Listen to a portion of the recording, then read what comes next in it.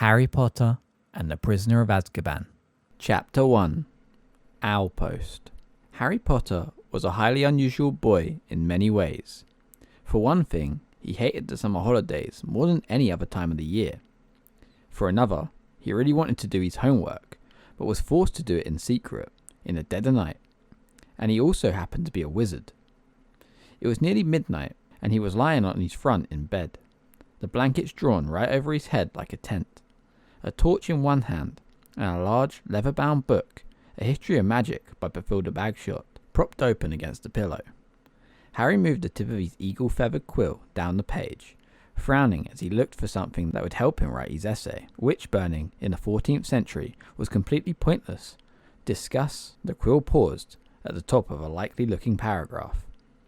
Harry pushed his round glasses up his nose, moved his torch closer to the book, and read, "Non-magic people, more commonly known as muggles, were particularly afraid of magic in medieval times, but not very good at recognizing it. On the rare occasion that they did catch a real witch or wizard, burning had no effect whatsoever. The witch or wizard would perform a basic flame-freezing charm, and then pretend to shriek with pain, while enjoying a gentle, tickling sensation. Indeed, Wendelin the Weird enjoyed being burnt so much that she allowed herself to be caught no fewer than 47 times in various disguises." Harry put his quill between his teeth, and reached underneath his pillow for his ink bottle and a roll of parchment.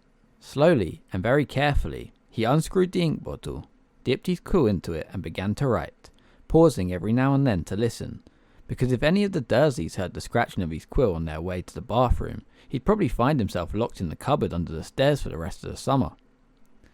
The Dursleys' family of number 4, Privet Drive, was the reason that Harry never enjoyed his summer holidays. Uncle Vernon, Aunt Petunia, and their son, Dudley, were Harry's only living relatives. They were muggles, and they had a very medieval attitude towards magic.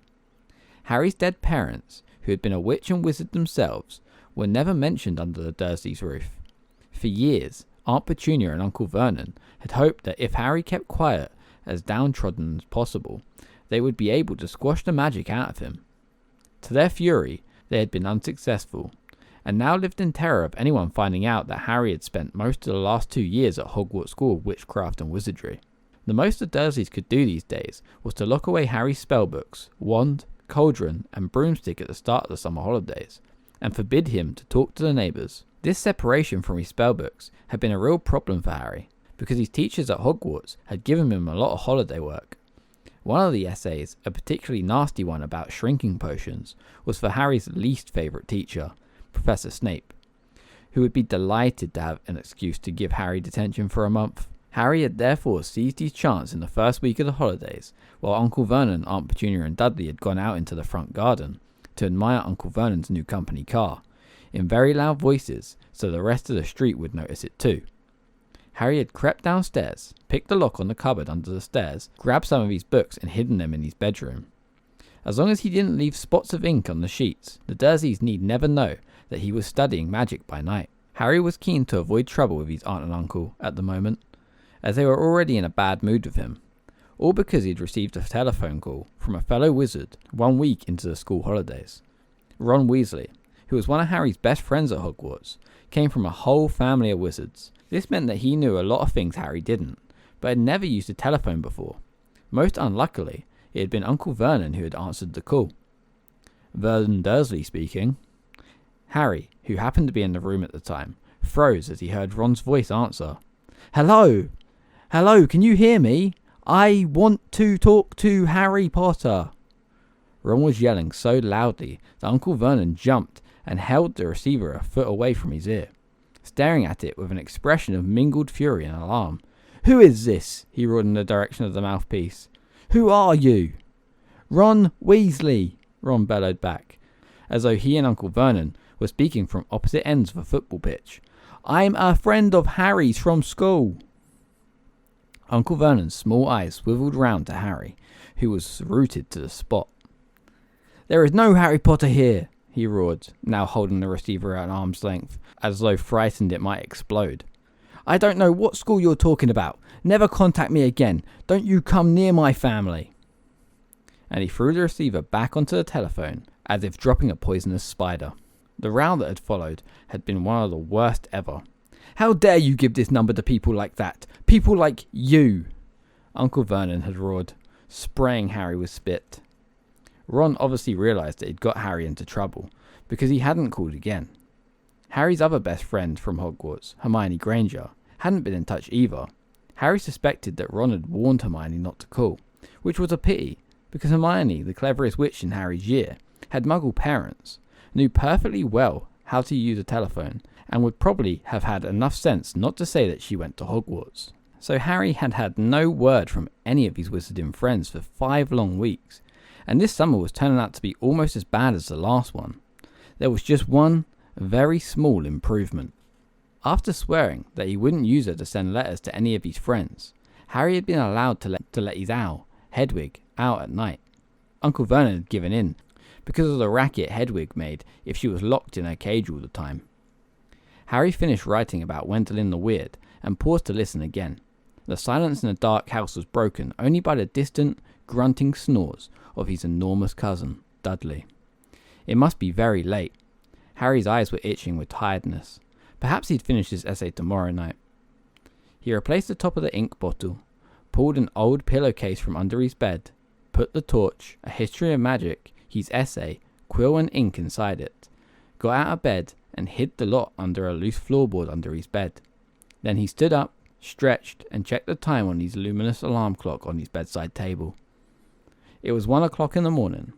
Harry's stomach gave a funny jolt. He had been 13 years old without realising it for a whole hour. Yet another unusual thing about Harry was how little he looked forward to his birthdays.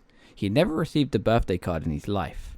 The Dursleys had completely ignored his last 2 birthdays, and he had no reason to suppose they would remember this one. Harry walked across the dark room, put Hedwig's large empty cage to the open window. He leant on the sill, the cool night air pleasant on his face after a long time under his blankets. Hedwig had been absent for 2 nights now. Harry wasn't worried about her. She had been gone this long before, but he hoped she'd be back soon. She was the only living creature in this house who didn't flinch at the sight of him. Harry, though still rather small and skinny for his age, had grown a few inches over the last year. His jet black hair, however, was just as it always had been, stubbornly untidy. Whatever he did to it, the eyes behind his glasses were bright green, and on his forehead, clearly visible through his hair, was a thin scar shaped like a bolt of lightning. Of all the unusual things about Harry, this scar was the most extraordinary of all. It was not, as the Dursleys had pretended for 10 years, a souvenir of the car crash that had killed Harry's parents, because Lily and James Potter had not died in the car crash. They had been murdered by the most feared dark wizard for 100 years, Lord Voldemort. Harry had escaped from the same attack without nothing more than a scar on his forehead, when Voldemort's curse, instead of killing him, had rebounded upon its originator. Barely alive, Voldemort had fled. But Harry had come face to face with him since at Hogwarts. Remembering their last meeting as he stood at the dark window, Harry had to admit he was lucky even to have reached his 13th birthday. He scanned the starry sky for a sign of Hedwig, perhaps soaring back to him with a dead mouse dangling from her beak, expecting praise, gazing absently over the rooftops. It was a few seconds before Harry realised what he was seeing. Silhouetted against the golden moon, and growing larger every moment, was a large, strangely lopsided creature, and it was flapping in Harry's direction. He stood quite still, watching it sinking lower and lower. For a split second, he hesitated, his hand on the window latch, wondering whether to slam it shut. But then the bizarre creature soared over one of the street lamps of Privet Drive, and Harry, realizing what it was, leapt aside. Through the window soared 3 owls, 2 of them holding up the third, which appeared to be unconscious. They landed with a soft flump onto Harry's bed. And the middle owl, which was large and grey, keeled right over and lay motionless. There was a large package tied to its legs. Harry recognised the unconscious owl at once. His name was Errol, and he belonged to the Weasley family. Harry dashed to the bed at once, untied the cords around Errol's legs, took off the parcel, and then carried Errol to Hedwig's cage. Errol opened one bleary eye, gave a feeble hoot of thanks, and began to gulp some water. Harry turned back to the remaining owls. One of them, the large snowy female, was his own, Hedwig. She too was carrying a parcel, and looked extremely pleased with herself. She gave Harry an affectionate nip with her beak as he removed her burden, then flew across the room to join Errol. Harry didn't recognise the third owl, a handsome tawny one, but he knew at once where it had come from, because in addition to the third parcel, it was carrying a letter bearing the Hogwarts crest. When Harry relieved this owl of its post, it ruffled its feathers importantly, stretched its wings, and took off through the window into the night. Harry sat down on his bed, grabbed Errol's package, ripped off the brown paper, and discovered a present wrapped in gold, and his first ever birthday card. Fingers trembling slightly, he opened the envelope. 2 pieces of paper fell out, a letter and a newspaper cutting. The cutting had clearly come out of the wizarding paper, the Daily Prophet, because the people in the black and white picture were moving. Harry picked up the cutting, smoothed it out, and read, "Ministry of Magic Employee Scoops Grand Prize. Arthur Weasley, head of the Misuse of Muggle Artifacts Office at the Ministry of Magic, has won the annual Daily Prophet Grand Prize Galleon draw." A delighted Mr. Weasley told the Daily Prophet, "We will be spending the gold on a summer holiday in Egypt, where our eldest son Bill works as a curse breaker for Gringotts Wizarding Bank. The Weasley family will be spending a month in Egypt, returning for the start of the new school year at Hogwarts, which 5 of the Weasley children currently attend." Harry scanned the moving photograph, and a grin spread across his face as he saw all 9 of the Weasleys waving furiously at him. Standing in front of a large pyramid, plump little Miss Weasley, tall, balding Mr. Weasley, 6 sons and 1 daughter, all, though the black and white picture didn't show it, with flaming red hair. Right in the middle of the picture was Ron, tall and gangling, with his pet rat Scabbers on his shoulder and his arm around his little sister Ginny. Harry couldn't think of anyone who deserved to win a large pile of gold more than the Weasleys, who were very nice and extremely poor. He picked up Ron's letter and unfolded it. "Dear Harry, happy birthday. Look, I'm really sorry about that phone call. I hope the Muggles didn't give you a hard time. I asked Dad, and he reckons I shouldn't have shouted. It's brilliant here in Egypt. Bill's taken us around all the tombs, and you wouldn't believe the curses those old Egyptian wizards put on them. Mum wouldn't let Ginny in the last one. There were all these mutant skeletons in there, of Muggles who had broken in and grown extra heads and stuff. I couldn't believe it when Dad won the Daily Prophet draw. 700 galleons! Most of it's gone on this holiday, but they're going to buy me a new wand for next year." Harry remembered only too well the occasion when Ron's old wand had snapped. It had happened when the car the 2 of them had been flying to Hogwarts had crashed into a tree in the school grounds. "We'll be back about a week before term starts, and we'll be going up to London to get my wand and our new books. Any chance of meeting you there? Don't let the Muggles get you down. Try and come to London. Ron. P.S. Percy's head boy. He got a letter last week." Harry glanced back at the photograph. Percy, who was in his 7th and final year at Hogwarts, was looking particularly smug. He had pinned his head boy badge to the fez perched jauntily on top of his neat hair, his horn-rimmed glasses flashing in the Egyptian sun. Harry now turned to his present and unwrapped it. Inside was what looked like a miniature glass spinning top. There was another note from Ron underneath it. "Harry, this is a pocket sneakoscope. If there's someone untrustworthy around, it's supposed to light up and spin. Bill says it's rubbish, sold for wizard tourists and isn't reliable, because it kept lighting up at the dinner last night. But he didn't realise Fred and George had put beetles in his soup. Bye, Ron." Harry put the pocket sneakoscope on his bedside table, where it stood quite still, balanced on its point, reflecting the luminous hands of his clock. He looked at it happily for a few seconds, then picked up the parcel Hedwig had brought. Inside this, too, there was a wrapped present, a card, and a letter, this time from Hermione. "Dear Harry, Ron wrote to me and told me about his phone call to your Uncle Vernon. I do hope you're alright. I'm on holiday in France at the moment, and I didn't know how I was going to send this to you.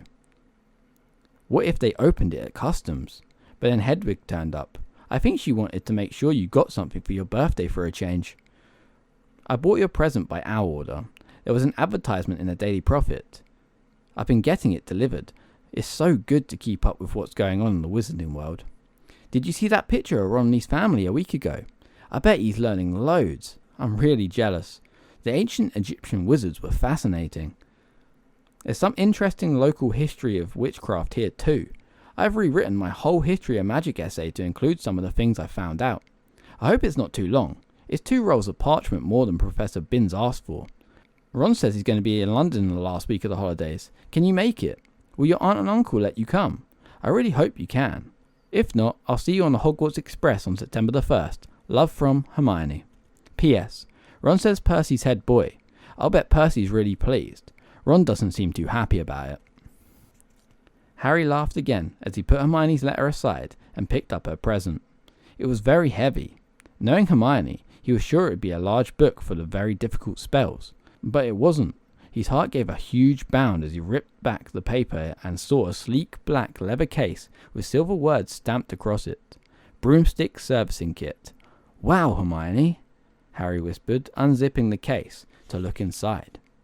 There was a large jar of Fleetwood's high-finish handle polish, a pair of gleaming silver tail twig clippers, a tiny brass compass to clip onto your broom for long journeys, and a handbook of do-it-yourself broom care. Apart from his friends, the thing that Harry missed most about Hogwarts was Quidditch, the most popular sport in the magical world. Highly dangerous, very exciting, and played on broomsticks. Harry happened to be a very good Quidditch player. He had been the youngest person in a century to be picked for one of the Hogwarts house teams. One of Harry's most prized possessions was his Nimbus 2000 racing broom. Harry put the leather case aside and picked up his last parcel. He recognized the untidy scrawl on the brown paper at once. This was from Hagrid, the Hogwarts gamekeeper. He tore off the top layer of paper and glimpsed something green and leathery. But before he could unwrap it properly, the parcel gave a strange quiver, and whatever was inside it snapped loudly, as though it had jaws. Harry froze. He knew that Hagrid would never have sent him anything dangerous on purpose. But then, Hagrid didn't have a normal person's view of what was dangerous. Hagrid had been known to befriend giant spiders, buy vicious, three-headed dogs from men in pubs, and sneak illegal dragon eggs into his cabin.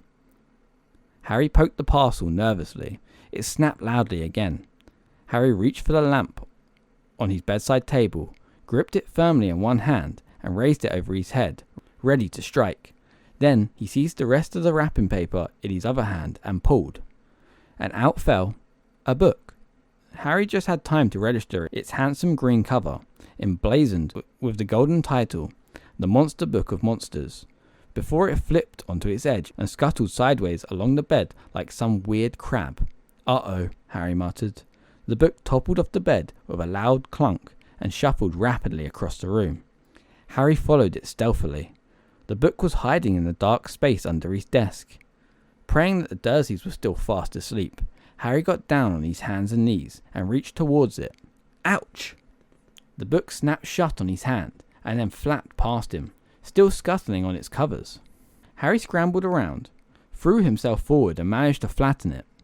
Uncle Vernon gave a loud, sleepy grunt in the room next door. Hedwig and Errol watched interestedly as Harry clamped the struggling book tightly in his arms, hurried to his chest of drawers and pulled out a belt, which he buckled tightly around it. The monster book shuddered angrily, but could no longer flap and snap, so Harry threw it down on his bed and reached for Hagrid's card. Dear Harry, happy birthday. Think you might find this useful for next year. Won't say no more here. Tell you when I see you. Hope the muggles are treating you right. All the best. Hagrid. It struck Harry as ominous that Hagrid thought a biting book would come in useful, but he put up Hagrid's card next to Ron and Hermione's, grinning more broadly than ever. Now there was only the letter from Hogwarts left. Noticing that it was rather thicker than usual, Harry slit open the envelope, pulled out the first page of parchment within, and read, Dear Mr. Potter, please note that the new school year will begin on September the 1st. The Hogwarts Express will leave from King's Cross Station, platform 9 3/4, at 11 o'clock. Third years are permitted to visit the village of Hogsmeade at certain weekends. Please give the enclosed permission form to your parent or guardian to sign. A list of books for your next year is enclosed. Yours sincerely, Professor M. McGonagall, Deputy Headmistress. Harry pulled out the Hogsmeade permission form and looked at it, no longer grinning. It'd be wonderful to visit Hogsmeade at the weekend. He knew it was an entirely wizarding village, and he had never set foot there. But how on earth was he going to persuade Uncle Vernon or Aunt Petunia to sign the form? He looked over at the alarm clock. It was now 2 o'clock in the morning. Deciding that he'd worry about the Hogsmeade form when he woke up, Harry got back into bed and reached up to cross off another day on the chart he had made for himself, counting down the days until he's returned to Hogwarts. Then he took off his glasses and laid down, eyes open, facing his 3 birthday cards. Extremely unusual though he was, at that moment Harry Potter felt just like everyone else, glad, for the first time in his life, that it was his birthday. Chapter 2. Aunt Marge's Big Mistake. Harry went downstairs to breakfast next morning to find the 3 Dursleys already sitting around the kitchen table. They were watching a brand new television, a welcome home for the summer present for Dudley, who had been complaining loudly about the long walk between the fridge and the television in the living room. Dudley had spent most of last summer in the kitchen, his piggy little eyes fixed on the screen, and his 5 chins wobbling as he ate continually. Harry sat down between Dudley and Uncle Vernon, a large, beefy man with very little neck and a lot of moustache. Far from wishing Harry a happy birthday, none of the Dursleys gave any sign that they had noticed Harry enter the room, but Harry was far too used to this to care. He helped himself to a piece of toast and then looked up at the newsreader on the television, who was halfway through a report on an escaped convict. The public is warned that Black is armed and extremely dangerous. A special hotline has been set up, and any sighting of Black should be reported immediately. No need to tell us he's no good, snorted Uncle Vernon, staring over the top of his newspaper at the prisoner. Look at the state of him, the filthy layabout. Look at his hair. He shot a nasty look sideways at Harry, whose untidy hair had always been a source of great annoyance to Uncle Vernon. Compared to the man on the television, however, whose gaunt face was surrounded by a matted, elbow-length tangle, Harry felt very well groomed indeed. The newsreader reappeared. The Ministry of Agriculture and Fisheries will announce today. Hang on, barked Uncle Vernon, staring furiously at the newsreader. You didn't tell us where the maniacs escaped from. What use is that? Lunatic could be coming up the street right now. Aunt Petunia, who was bony and horse-faced, whipped around and peered intently out of the kitchen window. Harry knew Aunt Petunia would simply love to be the one to call the hotline number. She was the nosiest woman in the world and spent most of her life spying on her boring, law-abiding neighbours. When will they learn, said Uncle Vernon, pounding the table with his large purple fist, that hanging's the only way to deal with these people? Very true, said Aunt Petunia, who was still squinting into next door's runner beans. Uncle Vernon drained his teacup, glanced at his watch, and added, I'd better be off in a minute, Petunia. Marge's train gets in at 10. Harry, whose thoughts had been upstairs with the broomstick servicing kit, was brought back to earth with an unpleasant bump. Aunt Marge, he blurted out. She's not coming here, is she? Aunt Marge was Uncle Vernon's sister. Even though she was not a blood relative of Harry's, whose mother had been Aunt Petunia's sister, he had been forced to call her aunt all of his life.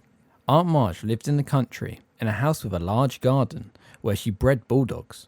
She didn't often stay in Privet Drive, because she couldn't bear to leave her precious dogs, but each of her visits stood out horribly vividly in Harry's mind. At Dudley's 5th birthday party, Aunt Marge had whacked Harry around the shins with her walking stick to stop him beating Dudley at musical statues. A few years later, she had turned up at Christmas with a computerized robot for Dudley and a box of dog biscuits for Harry. On her last visit, the year before Harry had started at Hogwarts, Harry had accidentally trodden on the paw of her favourite dog. Ripper had chased Harry out in the garden and up a tree, and Aunt Marge had refused to call him off until past midnight. The memory of this incident still brought tears of laughter to Dudley's eyes. Marge will be here for a week, Uncle Vernon snarled, and while we're on the subject, he pointed a fat finger threateningly at Harry, we need to get a few things straight before I go and collect her. Dudley smirked and withdrew his gaze from the television. Watching Harry being bullied by Uncle Vernon was Dudley's favourite form of entertainment. Firstly, growled Uncle Vernon, you'll keep a civil tongue in your head while you're talking to Marge. All right, said Harry bitterly, if she does when she's talking to me.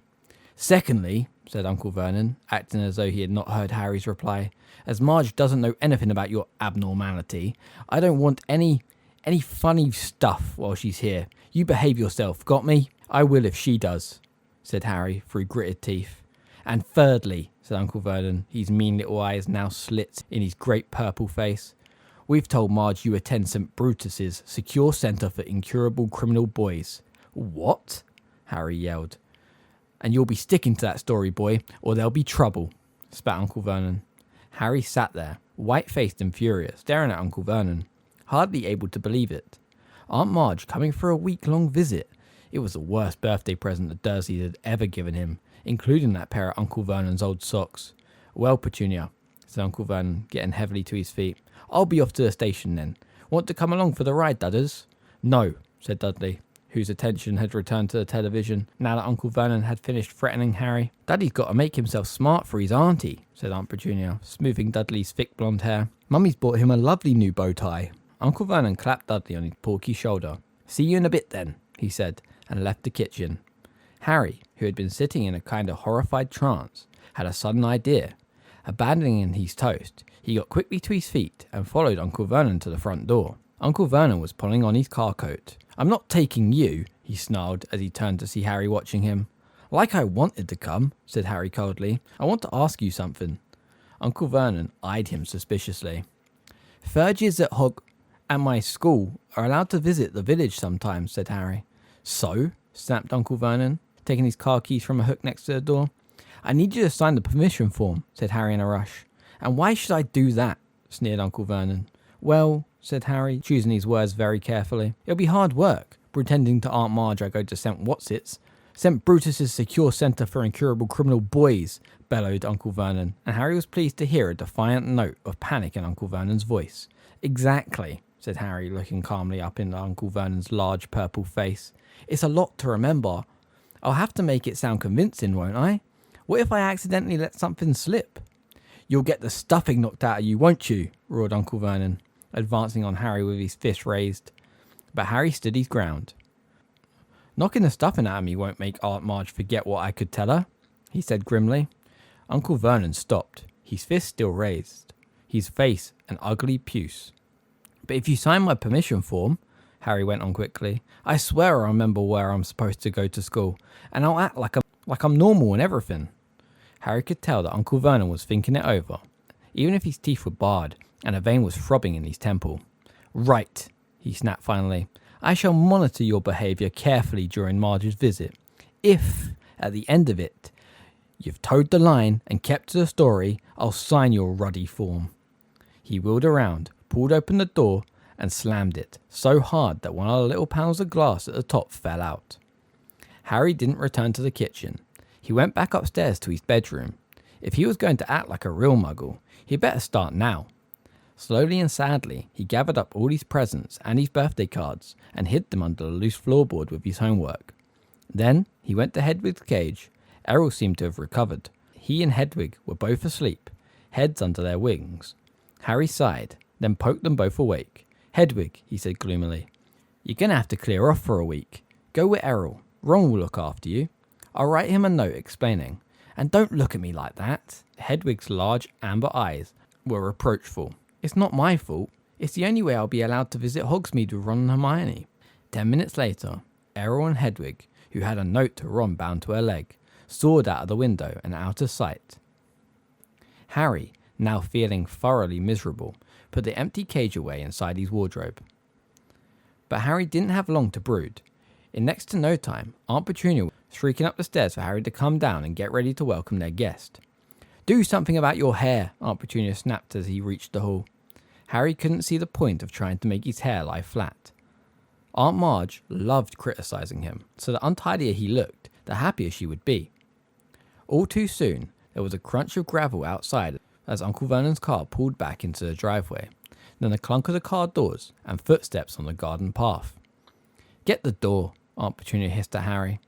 A feeling of great gloom in his stomach, Harry pulled the door open. On the threshold stood Aunt Marge. She was very like Uncle Vernon, large, beefy and purple-faced. She even had a moustache, though not as bushy as his. In one hand, she held an enormous suitcase, and tucked under the other was an old and evil-tempered bulldog. Where's my Dudders? Roared Aunt Marge. Where's my Neffy Pooh? Dudley came waddling down the hall, his blonde hair plastered flat to his fat head, a bow tie just visible under his many chins. Aunt Marge thrust the suitcase into Harry's stomach, knocking the wind out of him, seized Dudley in one tight-armed hug, and planted a large kiss on his cheek. Harry knew perfectly well that Dudley only put up with Aunt Marge's hugs because he was well paid for it, and sure enough, When they broke apart, Dudley had a crisp £20 note clutched in his fat fist. "Petunia!" shouted Aunt Marge, striding past Harry as though he was a hat stand. Aunt Marge and Aunt Petunia kissed, or rather Aunt Marge bumped her large jaw against Aunt Petunia's bony cheekbone. Uncle Vernon now came in, smiling jovially as he shut the door. "Tea, Marge," he said. "And what will Ripper take?" "Ripper can have some tea out of my saucer," said Aunt Marge, as they all trooped into the kitchen, leaving Harry alone in the hall with the suitcase. But Harry wasn't complaining. Any excuse not to be with Aunt Marge was fine by him, so he began to heave the case upstairs into the spare bedroom, taking as long as he could. By the time he got back into the kitchen, Aunt Marge had been supplied with tea and fruitcake, and Ripper was lapping noisily in the corner. Harry saw Aunt Petunia wince slightly, as specks of tea and drool flecked on her clean floor. Aunt Petunia hated animals. "Who's looking after the other dogs, Marge?" Uncle Vernon asked. "Well, I've got Colonel Fubster managing them," boomed Aunt Marge. "He's retired now. Good for him to have something to do. But I couldn't leave poor old Ripper. He pines if he's away from me." Ripper began to growl again as Harry sat down. This directed Aunt Marge's attention to Harry for the first time. "So," she barked, "still here, are you?" "Yes," said Harry.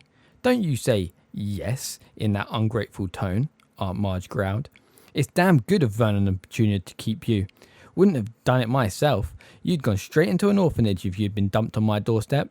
Harry was bursting to say that he'd rather live in an orphanage than with the Dursleys, but the thought of the Hogsmeade form stopped him. He forced his face into a painful smile. "Don't you smirk at me," boomed Aunt Marge. "I can see you haven't improved since the last time I saw you. I hope school would knock some manners into you." She took a large gulp of tea, wiped her moustache, and said, "Where is it that you send him again, Vernon?" "St. Brutus's," said Uncle Vernon promptly. "It's a first-rate institution for hopeless cases." "I see," said Aunt Marge. "Do they use the cane at St. Brutus's, boy?" She barked across the table. Uncle Vernon nodded curtly behind Aunt Marge's back. "Yes," said Harry. Then, feeling he might as well do the thing properly, he added, "All the time." "Excellent," said Aunt Marge. "I won't have this namby-pamby, wishy-washy nonsense about not hitting people who deserve it. A good thrashing is what's needed in 99 cases out of 100. Have you been beaten often?" "Oh, yeah," said Harry. "Loads of times." Aunt Marge narrowed her eyes. "I still don't like your tone, boy," she said.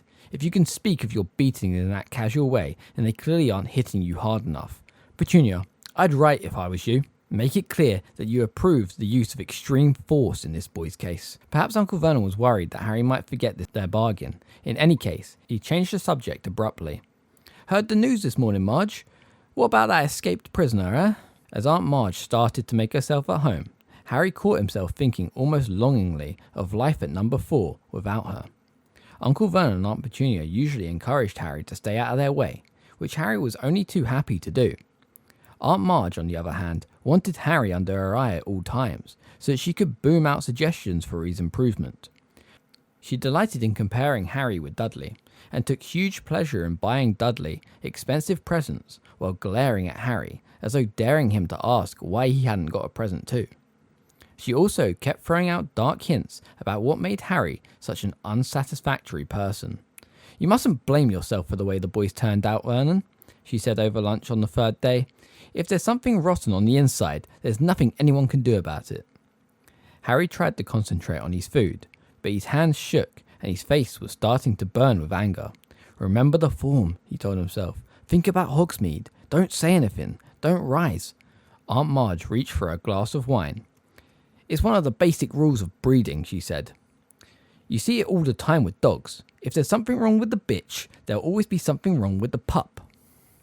At that moment, the wineglass Aunt Marge was holding exploded in her hand. Shards of glass flew in every direction, and Aunt Marge spluttered and blinked, her great ruddy face dripping. "Marge!" squealed Aunt Petunia. "Marge, are you all right?" "Not to worry," grunted Aunt Marge, mopping her face with a napkin. "Must have squeezed it too hard. Did the same thing at Colonel Fubster's the other day. No need to fuss, Petunia. I have a very firm grip." But Aunt Petunia and Uncle Vernon were both looking at Harry suspiciously, so he decided he'd better skip pudding and escape from the table as soon as he could. Outside in the hall, he leant against the wall, breathing deeply. It had been a long time since he had lost control and made something explode. He couldn't afford to let it happen again. The Hogsmeade form wasn't the only thing at stake. If he carried on like that, he'd be in trouble with the Ministry of Magic. Harry was still an underage wizard, and he was forbidden by wizard law to do magic outside of school. His record wasn't exactly clean either. Only last summer he'd got an official warning which had stated quite clearly that if the Ministry got wind of any more magic at Privet Drive, Harry would face expulsion from Hogwarts. He heard the Dursleys leaving the table and hurried upstairs out of the way. Harry got through the next 3 days by forcing himself to think about his handbook of do-it-yourself broom care whenever Aunt Marge started on him. This worked quite well, though it seemed to give him a glazed look, because Aunt Petunia started voicing the opinion that he was mentally subnormal. At long last, the final evening of Marge's stay arrived. Aunt Petunia cooked a fancy dinner, and Uncle Vernon uncorked several bottles of wine. They got all the way through the soup and the salmon without a single mention of Harry's faults. During the lemon meringue pie, Uncle Vernon bored them all with a long talk about Grunnings, his drill-making company. Then Aunt Petunia made coffee, and Uncle Vernon brought out a bottle of brandy. "Can I tempt you, Marge?" Aunt Marge had already had rather a lot of wine. Her huge face was very red. "Just a small one, then," she chuckled. "A bit more than that, and a bit more.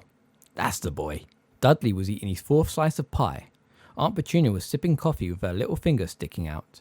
Harry really wanted to disappear into his bedroom, but he met Uncle Vernon's angry little eyes, and he knew he would have to sit it out. "Ah," said Aunt Marge, smacking her lips and putting the empty brandy glass back down. "Excellent, Nosh Petunia. It's normally just a fry-up for me of an evening, with 12 dogs to look after."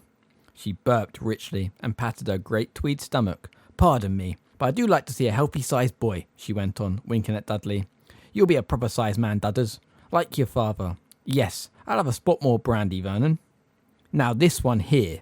She jerked her head at Harry, who felt his stomach clench. "The handbook," he thought quickly. "This one's got a mean, runty look about him. You get that with dogs. I had Colonel Fubster drown one last year. Ratty little thing it was. Weak, underbred." Harry was trying to remember page 12 of his book. A charm to cure reluctant reversers. It all comes down to blood. As I was saying the other day, bad blood will out. Now, I'm saying nothing against your family, Petunia. She patted Aunt Petunia's bony hand with her shovel-like one. But your sister was a bad egg. They turn up in the best families. Then she ran off with a wastrel, and here's the result right in front of us. Harry was staring at his plate, a funny ringing in his ears. Grasp your broom firmly by the tail, he thought. But he couldn't remember what came next. Aunt Marge's voice seemed to be boring into him like one of Uncle Vernon's drills. "This Potter," said Aunt Marge loudly, seizing the brandy bottle and splashing more into her glass and over the tablecloth. "You never told me what he did." Uncle Vernon and Aunt Petunia were looking extremely tense. Dudley had even looked up from his pie to gape at his parents. "He didn't work," said Uncle Vernon, with a glance at Harry. "Unemployed." "As I expected," said Aunt Marge, taking a huge swig of brandy and wiping her chin on her sleeve. "A no-account, good-for-nothing, lazy scoundrel who—" "He was not," said Harry suddenly. The table went very quiet. Harry was shaking all over. He had never felt so angry in his life. "More brandy?" yelled Uncle Vernon, who had gone very white. He emptied the bottle into Aunt Marge's glass. "You, boy," he snarled at Harry. "Go to bed. Go on." "No, Vernon," hiccuped Aunt Marge, holding up a hand, her tiny bloodshot eyes fixed on Harry's. "Go on, boy. Go on. Proud of your parents, are you? They go and get themselves killed in a car crash? Drunk, I expect." "They didn't die in a car crash," said Harry, who found himself on his feet. "They died in a car crash, you nasty little liar, and left you to be a burden on their decent, hard-working relatives," screamed Aunt Marge, swelling with fury. "You're an insolent, ungrateful little—" But Aunt Marge suddenly stopped speaking. For a moment, it looked as though words had failed her. She seemed to be swelling with inexpressible anger. But the swelling didn't stop. Her great red face started to expand. Her tiny eyes bulged, and her mouth stretched too tightly for speech. Next second, several buttons burst from her tweed jacket and pinged off the walls. She was inflating like a monstrous balloon, her stomach bursting free from her tweed waistband, each of her fingers blowing up like a salami. "Marge!" yelled Uncle Vernon and Aunt Petunia together. As Aunt Marge's whole body began to rise off her chair towards the ceiling, she was entirely round now, like a vast life buoy with piggy eyes, and her hands and feet stuck out weirdly as she drifted into the air, making epileptic popping noises, Ripper came skidding into the room, barking madly. "No!" Uncle Vernon seized one of Marge's feet and tried to pull her down again, but was almost lifted from the floor himself.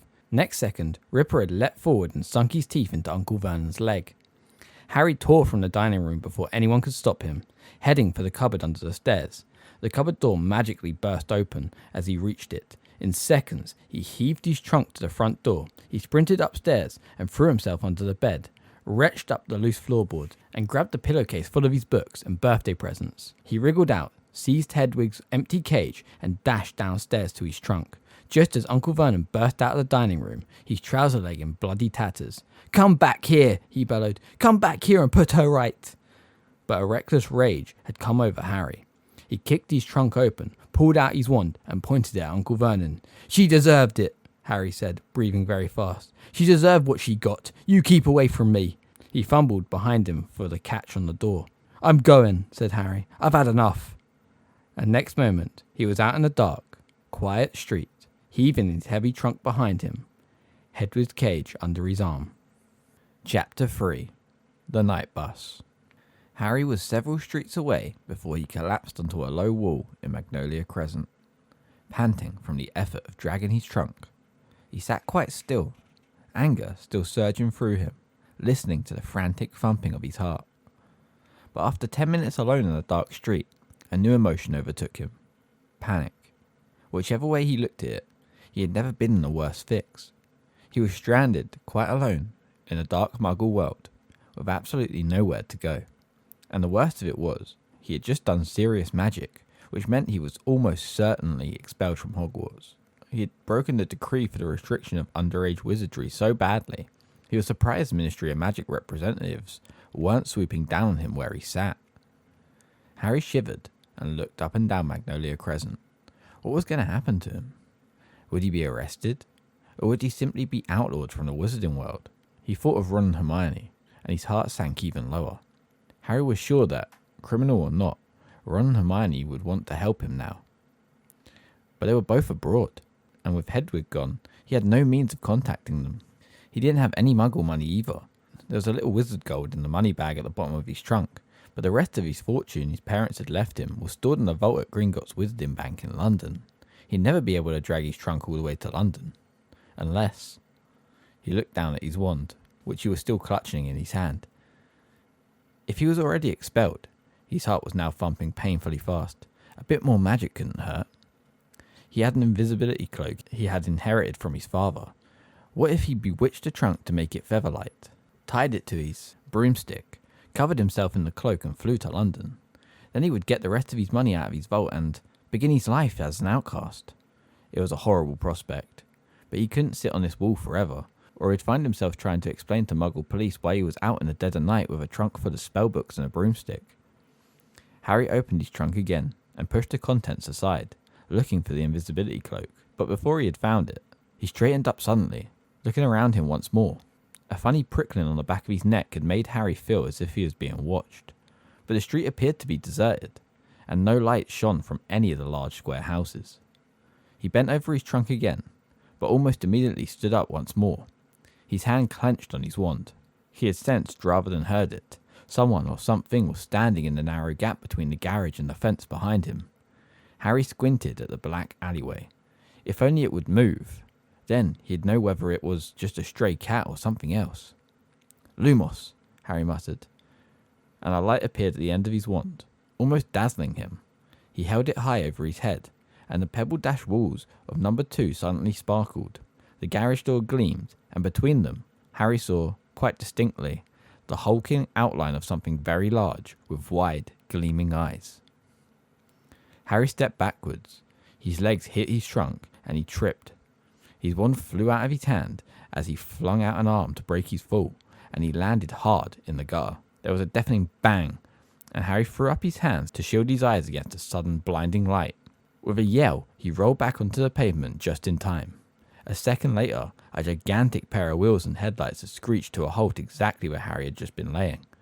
They belonged, as Harry saw when he raised his head, to a triple-decker, violently purple bus, which had appeared out of thin air.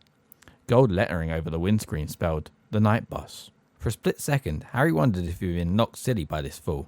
Then a conductor in a purple uniform leapt out of the bus and began to speak loudly to the night. Welcome to the night bus, emergency transport for the stranded witch or wizard. Just stick out your wand hand, step on board, and we can take you anywhere you want to go. My name is Stan Shumpike, and I shall be your conductor this eve. The conductor stopped abruptly. He had just caught sight of Harry, who was sitting on the ground. Harry snatched up his wand again and scrambled to his feet. Close to, he saw that Stan Shumpike was only a few years older than he was, 18 or 19 at most, with large, protruding ears and a fair few pimples. What were you doing down there? Said Stan, dropping his professional manner. Fell over, said Harry. What'd you fall over for? Sniggered Stan. I didn't do it on purpose, said Harry, annoyed. One of the knees in his jeans was torn, and a hand he had thrown out to break his fall was bleeding. He suddenly remembered why he had fallen over, and turned around quickly to stare at the alleyway between the garage and the fence. The night bus's headlamps were flooding it with light, and it was empty. What you looking at? Said Stan. There was a big black thing, said Harry, pointing uncertainly into the gap, like a dog, but massive. He looked around at Stan, whose mouth was slightly open. With a feeling of unease, Harry saw Stan's eyes move to the scar on Harry's forehead. What's that on your head? Said Stan abruptly. Nothing, said Harry quickly, flattening his hair over his scar. If the Ministry of Magic was looking for him, he didn't want to make it too easy for them. What's your name? Stan persisted. Neville Longbottom, said Harry, saying the first name that came into his head. So this bus, he went on quickly, hoping to distract Stan. Did you say it goes anywhere? Yep, said Stan proudly. Anywhere you like, long it's on land. Can't do nothing underwater. Here, he said, looking suspicious again. You did flag us down, didn't you? Stick out your wand hand and... didn't you? Yes, said Harry quickly. Listen, how much would it be to get to London? 11 sickles, said Stan. But for 15, you can get a chocolate, and for 15, you can get a hot water bottle and a toothbrush in the colour of your choice. Harry rummaged once more in his trunk, extracted his money bag, and shoved some silver into Stan's hand. He and Stan then lifted his trunk with Hedwig's cage balanced on top, up the stairs of the bus. There were no seats. Instead, half a dozen brass bedstands stood beside the curtained windows. Candles were burning in brackets beside each bed, illuminating the wood-panelled walls. A tiny wizard in a nightcap at the rear of the bus muttered, "Not now, thanks. I'm pickling some slugs," and rolled over in his sleep. "You have this one," Stan whispered, shoving Harry's trunk under the bed right behind the driver, who was sitting in an armchair in front of the steering wheel. "This is our driver, Ernie Prang. This is Neville Longbottom, Ern." Ernie Prang, an elderly wizard wearing very thick glasses, nodded to Harry, who nervously flattened his fringe again and sat down on his bed. "Take her away, Ern," said Stan, sitting down in the armchair next to Ernie's. There was another tremendous bang, and the next moment, Harry found himself flat on his bed, thrown backwards by the speed of the night bus. Pulling himself up, Harry stared out of the dark window, and saw that they were now bowling along a completely different street. Stan was watching Harry's stunned face with great enjoyment. "This is where we was before you flagged us down," he said. "Where are we, Ern? Somewhere in Wales?" "Ah," said Ernie. "How come the muggles don't hear the bus?" said Harry. "Them?" said Stan contemptuously.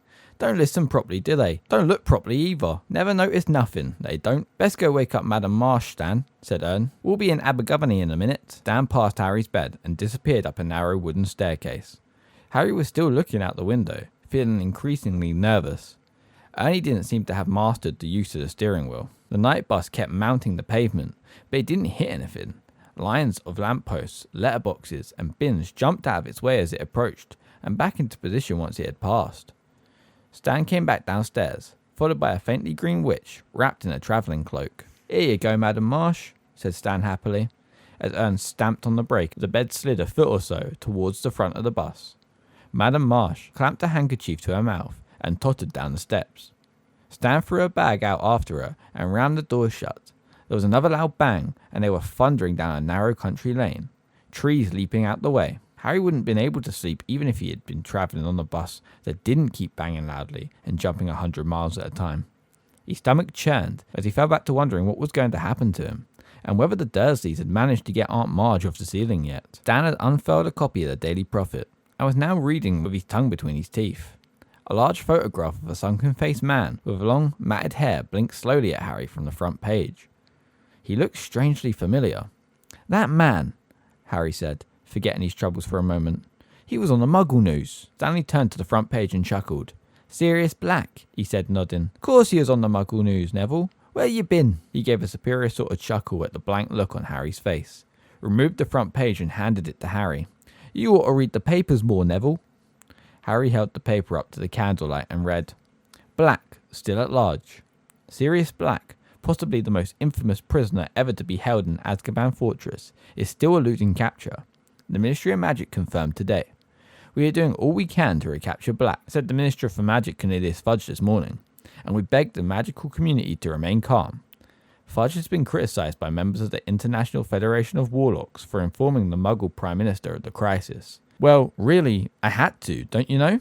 Said an irritable Fudge. Black is mad. He's a danger to anyone who crosses him, magic or Muggle. I have the Prime Minister's assurance that he will not breathe a word of Black's true identity to anyone. And let's face it, who'd believe him if he did? While Muggles have been told that Black is carrying a gun, a kind of metal wand which Muggles use to kill each other, the magical community lives in fear of a massacre like that of 12 years ago when Black murdered 13 people with a single curse. Harry looked into the shadowed eyes of Sirius Black, the only part of the sunken face that seemed alive. Harry had never met a vampire, but he had seen pictures of them in his Defense Against the Dark Arts classes, and Black, with his waxy white skin, looked just like one.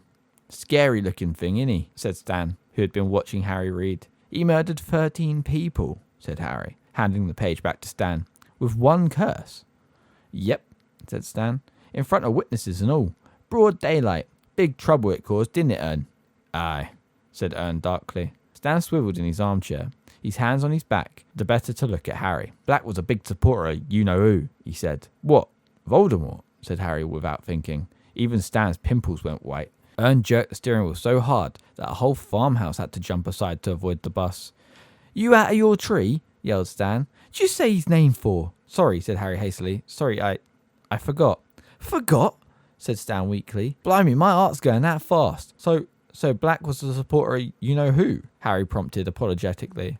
Yeah, said Stan, still rubbing his chest. Yeah, that's right. Very close to you-know-who. They say anyway. When little Harry Potter put paid to you-know-who, Harry nervously flattened his fringe down again. All you-know-who's supporters was tracked down, wasn't they?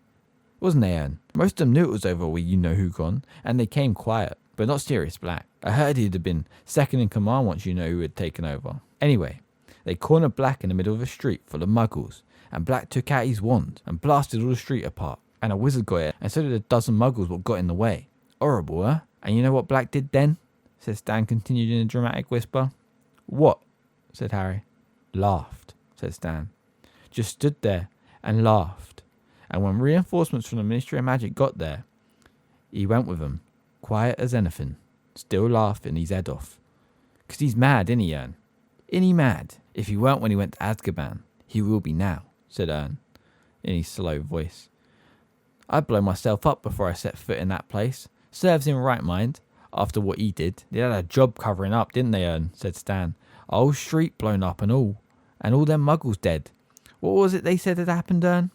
Gas explosion, grunted Ernie. Ah, and now he's out, said Stan, examining the newspaper picture of Black's gaunt face again. Never been a breakout from Azkaban before. As there, Ern. Beats me how he did it. Frightening, eh?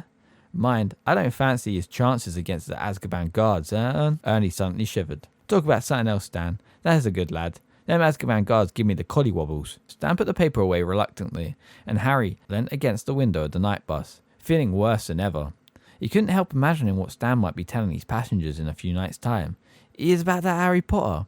Blew up his aunt. We had him in here on the night bus, didn't we, Ern? He was trying to run for it. He, Harry, had broken wizard law just like Sirius Black. Was inflating Aunt Marge bad enough to land him in Azkaban? Harry didn't know anything about the wizard prison, though everyone he had ever heard spoke of it did so in the same fearful tone. Hagrid, the Hogwarts gamekeeper, had spent 2 months there only last year. Harry wouldn't soon forget the look of terror on Hagrid's face when he had been told where he was going, and Hagrid was one of the bravest people Harry knew. The night bus rolled through the darkness, scattering bushes and bollards, telephone boxes and trees, and Harry lay, restless and miserable, on his feather bed. After a while, Stan remembered that Harry had paid for hot chocolate, but poured it all over Harry's pillow when the night bus moved abruptly from Angsley to Aberdeen. One by one, Wizards and witches in dressing gowns and slippers descended from the upper floors to leave the bus. They all looked very pleased to go. Finally, Harry was the only passenger left. Right then, Neville, said Stan, clapping his hands. Whereabouts in London? Diagon Alley, said Harry. Righto, said Stan. Hold tight then. Bang!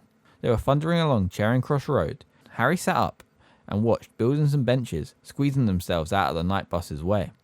The sky was getting a little lighter. He would lie low for a couple of hours, go to Gringotts the moment it opened, then set off. Where? He didn't know. Ern slammed on the brakes, and the night bus skidded to a halt in front of a small and shabby-looking pub, the Leaky Cauldron, behind which lay the magical entrance to Diagon Alley. Thanks, Harry said to Ern. He jumped down the steps and helped Stan lower his trunk and Hedwig's cage onto the pavement. Well, said Harry. Bye then. But Stan wasn't paying attention. Still standing on the doorway to the bus, he was goggling at the shadowy entrance to the Leaky Cauldron. There you are, Harry, said a voice. Before Harry could turn, he felt a hand on his shoulder. At the same time, Stan shouted, Blimey, Ern, come here, come here. Harry looked up at the owner of the hand on his shoulder and felt a bucket full of ice cascade in his stomach. He had walked right into Cornelius Fudge, the Minister of Magic himself. Stan leapt onto the pavement beside them. What do you call Neville, Minister? He said excitedly. Fudge, a portly little man, in a long, pinstripe cloak, looked cold and exhausted. Neville? He repeated, frowning. This is Harry Potter. I knew it, Stan shouted gleefully. Ern, guess who Neville is, Ern? He's Harry Potter. I can see his scar. Yes, said Fudge testily. Well, I'm very glad the night bus picked Harry up, but he and I need to step inside the Leaky Cauldron now. Fudge increased the pressure on Harry's shoulder, and Harry found himself being steered inside the pub. A stooping figure bearing a lantern appeared through the door behind the bar. It was Tom, the wizened, toothless landlord. You've got him, Minister, said Tom. Will you be wanting anything? Beer? Brandy? Perhaps a hot pot of tea, said Fudge, who still hadn't let go of Harry. There was a loud scraping and puffing from behind them, and Stan and Ern appeared, carrying Harry's trunk in Hedwig's cage, and looking around excitedly. How come you didn't tell us who you are there, Neville? Said Stan, beaming at Harry, while Ernie's owlish face peered interestedly over Stan's shoulder. And a private parlour, please, Tom, said Fudge pointingly. Bye, Harry said miserably to Stan and Ern, as Tom beckoned Fudge towards the passage that led from the bar. Bye, Neville, called Stan. Fudge marched Harry along the narrow passage after Tom's lantern, and then into a small parlour. Tom clicked his fingers. A fire burst into life in the grate, and he bowed himself out of the room. Sit down, Harry, said Fudge, indicating a chair by the fire.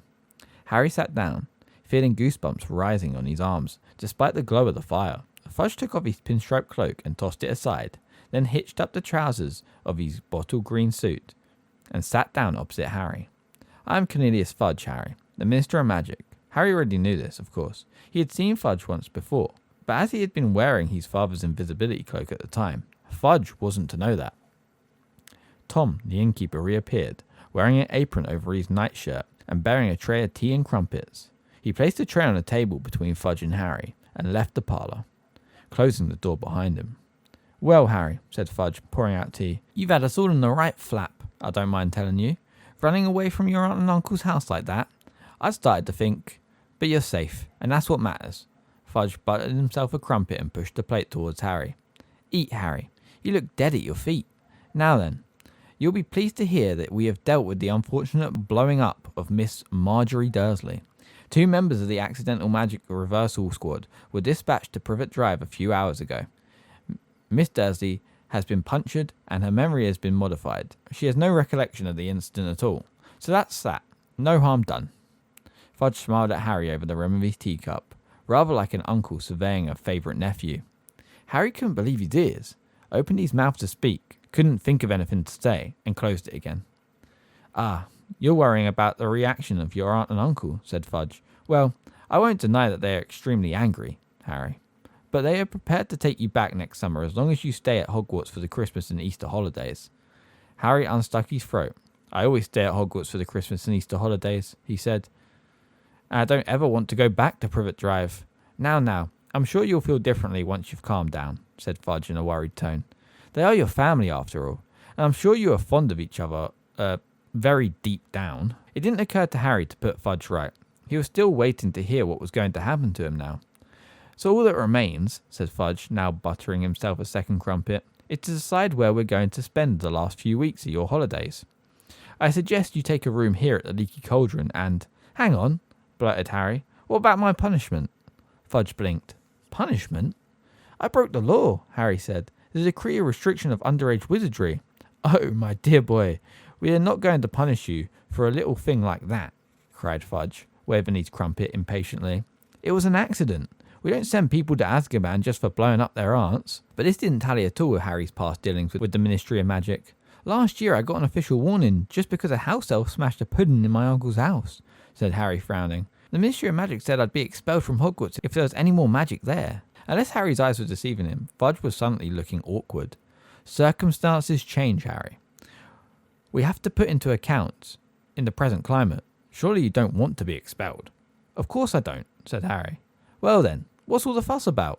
Laughed Fudge airily. Now, have a crumpet, Harry, while I go and see if Tom's got a room for you.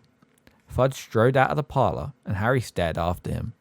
There was something extremely odd going on. Why had Fudge been waiting for him at the Leaky Cauldron, if not to punish him for what he had done? And now Harry came to think of it, surely it wasn't usual for the Minister of Magic himself to get involved in matters of underage magic. Fudge came back, accompanied by Tom the innkeeper.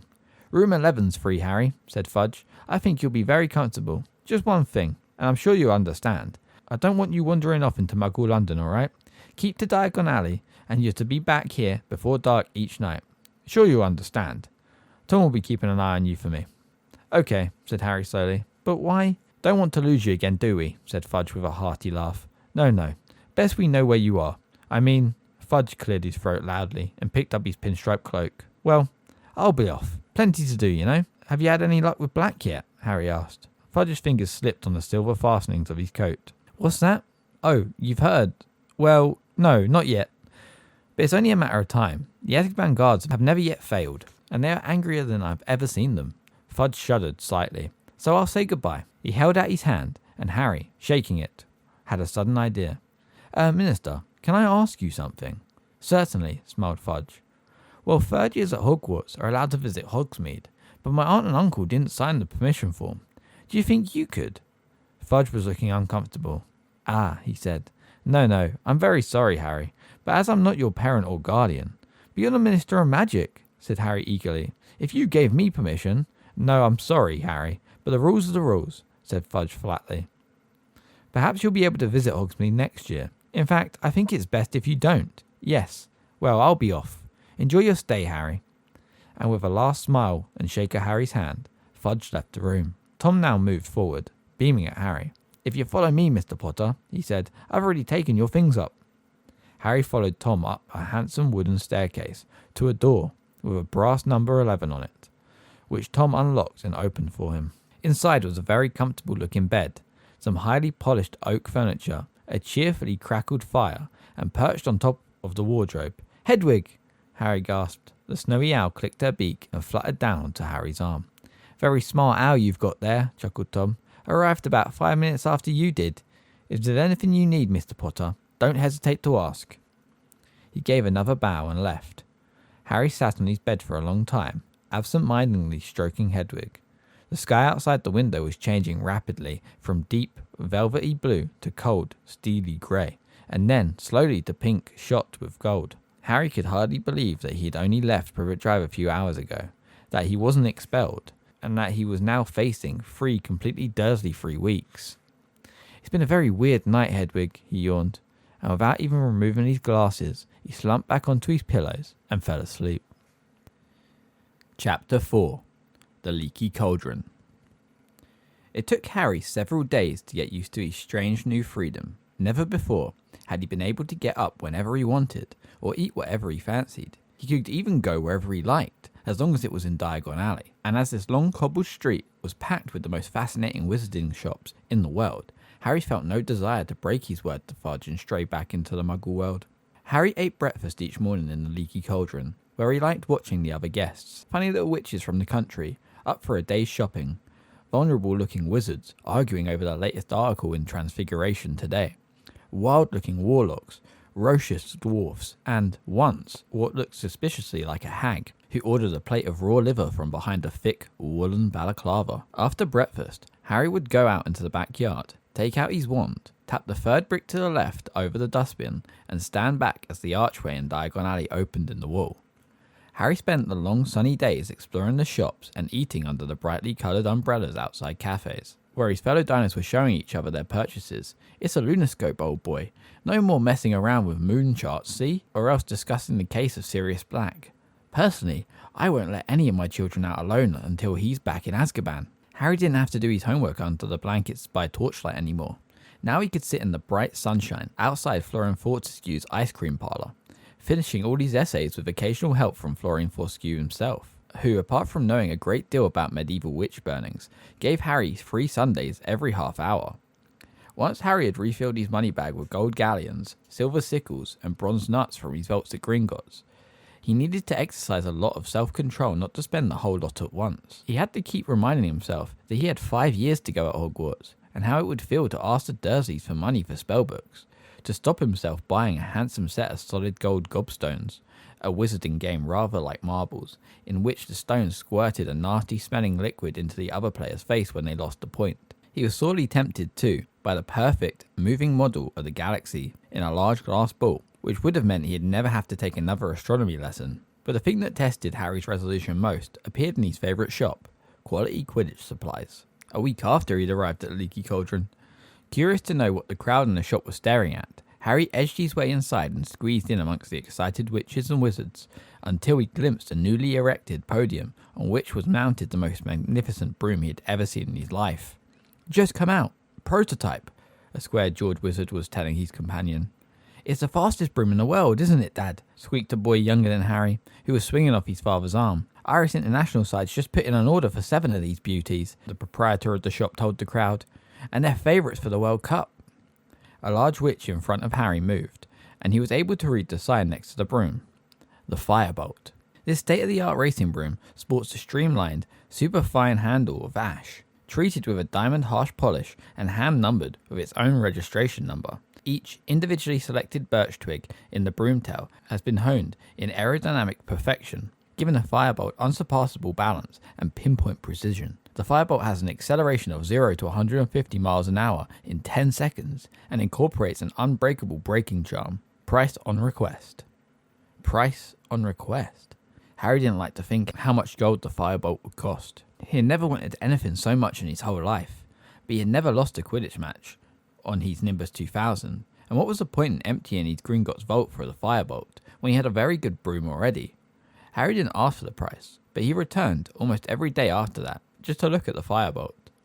There were, however, things that Harry needed to buy. He went to the apothecary to replenish his store of potions ingredients, and as his school robes were now several inches too short in the arm and leg, he visited Madame Malkin's robes for all occasions and brought new ones. Most important of all, he had to buy his new school books, which would include those for 2 new subjects, Care of Magical Creatures and Deviation. Harry got a surprise as he looked in the bookshop window. Instead of the usual display of gold-embossed spellbooks the size of paving slabs, there was a large iron cage behind the glass, which held about 100 copies of the Monster Book of Monsters. Torn pages were flying everywhere as the books grappled with each other, locked together in furious wrestling matches and snapping aggressively. Harry pulled his book list out of his pocket and consulted it for the first time. The Monster Book of Monsters was on the list as the set book for Care of Magical Creatures. Now Harry understood why Hagrid had said it would come in useful. He felt relieved. He had been wondering whether Hagrid wanted help with some terrifying new pet. As Harry entered Flourish and Blotts, the manager came hurrying towards him. "Hogwarts," he said abruptly. "Come to get your new books?" "Yes," said Harry. "I need—" "Get out of the way," said the manager impatiently, brushing Harry aside. He drew a pair of very thick gloves, picked up a large, knobbly walking stick, and proceeded towards the door of the monster's book cage. "Hang on," said Harry quickly. "I've already got one of those." "Have you?" A look of enormous relief spread over the manager's face. "Thank heavens for that. I've been bitten 5 times already this morning." A loud ripping noise rent the air. 2 of the monster books had seized a third and were pulling it apart. "Stop it! Stop it!" cried the manager, poking the walking stick through the bars and knocking the books apart. "I'm never stocking them again. Never. It's been bedlam. I thought we'd seen the worst when we brought 200 copies of the Invisible Book of Invisibility. Cost a fortune, and we never found them. Well, is there anything else I can help you with? Yes, said Harry, looking down at his book list. I need Unfogging the Future by Cassandra Verblasky. Ah, starting deviation, are you? Said the manager, stripping off his gloves and leading Harry into the back of the shop, where there was a corner devoted to fortune-telling. A small table was stacked with volumes such as Predicting the Unpredictable, Insulate Yourself Against Shocks and Broken Balls, Where Fortunes Turn Foul. How are you? Said the manager, who had climbed a set of steps to take down a thick, black-bound book, Unfogging the Future. Very good guide to tell your basic fortune-telling methods. Palmistry, crystal balls, bird entrails. But Harry wasn't listening. His eyes had fallen on another book, which was among a display on a small table. Death Omens. What to do when you know the worst is coming. Oh, I wouldn't read that if I were you, said the assistant lightly, looking to see what Harry was staring at. You'll start seeing death omens everywhere. It's enough to frighten anyone to death. But Harry continued to stare at the front cover of the book. It showed a black dog large as a bear, with gleaming eyes. It looked oddly familiar. The assistant pressed Unfogging the Future into Harry's hands. Anything else? He said. Yes, said Harry, tearing his eyes away from the dogs, and dazedly consulted his book list. I need Intermediate Transfiguration and the Standard Book of Spells, Grade 3. Harry emerged from Flourish and Blots 10 minutes later with his new books under his arms, and he made his way back to Leaky Cauldron, hardly noticing where he was going, and bumping into several people. He tramped up the stairs to his room, went inside and tipped his books onto his bed. Somebody had been in to tidy. The windows were open, and sun was pouring inside. Harry could hear the buses rolling by in the unseen Muggle Street behind him, and the sound of the invisible crowd below in Diagon Alley. He caught sight of himself in the mirror over the basin. It can't have been a death omen, he told his reflection defiantly. I was panicking when I saw that thing in Magnolia Crescent. It was probably just a stray dog. He raised his hand automatically and tried to make his hair lie flat. You're fighting a losing battle there, dear, said his mirror in a wheezy voice. As the days slipped by, Harry started looking wherever he went for a sign of Ron or Hermione. Plenty of Hogwarts students were arriving in Diagon Alley now, with the start of term so near. Harry met Seamus Finnegan and Dean Thomas, his fellow Gryffindors in Quality Quidditch Supplies, where they, too, were ogling the firebolt. He also ran into the real Neville Longbottom, a round-faced, forgetful boy, outside Flourish and Blots. Harry didn't stop to chat. Neville appeared to have mislaid his book list, and was being told off by his very formidable-looking grandmother. Harry hoped she had never found out that he had pretended to be Neville while on the run from the Ministry of Magic. Harry woke on the last day of the holidays, thinking that he would at least meet Ron and Hermione tomorrow on the Hogwarts Express. He got up, dressed, went for a last look at the firebolt, and was just wondering where he'd have lunch when someone yelled his name and he turned. Harry! Harry! There they were.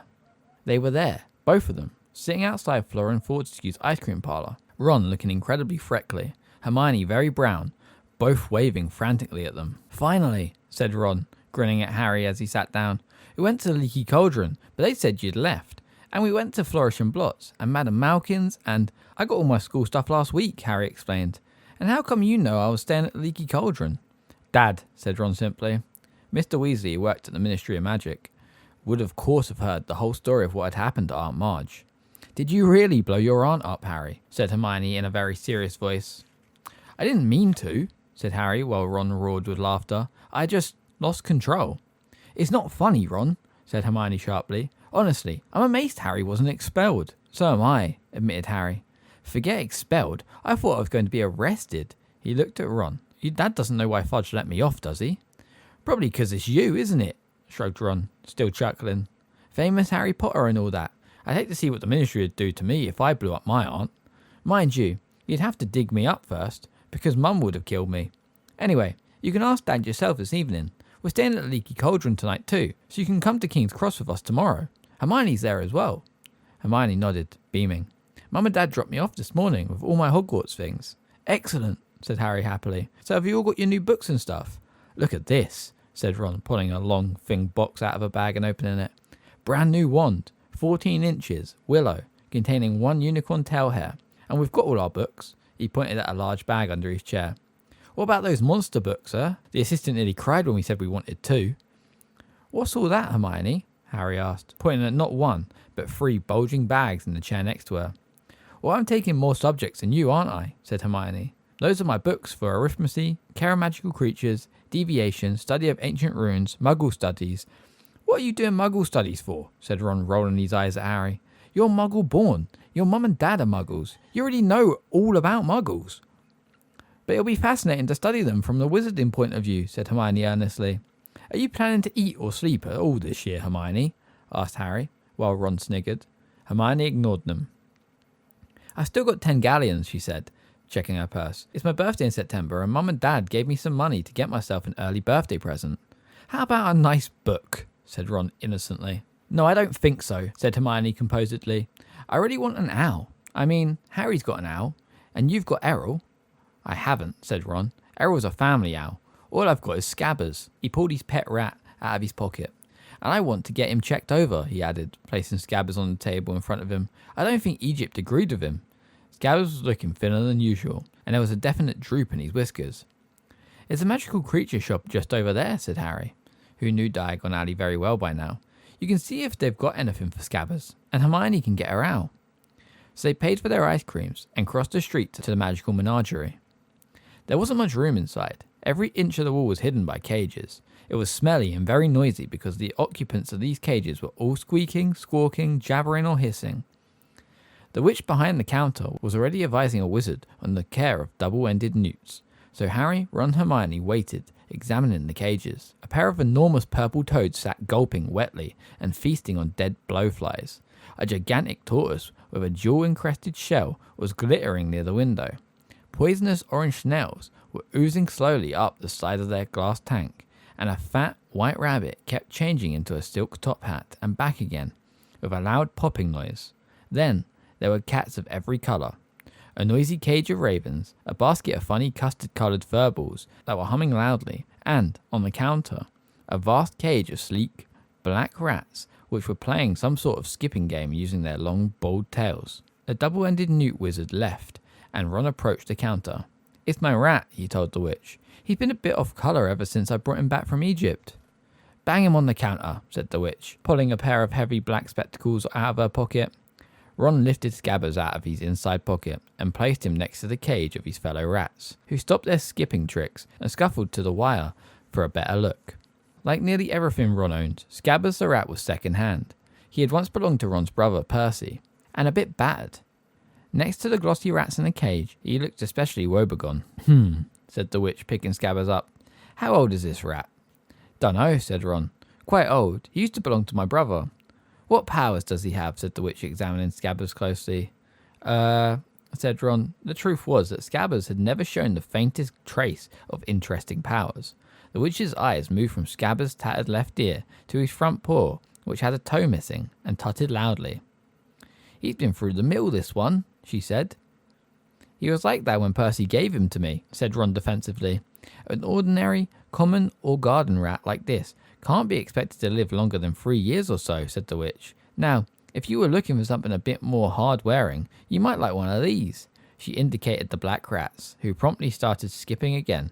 Ron muttered, show-offs. Well, if you don't want a replacement, you can try this rat tonic, said the witch, reaching under the counter and bringing out a small red bottle. Okay, said Ron. How much? Ouch! Ron buckled as something huge and orange came soaring from the top of the highest cage, landed on his head, and then propelled itself, spitting madly at Scabbers. No, Crookshanks, no! Cried the witch. But Scabbers shot from between her hands like a bar of soap, landed splay-legged on the floor, and then scarpered for the door. Scabbers! Ron shouted, tearing out of the shop after him. Harry followed. It took them nearly 10 minutes to find Scabbers, who had taken refuge under a waste paper bin outside Quality Quidditch Supplies. Ron stuffed the trembling rat back into his pocket and straightened up, massaging his head. What was that? It was either a very big cat or quite a small tiger, said Harry. Where's Hermione? Probably getting her owl. They made their way back up the crowded street to the magical menagerie. As they reached it, Hermione came out, but she wasn't carrying an owl. Her arms were clamped tightly around the enormous ginger cat. You bought that monster, said Ron, his mouth hanging open. He's gorgeous, isn't he? Said Hermione, glowing. That was a matter of opinion, thought Harry. The cat's ginger fur was thick and fluffy, but it was definitely a bit bow-legged, and its face looked grumpy and oddly squashed, as though it had run headlong into a brick wall. Now that Scabbers was out of sight, however, The cat was purring contentedly in Hermione's arms. "Hermione, that thing nearly scalped me," said Ron. "He didn't mean to, did you, Crookshanks?" said Hermione. "And what about Scabbers?" said Ron, and pointing at the lump in his chest pocket. "He needs rest and relaxation. How's he going to get that with that thing around?" "That reminds me, you forgot your rat tonic," said Hermione, slapping the small red bottle into Ron's hand. "And stop worrying. Crookshanks will be sleeping in my dormitory and Scabbers in yours. What's the problem?" "Poor Crookshanks. That witch said he'd been in there for ages. No one wanted him." "I wonder why," said Ron sarcastically as they set towards the leaky cauldron. They found Mr. Weasley sitting in the bar, reading the Daily Prophet. "Harry," he said, smiling as he looked up, "how are you?" "Fine, thanks," as he, Ron and Hermione joined Mr. Weasley with all their shopping. Mr. Weasley put down his paper, and Harry saw the now familiar picture of Sirius Black staring up at him. "They still haven't caught him then?" he asked. "No," said Mr. Weasley, looking extremely grave. "They've pulled us all out of our regular jobs at the Ministry to try and find him, but no luck so far." "Would we get a reward if we caught him?" asked Ron. "It'd be good to get some more money." "Don't be ridiculous, Ron," said Mr. Weasley, who on closer inspection looked very strained. "Black's not going to be caught by a 13-year-old wizard. It's the Azkaban guards who will get him back. You mark my words." At that moment, Miss Weasley entered the bar, laden with shopping, and followed by the twins, Fred and George, who are about to start their 5th year at Hogwarts. The newly elected head boy Percy and the Weasleys' youngest child, and only girl, Ginny. Ginny, who had always been very taken with Harry, seemed even more heartily embarrassed than usual when she saw him, perhaps because he had saved her life during their last term at Hogwarts. She went very red and muttered, "Hello," without looking at him. Percy, however, held out his hand solemnly, as though he and Harry had never met, and said, "Harry, how nice to see you." "Hello, Percy," said Harry, trying not to laugh. "I hope you're well," said Percy pompously, shaking hands. It was rather like being introduced to the mayor. "Very well, thanks." "Harry," said Fred, elbowing Percy out the way and bowing deeply. "Simply splendid to see you, old boy." "Marvellous," said George, pushing Fred aside and seizing Harry's hand in turn. "Absolutely spiffing." Percy scowled. "That's enough now," said Miss Weasley. "Mum," said Fred, as though he had only just spotted her, and seized her hand too. "How really corking to see you." "I said that's enough," said Miss Weasley, depositing her shopping in an empty chair. "Hello, Harry dear. I suppose you've heard our exciting news." She pointed at the brand new silver badge on Percy's chest. "Second head boy in the family," she said, swelling with pride. "And last," Fred muttered under his breath. "I don't doubt that," said Miss Weasley, frowning silently. "I noticed they haven't made you two prefects." "What do we want to be prefects for?" said George, looking revolted at the very idea. "It'd take all the fun out of life." Ginny giggled. "I want you to set a better example to your sister," snapped Miss Weasley. "Ginny's got other brothers to set her an example, mother," said Percy loftily.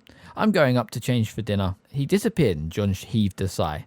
"We tried to shut him in a pyramid," he told Harry, "but Mum spotted us." Dinner that night was a very enjoyable affair. Tom, the innkeeper, put 3 tables together in the parlour, and 7 Weasleys, Harry and Hermione, ate their way through 5 delicious courses. "How are we getting to King's Cross tomorrow, Dad?" asked Fred, as they tucked into a sumptuous chocolate pudding. "The Ministry's providing a couple of cars," said Mr. Weasley. Everyone looked up at him. "Why?" said Percy curiously. "It's because of you, Perce," said George seriously. "And there'll be little flags on the bonnets with HB on them, for Humongous Big Head," said Fred. Everyone except Percy and Miss Weasley snorted in their pudding. "Why are the Ministry providing cars, Father?" Percy asked again, in a dignified voice. "Well, as we haven't got one anymore," said Mr. Weasley, "and as I work there, they're doing me a favour." His voice was casual, but Harry couldn't help noticing that Mr. Weasley's ears had gone red, just like Ron's did when he was under pressure. "Good job too," said Miss Weasley briskly. "Do you realise how much luggage we've all got between you? A nice sight you'd be on the Muggle Underground. You're all packed, aren't you?" "Ron hasn't put all these new things in his trunk yet," said Percy, in a long, suffering voice. "He dumped them on his bed." "You better go and pack properly, Ron, because we won't have much time in the morning," Miss Weasley called down the table. Ron scowled at Percy. After dinner, everyone felt very full and sleepy. One by one, they made their way upstairs to their rooms to check their things for the next day. Ron and Percy were next door to Harry. He had just closed and locked his own trunk when he heard angry voices through the wall, and he went to see what was going on. The door of number 12 was ajar, and Percy was shouting, "It was here, on the bedside table. I took it off for polishing." "I haven't touched it, all right," Ron roared back. "What's up?" said Harry. My head boy badge has gone, said Percy, rounding on Harry. So's Scabbers' rat tonic, said Ron, throwing things out of his trunk to Hook. I think I might have left it in the bar.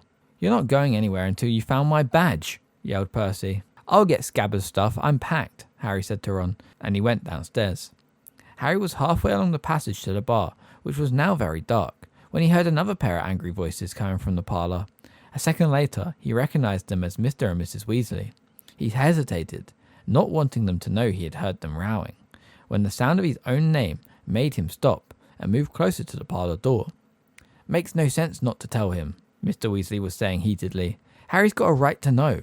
I've tried to tell Fudge, but he insists on treating Harry like a child. He's 13 years old, and, Arthur, the truth would terrify him, said Miss Weasley shrilly. Do you really want to send Harry back to school without hanging over him? For heaven's sake, he's happy not knowing. I don't want to make him miserable. I want to put him on his guard, retorted Mr. Weasley. You know what Harry and Ron are like, wandering off by themselves. They even ended up in the Forbidden Forest, but Harry mustn't do that this year. When I think what could have happened to him that night he ran away from home, if the night bus hadn't picked him up, I'm prepared to bet he would have been dead before the Ministry found him. But he's not dead, he's fine, so what's the point? Molly, they say Sirius Black's mad, and maybe he is, but he was clever enough to escape from Azkaban, and that's supposed to be impossible. It's been a month now and no one's seen hide nor hair of him, and I don't care what Fudge keeps telling the Daily Prophet. We're no clearer catching Black than inventing self-spelling wands. The only thing we know for sure is what Black's after. But Harry will be perfectly safe at Hogwarts. We thought Azkaban was perfectly safe. If Black could break out of Azkaban, he can break into Hogwarts.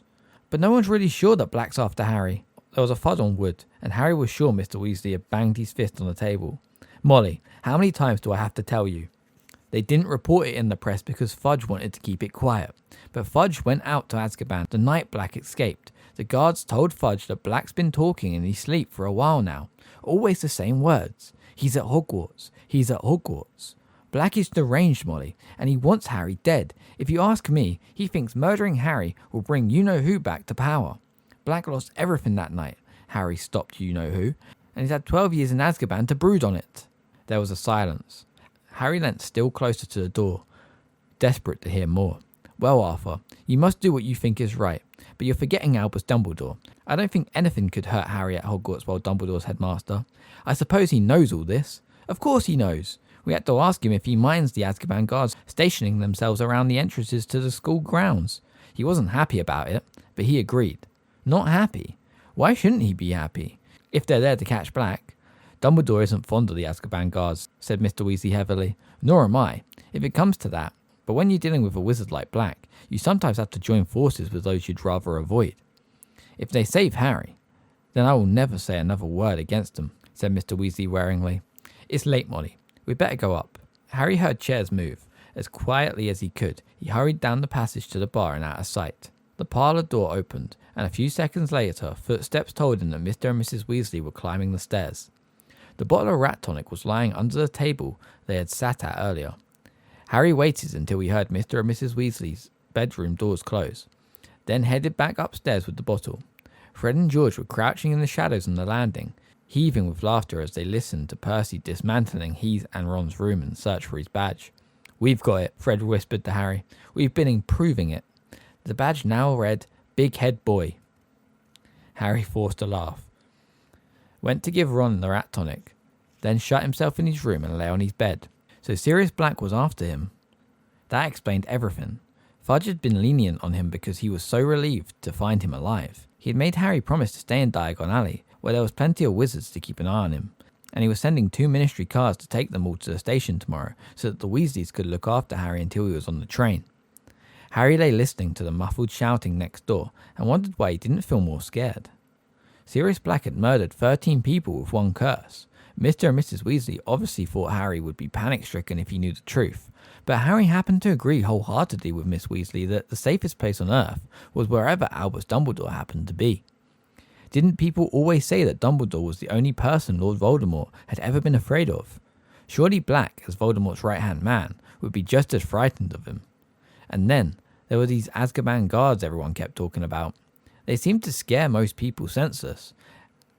And if they were stationed all around the school, Black's chances of getting inside seemed very remote. No, all in all, the thing that bothered Harry the most was the fact that his chances visiting Hogsmeade now looked like zero. Nobody would want Harry to leave the safety of the castle until Black was caught. In fact, Harry suspected his every move would be carefully watched until the danger had passed. He scowled at the dark ceiling. Did they think he couldn't look after himself? He'd escaped Lord Voldemort 3 times. He wasn't completely useless. Unbidden, the image of the beast in the shadows of Magnolia Crescent crossed his mind. What to do when you know the worst is coming? I'm not going to be murdered, Harry said out loud. That's the spirit, dear, said his mirror sleepily. Chapter 5. The Dementor. Tom woke Harry the next morning with his usual toothless grin and a cup of tea. Harry got dressed and was just persuading a young disgruntled Hedwig to get back into her cage when Ron banged his way into the room, pulling his sweatshirt over his head and looking irritable. The sooner we get on the train the better, he said. At least I can get away from Percy at Hogwarts. Now he's accusing me of dripping tea on his photo of Penelope Clearwater. You know, Ron grimaced, his girlfriend? She's hidden her face under the frame because her nose has gone all blotchy. I've got something to tell you, Harry began, but they were interrupted by Fred and George, who had looked in to congratulate Ron on infuriating Percy again. They headed down to breakfast, where Mr. Weasley was reading the front page of the Daily Prophet with a furrowed brow, and Miss Weasley was telling Hermione and Ginny about a love potion she had made as a young girl. All 3 of them were rather giggly. What were you saying? Ron asked Harry as they sat down. Later, Harry muttered, as Percy stormed in. Harry had no chance to speak to Ron or Hermione in the chaos of leaving. They were too busy heaving all their trunks down the leaky cauldron's narrow staircase and piling them up near the door. With Hedwig and Hermes, Percy's screech owl, perched on top of their cages, a small wickerwork basket stood aside the heap of trunks, spitting loudly. It's all right, Crookshanks, Hermione cooed through the wickerwork. I'll let you out on the train. You won't, snapped Ron. What about poor Scabbers, eh? He pointed at his chest, where a large lump indicated that Scabbers was curled up in his pocket. Mr. Weasley, who had been outside waiting for the ministry cars, stuck his head inside. They're here, he said. Harry, come on. Mr. Weasley marched Harry across the short stretch of pavement towards the first of the 2 old-fashioned dark green cars, each of which was driven by a furtive-looking wizard wearing a suit of emerald velvet. In you get, Harry, said Mr. Weasley, glancing up and down the crowded street. Harry got into the back of the car and was shortly joined by Hermione, Ron, and, to Ron's disgust, Percy.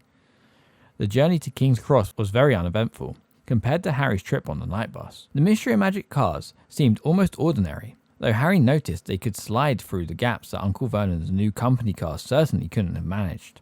They reached King's Cross with 20 minutes to spare. The Ministry drivers found them trolleys, unloaded their trunks, touched their hats to Mr. Weasley, and drove away, somehow managing to jump to the head of an unmoving queue for the traffic lights.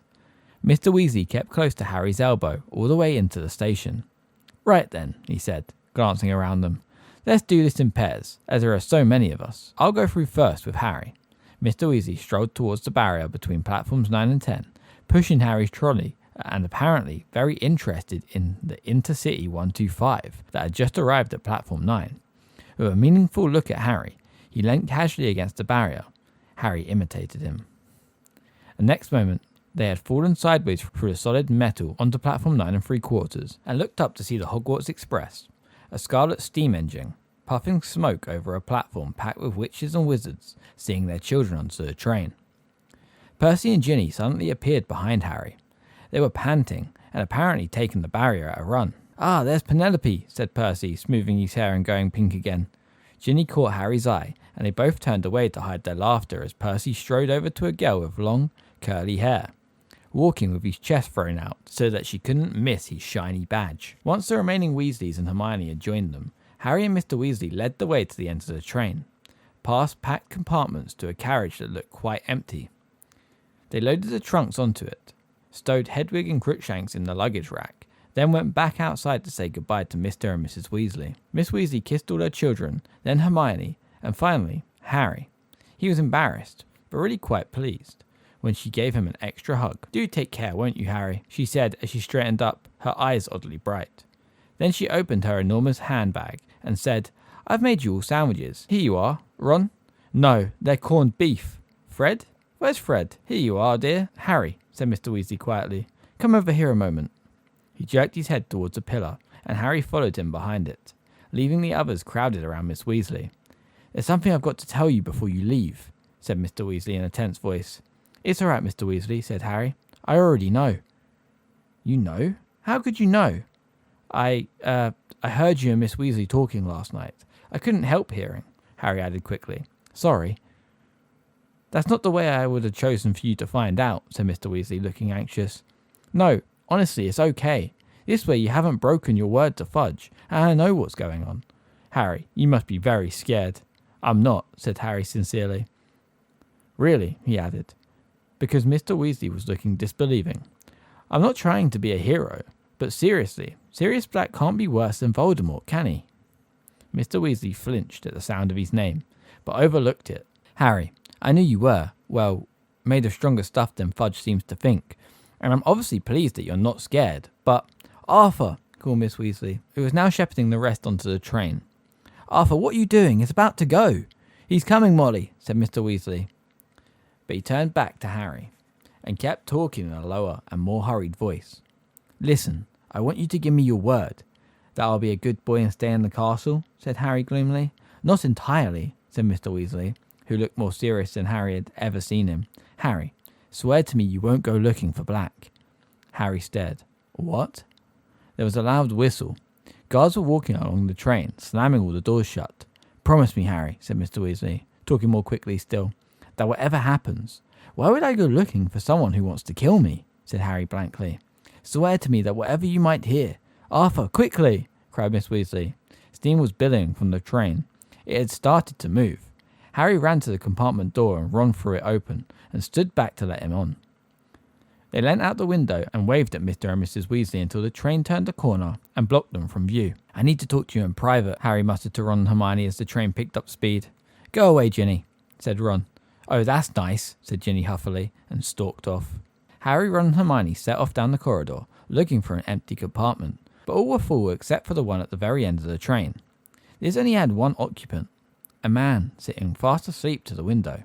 Harry, Ron and Hermione checked on the threshold. The Hogwarts Express was usually reserved for students, and they had never seen an adult there before, except for the witch who pushed the food trolley. The stranger was wearing an extremely shabby set of wizard's robes, which had been darned in several places. He looked ill and exhausted, though he seemed quite young. His light brown hair was flecked with grey. "Who do you reckon he is?" Ron hissed as they sat down and slid the door shut, taking the seats furthest away from the window. "Professor R.J. Lupin," whispered Hermione at once. "How do you know that?" "It's on his case," replied Hermione, pointing at the luggage rack over the man's head, where there was a small, battered case held together with a large quantity of neatly knotted string. The name, Professor R.J. Lupin, was stamped across one corner in peeling letters. "Wonder what he teaches," said Ron, frowning at Professor Lupin's pallid profile. "That's obvious," whispered Hermione. "There's only one vacancy, isn't there? Defense against the dark arts." Harry, Ron and Hermione had already had 2 Defense Against the Dark Arts teachers, both of whom had only lasted 1 year. There were rumours that the job was jinxed. "Well, I hope he's up to it," said Ron doubtfully. "He looks like one good hex would finish him off, doesn't he? Anyway," he turned to Harry, "what were you going to tell us?" Harry explained all about Mr. and Mrs. Weasley's argument and the warning Mr. Weasley had just given him. When he'd finished, Ron looked thunderstruck, and Hermione had had her hands over her mouth. She finally lowered them to say, "Sirius Black escaped to come after you. Oh, Harry, you have to be really, really careful. Don't go looking for trouble, Harry." "I don't go looking for trouble," said Harry, nettled. "Trouble usually finds me." "How thick would Harry have to be to go looking for a nutter who wants to kill him?" said Ron shakily. They were taking the news worse than Harry had expected. Both Ron and Hermione seemed to be much more frightened of Black than he was. "No one knows how he got out of Azkaban," said Ron uncomfortably. "No one's ever done it before, and he was on top security prisoner too." "But they'll catch him, won't they?" said Hermione earnestly. "I mean, they've got all the muggles looking out for him too." "What's that noise?" said Ron suddenly. A faint, tiny sort of whistle was coming from somewhere. They looked all around the compartment. "It's coming from your trunk, Harry," said Ron, standing up and reaching into the luggage rack. A moment later, he had pulled out the pocket sneakoscope out from between Harry's robes. It was spinning very fast in the palm of Ron's hand, and glowing brilliantly. "Is that a sneakoscope?" said Hermione interestedly, standing up for a better look. "Yeah. Mind you, it's a very cheap one," Ron said. It went haywire just as I was tying it to Errol's leg to send it to Harry. Were you doing anything untrustworthy at the time? Said Hermione shrewdly. No. Well, I wasn't supposed to be using Errol. You know, he's not really up to long journeys. But how else was I supposed to get Harry's present to him? Stick it back in the trunk, Harry advised, as the sneakoscope whistled piercingly. Or it'll wake him up. He nodded towards Professor Lupin. Ron stuffed the sneakoscope into a particularly horrible pair of Uncle Vernon's old socks, which deadened the sound, then closed the lid of the trunk on it. We could get it checked in Hogsmeade, said Ron, sitting back down. They sell that sort of thing in Dervish and Bangs, magical instruments and stuff. Fred and George told me. Do you know much about Hogsmeade? Asked Hermione keenly. I've heard it's the only entirely non-Muggle settlement in Britain. Yeah, I think it is, said Ron in an offhand sort of way. But that's not why I want to go. I just want to get inside Honeydukes. What's that? Said Hermione. It's this sweet shop, said Ron, a dreamy look come over his face, where they've got everything. Pepper imps, they make you smoke out of your mouth, and great fat chocoballs full of strawberry mousse and clotted cream, and really excellent sugar quills, which you can suck in class, and just look like you're thinking what to write next. But Hogsmeade's a very interesting place, isn't it? Hermione pressed on eagerly. In sites of historical sorcery, it says the inn was the headquarters for the 1912 Goblin Rebellion, and the Shrieking Shack's supposed to be the most severely haunted building in Britain. And massive sherbet balls that make you levitate a few inches off the ground while you're sucking them, said Ron, who was plainly not listening to a word Hermione was saying. Hermione looked round at Harry. Won't it be nice to get out of school for a bit and explore Hogsmeade? Expect it will, said Harry heavily. You have to tell me when you found it. What do you mean? Said Ron. I can't go. The Dursleys didn't sign my permission form, and Fudge wouldn't either. Ron looked horrified. You're not allowed to come. But no way. McGonagall or someone will give you permission. Harry gave a hollow laugh. Professor McGonagall, head of Gryffindor House, was very strict. Or we can ask Fred and George. They know every secret passage out of the castle. Ron, said Hermione sharply. I don't think Harry should be sneaking out of school with Black on the loose. Yeah, I expect that's what McGonagall will say when I ask her for permission, said Harry bitterly. But if we're with him, said Ron spiritedly to Hermione, Black wouldn't dare. Oh, Ron, don't talk rubbish, snapped Hermione. Black's already murdered a whole bunch of people in the middle of a crowded street. Do you really think he's going to worry about attacking Harry just because we're there? She was fumbling with the straps of Crookshank's basket as she spoke. Don't let that thing out, said Ron, but too late. Crookshanks leapt lightly from the basket, stretched, yawned, and sprang onto Ron's knees. The lump in Ron's pocket trembled, and he shoved Crookshanks angrily away. Get out of it! Ron, don't, said Hermione angrily. Ron was about to answer back when Professor Lupin stirred. They watched him apprehensively, but he simply turned his head the other way, mouth slightly open, and slept on. The Hogwarts Express moved steadily north, and the scenery outside the window became wilder and darker, while the clouds overhead thickened. People were chasing backwards and forwards past the door of their compartment. Crookshanks had now settled in an empty seat. His squashed face turned towards Ron, his yellow eyes on Ron's top pocket. At 1 o'clock, the plump witch with the food trolley arrived at the compartment door. Do you think we should wake him? Ron asked awkwardly, nodding towards Professor Lupin. He looks like he could do with some food. Hermione approached Professor Lupin cautiously. Professor? She said. Excuse me, Professor. He didn't move. Don't worry, dear, said the witch, as she handed Harry a large stack of cauldron cakes. If he's hungry when he wakes, I'll be up front with the driver. I suppose he is asleep, said Ron quietly, as the witch slid the compartment door closed. I mean, he hasn't died, has he? No, he's breathing, whispered Hermione, taking the cauldron cake Harry passed her. He might not be very good company, but Professor Lupin's presence in their compartment had its uses. Mid-afternoon, just as it had started to rain, blurring the rolling hills outside the window, they had heard footsteps in the corridor again, and their three least favourite people appeared at the door. Draco Malfoy, flanked by his cronies, Vincent Crabbe and Gregory Goyle. Draco Malfoy and Harry had been enemies ever since they had met on their very first train journey to Hogwarts. Malfoy, who had a pale, pointed, sneering face, was in Slytherin House. He played Seeker on the Slytherin Quidditch team, the same position that Harry played on the Gryffindor team. Crabbe and Goyle seemed to exist to do Malfoy's bidding. They were both wide and muscly. Crabbe was the taller with a pudding basin haircut and a very thick neck. Goyle had short, bristly hair and long gorilla arms. Well, look who it is, said Malfoy in his usual lazy drawl, pulling open the compartment door. Potty and the Weasel. Crabbe and Goyle chuckled trollishly. I heard your father finally got his hands on some gold this summer, Weasley, said Malfoy. Did your mother die of shock? Ron stood up so quickly he knocked Crookshank's basket to the floor. Professor Lupin gave a snort. Who's that? Said Malfoy, taking an automatic step backwards as he spotted Lupin. New teacher, said Harry, who had got to his feet too in case he needed to hold Ron back. What were you saying, Malfoy? Malfoy's pale eyes narrowed. He wasn't fool enough to pick a fight right under a teacher's nose. Come on, he muttered resentfully to Crabbe and Goyle, and they disappeared. Harry and Ron sat down again, Ron massaging his knuckles.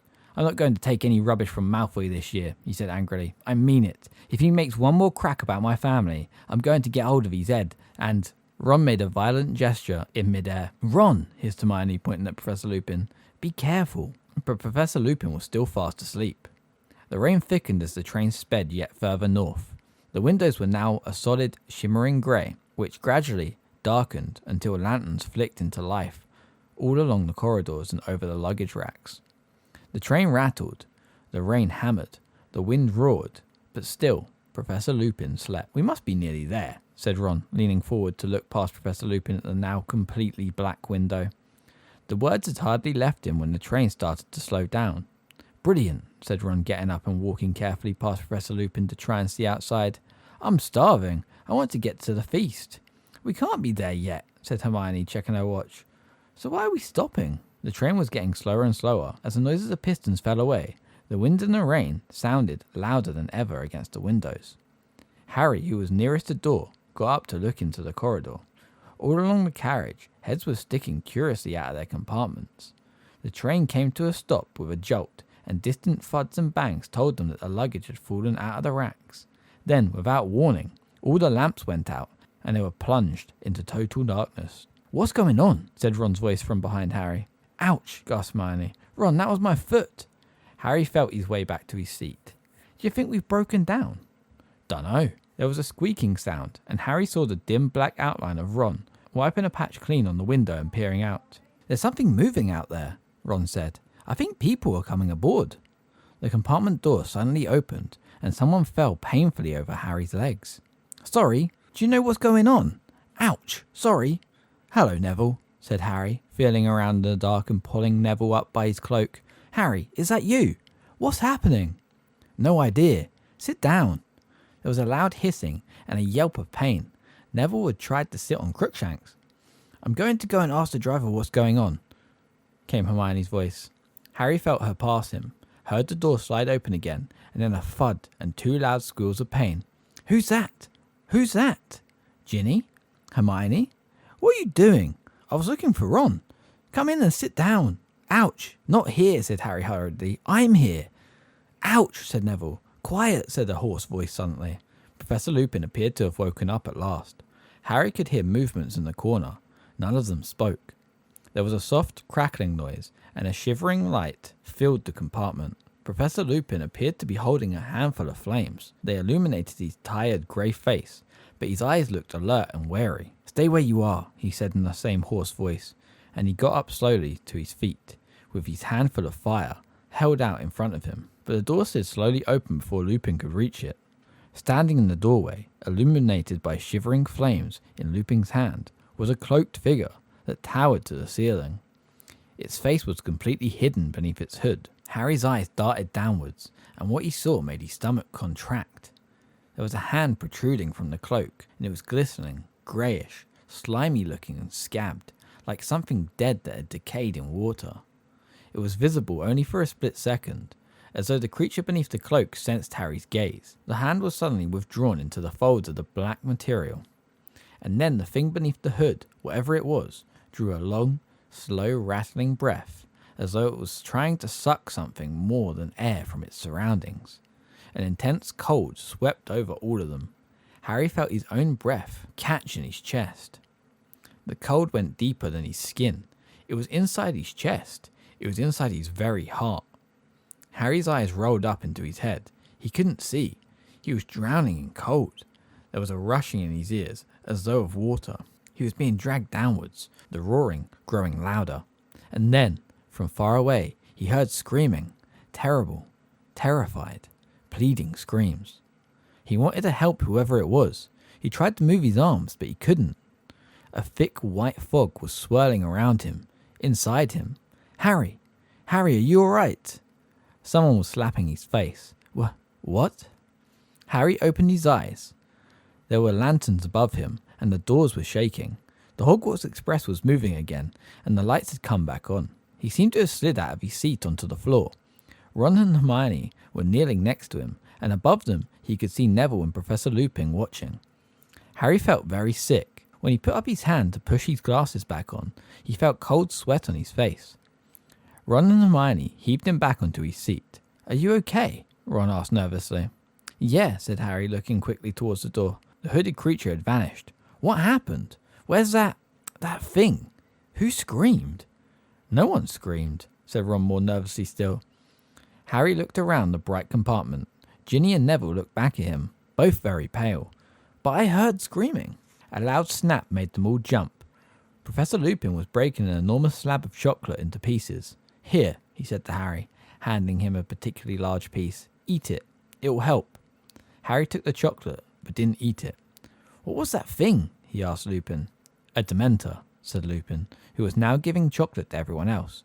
"One of the Dementors from Azkaban." Everyone stared at him. Professor Lupin crumpled up an empty chocolate wrapper and put it in his pocket. "Eat," he repeated. "It will help. I'll need to speak to the driver. Excuse me." He strolled past Harry and disappeared into the corridor. "Are you sure you're okay, Harry?" said Hermione, watching Harry anxiously. "I don't get it. What happened?" said Harry, wiping more sweat off his face. "Well, that thing, the Dementor, stood there and looked around. I mean, I think it did. I couldn't see its face. And you... I thought you were having a fit or something," said Ron, who still looked scared. "You went sort of rigid and fell out of your seat and started twitching." "And Professor Lupin stepped over you and walked towards the Dementor and pulled out his wand," said Hermione. "And he said, 'None of us is hiding Sirius Black under our cloaks. Go.' But the Dementor didn't move. So Lupin muttered something, and a silvery thing shot out of his wand at it, and it turned around and sort of glided away." "It was horrible," said Neville in a higher voice than usual. "Did you feel how cold it went when it came in?" "I felt weird," said Ron, shifting his shoulders uncomfortably. "Like I'd never be cheerful again." Ginny, who was huddled in her corner looking nearly as bad as Harry felt, gave a small sob. Hermione went over and put a comforting arm around her. "But didn't any of you fall off your seats?" said Harry awkwardly. "No," said Ron, looking anxiously at Harry again. "Ginny was shaking like mad, though." Harry didn't understand. He felt weak and shivery, as though he was recovering from a bad bout of flu. He also felt the beginnings of shame. Why had he gone to pieces like that, when no one else had? Professor Lupin had come back. He paused as he entered, looked around and said, with a small smile, "I haven't poisoned the chocolate, you know." Harry took a bite, and to his great surprise felt warmth spread suddenly to the tips of his fingers and toes. "We'll be at Hogwarts in 10 minutes, said Professor Lupin. "Are you all right, Harry?" Harry didn't ask how Professor Lupin knew his name. "Fine," he muttered, embarrassed. They didn't talk much during the remainder of the journey. At long last, the train stopped at Hogsmeade Station, and there was a great scramble to get out. Owls hooted, cats meowed, and Neville's pet toad croaked loudly from under his hat. It was freezing on the tiny platform. Rain was driving down in icy sheets. "First years this way," called a familiar voice. Harry, Ron and Hermione turned around and saw the gigantic outline of Hagrid at the other end of the platform, beckoning the terrified-looking new students forward for their traditional journey across the lake. "All right, you three," Hagrid yelled over the heads of the crowd. They waved at him, but had no chance to speak to him because the mass of people around them was shunting them away along the platform. Harry, Ron and Hermione followed the rest of the school out onto the rough mud track, where at least 100 stagecoaches awaited the remaining students, each pulled, Harry could only assume, by an invisible horse, because when they climbed inside one and shut the door, the coach set off all by itself, bumping and swaying in procession. The coach smelled faintly of mould and straw. Harry felt better since the chocolate, but still weak.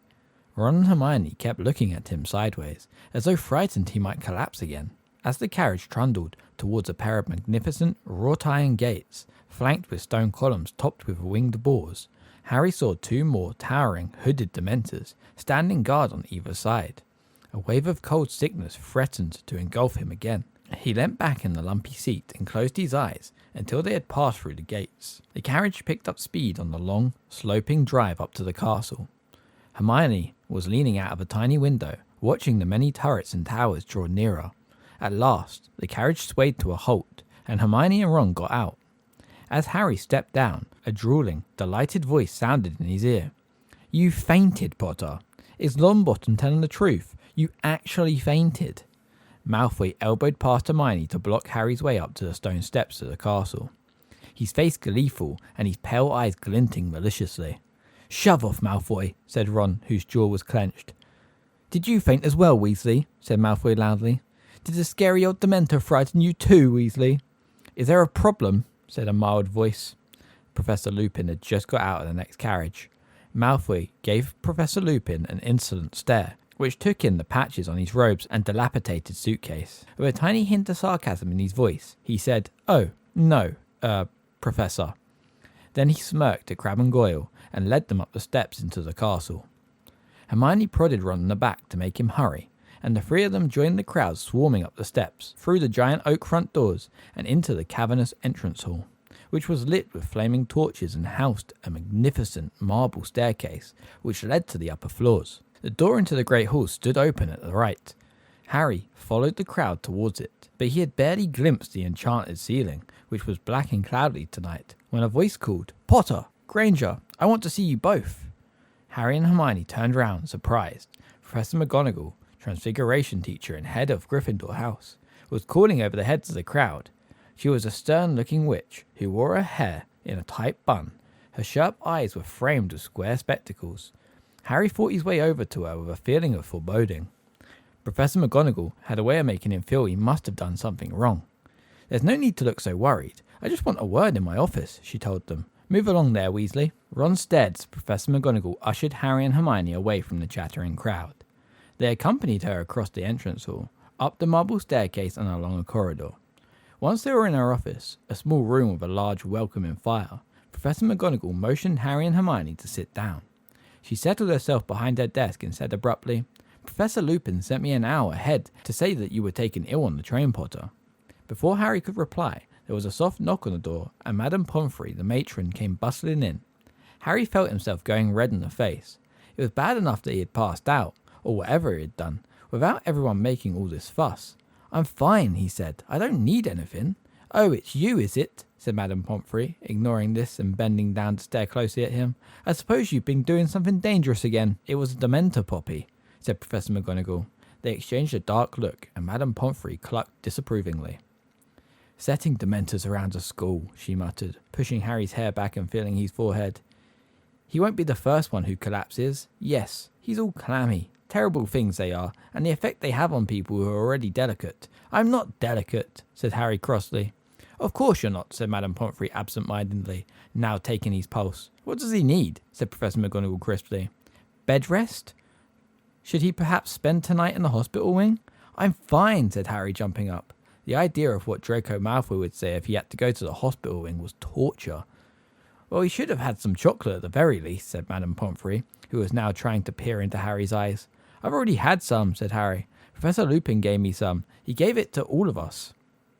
"Did he now?" said Madame Pomfrey approvingly. "So we finally got a defense against the dark arts teacher who knows his remedies." "Are you sure you feel all right, Potter?" said Professor McGonagall sharply. "Yes," said Harry. "Very well. Kindly wait outside while I have a quick word with Miss Granger about her timetable. Then we can go down to the feast together." Harry went back into the corridor with Madame Pomfrey, who left for the hospital wing, muttering to herself. He only had to wait a few minutes. Then Hermione emerged looking very happy about something, followed by Professor McGonagall, and the three of them made their way back down the marble staircase to the great hall. It was a sea of pointed black hats. Each of the long house tables was lined with students, their faces glimmering by the light of 1,000 candles, which were floating above the tables in mid-air. Professor Flitwick, who was a tiny little wizard with a shock of white hair, was carrying an ancient hat and a three-legged stool out of the hall. "Oh," said Hermione softly, "we've missed the sorting." New students of Hogwarts were sorted into houses by trying on the sorting hat, which shouted out the house they were best suited to: Gryffindor, Ravenclaw, Hufflepuff, or Slytherin. Professor McGonagall strode off towards her empty seat at the staff table. and Harry and Hermione set off in the other direction, as quietly as possible, towards the Gryffindor table. People looked around at them as they passed along the back of the hall, and a few of them pointed at Harry. Had the story of him collapsing in front of the Dementor travelled that fast? He and Hermione sat down on either side of Ron, who had saved them seats. What was all that about? He muttered to Harry. Harry started to explain in a whisper, but at that moment the headmaster stood up to speak and he broke off. Professor Dumbledore, although very old, always gave an impression of great energy. He had several feet of long silver hair and beard, half-moon spectacles and an extremely crooked nose. He was often described as the greatest wizard of the age, but that wasn't why Harry respected him. He couldn't help trusting Albus Dumbledore, and as Harry watched him beaming around at the students, he felt really calm for the first time since the Dementor had entered the train compartment. "Welcome," said Dumbledore, the candlelight shimmering on his beard. "Welcome to another year at Hogwarts. I have a few things to say to you all, and as one of them is very serious, I think it's best to get it out of the way before you become befuddled by our excellent feast." Dumbledore cleared his throat and continued. "As you will all be aware, after their search of the Hogwarts Express, our school is presently playing host to some of the Dementors of Azkaban, who are here on Ministry of Magic business." He paused, and Harry remembered what Mr. Weasley had said about Dumbledore not being happy with the Dementors guarding the school. "They are stationed at every entrance to the grounds," Dumbledore continued, "and while they are with us, I must make it plain that nobody is to leave school without permission. Dementors are not to be fooled by tricks or disguises, or even invisibility cloaks," he added blandly, and Harry and Ron glanced at each other. "It is not in the nature of a Dementor to understand pleading or excuses. I therefore warn each and every one of you to give them no reason to harm you. I look to the prefects and our new head boy and girl to make sure that no student runs foul of the Dementors." Percy, who was sitting a few seats along from Harry, puffed out his chest again and stared around impressively. Dumbledore paused again. He looked very serious around the hall, and nobody moved or made a sound. "On a happier note," he continued, "I am pleased to welcome 2 new teachers to our ranks this year. Firstly, Professor Lupin, who has kindly consented to fill the post of Defense Against the Dark Arts teacher." There was some scattered, rather unenthusiastic applause. Only those who had been in the compartment of the train with Professor Lupin clapped hard, Harry among them. Professor Lupin looked particularly shabby next to all the other teachers in their best robes. "Look at Snape," Ron hissed in Harry's ear. Professor Snape, the potions master, was staring along the staff table at Professor Lupin. It was common knowledge that Snape wanted the Defense Against the Dark Arts job, but even Harry, who hated Snape, was startled at the expression twisting his thin, sallow face. It was beyond anger. It was loathing. Harry knew that expression only too well. It was the look that Snape wore every time he set eyes on Harry. "As to our second new appointment," Dumbledore continued as a lukewarm applause for Professor Lupin died away, "while I am sorry to tell you that Professor Kettleburn, our Care of Magical Creatures teacher, retired at the end of last year in order to enjoy more time with his remaining limbs. However, I am delighted to say that his place will be filled by none other than Rubeus Hagrid, who has agreed to take on his teaching job in addition to his gamekeeping duties." Harry, Ron and Hermione stared at each other, stunned. Then they joined in with the applause, which was tumultuous, at the Gryffindor table in particular. Harry leant forward to see Hagrid, who was ruby red in the face and staring down at his enormous hands, his wide grin hidden in a tangle of his black beard. "We should have known," Ron roared, pounding the table. "Who else would have sent us a biting book?" Harry, Ron and Hermione were the last to stop clapping, and as Professor Dumbledore started speaking again, they saw that Hagrid was wiping his eyes on the tablecloth. "Well, I think that's everything of importance," said Dumbledore. "Let the feast begin."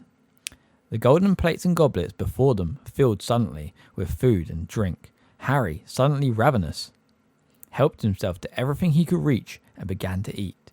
It was a delicious feast. The hall echoed with talk, laughter, and the clatter of knives and forks. Harry, Ron and Hermione, however, were eager for it to finish so they could talk to Hagrid. They knew how much being made a teacher would mean to him. Hagrid wasn't a fully qualified wizard. He had been expelled from Hogwarts in his 3rd year for a crime he had not committed. It had been Harry, Ron and Hermione who had cleared Hagrid's name last year. At long last, when the last morsels of pumpkin tart had melted from the golden platters, Dumbledore gave the word that it was time for them all to go to bed, and they all got their chance. "Congratulations, Hagrid," Hermione squealed as they reached the teacher's table. "All down to you three," said Hagrid, wiping his shiny face on his napkin as he looked up at them. "Can't believe it. Great man, Dumbledore. Came straight down to me hut after Professor Kettleborn said he'd had enough. It's what I've always wanted." Overcome with emotion, he buried his face in his napkin, and Professor McGonagall shooed them away. Harry, Ron, and Hermione joined the Gryffindors streaming up the marble staircase, and, very tired now, along more corridors, up more and more stairs to the hidden entrance to the Gryffindor Tower. A large portrait of a fat lady in a pink dress asked them, "Password?" Coming through, Percy called from behind the crowd. "The new password's Fortuna Major." "Oh no," said Neville Longbottom sadly. He's always had trouble remembering the passwords. Through the portrait hole and across the common room, the girls and boys divided towards their separate staircases. Harry climbed the spiral staircase with no thought in his head except how glad he was to be back. They reached their familiar circle dormitory with its 5 four-poster beds, and Harry, looking around, felt he was home at last. Chapter 6. Talons and Tea Leaves. When Harry, Ron and Hermione entered the Great Hall for breakfast the next day, the first thing they saw was Draco Malfoy, who seemed to be entertaining a large group of Slytherins with a very funny story. As they passed, Malfoy did a ridiculous impression of a swooning fit, and there was a roar of laughter. "Ignore him," said Hermione, who was right behind Harry. "Just ignore him. It's not worth it." "Hey, Potter," shrieked Pansy Parkinson, a Slytherin girl with a face like a pug. "Potter, the Dementors are coming! Potter! Woo!" Harry dropped into a seat at the Gryffindor table, next to George Weasley. "New third-year timetable," said George, passing them over. "What's up with you, Harry?" "Malfoy," said Ron, sitting down on George's other side and glaring over at the Slytherin table. George looked up in time to see Malfoy pretending to faint with terror again. "That little git," he said calmly. "He wasn't so cocky last night when the Dementors were down our end of the train. Come running into our compartment, didn't he, Fred?" "Nearly wet himself," said Fred with a contemptuous glance at Malfoy. "I wasn't too happy myself," said George. "They're horrible things, those Dementors." "Sort of freeze your insides, don't they?" said Fred. "You didn't pass out though, did you?" said Harry in a low voice. "Forget it, Harry," said George bracingly. "Dad had to go out to Azkaban one time, remember, Fred? And he said it was the worst place he'd ever been. He came back all weak and shaking. They suck the happiness out of a place, Dementors. Most of the prisoners go mad in there. Anyway, we'll see how happy Malfoy looks after our first Quidditch match," said Fred. "Gryffindor versus Slytherin. First game of the season, remember?" The only time Harry and Malfoy had faced each other in a Quidditch match, Malfoy had definitely come off worse. Feeling slightly more cheerful, Harry helped himself to sausages and fried tomatoes. Hermione was examining her new timetable. "Oh good, we're starting some new subjects today," she said happily. "Hermione," said Ron, frowning as he looked over her shoulder, "they've messed up your timetable. Look, they've got you down for about 10 subjects a day. There isn't enough time." "I'll manage. I fixed it all with Professor McGonagall." "But look," said Ron, laughing. "See this morning, 9 o'clock deviation, and underneath 9 o'clock Muggle studies. And," Ron leant closer to the timetable, disbelieving, "look, underneath that, arithmetic, 9 o'clock. I mean, I know you're good, Hermione, but no one's that good. How are you supposed to be in 3 classes at once?" "Don't be silly," said Hermione shortly. "Of course I won't be in 3 classes at once." "Well then, pass the marmalade," said Hermione. "But..." "Oh, Ron, what's it to you if my timetable's a bit full?" Hermione snapped. "I told you, I fixed it all with Professor McGonagall." Just then, Hagrid entered the Great Hall. He was wearing his long moleskin overcoat and was absent-mindedly swinging a dead polecat from one enormous hand. "All right," he said eagerly, pausing on the way to the staff table. "You're in my first ever lesson. Right after lunch. Been up since 5 getting everything ready. Hope it's okay. Me, a teacher. Honestly." He grinned broadly at them and headed off to the staff table, still swinging the polecat. "Wonder what he's been getting ready," said Ron, a note of anxiety in his voice. The hall was starting to empty as people headed off towards their first lesson. Ron checked his timetable. "We'd better go. Look, deviation's at the top of the North Tower. It'll take us 10 minutes to get there." They finished their breakfast hastily, said goodbye to Fred and George, and walked back through the hall. As they passed the Slytherin table, Malfoy did yet another impression of a fainting fit. The shouts of laughter followed Harry into the entrance hall. The journey through the castle to North Tower was a long one. 2 years at Hogwarts hadn't taught them everything about the castle, and they had never been inside North Tower before. "There's got to be a shortcut," Ron panted, as they climbed their 7th long staircase and emerged on an unfamiliar landing, where there was nothing but a large painting of a bare stretch of grass hanging on a stone wall. "I think it's this way," said Hermione, peering down the empty passage to the right. "Can't be," said Ron. "That's south. Look, you can see a bit of the lake out the window." Harry was watching the painting. A fat, dappled grey pony had just ambled onto the grass and was grazing nonchalantly. Harry was used to the subjects of Hogwarts paintings moving around and leaving their frames to visit each other, but he always enjoyed watching them. A moment later, a short, squat knight in a suit of armour had clanked into the picture after his pony. By the look of the grass stains on his metal knees, he had just fallen off. "Aha!" he yelled, seeing Harry, Ron and Hermione. "What villains are these that trespass upon my private lands? Come to scorn at my fall, perchance? Draw your knaves, you dogs!" They watched in astonishment as the little knight tugged his sword out of its scabbard and began brandishing it violently, hopping up and down in rage. But the sword was too long for him. A particularly wild swing made him overbalance, and he landed face down in the grass. "Are you all right?" said Harry, moving closer to the picture. "Get back, you scurvy braggart! Back, you rogue!" The knight seized his sword again and used it to push himself back up, but the blade sank deeply into the grass, and, though he pulled with all of his might, he couldn't get it out again. Finally, he had to flop back down onto the grass and push up his visor to mop his sweating face. "Listen," said Harry, taking advantage of the knight's exhaustion. "We're looking for the North Tower. You don't know the way, do you?" "A quest!" The knight's rage seemed to vanish instantly. He clanked to his feet and shouted, "Come, follow me, dear friends, and we shall find our goal, or else shall perish bravely in the charge." He gave the sword another fruitless tug, tried and failed to mount the fat pony, and cried, "On foot then, good sirs and gentle lady, on!" And he ran, clanking loudly, into the left-hand side of the frame and out of sight. They hurried after him along the corridor, following the sound of his armour. Every now and then they spotted him running through a picture ahead. "Be of stout heart, the worst is yet to come," yelled the knight, and they saw him reappear in front of an alarmed group of women in crinolines, whose picture hung on a wall of a narrow spiral staircase. Puffing loudly, Harry, Ron and Hermione climbed the tightly spiralling steps, getting dizzier and dizzier, until at last they heard the murmur of voices above them, and knew they had reached the classroom. "Farewell," cried the knight, popping his head into a painting of some sinister-looking monks. "Farewell, my comrades in arms. If you ever need of noble heart and steely sinew, call upon Sir Cadogan." "Yeah, we'll call you," muttered Ron as the knight disappeared, "if we ever need someone mental." They climbed the last few steps and emerged onto a tiny landing, where most of the class was already assembled. There was no doors off this landing.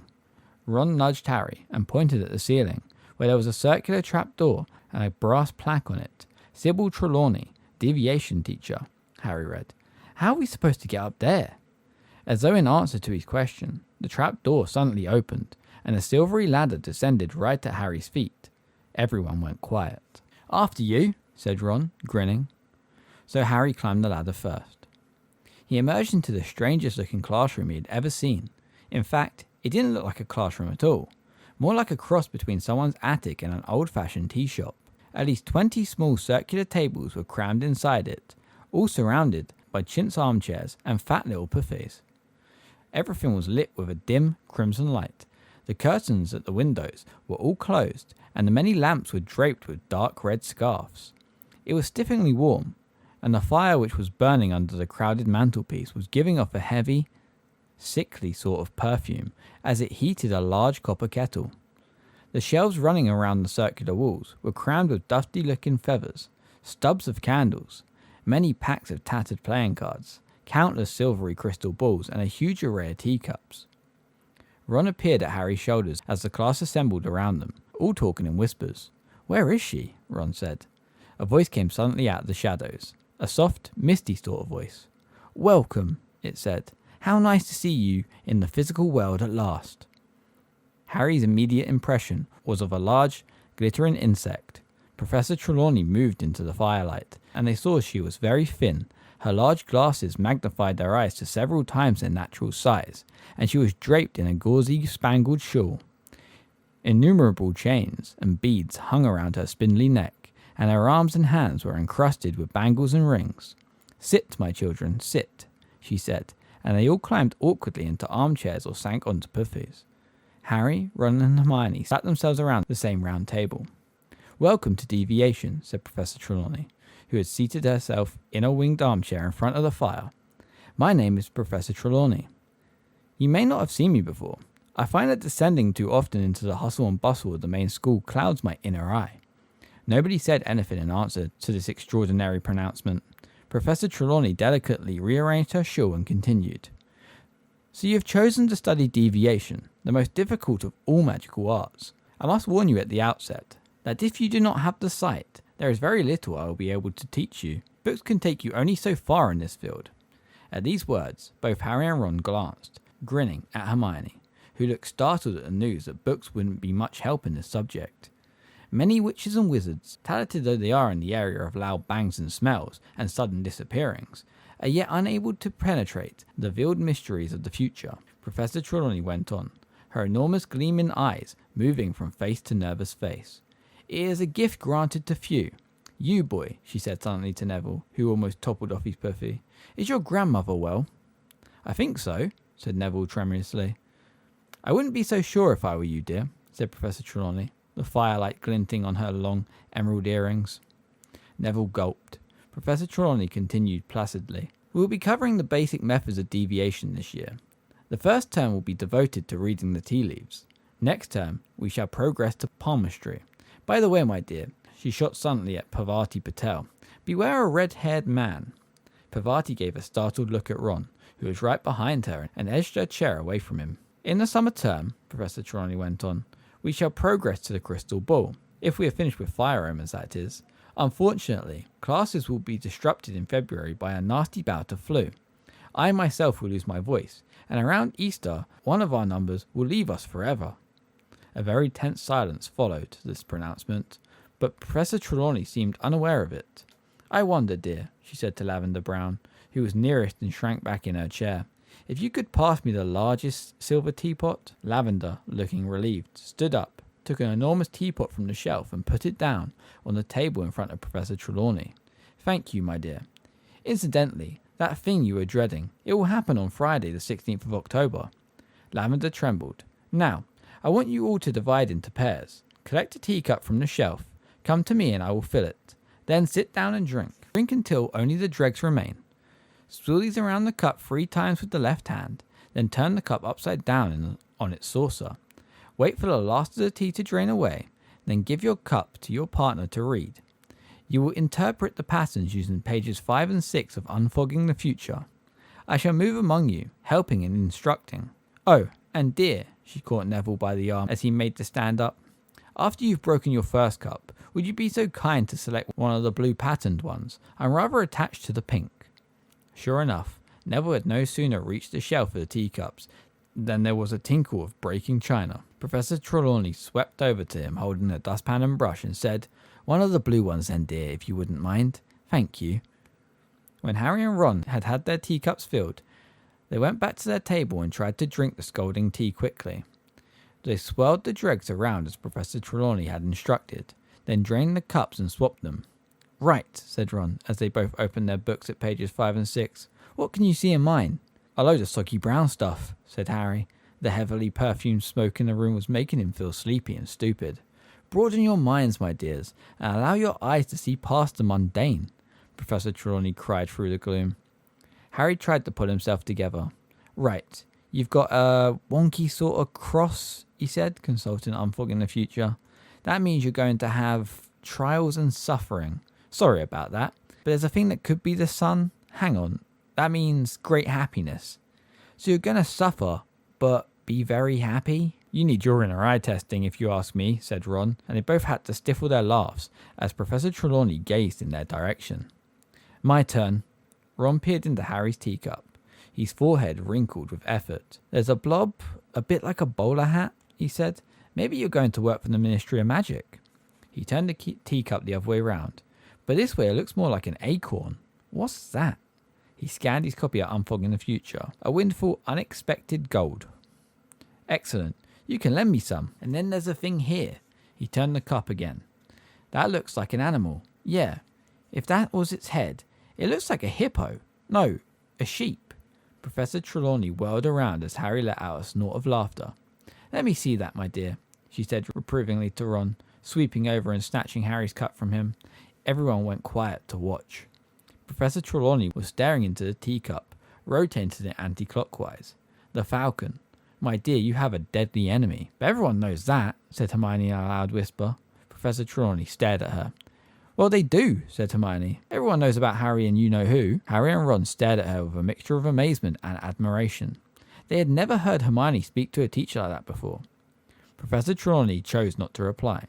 She lowered her huge eyes to Harry's cup again and continued to turn it. The club. An attack. Dear, dear, this is not a happy cup. I thought that was a bowler hat, said Ron sheepishly. The skull.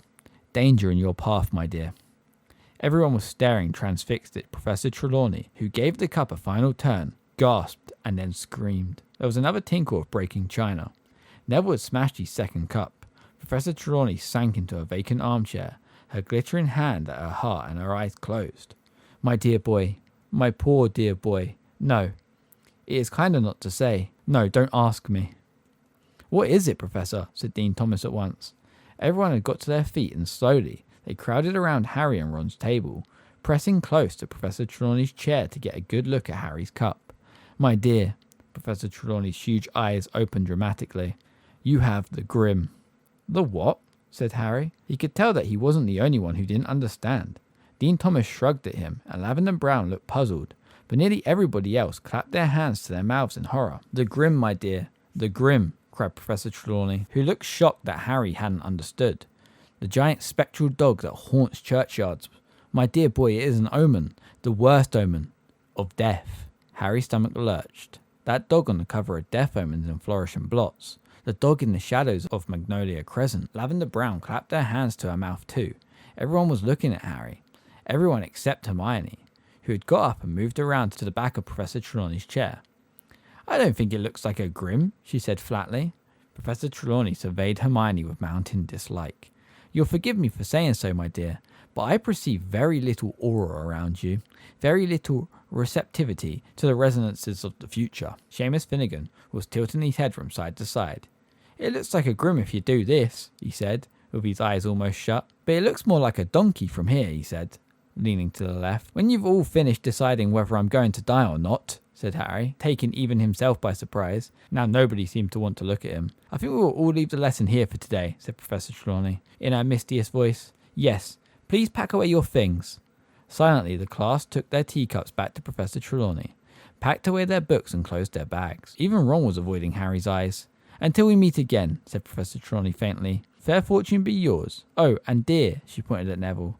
You'll be late next time, so mind you work extra hard to catch up. Harry, Ron and Hermione descended Professor Trelawney's ladder and winding staircase in silence, then set off for Professor McGonagall's Transfiguration lesson. It took them so long to find their classroom that early as they had left deviation, they were only just in time. Harry chose a seat right at the back of the room, feeling as though he was sitting in a very bright spotlight. The rest of the class kept shooting furtive glances at him, as though he was about to drop dead at any moment. He hardly heard what Professor McGonagall was telling them about animagi, wizards who could transform at will into animals, and wasn't even watching when she transformed herself in front of their eyes into a tabby cat with spectacle markings around her eyes. Really, what has got into you all today? Said Professor McGonagall, turning back into herself with a faint pop and staring around at them all. Not that it matters, but that's the first time my transformation has not got applause from a class. Everybody's heads turned towards Harry again, but nobody spoke. Then Hermione raised her hand. Please, Professor, we've just had our first deviation class, and we were reading the tea leaves, and... of course, said Professor McGonagall silently frowning. There is no need to say any more, Miss Granger. Tell me, which of you will be dying this year? Everyone stared at her. Me, said Harry finally. I see, said Professor McGonagall, fixing Harry with her beady eyes. Then you should know, Potter, that Sybil Trelawney has predicted the death of one student a year since she arrived at this school. None of them has died yet. Seeing death omens is her favourite way of greeting a new class. If it were not for the fact that I never speak ill of my colleagues," Professor McGonagall broke off, and they saw that her nostrils had gone white. She went on, more calmly. "Deviation is one of the most imprecise branches of magic. I shall not conceal from you that I have very little patience with it. True seers are very rare, and Professor Trelawney—" She stopped again, and then said in a very matter-of-fact tone, "You look in excellent health to me, Potter, so you will excuse me if I don't let you off homework today. I assure you that if you die, you need not hand it in." Hermione laughed. Harry felt a bit better. It was harder to feel scared of a lump of tea leaves away from the dim red light and befuddling perfume of Professor Trelawney's classroom. Not everyone was convinced, however. Ron still looked worried, and Lavender whispered, "But what about Neville's cup?" When the Transfiguration class had finished, they joined the crowd thundering towards the Great Hall for lunch. "Ron, cheer up," said Hermione, pushing a dish of stew towards him. "You heard what Professor McGonagall said." Ron spooned stew onto his plate and picked up his fork but didn't start. "Harry," he said in a low, serious voice, "you haven't seen a great black dog anywhere, have you?" "Yeah, I have," said Harry. "I saw one the night I left the Dursleys." Ron let his fork fall with a clatter. "Probably a stray," said Hermione calmly. Ron looked at Hermione as though she had gone mad. "Hermione, if Harry's seen a Grim, that's bad," he said. My Uncle Billy saw one, and he died 24 hours later." "Coincidence," said Hermione airily, pouring herself some pumpkin juice. "You don't know what you're talking about," said Ron, starting to get angry. "Grims scare the living daylights out of most wizards." "There you are then," said Hermione in a superior tone. "They see the Grim and die of fright. The Grim's not an omen, it's the cause of death. And Harry's still with us because he's not stupid enough to see one and think, right, well, I better go pop my clogs then." Ron mouthed wordlessly at Hermione, who opened her bag, took out her new arithmetic book, and propped it open against the juice jug. "I think deviation seems very woolly," she said, searching for a page. "A lot of guesswork, if you ask me." "There was nothing woolly about the Grim in that cup," said Ron hotly. "You didn't seem quite so confident when you were telling Harry it was a sheep," said Hermione coolly. "Professor Trelawney said you didn't have the right aura. You just don't like being rubbish at something for a change." He had touched a nerve. Hermione slammed her arithmetic book down on the table so hard that the bits of meat and carrot flew everywhere. "If being good at deviation means I have to pretend to see death omens in a lump of tea leaves, I'm not sure I'll be studying it much longer. That lesson was absolute rubbish compared to my arithmetic class." She snatched up her bag and stalked away. Ron frowned after her. "What's she talking about?" he said to Harry. "She hasn't been to an arithmetic class yet." Harry was pleased to get out of the castle after lunch. Yesterday's rain had cleared. The sky was clear, pale grey, and the grass was springy and damp underfoot as they set off for their first ever Care of Magical Creatures class. Ron and Hermione weren't speaking to each other. Harry walked beside them in silence as they went down the sloping lawns to Hagrid's hut on the edge of the Forbidden Forest. It was only when he spotted 3 only too familiar backs that he realised they must be having these lessons with the Slytherins. Malfoy was talking animatedly to Crabbe and Goyle, who were chortling. Harry was quite sure he knew what they were talking about. Hagrid was waiting for his class at the door of his hut. He stood in his moleskin overcoat, with Fang the Boarhound at his heels, looking impatient to start. "Come on now, get a move on," he called as the class approached. "Got a real treat for you today. Great lesson coming up. Everyone here? Right, follow me." For one nasty moment, Harry thought that Hagrid was going to lead them into the forest. Harry had had enough unpleasant experiences in there to last him a lifetime. However, Hagrid strolled off around the edge of the trees, and 5 minutes later, they found themselves outside a kind of paddock. There was nothing in there. "Everyone gather around the fence here," he called. "That's it. Make sure you can see. Now, first thing you'll want to do is open your books." "How?" said the cold, drooling voice of Draco Malfoy. "Eh?" said Hagrid. "How do we open our books?" Malfoy repeated. He took out his copy of the Monster Book of Monsters, which he had bound shut with a length of rope. Other people took theirs out too. Some, like Harry, had belted their books shut. Others had crammed them inside tight bags, or clamped them together with ball clips. "Hasn't anyone been able to open their books?" said Hagrid, looking crestfallen. The class all shook their heads. "You've got to stroke them," said Hagrid, as though this was the most obvious thing in the world. "Look."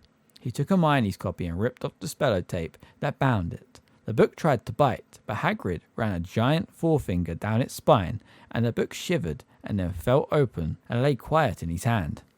"Oh, how silly we've all been," Malfoy sneered. "We should have stroked them. Why didn't we guess?"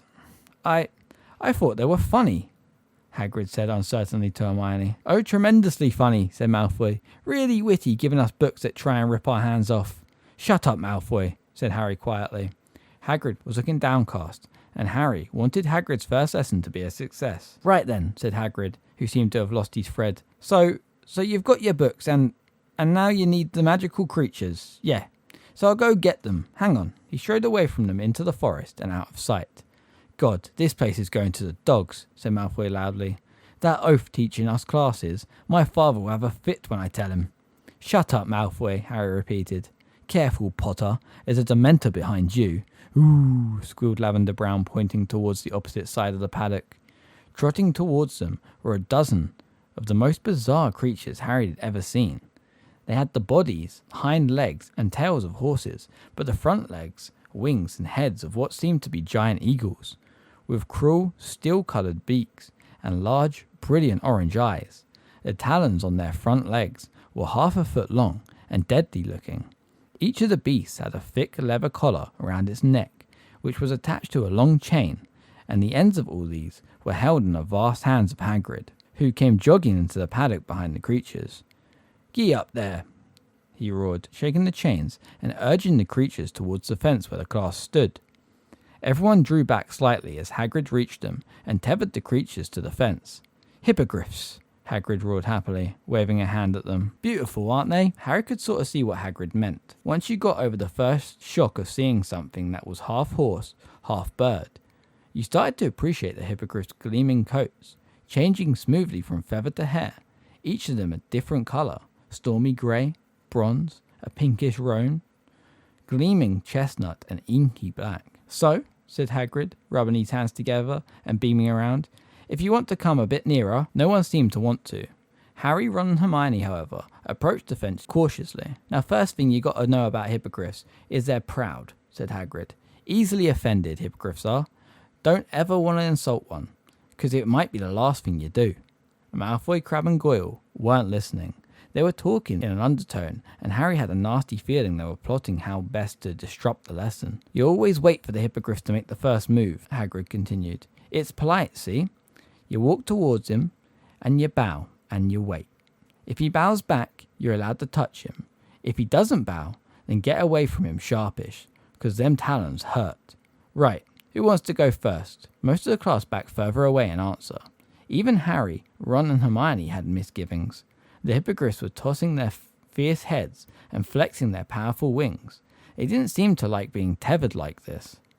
"No one?" said Hagrid, with a pleading look. "I'll do it," said Harry. There was an intake of breath from behind him, and both Lavender and Parvati whispered, "Oh no, Harry, remember your tea leaves." Harry ignored them. He climbed over the paddock fence. "Good man, Harry," roared Hagrid. "Right then, let's see how you get on with Buckbeak." He untied one of the chains, pulled the grey hippogriff away from his fellows, and slipped off his leather collar. The class on the other side of the paddock seemed to be holding its breath. Malfoy's eyes were narrowed maliciously. "Easy now, Harry," said Hagrid quietly. "You've got eye contact. Now, try not to blink. Hippogriffs don't trust you if you blink too much." Harry's eyes immediately began to water, but he didn't shut them.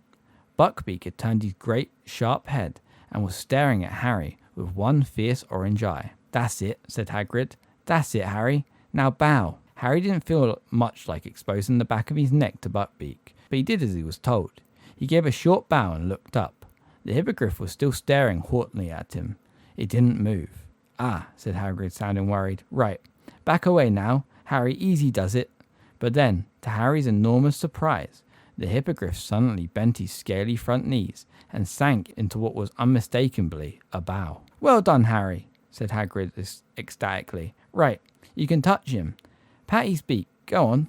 Feeling that a better reward would have been to back away, Harry moved slowly towards the hippogriff and reached out towards him.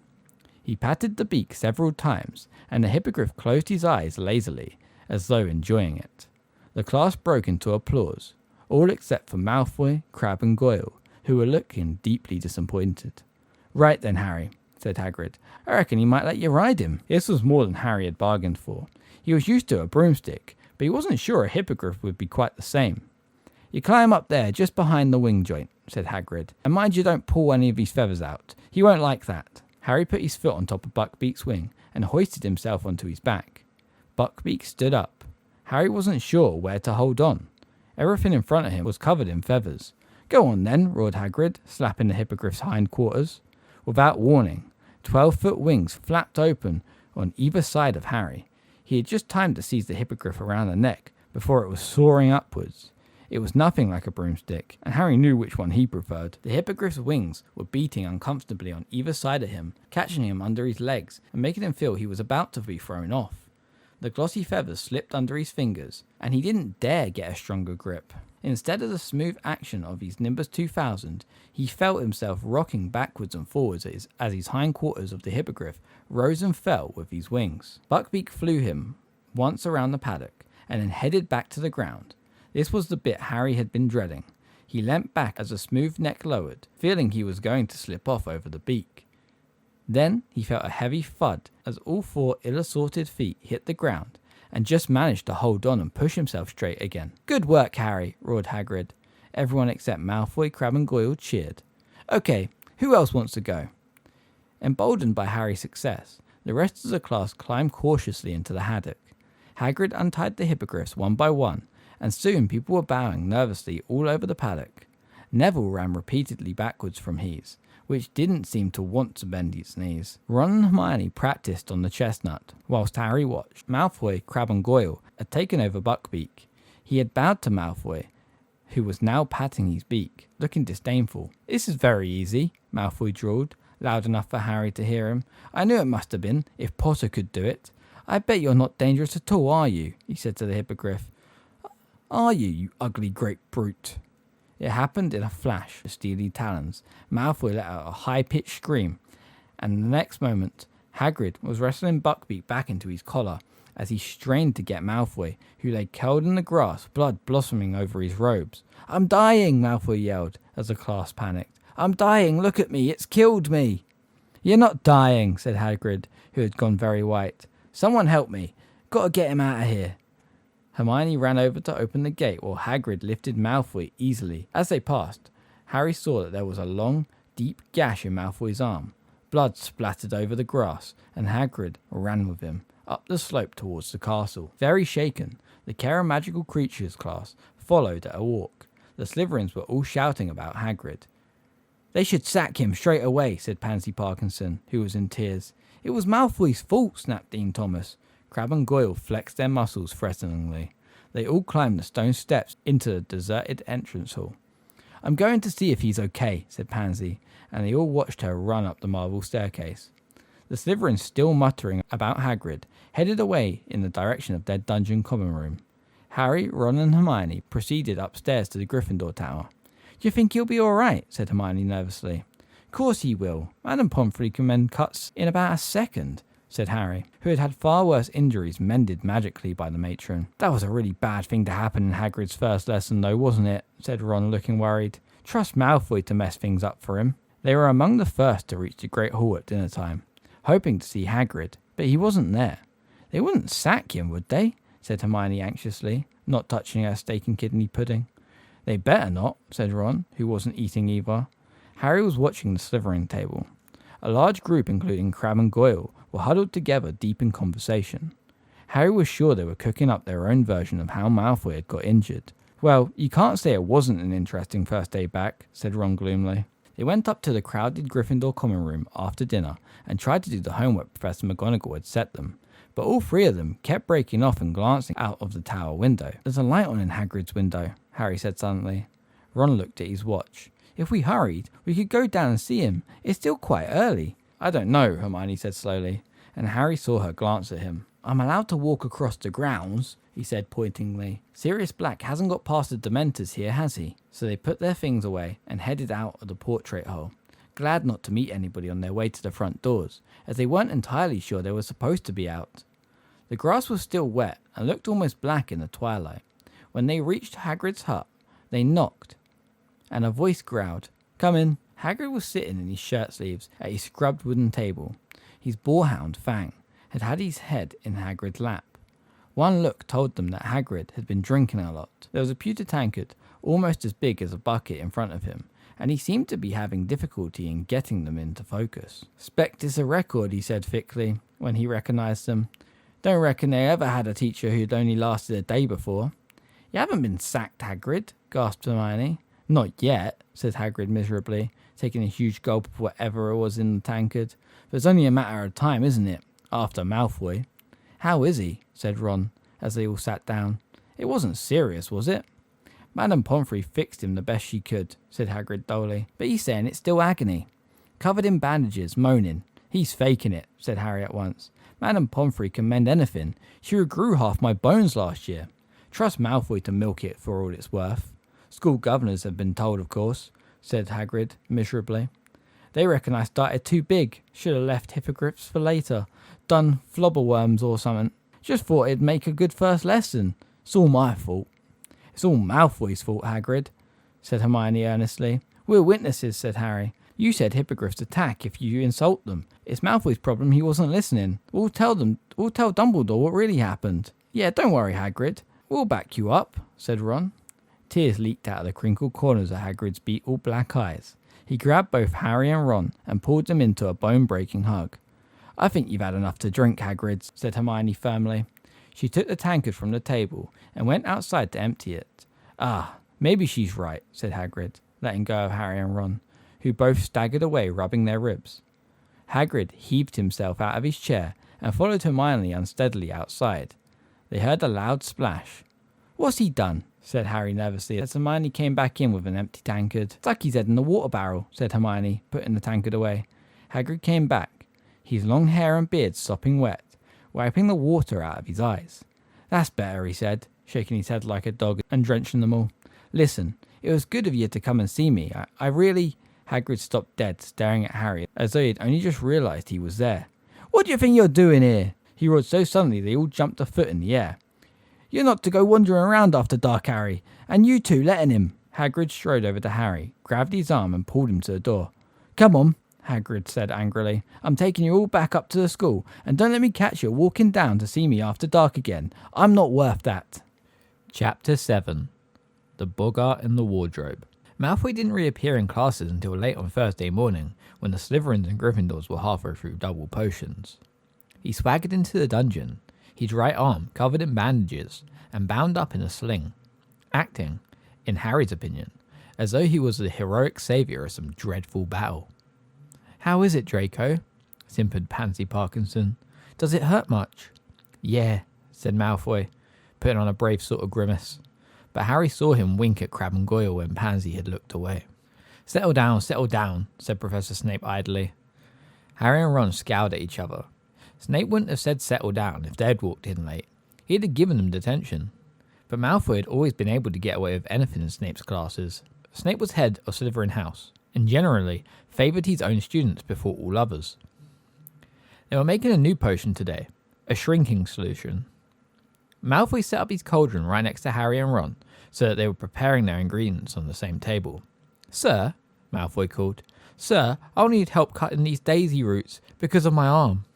"Weasley, cut up Malfoy's roots for him," said Snape, without looking up. Ron went brick red. "There's nothing wrong with your arm," he hissed at Malfoy. Malfoy smirked across the table. "Weasley, you heard Professor Snape. Cut up these roots." Weasley seized his knife, pulled Malfoy's roots towards him, and began to chop them roughly, so that they were all different sizes. "Professor," drawled Malfoy, "Weasley's mutilating my roots, sir." Snape approached their table, stared down his crooked nose at the roots, then gave Ron an unpleasant smile from beneath his long greasy black hair. "Change roots with Malfoy, Weasley."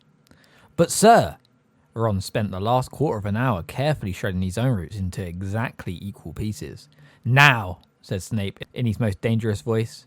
Ron shoved his own beautifully cut roots across the table at Malfoy, then looked up at the knife again.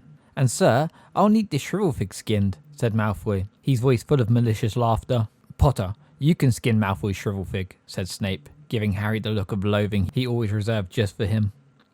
Harry took Malfoy's shrivel fig as Ron set about trying to repair the damage to the roots he had now had to use. Harry skinned the shrivel fig as fast as he could and flung it back across the table at Malfoy without speaking. Malfoy was smirking more broadly than ever. "Seen your pal Hagrid lately?" he asked him quietly. "None of your business," said Ron jerkily, without looking up. "I'm afraid he won't be a teacher much longer," said Malfoy in a tone of mock sorrow. "Father's not very happy about my injury." "Keep talking, Malfoy, and I'll give you a real injury," snarled Ron. "He's complained to the school governors and to the Ministry of Magic. Father's got a lot of influence, you know. And a lasting injury like this." He gave a huge fake sigh. "Who knows if my arm will ever be the same again?" "So that's why you're putting it on," said Harry, accidentally beheading a dead caterpillar because his hand was shaking in anger. "To try and get Hagrid sacked?" "Well," said Malfoy, lowering his voice to a whisper, "partly, Potter, but there are other benefits too. Weasley sliced my caterpillars for me." A few cauldrons away, Neville was in trouble. Neville regularly went to pieces in potions classes. It was his worst subject, and his great fear of Professor Snape made things 10 times worse. His potion, which was supposed to be a bright acid green, had turned orange, Longbottom, said Snape, ladling some up and allowing it to splash back into the cauldron so that everyone could see. "Orange? Tell me, boy, does anything penetrate that thick skull of yours? Didn't you hear me say quite clearly that only one spleen was needed? Didn't I state plainly that a dash of leech juice would suffice? What do I have to do to make you understand, Longbottom?" Neville was pink and trembling. He looked as though he was on the verge of tears. "Please, sir," said Hermione. "Please, could I help Neville put it right?" "I don't remember asking you to show off, Miss Granger," said Snape coldly, and Hermione went as pink as Neville. "Longbottom, at the end of this lesson, we will feed a few drops of this potion to your toad and see what happens. Perhaps that will encourage you to do it properly." Snape moved away, leaving Neville breathless with fear. "Help me," he moaned to Hermione.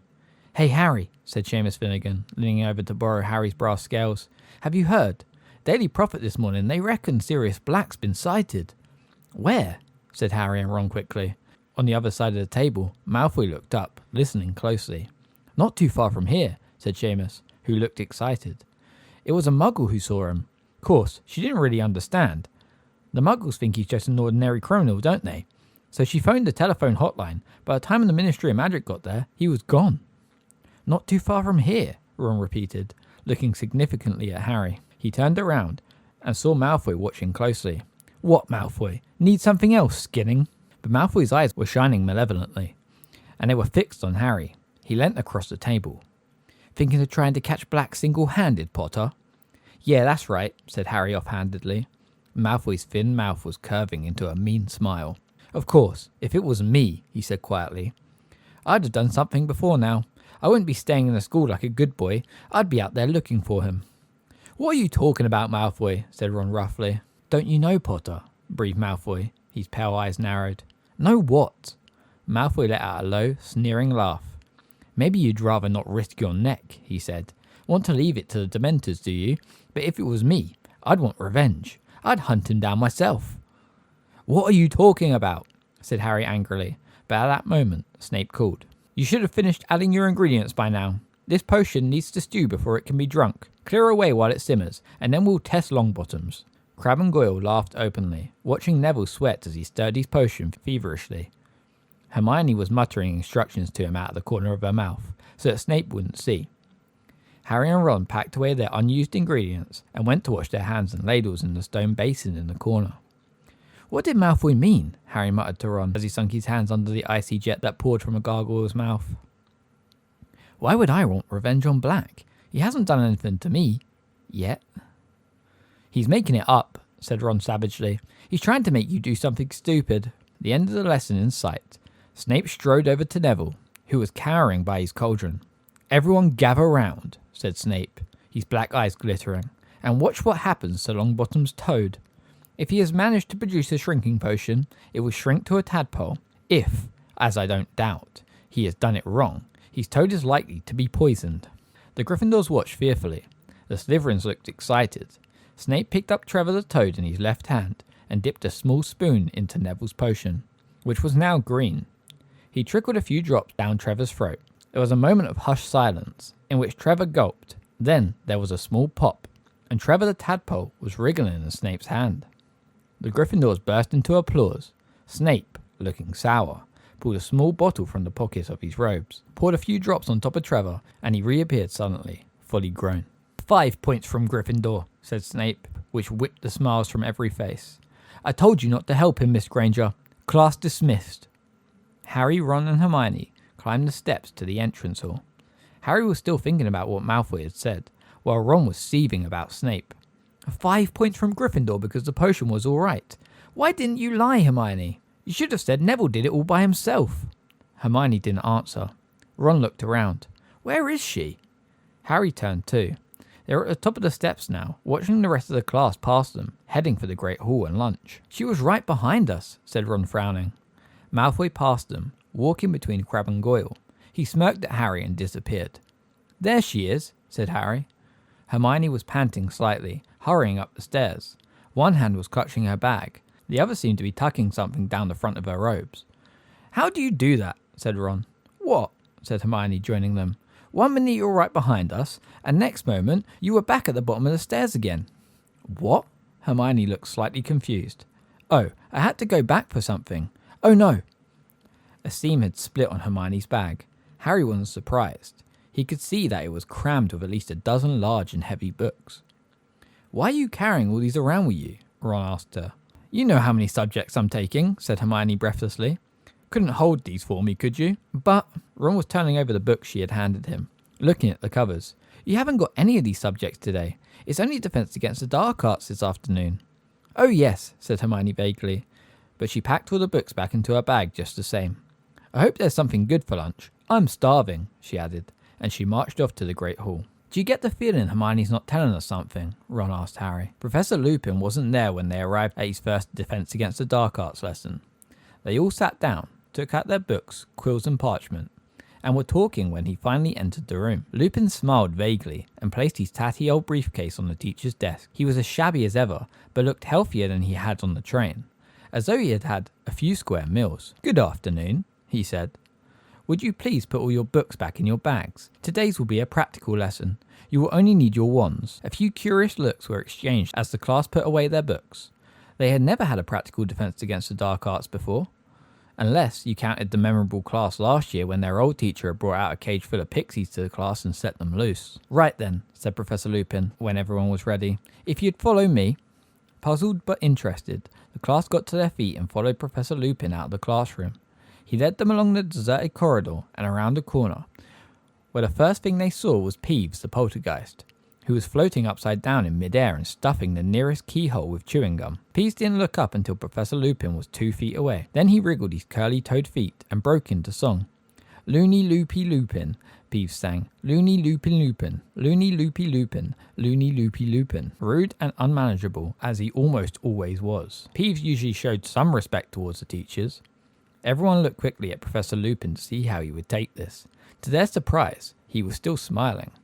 I'd take that gum out of the keyhole if I were you, Peeves, he said pleasantly. Mr. Filch won't be able to get into his brooms. Filch was the Hogwarts caretaker, a bad-tempered, failed wizard who waged a constant war against the students, and indeed, Peeves. However, Peeves paid no attention to Professor Lupin's words, except to blow a loud, wet raspberry. Professor Lupin gave a small sigh and took out his wand. This is a useful little spell, he told the class over his shoulder. Please watch closely. He raised the wand to shoulder height, said, "Waddy wuzzy," and pointed it at Peeves. With the force of a bullet, the wad of chewing gum shot out of the keyhole and straight down Peeves' left nostril. He whirled right way up and zoomed away, cursing. Cool, sir, said Dean Thomas in amazement. Thank you, Dean, said Professor Lupin, putting his wand away again. Shall we proceed? They set off again, the class looking at shabby Professor Lupin with increased respect. He led them down the second corridor and stopped, right outside the staff room door. Inside, please, said Professor Lupin, opening it and standing back. The staff room, a long, panelled room full of old, mismatched chairs, was empty except for one teacher, Professor Snape. Professor Snape was sitting in a low armchair, and he looked around as the class filed in. His eyes were glittering, and there was a nasty sneer playing around his mouth. As Professor Lupin came in and made to close the door behind him, Snape said, Leave it open, Lupin. I'd rather not witness this. He got to his feet and strode past the class, his black robes billowing behind him. At the doorway, He turned his heel and said, "Possibly no one's warned you, Lupin, but this class contains Neville Longbottom. I would advise you not to entrust him with anything difficult, not unless Miss Granger is hissing instructions in his ear." Neville went scarlet. Harry glared at Snape. It was bad enough that he bullied Neville in his own classes, let alone doing it in front of other teachers. Professor Lupin had raised his eyebrows. "I was hoping that Neville would assist me with the first stage of the operation," he said, "and I'm sure he will perform it admirably." Neville's face went, if possible, even redder. Snape's lip curled, but he left, shutting the door with a snap. "Now then," said Professor Lupin, beckoning the class towards the end of the room, where there was nothing except an old wardrobe in which the teachers kept their spare robes. As Professor Lupin went to stand next to it, the wardrobe gave a sudden wobble, banging off the wall. "Nothing to worry about," said Professor Lupin calmly, as a few people jumped backwards in alarm. "There's a boggart in there." Most people seemed to feel that this was something to worry about. Neville gave Professor Lupin a look of pure terror, and Seamus Finnegan eyed the now rattling doorknob apprehensively. "Boggarts like dark enclosed spaces," said Professor Lupin. "Wardrobes, the gap beneath beds, the cupboard under sinks. I once met one that had lodged itself into a grandfather clock. This one moved in yesterday afternoon, and I asked the headmaster if the staff would leave it to give my third years some practice. So the first question we must ask ourselves is, what is a boggart?" Hermione put up her hand. "It's a shapeshifter," she said. "It can take the shape of whatever it thinks will frighten us most." "Couldn't have put it better myself," said Professor Lupin, and Hermione glowed. "So the boggart, sitting in the darkness within, has not yet assumed a form. He does not yet know what will frighten the person on the other side of the door. Nobody knows what a boggart looks like when he is alone, but when I let him out, he will immediately become whatever each of us most fears. This means," said Professor Lupin, choosing to ignore Neville's small splutter of terror, "that we have a huge advantage over the boggart before we begin. Have you spotted it, Harry?" Trying to answer a question with Hermione next to him, bobbing up and down on the balls of her feet with her hand in the air, was very off-putting, but Harry had a go. Because there are so many of us, it won't know what shape it should be?" "Precisely," said Professor Lupin, and Hermione put her hand down, looking a little disappointed. "It's always best to have company when you're dealing with a boggart. He becomes confused. Which should he become, a headless corpse or a flesh-eaten slug? I once saw a boggart make that very mistake, tried to frighten two people at once, and turned himself into half a slug. Not remotely frightening. The charm that repels a boggart is simple, yet it requires force of mind. You see, the thing that really finishes a boggart is laughter. What you need to do is force it to assume a shape that you find amusing. We will practice the charm without wands first. After me, please. Ridiculous." "Ridiculous," said the class together. "Good," said Professor Lupin. "Very good. But that was the easy part, I'm afraid. You see, the word alone is not enough. And this is where you come in, Neville." The wardrobe shook again, though not as much as Neville, who walked forward as though he was heading for the gallows. "Right, Neville," said Professor Lupin. "First things first, what would you say is the thing that frightens you the most in the world?" Neville's lips moved, but no noise came out. "Didn't catch that, Neville, sorry," said Professor Lupin cheerfully. Neville looked around rather wildly, as though begging someone to help him, then said, in barely more than a whisper, "Professor Snape." Nearly everyone laughed. Even Neville grinned apologetically. Professor Lupin, however, looked thoughtful. "Professor Snape. Neville, I believe you live with your grandmother." Yeah," said Neville nervously. "But I don't want the boggart to turn into her either." No, you misunderstand me," said Professor Lupin, now smiling. "I wonder, could you tell us what sort of clothes your grandmother usually wears?" Neville looked startled, but said, "Well, always the same hat, a tall one with a stuffed vulture on top, and a long dress, green normally, and sometimes a fox fur scarf." "And a handbag?" prompted Professor Lupin. "A big red one," said Neville. "Right then," said Professor Lupin. "Can you picture those clothes very clearly, Neville? Can you see them in your mind's eye?" "Yes," said Neville uncertainly, plainly wondering what was coming next. "When the boggart bursts out of this wardrobe, Neville, and sees you, it will assume the form of Professor Snape," said Lupin. "And you will raise your wand, fuss, and cry, 'Ridiculous,' and concentrate hard on your grandmother's clothes. If all goes well, Professor Boggart Snape will be forced into that vulture-topped hat, that green dress, that big red handbag." There was a great shout of laughter. The wardrobe wobbled more violently. If Neville is successful, the Boggart is likely to turn his attention to each of us in turn, said Professor Lupin. I would like you all to take a moment now to think of the thing that scares you most, and imagine how you might force it to look comical. The room went quiet. Harry thought, what scared him the most in the world? His first thought was Lord Voldemort, as Voldemort returned to full strength. But before he had started to plan a possible counterattack on a Boggart Voldemort, a horrible image came floating to the surface of his mind. A rotting, glistening hand, slithering back beneath a black cloak. A long, rattling breath from an unseen mouth. Then a cold, so penetrating, it felt like drowning. Harry shivered, then looked around, hoping no one had noticed. Many people had their eyes shut tight. Ron was muttering to himself, take its legs off. Harry was sure he knew what that was about. Ron's greatest fear was spiders. Everyone ready? Said Professor Lupin. Harry felt a lurch of fear. He wasn't ready. How could you make a Dementor less frightening? But he didn't want to ask for more time. Everyone else was nodding and rolling up their sleeves.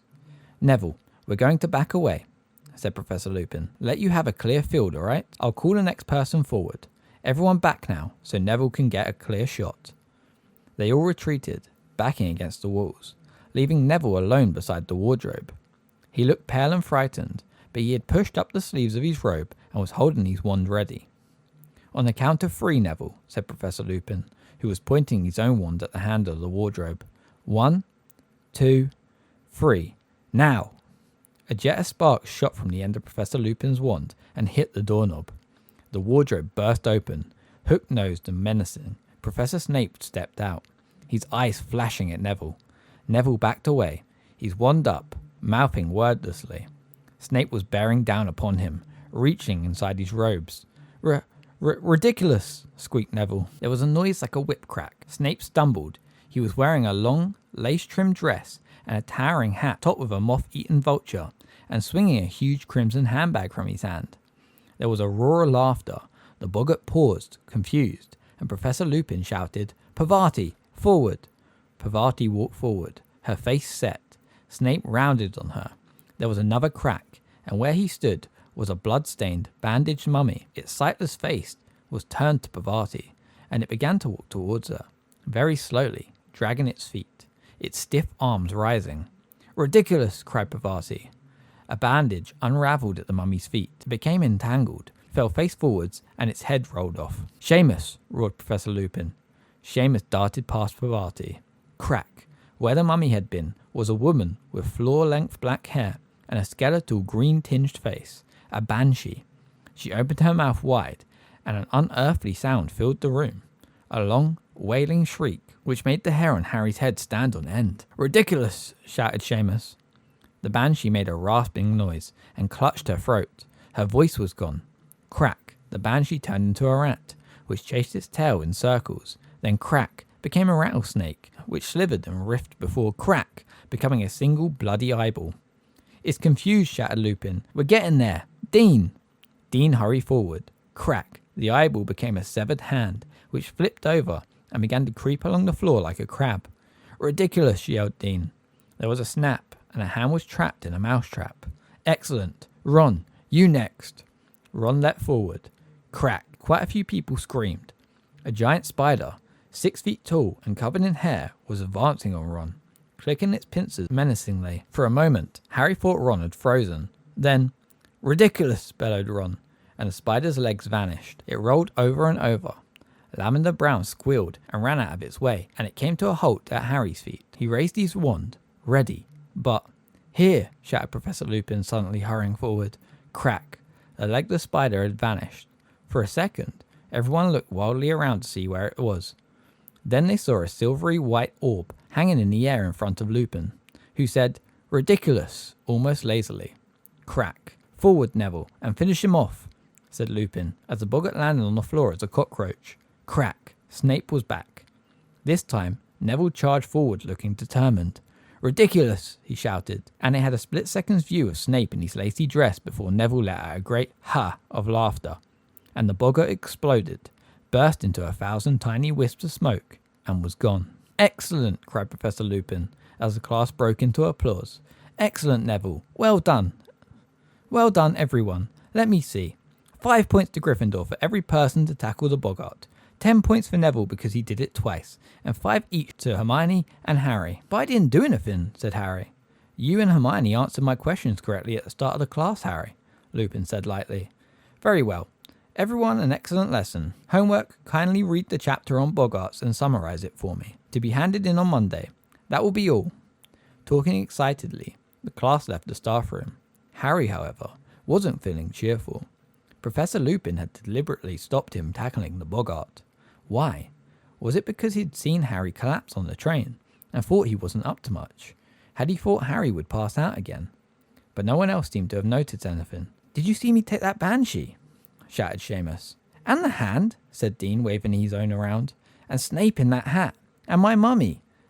I wonder why Professor Lupin's frightened of crystal balls, said Lavender thoughtfully. That was the best defense dark arts lesson we've ever had, wasn't it? Said Ron excitedly, as they made their way back to the classroom to get their bags. He seems a very good teacher, said Hermione approvingly, but I wish I could have had a turn with the Boggart. What would it have been for you? Said Ron, sniggering.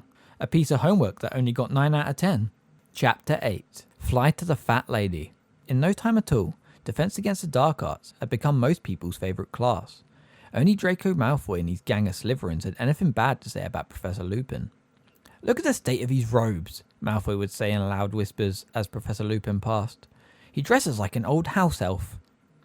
But no one else cared that Professor Lupin's robes were patched and frayed. His next few lessons were just as interesting as the first. After Boggarts, they studied red capes, nasty little goblin-like creatures that lurked wherever there had been bloodshed, in the dungeons of castles and potholes of deserted battlefields, waiting to bludgeon those who had got lost. From red capes, they moved on to kappas, creepy water dwellers that looked like scaly monkeys, with webbed hands itching to strangle unwitting waders in their ponds. Harry only wished he was as happy with some of his other classes. Worst of all was potions. Snape was in a particularly vindictive mood these days, and no one was in any doubt why. The story of the Boggart assuming Snape's shape, and the way that Neville had dressed it in his grandmother's clothes, had travelled through the school like wildfire. Snape didn't seem to find it funny. His eyes flashed menacingly at the very mention of Professor Lupin's name, and he was bullying Neville worse than ever. Harry was almost growing to dread the hours he spent in Professor Trelawney's stifling tower room, deciphering lopsided shapes and symbols, trying to ignore the way Professor Trelawney's enormous eyes filled with tears every time she looked at him. He couldn't like Professor Trelawney, even though she was treated with respect bordering on reverence by many of the class. Parvati Patel and Lavender Brown had taken to haunting Professor Trelawney's tower room at lunchtimes, and always returned with annoyingly superior looks on their faces, as though they knew things others didn't. They had also started using hushed voices whenever they spoke to Harry, as though he was on his deathbed. Nobody really liked Magical creatures, which, after the action-packed first class, had become extremely dull. Hagrid seemed to have lost his confidence. They were now spending lesson after lesson learning how to look after flobberworms, which had to be some of the most boring creatures in existence. Why would anyone bother looking after them? Said Ron, after yet another hour of poking shredded lettuce down the flobberworms' slimy throats. At the start of October, however, Harry had something else to occupy him. Something so enjoyable it made up for his unsatisfactory lessons. The Quidditch season was approaching, and Oliver Wood, captain of the Gryffindor team, called a meeting one Thursday evening to discuss tactics for the new season. There were 7 people on a Quidditch team, 3 chasers, whose job it was to score goals by putting the quaffle, a red football-sized ball, through one of the 50-foot high hoops at each end of the pitch, 2 beaters who were equipped with heavy bats to repel the bludgers, 2 heavy black balls which zoomed around trying to attack the players, a keeper who defended the goalposts, and the seeker who had the hardest job of all, that of catching the golden snitch, a tiny winged walnut-sized ball, whose capture ended the game and earned the Seeker's team an extra 150 points. Oliver Wood was a burly 17-year-old, now in his 7th and final year at Hogwarts. There was a quiet sort of desperation in his voice as he addressed his 6 fellow team members in the chilly changing rooms on the edge of the darkening Quidditch pitch. This is our last chance, my last chance, to win the Quidditch Cup, he told them, striding up and down in front of them. I'll be leaving at the end of this year. I'll never get another shot at it. Gryffindor haven't won for 7 years now, so we've had the worst luck in the world. Injuries, then the tournament getting called off last year, Wood swallowed, as though the memory still brought a lump to his throat. But we also know we've got the best ruddy team in the school, he said, punching a fist into his other hand. The old man had glint back in his eye. We've got 3 superb chasers. Wood pointed at Alicia Spinnet, Angelina Johnson, and Katie Bell. We've got 2 unbelievable beaters. Stop it, Oliver. You're embarrassing us, said Fred and George Weasley together, pretending to blush. And we've got a seeker who has never failed to win us a match, Wood rumbled, glaring at Harry with a kind of furious pride. And me, he added, as an afterthought. We think you're very good too, Oliver, said George. Cracking keeper, said Fred. The point is, Wood went on, resuming his pacing, the Quidditch Cup should have had our name on it these last 2 years. Ever since Harry joined the team, I thought the thing was in the bag, but we haven't got it, and this year's the last chance we'll get to finally see our name on the thing. Wood spoke so dejectedly that even Fred and George looked sympathetic. Oliver, this year's our year, said Fred. We'll do it, Oliver, said Angelina. Definitely, said Harry. Full of determination, the team started training sessions. 3 evenings a week. The weather was getting colder and wetter, the nights darker, but no amount of mud, wind or rain could tarnish Harry's wonderful vision of finally winning the huge silver Quidditch Cup. Harry returned to the Gryffindor common room one evening after training, cold and stiff, but pleased with the way practice had gone, to find the room buzzing excitedly. What's happened? He asked Ron and Hermione, who were sitting in 2 of the best armchairs by the fireside and completing some star charts for astronomy. First Hogsmeade's weekend, said Ron, pointing at a notice that had appeared on the battered old notice board. End of October, Halloween. Excellent, said Fred, who had followed Harry through the portrait hole. I need to visit Zonko's. I'm nearly out of stink pellets. Harry threw himself into a chair beside Ron, his high spirits ebbing away. Hermione seemed to read his mind. Harry, I'm sure you'll be able to go next time, she said. They're bound to catch Black soon. He's been sighted once already. Black's not fool enough to try anything in Hogsmeade, said Ron. Ask McGonagall if you can go this time. Harry, the next one might not be for ages. Ron, said Hermione. Harry's supposed to stay in school. He can't be the only 3rd year left behind, said Ron. Ask McGonagall. Go on, Harry. Yeah, I think I will, said Harry, making up his mind. Hermione opened her mouth to argue, but at that moment Crookshanks leapt lightly onto her lap. A large dead spider was dangling from his mouth. Does he have to eat that in front of us? Said Ron, scowling. Clever Crookshanks, did you catch that all by yourself? Said Hermione.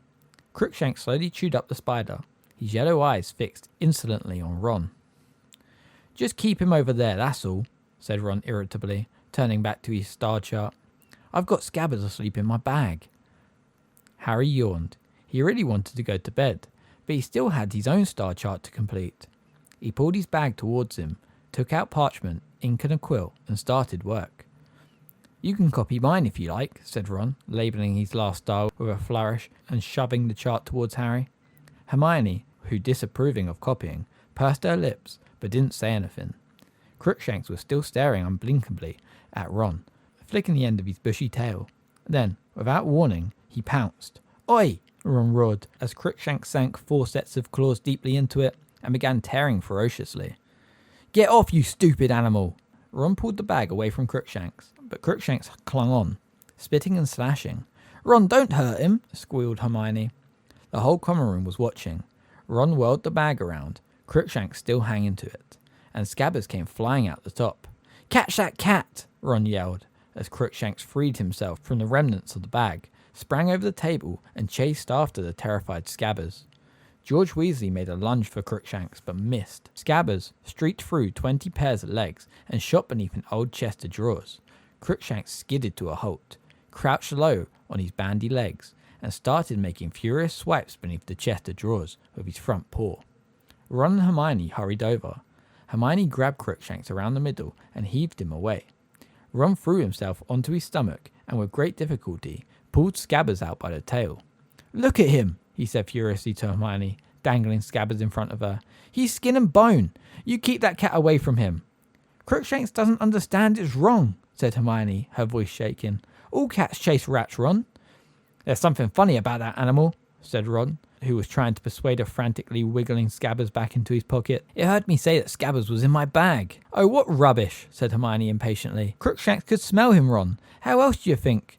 That cat's got it out for Scabbers, said Ron, ignoring the people around him, who were starting to giggle. And Scabbers was here first, and he's ill. Ron marched through the common room out of sight, up the stairs to the boys' dormitories. Ron was still in a bad mood with Hermione the next day. He barely talked to her all through herbology, even though he, Harry and Hermione were working together on the same puffer pod. "How's Scabbers?" Hermione asked timidly, as they stripped fat pink pods from the plants and emptied the shining beans into a wooden pail. "He's hiding at the bottom of my bed shaking," said Ron angrily, missing the pail and scattering beans over the greenhouse floor. "Careful, Weasley, careful," said Professor Sprout, as the beans burst into bloom before their very eyes. They had Transfiguration next. Harry, who had resolved to ask Professor McGonagall after the lesson whether he could go into Hogsmeade with the rest, joined the queue outside the classroom, trying to decide how he was going to argue his case. He was distracted, however, by a disturbance at the front of the line. Lavender Brown seemed to be crying. Parvati had her arm around her, and was explaining something to Seamus Finnegan and Dean Thomas, who were looking very serious. "What's the matter, Lavender?" said Hermione anxiously, as she, Harry and Ron went to join the group. "She's got a letter from home this morning," Parvati whispered. "It's her rabbit, Blinky. He's been killed by a fox." "Oh," said Hermione. "I'm so sorry, Lavender." "I should have known," said Lavender tragically. "You know what day it is." The 16th of October. That thing you're dreading. It will happen on the 16th of October, remember? She was right. She was right." The whole class was gathered around Lavender now. Seamus shook his head seriously. Hermione hesitated. Then she said, "You were dreading Binky being killed by a fox." "Well, not necessarily by a fox," said Lavender, looking up at Hermione with streaming eyes. "But I was obviously dreading him dying, wasn't I?" "Oh," said Hermione. She paused again. Then, "Was Binky an old rabbit?" No, sobbed Lavender. "He was only a baby." Parvati tightened her arm around Lavender's shoulders. "But then why would you dread him dying?" said Hermione. Parvati glared at her. "Well, look at it logically," said Hermione, turning to the rest of the group. "I mean, Binky didn't even die today, did he? Lavender just got the news today." Lavender wailed loudly. "And she can't be dreading it, because it's come as a real shock." "Don't mind Hermione, Lavender," said Ron loudly. "She doesn't think other people's pets matter very much." Professor McGonagall opened the classroom door at that moment, which was perhaps lucky. Hermione and Ron were looking daggers at each other, and when they got into class, they seated themselves either side of Harry and didn't talk to each other all lesson.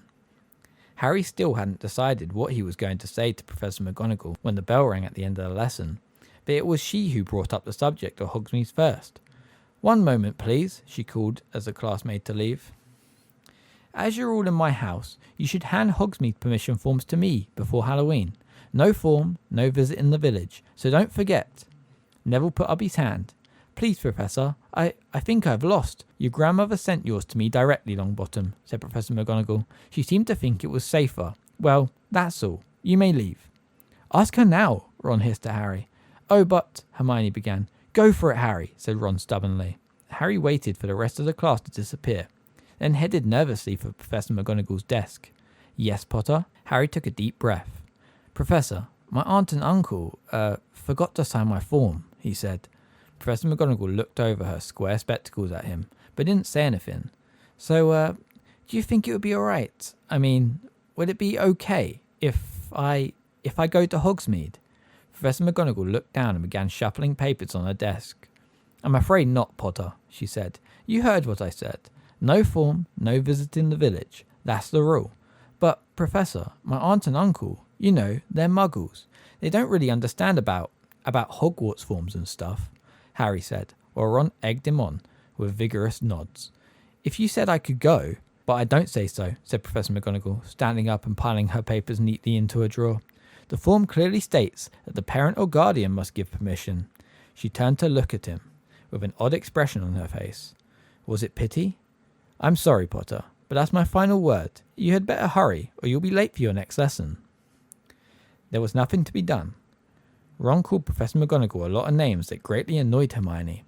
Hermione assumed an all for the best expression that made Ron even angrier, and Harry had to endure everyone in the class talking loudly and happily about what they were going to do first once they got into Hogsmeade. "There's always the feast," said Ron in an effort to cheer Harry up. "You know, the Halloween feast in the evening." "Yeah," said Harry gloomily. "Great." The Halloween feast was always good, but it would taste a lot better if he was coming to it after a day in Hogsmeade with everyone else. Nothing anyone said made him feel any better about being left behind. Dean Thomas, who was good with a quill, had offered to forge Uncle Vernon's signature on the form, But as Harry had already told Professor McGonagall he hadn't had it signed, that was no good. Ron half-heartedly suggested the invisibility cloak, but Hermione stamped on that one, reminding Ron what Dumbledore had told them about the Dementors being able to see through them. Percy had what were possibly the least helpful words of comfort. They make a fuss about Hogsmeade, but I assure you, Harry, it's not all it's cracked up to be, he said seriously.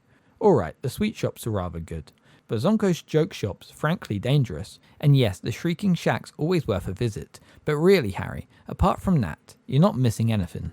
On Halloween morning, Harry awoke with a rest and went down to breakfast feeling thoroughly depressed, though doing his best to act normally.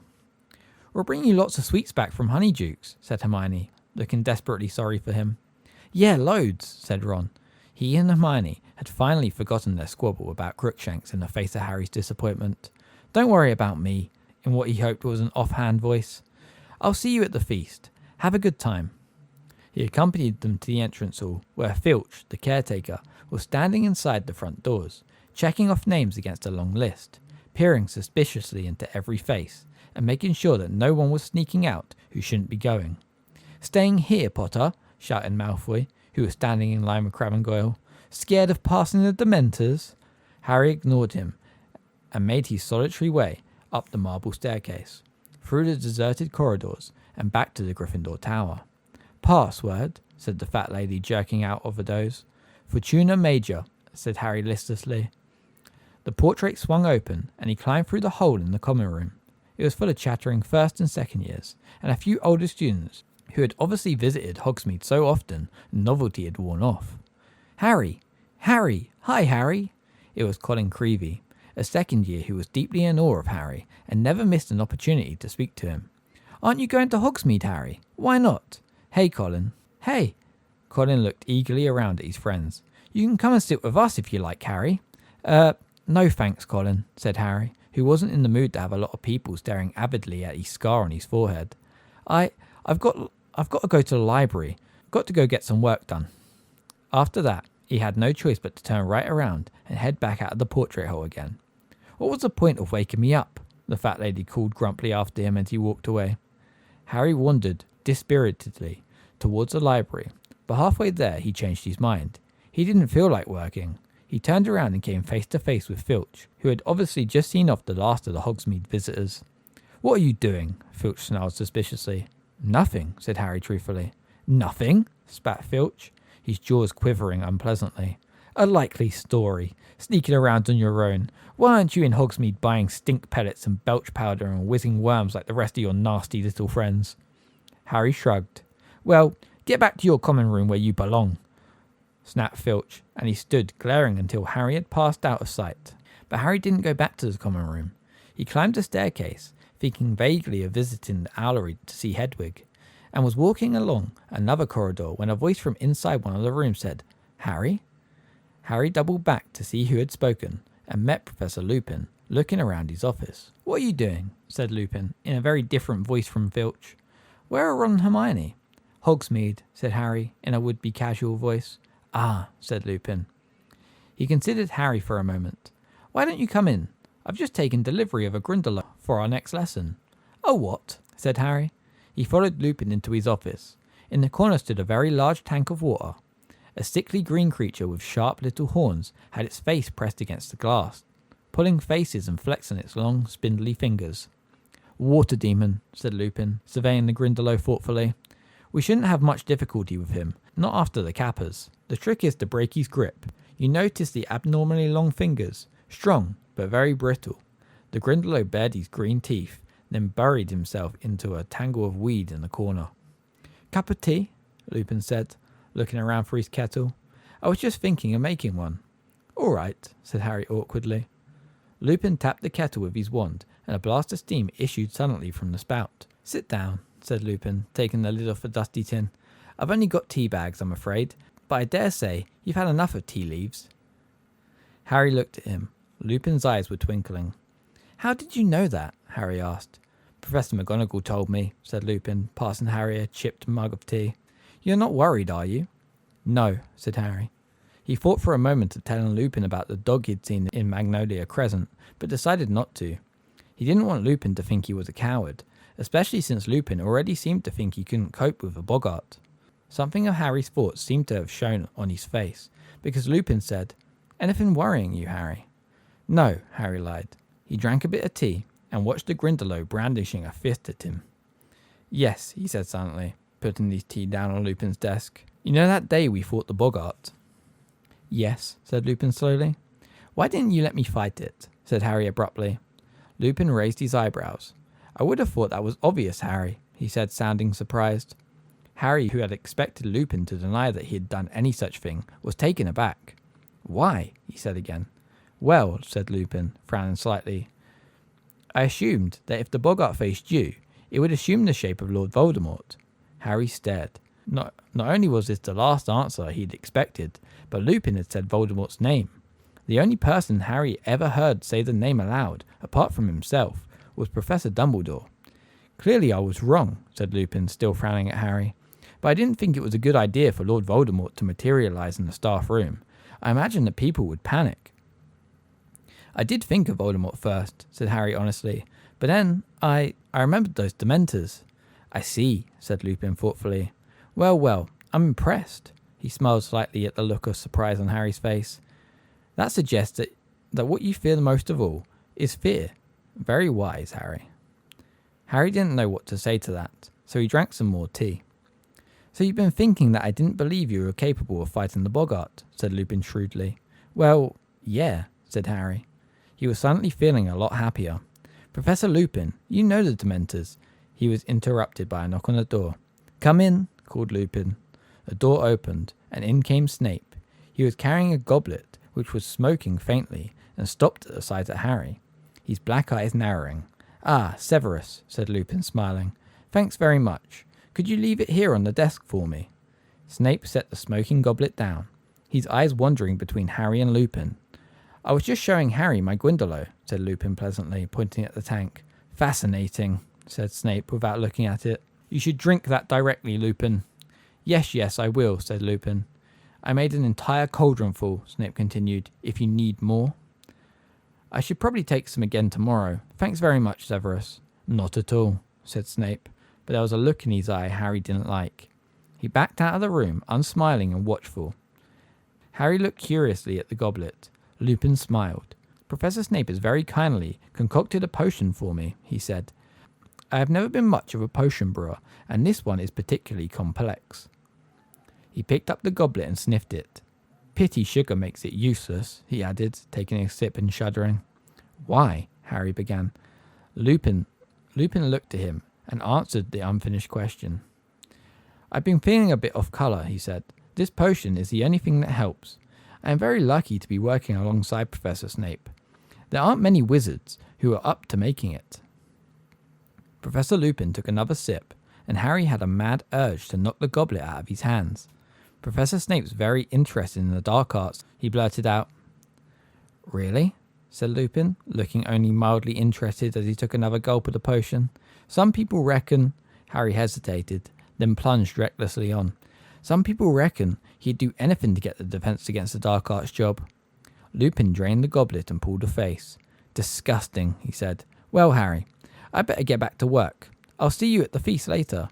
"Right," said Harry, putting his empty teacup down. The empty goblet was still smoking. "There you go," said Ron. "We got you as much as we could carry." A shower of brilliantly coloured sweets fell into Harry's lap.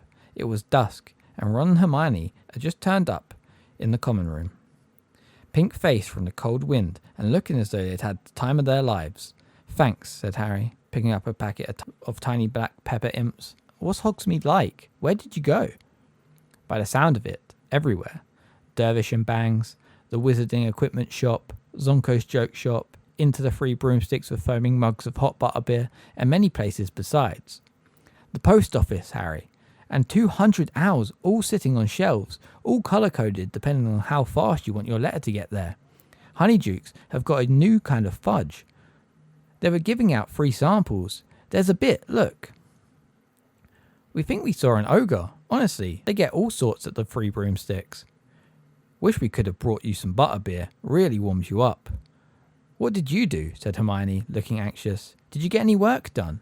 "No," said Harry. Lupin made me a cup of tea in his office, and then Snape came in. He told them all about the goblet. Ron's mouth fell open. Lupin drank it, he gasped. Is he mad? Hermione checked her watch. We'd better go down. You know the feast will be starting in 5 minutes. We hurried through the portrait hole and into the crowd, still discussing Snape. But if he, Hermione dropped her voice, glancing nervously around. If he was trying to poison Lupin, he wouldn't have done it in front of Harry.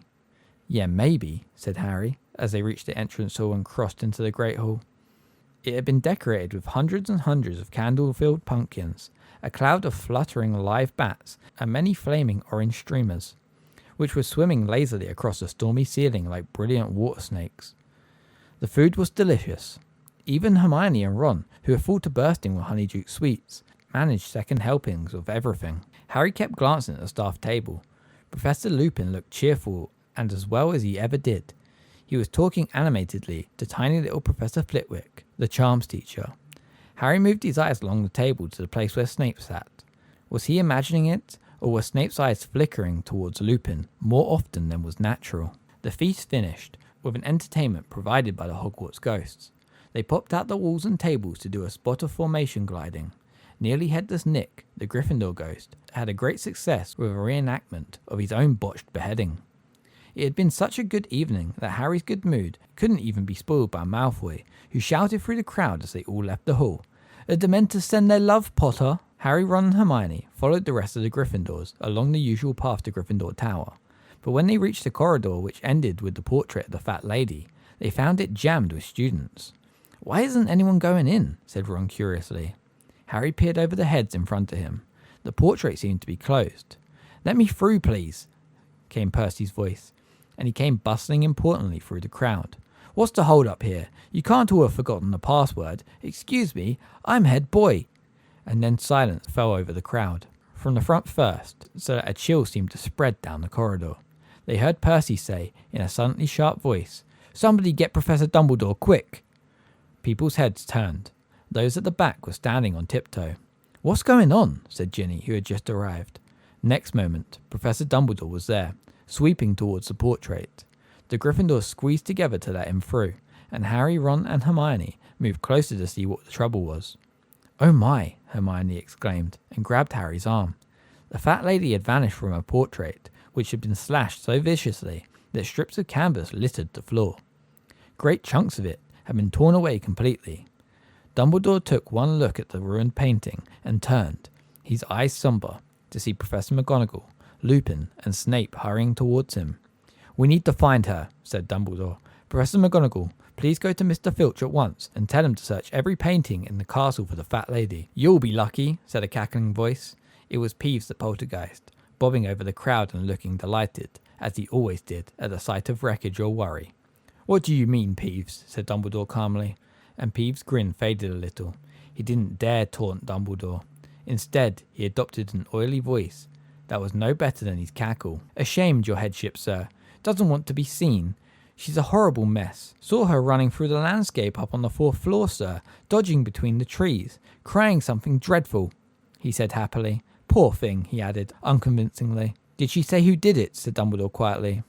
"Oh yes, Professor Head," said Peeves, with the air of one cradling a large bombshell in his arms. "He got very angry when she wouldn't let him in, you see." Peeves flipped over and grinned at Dumbledore from between his own legs. "Nasty temper he's got, that Sirius Black." Chapter 9. Grim Defeat. Professor Dumbledore sent all the Gryffindors back to the Great Hall, where they were joined 10 minutes later by the students from Hufflepuff, Ravenclaw and Slytherin, who all looked extremely confused. "The teachers and I need to conduct a thorough search of the castle," Professor Dumbledore told them, as Professor McGonagall and Flitwick closed all doors into the hall. "I'm afraid that, for your own safety, you will have to spend the night here. I want the prefects to stand guard over the entrances to the hall, and I'm leaving the head boy and girl in charge. Any disturbance should be reported to me immediately." He added to Percy, who was looking immensely proud and important, "Send word with one of the ghosts." Professor Dumbledore paused, about to leave the hall, and said, "Oh yes, you'll be needing—" One casual wave of his wand, and the long tables flew to the edges of the hall and stood themselves against the walls. Another wave, and the floor was covered with hundreds of squashy purple sleeping bags. Sleep well, said Professor Dumbledore, closing the door behind him. The hall immediately began to buzz excitedly. The Gryffindors were telling the rest of the school what had just happened. Everyone into their sleeping bags, shouted Percy. Come on now, no more talking. Lights out in 10 minutes. Come on, Ron said to Harry and Hermione. They seized 3 sleeping bags and dragged them into a corner.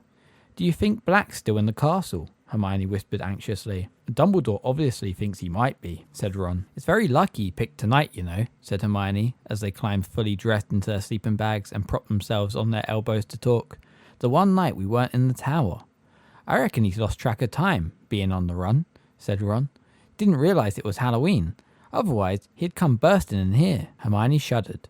All around them, people were asking each other the same question.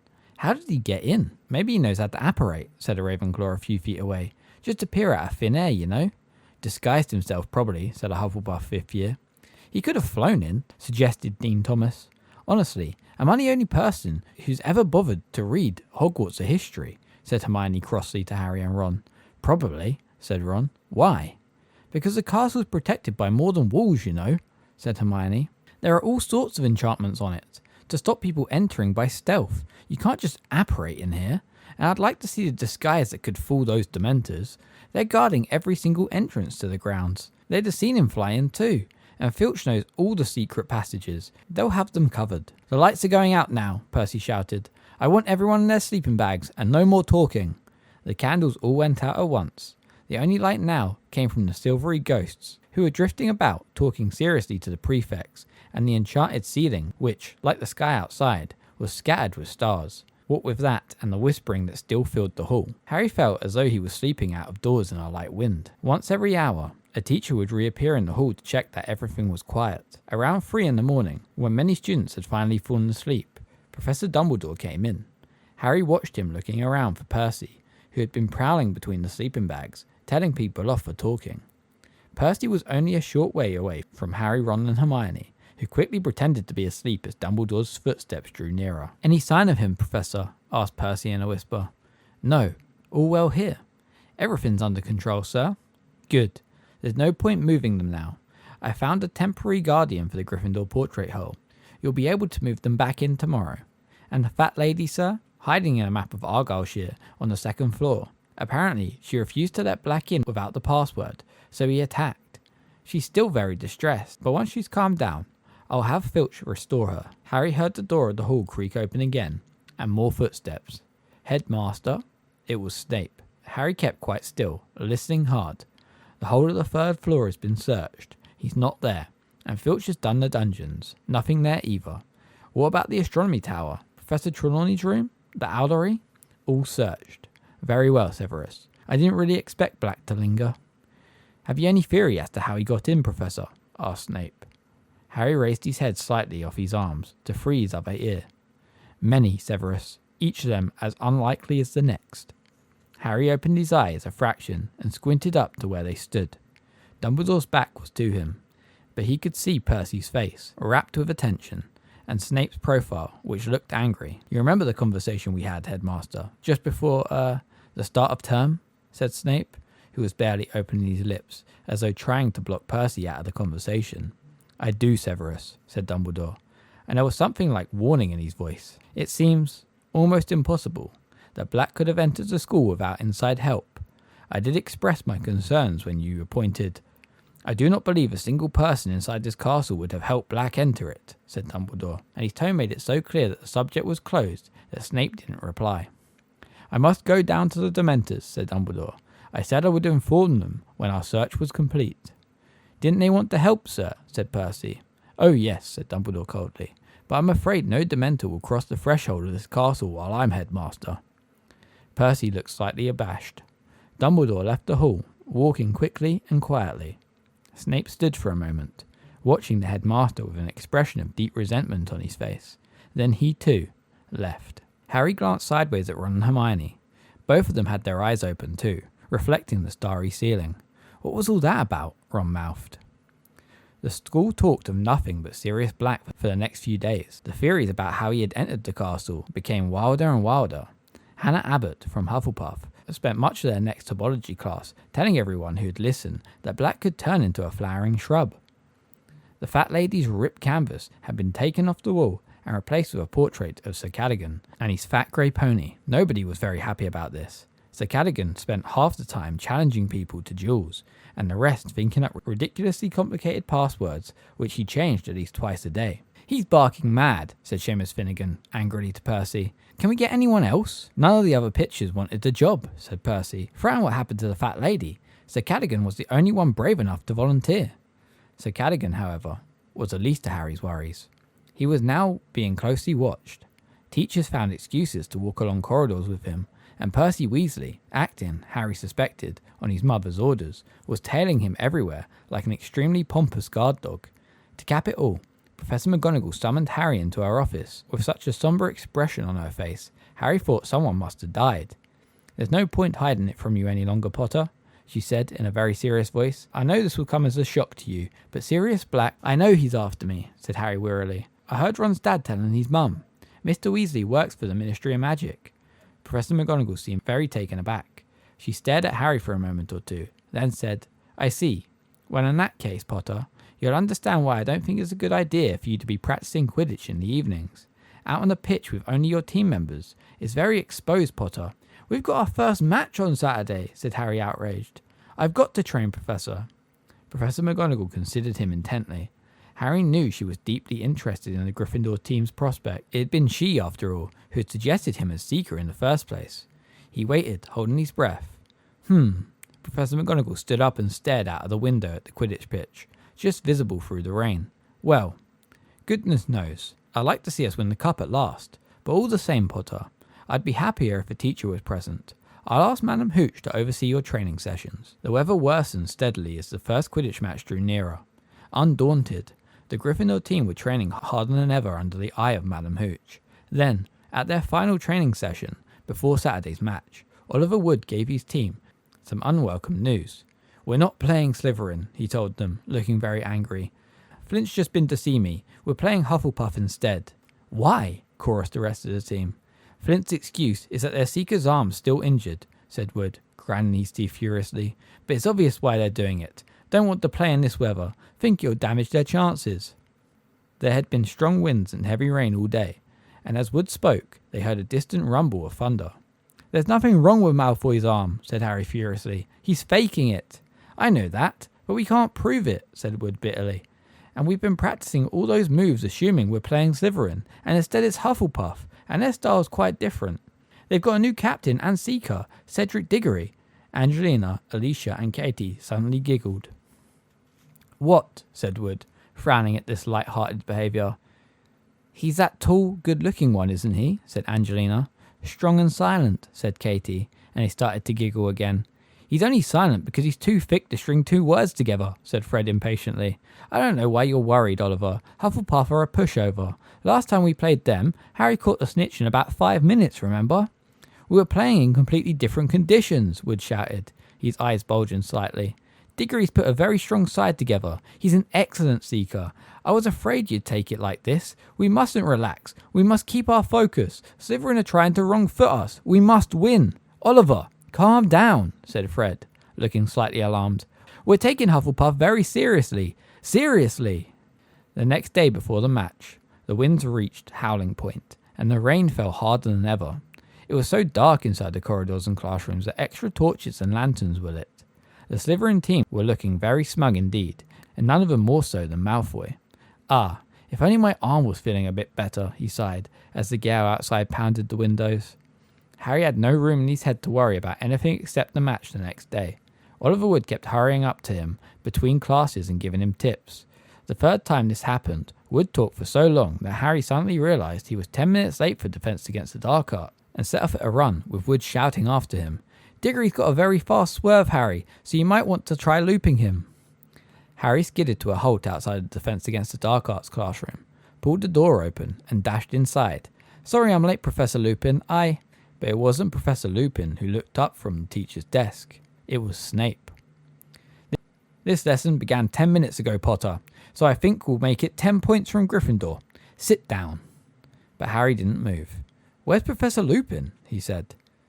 "He says he is feeling too ill to teach today," said Snape with a twisted smile. "I believe I told you to sit down." but Harry stayed where he was. "What's wrong with him?" Snape's black eyes glittered. "Nothing life-threatening," he said, looking as though he wished it was. 5 more points from Gryffindor, and if I have to ask you to sit down again, it will be 50. Harry walked slowly to his seat and sat down. Snape looked around the class. "As I was saying before Potter interrupted, Professor Lupin has not left any record of the topics you have covered so far. Please, sir, we've done Boggarts, Red Capes, Kappas, and Grindylows," said Hermione quickly, "and we're just about to start." "Be quiet," said Snape coldly. "I did not ask for information. I was merely commenting on Professor Lupin's lack of organisation." "He's the best defensive dark arts teacher we've ever had," said Dean Thomas boldly, and there was a murmur of agreement from the rest of the class. Snape looked more menacing than ever. "You are easily satisfied. Lupin is hardly overtaxing you. I would expect first years to be able to deal with Red Capes and Grindylows. Today we shall discuss—" Harry watched him flick through the textbook to the very back chapter, which he must know they hadn't covered. "Werewolves," said Snape. "But sir," said Hermione, seemingly unable to restrain herself, "we're not supposed to do werewolves yet. We're due to start Hinky Punks."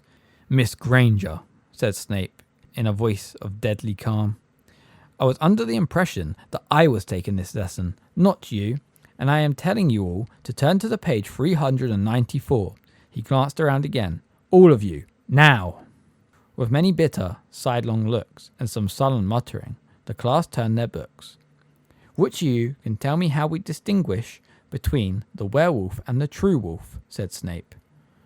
Everyone sat in motionless silence, everyone except for Hermione, whose hand, as it so often did, had shot straight into the air.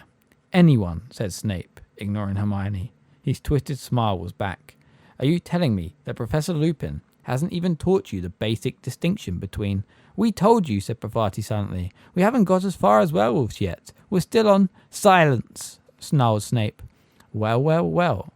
I never thought I'd meet a third-year class who wouldn't even recognise a werewolf when they saw one. I shall make a point of informing Professor Dumbledore how very behind you all are." "Please, sir," said Hermione, whose hand was still in the air.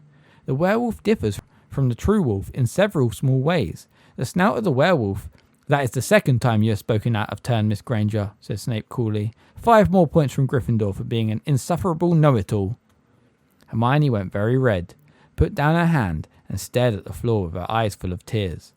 It was a mark of how much the class loathed Snape that they were all glaring at him, because every one of them had called Hermione a know-it-all at least once.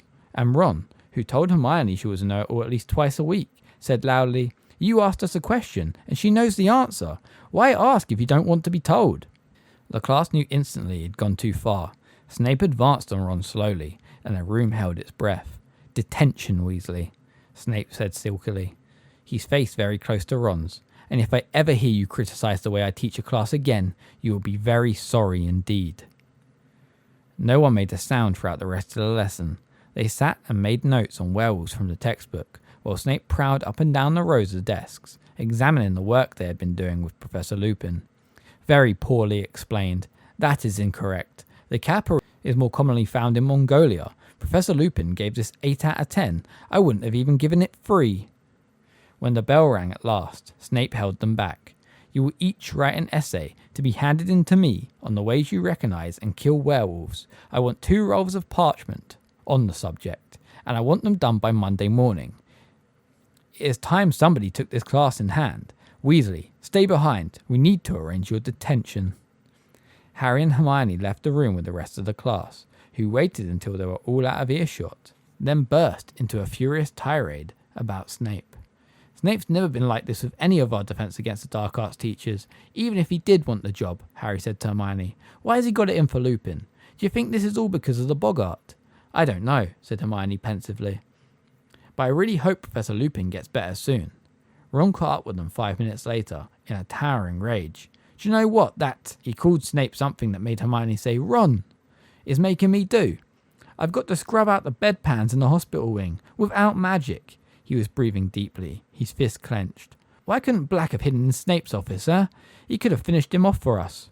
Harry woke extremely early the next morning, so early that it was still dark. For a moment, he thought the roaring of the wind had woken him. Then he felt a cold breeze on the back of his neck and sat bolt upright. Peeves the poltergeist had been floating next to him, blowing hard in his ear. "What did you do that for?" said Harry furiously. Peeves puffed out his cheeks, blew hard, and zoomed backwards out of the room, cackling. Harry fumbled for his alarm clock and looked at it. It was 4:30. Cursing Peeves, he rolled over and tried to get back to sleep. But it was very difficult, now he was awake, to ignore the sounds of thunder rumbling overhead, the pounding of the wind against the castle walls, and the distant creaking of the trees in the forbidden forest.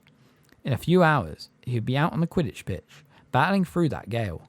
Finally, he gave up any thought of more sleep, got up, dressed, picked up his Nimbus 2000, and walked quietly out of the dormitory.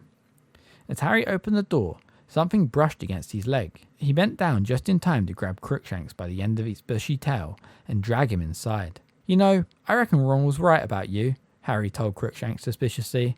"There are plenty of mice around this place. Go and chase them. Go on," he added, nudging Crookshanks down the spiral staircase with his foot. "Leave Scabbers alone." The noise of the storm was even louder in the common room. Harry knew better than to think the match would be cancelled. Quidditch matches weren't called off for trifles such as thunderstorms. Nevertheless, he was starting to feel very apprehensive. Wood had pointed out Cedric Diggory to him in the corridor. Diggory was a 5th year and a lot bigger than Harry. Seekers were usually light and speedy, but Diggory's weight would be an advantage in this weather because he was less likely to be blown off course. Harry whiled away the hours until dawn in front of the fire, getting up every now and then to stop Crookshanks sneaking up the boys' staircase again. At long last, Harry thought it must be time for breakfast, so he headed through the portrait hole alone. "Stand and fight, you mangy cur," yelled Sir Cadogan. "Oh, shut up," Harry yawned. He revived a bit over a large bowl of porridge, and by the time he had started on toast, the rest of the team had turned up. "It's going to be a tough one," said Wood, who wasn't eating anything. "Stop worrying, Oliver," said Alicia smoothly. "We don't mind a bit of rain." But it was considerably more than a bit of rain. Such was the popularity of Quidditch that the whole school turned out to watch the match as usual. But they ran down the lawns towards the Quidditch pitch, heads bowed against the furious winds, umbrellas being whipped out of their hands as they went. Just before he entered the changing room, Harry saw Malfoy, Crabbe and Goyle laughing and pointing at him from under an enormous umbrella on their way to the stadium. The team changed into their scarlet robes and waited for Wood's usual pre-match pep talk, but it didn't come. He tried to speak several times, made an odd gulping noise, then shook his head hopelessly and beckoned them to follow him. The wind was so strong that they staggered sideways as they walked out onto the pitch. If the crowd was cheering, they couldn't hear it over the fresh rolls of thunder. Rain was splattering over Harry's glasses. How on earth was he going to see the snitch in this? The Hufflepuffs were approaching from the opposite side of the pitch, wearing canary yellow robes. The captains walked up to each other and shook hands. Diggory smiled at Wood, but Wood now looked as though he had lockjaw and merely nodded. Harry saw Madam Hooch's mouth form the words, "Mount your brooms." He pulled his right foot out of the mud with a squelch and swung it over his Nimbus 2000. Madam Hooch put her whistle to her lips and gave it a blast that sounded shrill and distant. They were off. Harry rose fast, but his Nimbus was swerving slightly with the wind. He held it as steady as he could and turned, squinting in the rain. Within 5 minutes, Harry was soaked to his skin and frozen, hardly able to see his teammates, let alone the tiny snitch. He flew backwards and forwards across the pitch, past blurred red and yellow shapes, with no idea of what was happening in the rest of the game. He couldn't hear the commentary over the wind. The crowd was hidden beneath a sea of cloaks and battered umbrellas. Twice, Harry came very close to being unseated by a bludger. His vision was so clouded by the rain on his glasses, he hadn't seen them coming. He lost track of time. It was getting harder and harder to hold his broom straight. The sky was getting darker, as though night had decided to come early.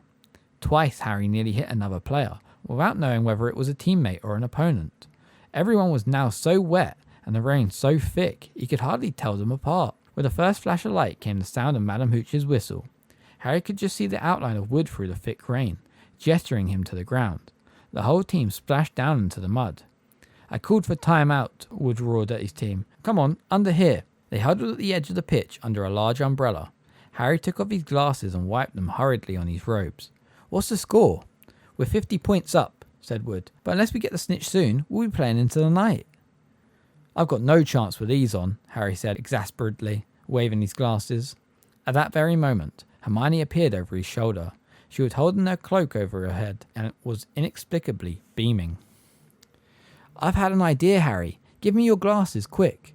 He handed them to her, and as the team watched in amazement, Hermione tapped them with her wand and said, "Impervious." "There," she said, handing them back to Harry. "They were repel water." Wood looked as though he could have kissed her. "Brilliant," he called hoarsely after her as she disappeared into the crowd. "Okay, team, let's go for it." Hermione's spell had done the trick. Harry was still numb with cold, still wetter than he'd ever been in his life, but he could see. Full of fresh determination, he urged his broom through the turbulent air, staring in every direction for the snitch, avoiding a bludger, ducking beneath Diggory, who was streaking in the opposite direction. There was another clap of thunder, followed immediately by forked lightning. This was getting more and more dangerous. Harry needed to get the snitch quickly. He turned, intending to head back towards the middle of the pitch, but at that moment, another flash of lightning illuminated the stands. Harry saw something that distracted him completely. The silhouette of an enormous shaggy black dog, clearly imprinted against the sky, motionless in the topmost empty row of seats. Harry's numb hand slipped on the broom handle, and his nimbus dropped a few feet. Shaking his sodden fringe out of his eyes, he squinted back into the stands. The dog had vanished. "Harry!" came Wood's anguished yell from the Gryffindor goalposts. "Harry, behind you!" Harry looked wildly around. Cedric Diggory was pelting up the pitch, and a tiny speck of gold was shimmering in the rain-filled air between them. With a jolt of panic, Harry threw himself flat to the broom handle and zoomed towards the snitch. "Come on," he growled at his nimbus as the rain whipped his face. "Faster!" But something odd was happening. An eerie silence was falling over the stadium. The wind, though as strong as ever, was forgetting to roar. It was as though someone had turned off the sound, as though Harry had gone silently deaf. What was going on? And then a horrible, familiar wave of cold swept over him, inside him, just as he became aware of something moving on the pitch below.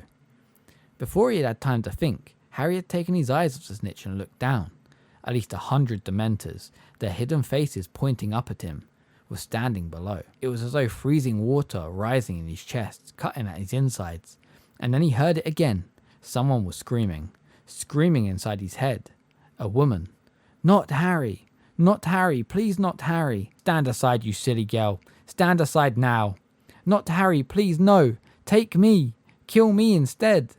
Numbing, swirling white mist was filling Harry's brain. What was he doing? Why was he flying? He needed to help her. She was going to die. She was going to be murdered. He was falling through the icy mist.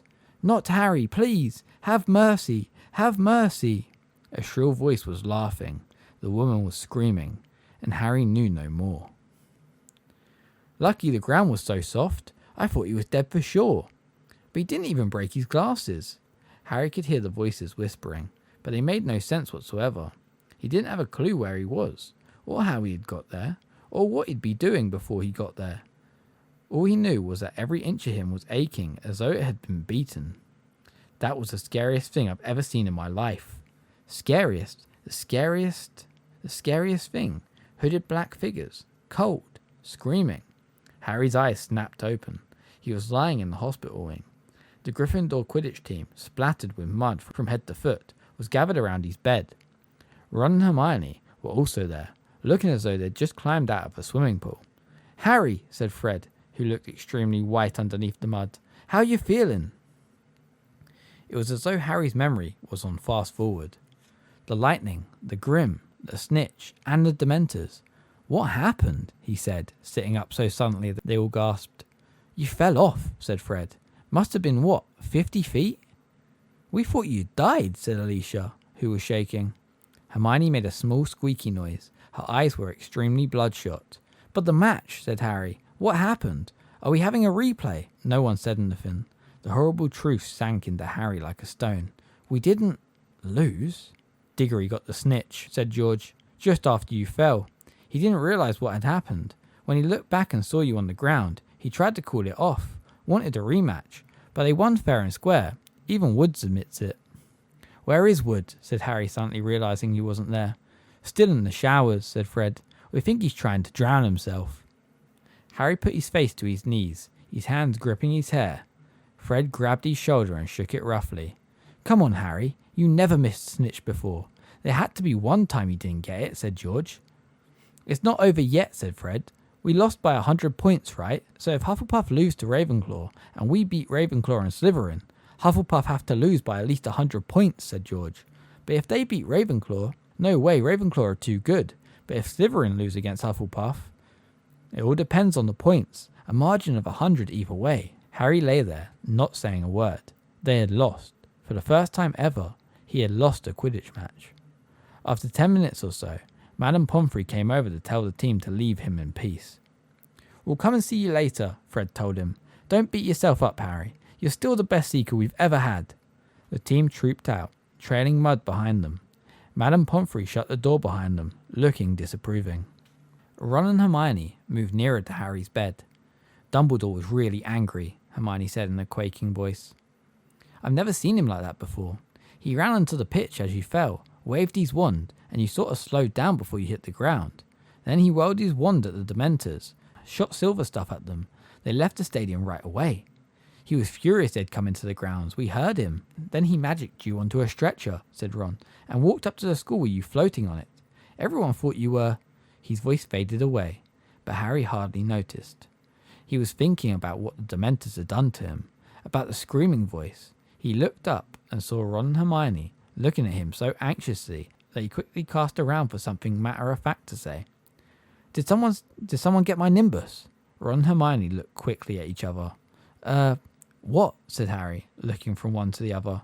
Well, when you fell off, it got blown away, said Hermione hesitantly. And it hit, oh Harry, it hit the Whomping Willow. Harry's insides lurched.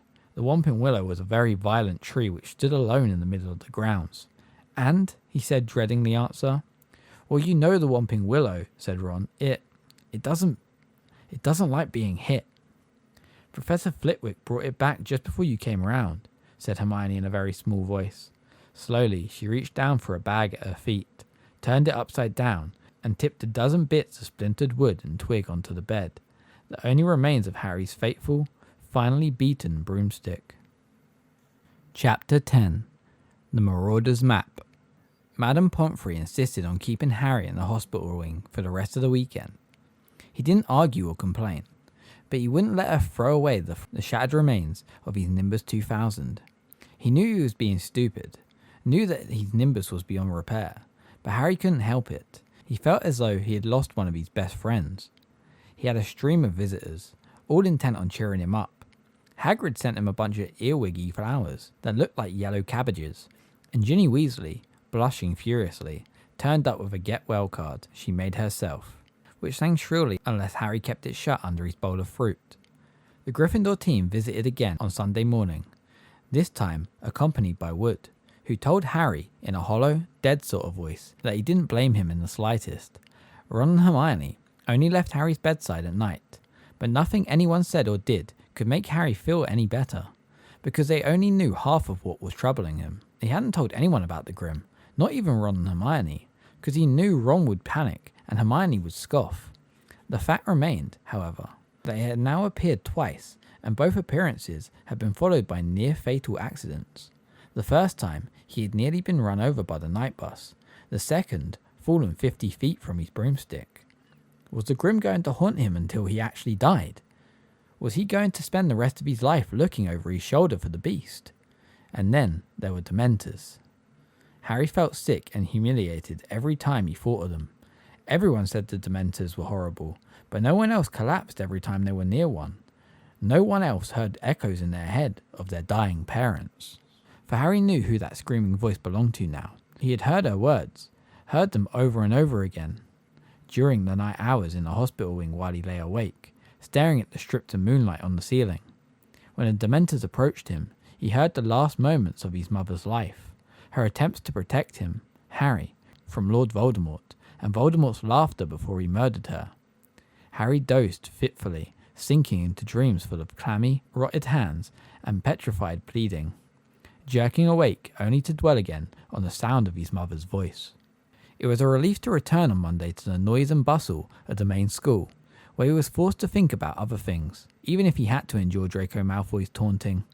Malfoy, almost beside himself with glee at Gryffindor's defeat, He had finally taken off his bandages and celebrated having the full use of both arms again by doing spirited imitations of Harry falling off his broom. Malfoy spent much of their next potions class doing Dementor imitations across the dungeon.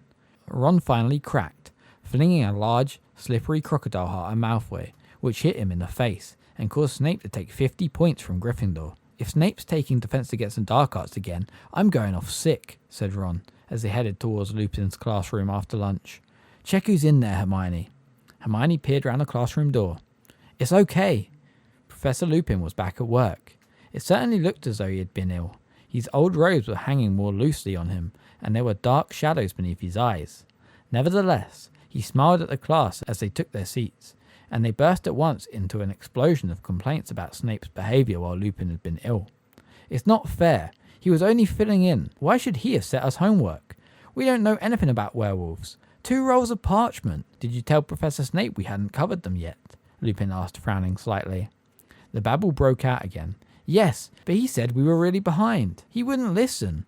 2 rolls of parchment." Professor Lupin smiled at the look of indignation on every face. "Don't worry, I'll speak to Professor Snape. You don't have to do the essay." "Oh no," said Hermione, looking very disappointed. "I've already finished it." They had a very enjoyable lesson. Professor Lupin had brought along a glass box containing a hinky-punk, a little one-legged creature who seemed as though he was made of wisps of smoke, rather frail and harmless looking. "Lures travellers into bogs," said Professor Lupin, as they took notes. "You notice the lantern dangling from his hand? Hops ahead. People followed the light. Then the hinky-punk made a horrible squelching noise against the glass. When the bell rang, everyone gathered up their things and headed for the door. Harry amongst them, but... "Wait a moment, Harry," Lupin called. "I'd like a word." Harry doubled back and watched Professor Lupin covering the hinky-punk's box with a cloth. "I heard about the match," said Lupin, turning back to his desk and starting to pile books into his briefcase. "And I'm sorry about your broomstick. Is there any chance of fixing it?" "No," said Harry. "The tree smashed it to bits." Lupin laughed. "They planted that whomping willow the same year that I arrived at Hogwarts. People used to play a game, trying to get near enough to touch the trunk. In the end, a boy called Davy Gudgeon nearly lost an eye, and we were forbidden to go near it. No broomstick would have a chance." "Did you hear about the Dementors too?" said Harry with difficulty. Lupin looked at him quickly. "Yes, I did. I don't think any of us have seen Professor Dumbledore that angry. They have been growing restless for some time, furious at his refusal to let them inside the grounds. I suppose they were the reason you fell." "Yes," said Harry. He hesitated, and then the question he had to ask burst from him before he could stop himself. "Why? Why do they affect me like that? Am I just..." "It's nothing to do with weakness," said Professor Lupin sharply, as though he had read Harry's mind. "The Dementors affect you worse than others because there are horrors in your past that others don't have." A ray of wintry sunlight fell across the classroom, illuminating Lupin's grey hairs and the lines on his young face. Dementors are among the foulest creatures that walk this earth. They infest the darkness, filthiest places. They glory in decay and despair. They drain peace, hope, and happiness out the air around them. Even muggles feel their presence, though they can't see them. Get too near a Dementor, and every good feeling, every happy memory, will be sucked out of you. If it can, the Dementor will feed on you long enough to reduce you to something like itself, soulless and evil. You'll be left with nothing but the worst experiences of your life, and the worst that has happened to you, Harry, is enough to make anyone fall off their broom. You have nothing to feel ashamed of. "When they get near me," Harry stared at Lupin's desk, his throat tight, "I can hear Voldemort murdering my mum." Lupin made a sudden motion with his arm, as though he had made to grip Harry's shoulder, but thought better of it. There was a moment's silence. Then, "Why did they have to come to the match?" said Harry bitterly. "They're getting hungry," said Lupin coolly, shutting his briefcase with a snap. "Dumbledore won't let them into the school, so their supply of human prey has dried up. I don't think they could resist a large crowd around the Quidditch pitch. All that excitement, emotions running high. It was their idea of a feast." "Azkaban must be terrible," Harry muttered. Lupin nodded grimly. "The fortress is set on a tiny island, way out to sea, but they don't need walls and water to keep the prisoners in, not when they're all trapped inside their own heads, incapable of a single cheerful thought. Most of them go mad within weeks. But Sirius Black escaped from them, Harry said slowly. He got away. Lupin's briefcase slipped from the desk. He had to stoop quickly to catch it. Yes, he said, straightening up. Black must have found a way to fight them. I wouldn't have believed it possible. Dementors are supposed to drain a wizard of his powers if he is left with them too long. You made that Dementor on the train back off, said Harry suddenly. There are certain defences one can use, said Lupin, but there was only one Dementor on the train. The more there are, the more difficult it becomes to resist. What defences? Said Harry at once. Can you teach me? I don't pretend to be an expert at fighting Dementors, Harry. Quite the contrary. But if the Dementors come to another Quidditch match, I need to be able to fight them. Lupin looked into Harry's determined face, hesitated, then said, Well, all right, I'll try and help, but it'll have to wait until next term, I'm afraid. I have a lot to do before the holidays. I chose a very inconvenient time to fall ill. What with the promise of anti-Dementor lessons from Lupin, the thought that he might never have to hear his mother's death again, and the fact that Ravenclaw flattened Hufflepuff in their Quidditch match at the end of November, Harry's mood took a definite upturn. Gryffindor were not out of the running after all, although they could not afford to lose another match. Wood became repossessed of his manic energy and worked his team as hard as ever in the chilly haze of rain that persisted into December. Harry saw no hint of a Dementor within the grounds. Dumbledore's anger seemed to be keeping them at their stations at the entrances. 2 weeks before the end of term, the sky lightened suddenly to a dazzling opaline white and muddy grounds, and the muddy grounds were revealed one morning covered in glittering frost. Inside the castle, there was a buzz of Christmas in the air. Professor Flitwick, the charms teacher, had already decorated his classroom with shimmering lights that turned out to be real, fluttering fairies. The students were all happy discussing their plans for the holidays. Both Ron and Hermione had decided to remain at Hogwarts, and though Ron said it was because he couldn't stand 2 weeks with Percy, and Hermione insisted she needed to use the library, Harry wasn't fooled. They were doing it to keep him company, and he was very grateful. To everyone's delight, except Harry's, there was to be another Hogsmeade trip on the very last weekend of term. We can do all our Christmas shopping there, said Hermione. Mum and Dad will really love those tooth-flossing string mints from Honeydukes. Resigned to the fact that he would be the only third year staying behind again, Harry borrowed a copy of Witch Broomstick from Wood and decided to spend the day reading up on the different makes. He had been riding one of the school brooms at team practice, an ancient shooting star, which was very slow and jerky. He definitely needed a new broom of his own. On the Saturday morning of the Hogsmeade trip, Harry bid goodbye to Ron and Hermione, who were wrapped in cloaks and scarves, then turned up the marble staircase alone and headed back towards Gryffindor Tower. Snow had started to fall outside the windows, and the castle was very still and quiet. Psst! Harry! He turned, halfway along the third-floor corridor, to see Fred and George peering out at him from behind a statue of a humpback, one-eyed witch. What are you doing? Said Harry curiously. How come you're not going to Hogsmeade? We've come to give you a bit of festive cheer before we go, said Fred, with a mysterious wink. Come in here. He nodded towards an empty classroom to the left of the one-eyed statue. Harry followed Fred and George inside. George closed the door quietly and then turned, beaming, to look at Harry. Early Christmas present for you, Harry, he said. Fred pulled something from inside his cloak with a flourish and laid it on one of the desks. It was a large, square, very worn piece of parchment with nothing written on it. Harry, suspecting one of Fred and George's jokes, stared at it. What's that supposed to be? This, Harry, is the secret of our success, said George, patting the parchment fondly. It's a wrench giving it to you, said Fred, but we decided last night your needs are greater than ours. Anyway, we know it off by heart, said George. We'd bequeath it to you. We don't really need it anymore. And what do I need with a bit of old parchment? Said Harry. A bit of old parchment, said Fred, closing his eyes with a grimace, as though Harry had mortally offended him. Explain, George. Well, when we were in our first year, Harry, young, carefree and innocent. Harry snorted. He doubted whether Fred and George had ever been innocent. Well, more innocent than we are now. We got into a spot of bother with Filch. We let off a dung bomb in the corridor, and it upset him for some reason. So he hauled us to his office and started threatening us with the usual detention, disembowelment, and we couldn't help noticing a drawer in one of his filing cabinets marked confiscated and highly dangerous. Don't tell me, said Harry, starting to grin. Well, what would you have done? Said Fred. George caused a diversion by dropping another dung bomb. I whipped the drawer open and grabbed this. It's not as bad as it sounds, you know, said George. We don't reckon Filch ever found out how to work it. He probably suspected what it was, though, or he wouldn't have confiscated it. And you know how to work it. Oh yes, said Fred, smirking. This little beauty's taught us more than all the teachers in the school. You're winding me up, said Harry, looking at the ragged old bit of parchment. Oh, are we? Said George. He took out his wand, touched the parchment lightly, and said, I solemnly swear that I am up to no good. And at once, thin ink lines began to spread like spiders' webs from the point that George's wand had touched. They joined each other, they crisscrossed, they fanned into every corner of the parchment. Then words began to blossom across the top.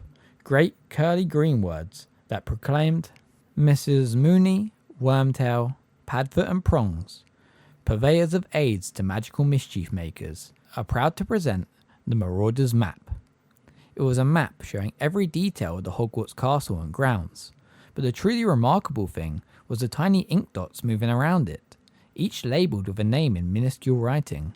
Astounded, Harry bent over it. A labelled dot in the left corner showed that Professor Dumbledore was pacing his study. The caretaker's cat, Miss Norris, was prowling the second floor, and Peeves the poltergeist was currently bouncing around the trophy room. And as Harry's eyes travelled up and down the familiar corridors, he noticed something else. This map showed a set of passages he had never entered, and many of them seemed to lead right into Hogsmeade, said Fred, tracing one of them with his finger. There are 7 in all. Now, Filch knows about these 4, he pointed them out, but we're sure we're the only ones who know about these. Don't bother with the one behind the mirror on the 4th floor. We used it until last winter, but it's caved in, completely blocked. And we don't reckon anyone's ever used this one, because the Whomping Willow is planted right over the entrance.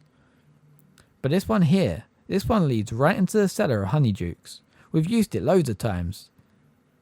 And as you might have noticed, the entrance is right behind this room, through that one-eyed crone's hump. Mooney, Wormtail, Padfoot and Prongs, sighed George, patting the heading of the map. We owe them so much. Noblemen, working tirelessly to help a new generation of lawbreakers, said Fred solemnly. Right, said George briskly. Don't forget to wipe it after you've used it, or anyone can read it, Fred said warningly. Just tap it again and say, Mischief managed, and it will go blank. So, young Harry, said Fred in an uncanny impersonation of Percy, mind you behave yourself. See you in Honeydukes, said George, winking.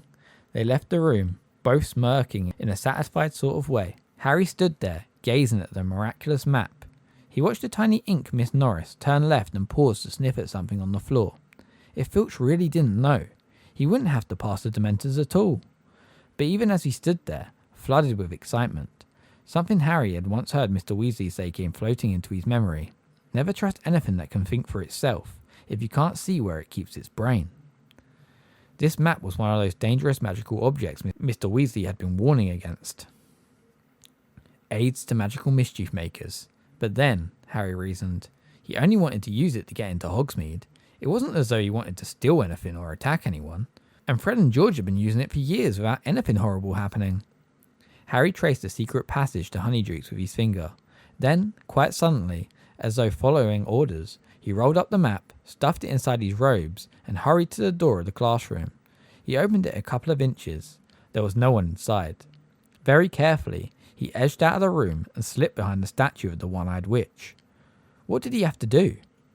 He pulled out the map again and saw to his astonishment that a new ink figure had appeared on it, labelled Harry Potter. This figure was standing where the real Harry was standing, about halfway down the 3rd corridor. Harry watched carefully. His little ink self seemed to be tapping the witch with his minute wand. Harry quickly took out his real wand and tapped the statue. Nothing happened. He took back the map. The tiniest speech bubble had appeared next to his figure. The word inside said, Disindenium. Disindenium, Harry whispered, tapping the statue witch again. At once, the statue's hump opened wide enough to admit a fairly thin person. Harry glanced quickly up and down the corridor, then tucked the map away again, hoisted himself into the hole head first, and pushed himself forwards. He slid a considerable way down what felt like a stone slide, then landed on cold, damp earth. He stood up, looking around. It was pitch black. He held up his wand and muttered, Lumos, and saw that he was in a very narrow, low, earthy passageway. He raised the map, tapped it with the tip of his wand, and muttered, "Mischief managed." The map went blank at once. He folded it carefully, tucked it inside his robes, then, heart beating fast, both excited and apprehensive, he set off. The passage twisted and turned, more like the burrow of a giant rabbit than anything else. Harry hurried along it, stumbling now and then on the uneven floor, holding his wand out in front of him. It took ages, but Harry had the thought of Honeydukes to sustain him. After what felt like an hour, the passage began to rise. Panting, Harry sped up, his face hot, his feet very cold. 10 minutes later, he came to the foot of some worn stone steps which rose out of sight above him. Careful not to make any noise, Harry began to climb. 100 steps, 200 steps. He lost count as he climbed, watching his feet. Then, without warning, his head hit something hard. It seemed to be a trap door. Harry stood there, massaging the top of his head, listening. He couldn't hear any sounds above him. Very slowly, he pushed the trap door open and peered over the edge. He was in a cellar, which was full of wooden crates and boxes. Harry climbed out of the trap door and replaced it. It blended so perfectly with the dusty floor that it was impossible to tell it was there. Harry crept slowly towards the wooden staircase that led upstairs. Now he could definitely hear voices, not to mention the tinkle of a bell and the opening and shutting of a door. Wondering what he ought to do, he suddenly heard a door open much closer at hand. Somebody was about to come downstairs. "And get another box of jelly slugs, dear. They've nearly cleaned us out," said a woman's voice. A pair of feet was coming down the staircase. Harry leapt behind an enormous crate and waited for the footsteps to pass. He heard the man shifting boxes against the wall opposite. He might not get another chance. Quickly and silently, Harry dodged out from his hiding place and climbed the stairs. Looking back, he saw an enormous backside and a shiny bald head buried in a box. Harry reached the door at the top of the stairs, slipped through it, and found himself behind the counter of Honeydukes. He ducked, crept sideways, and then straightened up. Honeydukes was so crowded with Hogwarts students that no one looked twice at Harry. He edged among them, looking around, and suppressed a laugh as he imagined the look that would spread over Dudley's piggy face if he could see where Harry was now. There were shelves upon shelves of the most succulent-looking sweets imaginable, creamy chunks of nougat, shimmering pink squares of coconut ice, fat, honey-coloured toffees, hundreds of different kinds of chocolate in neat rows. There was a large barrel of every flavour beans, and another of fizzing whiz-bees. The levitating sherbet balls that Ron had mentioned, along yet another wall, were special effects sweets, Drubel's best blowing gum, which filled a room with bluebell-coloured bubbles that refused to pop for days. The strange, splintery, tooth-flossing string mints, tiny black pepper imps, breath fire for your friends, ice mice, hear your teeth chatter and squeak, peppermint creams shaped like toads, hop realistically in your stomach, fragile sugar-spun quills and exploding bonbons. Harry squeezed himself through a crowd of 6-years and saw a sign hanging in the furthest corner of the shop, Unusual Tastes. Ron and Hermione were standing underneath it, examining a tray of blood-flavoured lollipops. Harry sneaked up behind them. "Oh no, Harry won't want one of those. They're for vampires, I expect," Hermione was saying. "How about these?" said Ron, shoving a jar of cockroach clusters under Hermione's nose. "Definitely not," said Harry. Ron nearly dropped the jar. "Harry!" squealed Hermione. "What are you doing here? How did you—" "Wow," said Ron, looking very impressed. "You've learnt how to apparate." "Course I haven't," said Harry. He dropped his voice so none of the 6-years could hear him and told them about the Marauders map. "How come Fred and George never gave it to me?" said Ron, outraged. "I'm their brother." "But Harry isn't going to keep it," said Hermione, as though the idea was ludicrous. "He's going to hand it in to Professor McGonagall, aren't you, Harry?" "No, I'm not," said Harry. "Are you mad?" said Ron, goggling at Hermione. "Hand in something that good? If I hand it in, I have to say where I got it. Filch would know Fred and George nicked it." "But what about Sirius Black?" Hermione hissed. "He could be using one of the passages on that map to get into the castle. The teachers have got to know." "He can't be getting in through a passage," said Harry quickly. "There are 7 secret tunnels on the map, right? Fred and George reckon Filch already knows about 4 of them, and the other 3, well, one of them's caved in, so no one can get through it. One of them's got the Whomping Willow planted over the entrance, so you can't get out of it. And the one I just came through, well, it's really hard to see the entrance to it down in the cellar, so unless he knew it was there..." Harry hesitated. What if Black did know the passage was there? Ron, however, cleared his throat significantly, and pointed to the notice pasted on the inside of the sweet shop.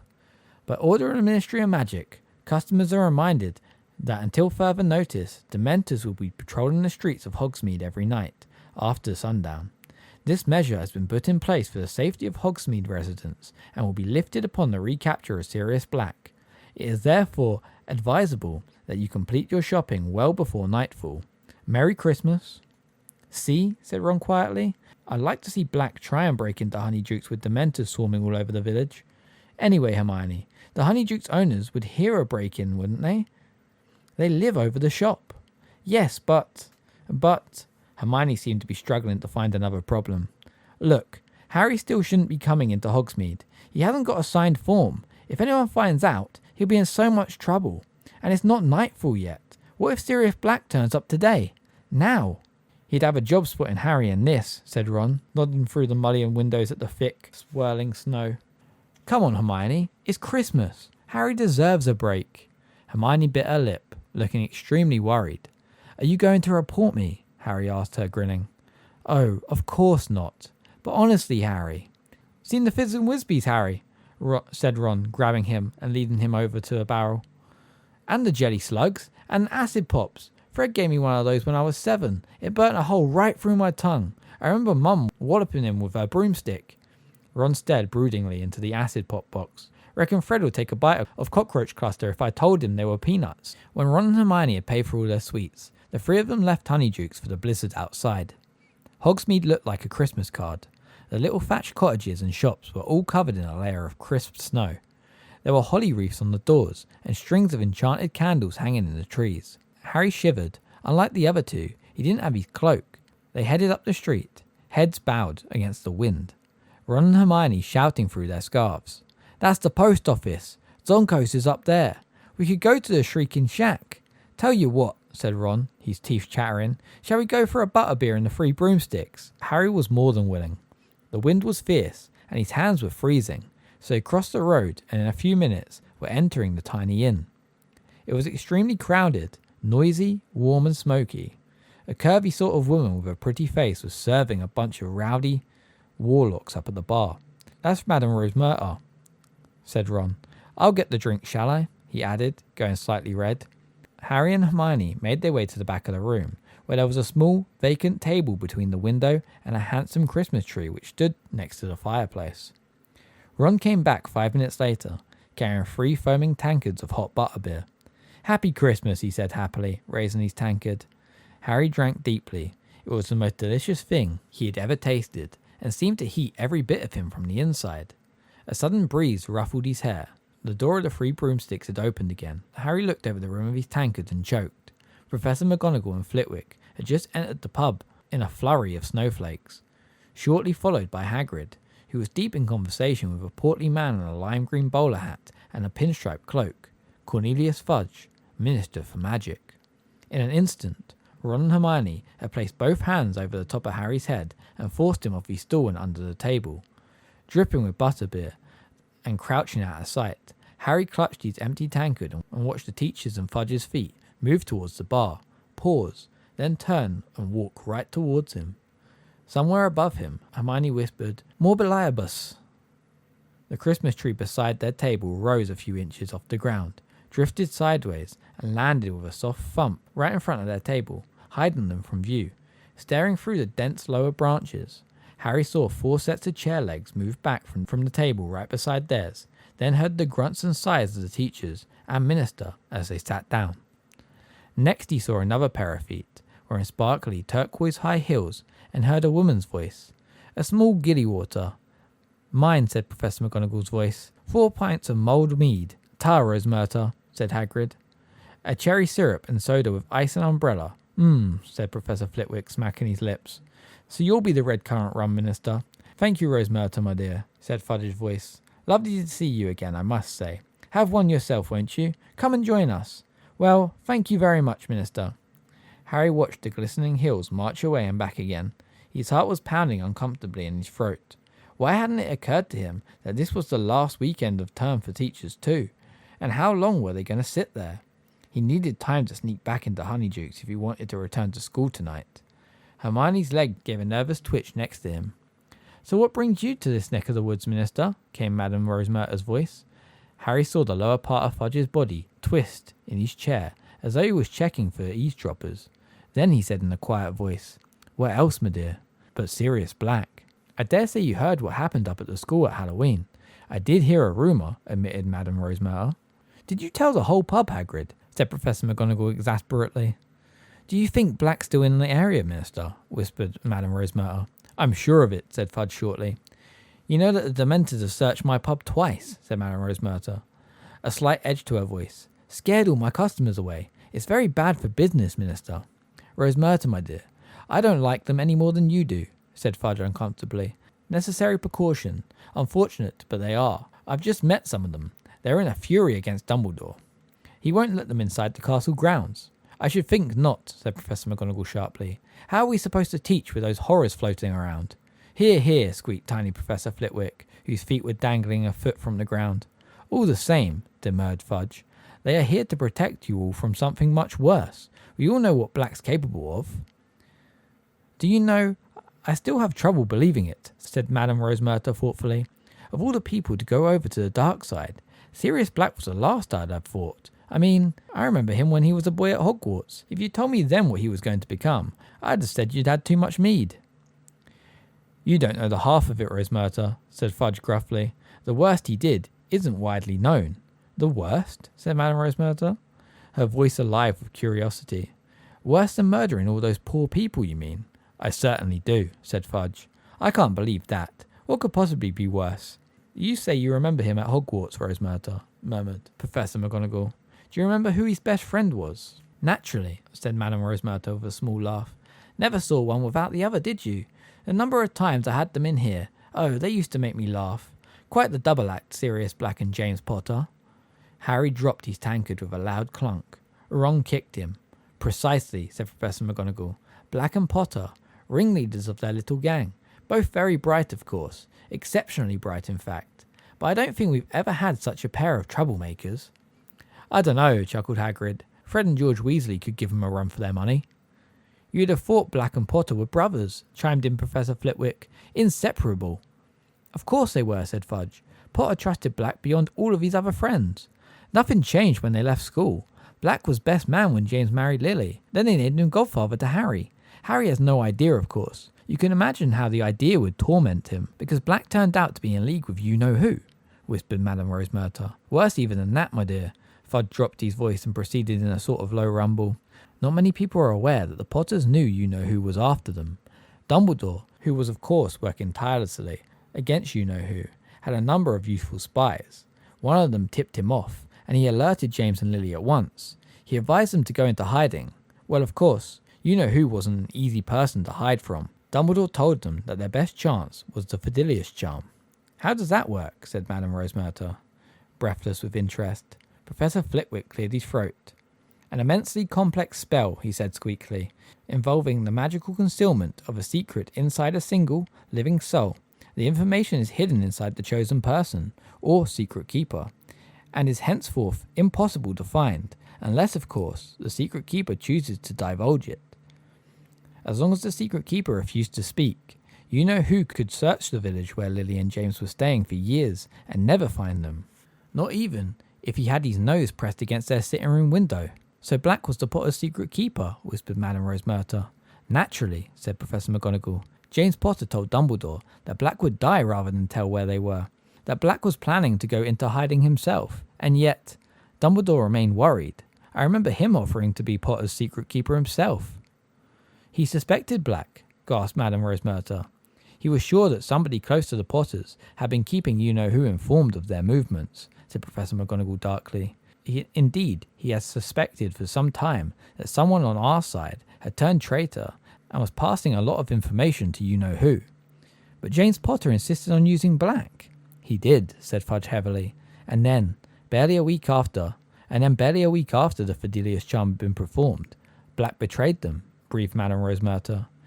"He did indeed. Black was tired of his double agent role. He was ready to declare his support openly for you-know-who, and he seems to have planned this for the moment of the Potter's death. But as we all know, you-know-who met his downfall in little Harry Potter. Powers gone, horribly weakened, he fled, and this left Black in a very nasty position indeed. His master had fallen at the very moment when he, Black, had shown his true colours as a traitor. He had no choice but to run for it. "Filthy, stinking turncoat," Hagrid said, so loudly that half the bar went quiet. "Shh," said Professor McGonagall. "I met him," growled Hagrid. "I must have been the last to see him before he killed all them people. It was me what rescued Harry from Lily and James's house after they were killed. Just got him out the ruins. Poor little thing, with a great slash across his forehead, and his parents dead, and Sirius Black shows up on that flying motorbike he used to ride. Never occurred to me what he was doing there. I didn't know he'd been Lily and James's secret keeper. Thought he'd just heard the news of you-know-who's attack and come to see what he could do. White and shaken he was. And you know what I did? I comforted the murdering traitor," Hagrid roared. "Hagrid, please," said Professor McGonagall. "Keep your voice down. How do I know he wasn't upset about Lily and James? It was you-know-who he cared about. And then he says, 'Give Harry to me, Hagrid. I'm his godfather. I'll look after him.' Ha! But I'd had me orders from Dumbledore, and I told Black no. Dumbledore said Harry was to go to his aunt and uncle's. Black argued, but in the end, he gave in. Told me to take his motorbike to get Harry there. I won't need it anymore, he says. I should have known there was something fishy going on then. He loved that motorbike. What was he giving it to me for? Why wouldn't he need it anymore? Fact was, it was too easy to trace. Dumbledore knew he had been the Potter's secret keeper. Black knew he was going to have to run for it that night. Knew it was a matter of hours before the Ministry was after him. But what if I'd given Harry to him, huh? I bet he'd pitched him off the motorbike halfway out to sea. His best friend's son. But when a wizard goes over to the dark side, there's nothing and no one that matters to them anymore." A long silence followed Hagrid's story, and Madame Rose Merta said with some satisfaction, "But he didn't manage to disappear, did he? The Ministry of Magic caught up with him the next day." "Alas, if only we had," said Fudge bitterly. "It was not we who found him. It was little Peter Pettigrew, another of the Potter's friends. Maddened by grief, no doubt, and knowing that Black had been the Potter's secret keeper, he went for Black himself. Pettigrew, that little fat boy that was always tagging around after them at Hogwarts," said Madame Rose Merta. "Hero worship, Black and Potter," said Professor McGonagall. "Never quite in their league, talent-wise. I was often rather sharp with him.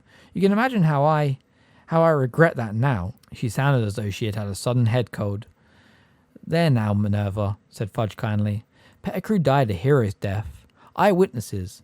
Muggles, of course. We wiped their memories later. Told us how Pettigrew cornered Black. They say he was sobbing. Lily and James, Sirius. How could you? And then he went for his wand. Well, of course, Black was quicker. Blew Pettigrew to smithereens." Professor McGonagall blew her nose and said thickly, "Stupid boy.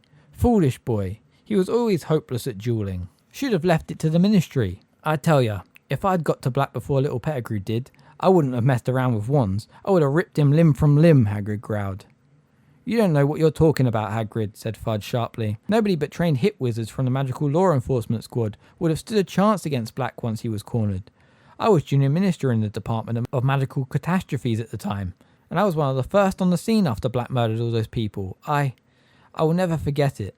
I still dream about it sometimes. A crater in the middle of the street, so deep it had cracked the sewer below. Bodies everywhere. Muggles screaming.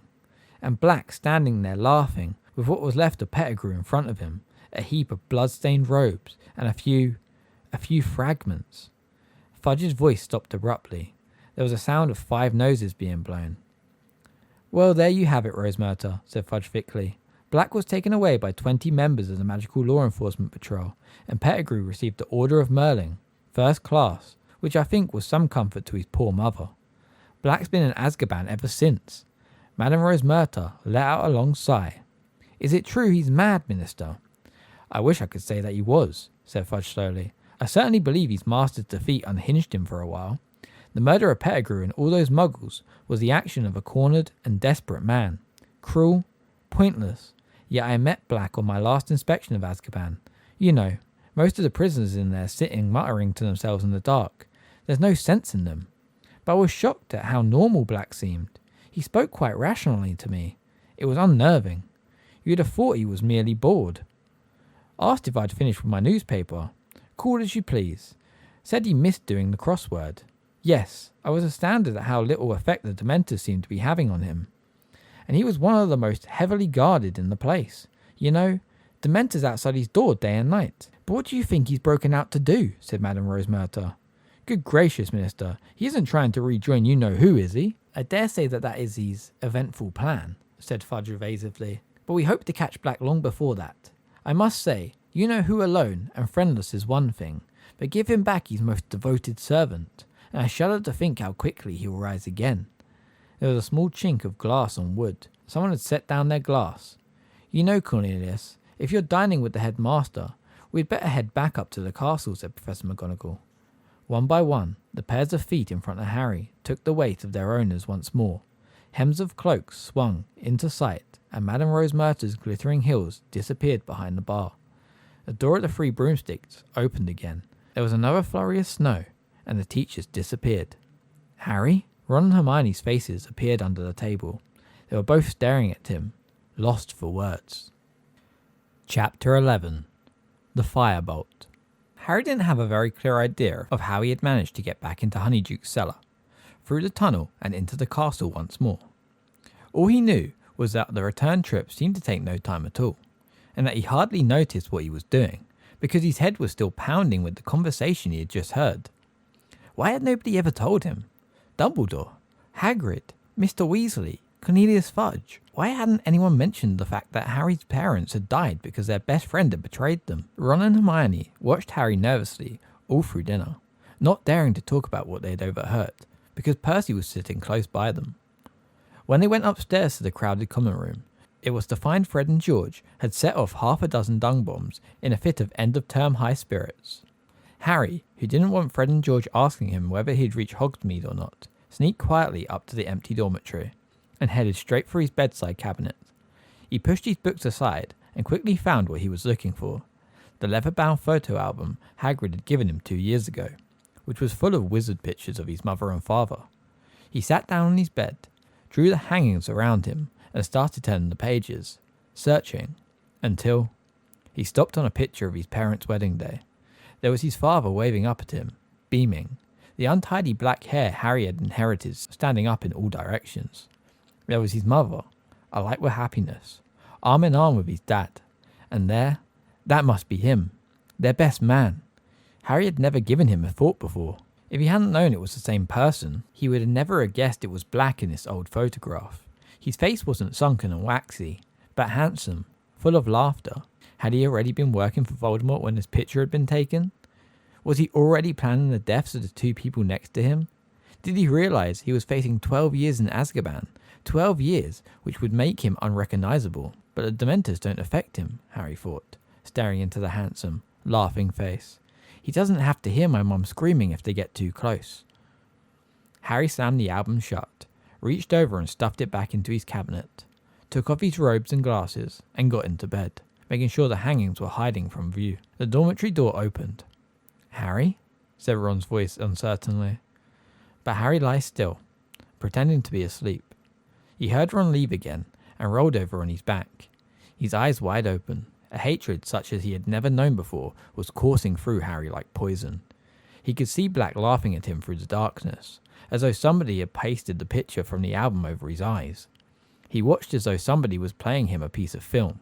Sirius Black blasting Peter Pettigrew, who resembled Neville Longbottom, into 1,000 pieces. He could hear, though he had no idea what Black's voice might sound like, a low, excited mutter. "It has happened, my lord. The Potters have made me their secret keeper."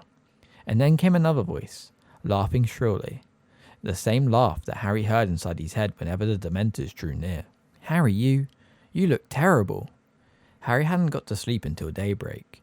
He had awoken to find the dormitory deserted, dressed and gone down the spiral staircase to a common room that was completely empty except for Ron, who was eating a peppermint toad and massaging his stomach, and Hermione, who had spread her homework over 3 tables. "Where is everyone?" said Harry. "Gone. It's the first day of the holidays, remember?" said Ron, watching Harry closely. "It's nearly lunchtime. I was going to come and wake you up in a minute." Harry slumped into a chair next to the fire. Snow was still falling outside the windows. Crookshanks were spread out in front of the fire like a large ginger rug. "You really don't look well, you know," Hermione said, peering anxiously into his face. "I'm fine," said Harry. "Harry, listen," said Hermione, exchanging a look with Ron. You must be really upset about what we heard yesterday. But the thing is, you mustn't go doing anything stupid. Like what? Said Harry. Like trying to go after Black, said Ron sharply. Harry could tell they had rehearsed this conversation while he had been asleep. He didn't say anything. You won't, will you, Harry? Said Hermione. Because Black's not worth dying for, said Ron. Harry looked at them. They didn't seem to understand at all. Do you know what I see and hear every time a Dementor gets too near me? Ron and Hermione shook their heads, looking apprehensive. I can hear my mum screaming and pleading with Voldemort. And if you'd heard your mum screaming like that, just about to be killed, you wouldn't forget it in a hurry. And if you found out someone who was supposed to be a friend of hers betrayed her and sent Voldemort after her, there's nothing you can do, said Hermione, looking stricken. The Dementors will catch Black, and he'll go back to Azkaban, and serve him right. You heard what Fudge said. Black isn't affected by Azkaban like normal people are. It's not a punishment for him, like it is for the others. So what are you saying? Said Ron, looking very tense. You want to kill Black or something? Don't be silly, said Hermione in a panicky voice. Harry doesn't want to kill anyone, do you, Harry? Again, Harry didn't answer. He didn't know what he wanted to do. All he knew was that the idea of doing nothing while Black was at liberty was almost more than he could stand. Malfoy knows, he said abruptly. Remember what he said to me in Potions? If it was me, I'd hunt him down myself. I'd want revenge. You're going to take Malfoy's advice instead of ours, said Ron furiously. Listen, you know what Pettigrew's mother got back after Black had finished with him? Dad told me. The Order Merlin, first class, and Pettigrew's finger in a box. That was the biggest bit of him they could find. Black's a madman, Harry, and he's dangerous. Malfoy's dad must have told him, said Harry, ignoring Ron. He was right in Voldemort's inner circle. Say you know who, will you? Interjected Ron angrily. So obviously, the Malfoys knew Black was working for Voldemort. And Malfoy would love to see you blown into a million pieces like Pettigrew. Get a grip. Malfoy's just hoping you'll get yourself killed before he has to play you at Quidditch. Harry, please, said Hermione, her eyes now shining with tears. Please be sensible. Black did a terrible, terrible thing. Don't put yourself in danger. It's what Black wants.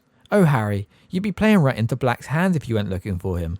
Your mum and dad wouldn't want you to get hurt, would they? They'd never want you to go looking for Black. I never know what they'd have wanted, because, thanks to Black, I've never spoken to them, said Harry shortly. There was a silence, in which Crookshanks stretched luxuriously, flexing his claws. Ron's pocket quivered. Look, said Ron, obviously casting around for a change of subject. It's the holidays. It's nearly Christmas. Let's go down and see Hagrid. We haven't visited him in ages. No, said Hermione quickly. Harry isn't supposed to leave the castle, Ron. Yeah, let's go, said Harry, sitting up. And I can ask him how come he never mentioned Black when he told me all about my parents. Further discussion of Sirius Black plainly wasn't what Ron had in mind. Or we could have a game of chess, he said hastily. Or gobstones. Percy left the set. No, let's visit Hagrid, said Harry firmly. So they got their cloaks from their dormitories and set off through the portrait hole. Stand and fight, you yellow-bellied mongrels. Down the empty castle and out through the oak front doors. They made their way slowly down the lawn, making a shallow trench in the glittering, powdery snow, their socks and the hems of their cloaks soaked and freezing. The Forbidden Forest looked as though it had been enchanted, each tree smattered with silver, and Hagrid's cabin looked like an iced cake. Ron knocked, but there was no answer. He's not out, is he? Said Hermione, who was shivering under her cloak. Ron had his ear to the door. There's a weird noise, he said. Listen, is that Fang? Harry and Hermione put their ears to the door too. From inside the cabin came a series of low, throbbing moans. Think we'd better go and get someone, said Ron nervously. Hagrid, called Harry, thumping the door. Hagrid, are you in there? There was a sound of heavy footsteps. Then the door creaked open. Hagrid stood there with his eyes red and swollen, tears splashing down the front of his leather waistcoat. You've heard, he bellowed, and he flung himself onto Harry's neck. Hagrid, being at least twice the size of a normal man, this was no laughing matter. Harry, about to collapse under Hagrid's weight, was rescued by Ron and Hermione, who each seized Hagrid under an arm and heaved him, Harry helping, back into the cabin.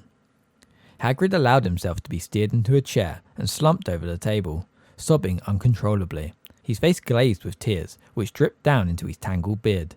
Hagrid, what is it? Said Hermione aghast. Harry spotted an official-looking letter lying open on the table. What's this, Hagrid? Hagrid's sobs redoubled, but he shoved the letter towards Harry, who picked it up and read aloud. Dear Mr. Hagrid, further to our inquiry into the attack by a hippogriff on a student in your class, we have accepted the assurances of Professor Dumbledore that you bear no responsibility for the regrettable incident. Well, that's okay then, Hagrid, said Ron, clapping Hagrid over the shoulder.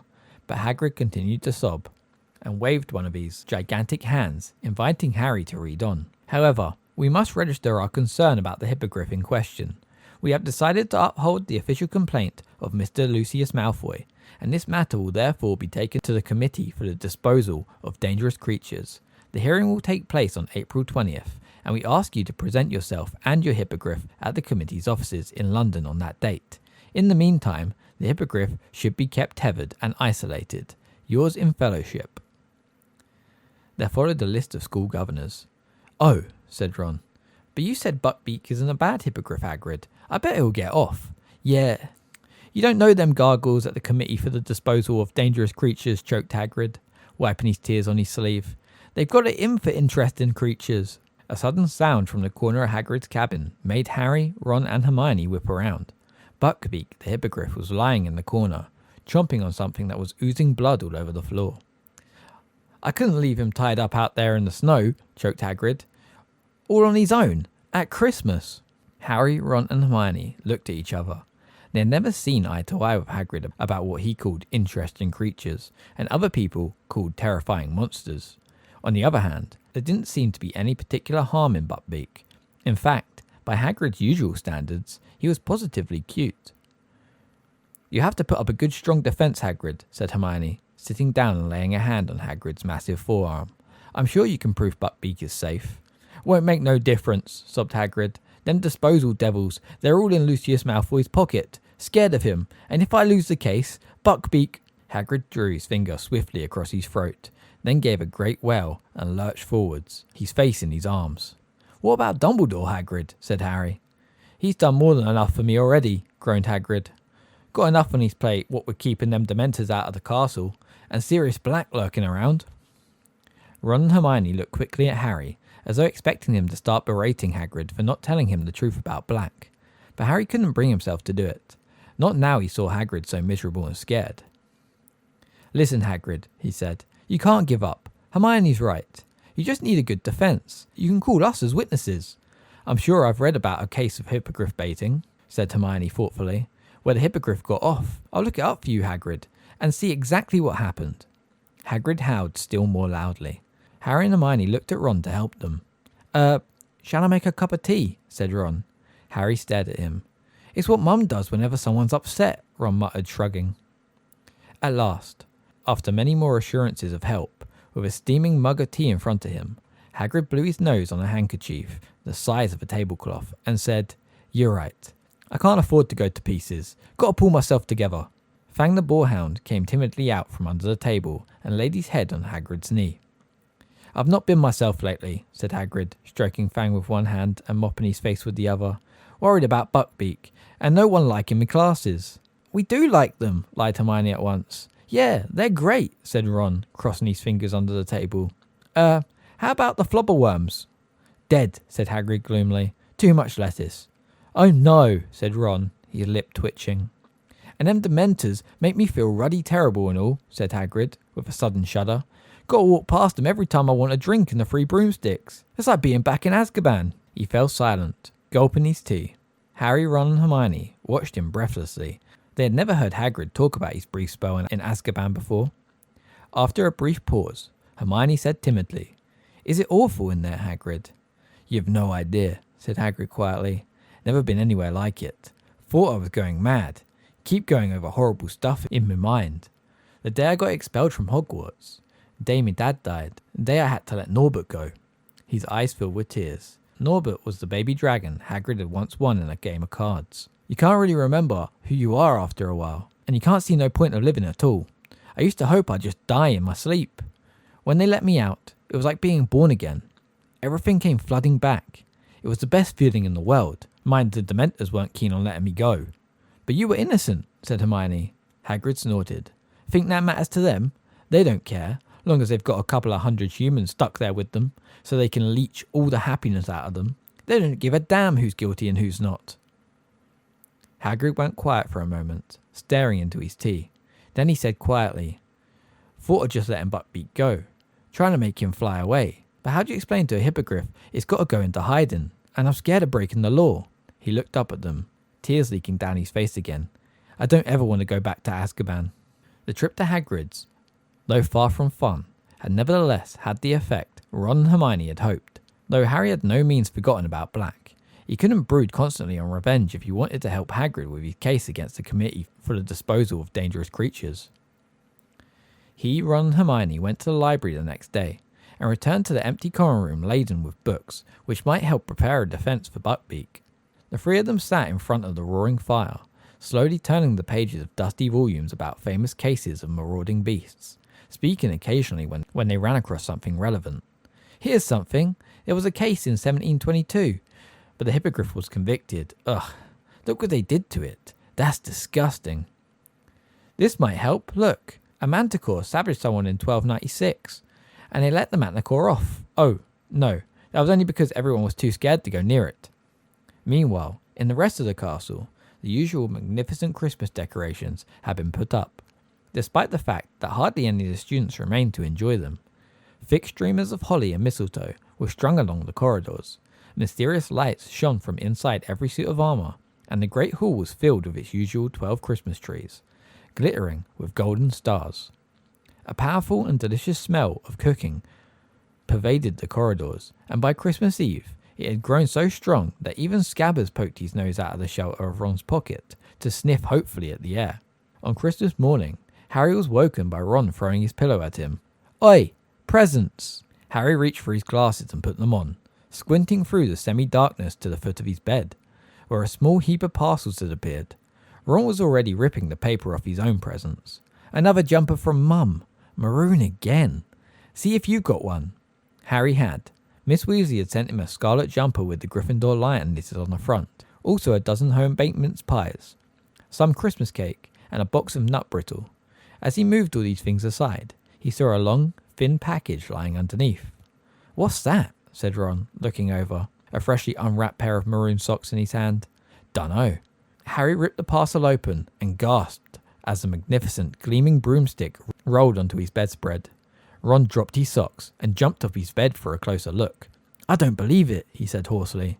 It was a firebolt, identical to the dream broom Harry had gone to see every day in Diagon Alley. Its handle glittered as he picked it up. He could feel it vibrating and let go. It hung in midair, unsupported, at exactly the right angle for him to mount it. His eyes moved from the golden registration number at the top of the handle right down to the perfectly smooth, streamlined birch twigs that made up the tail.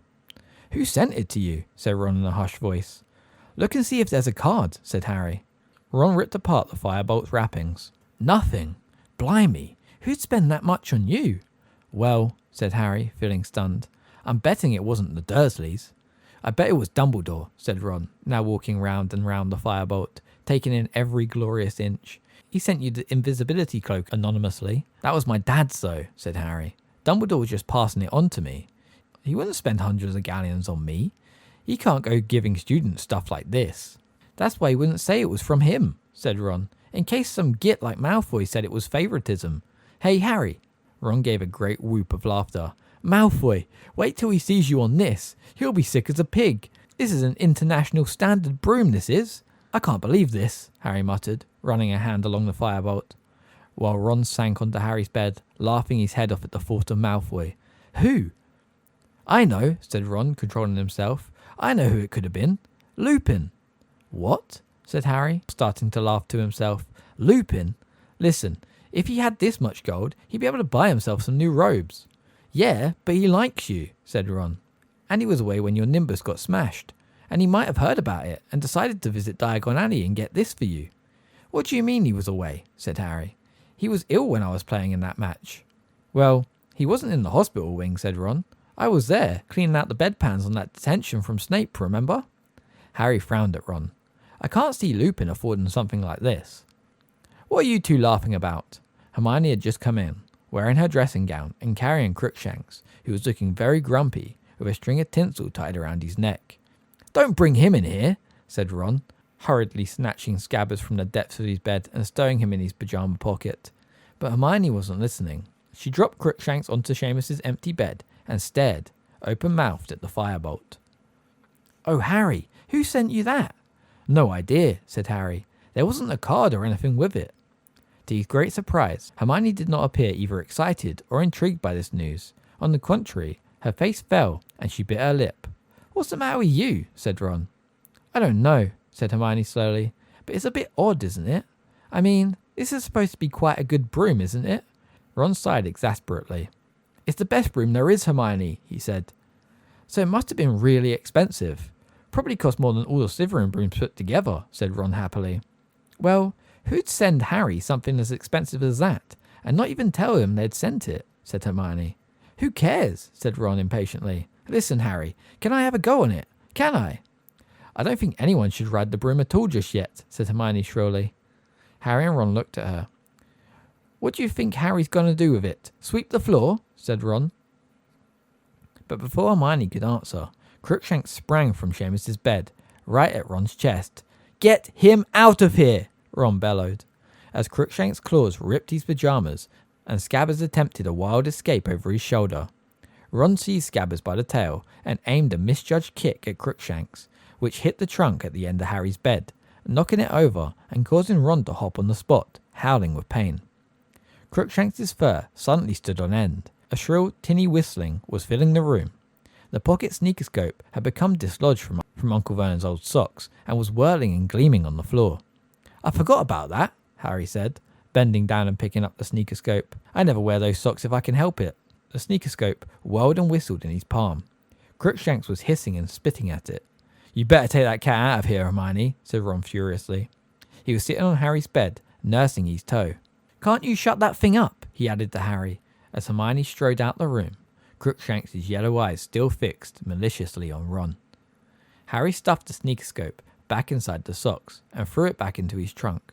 All that could be heard now was Ron's stifled moans of pain and rage.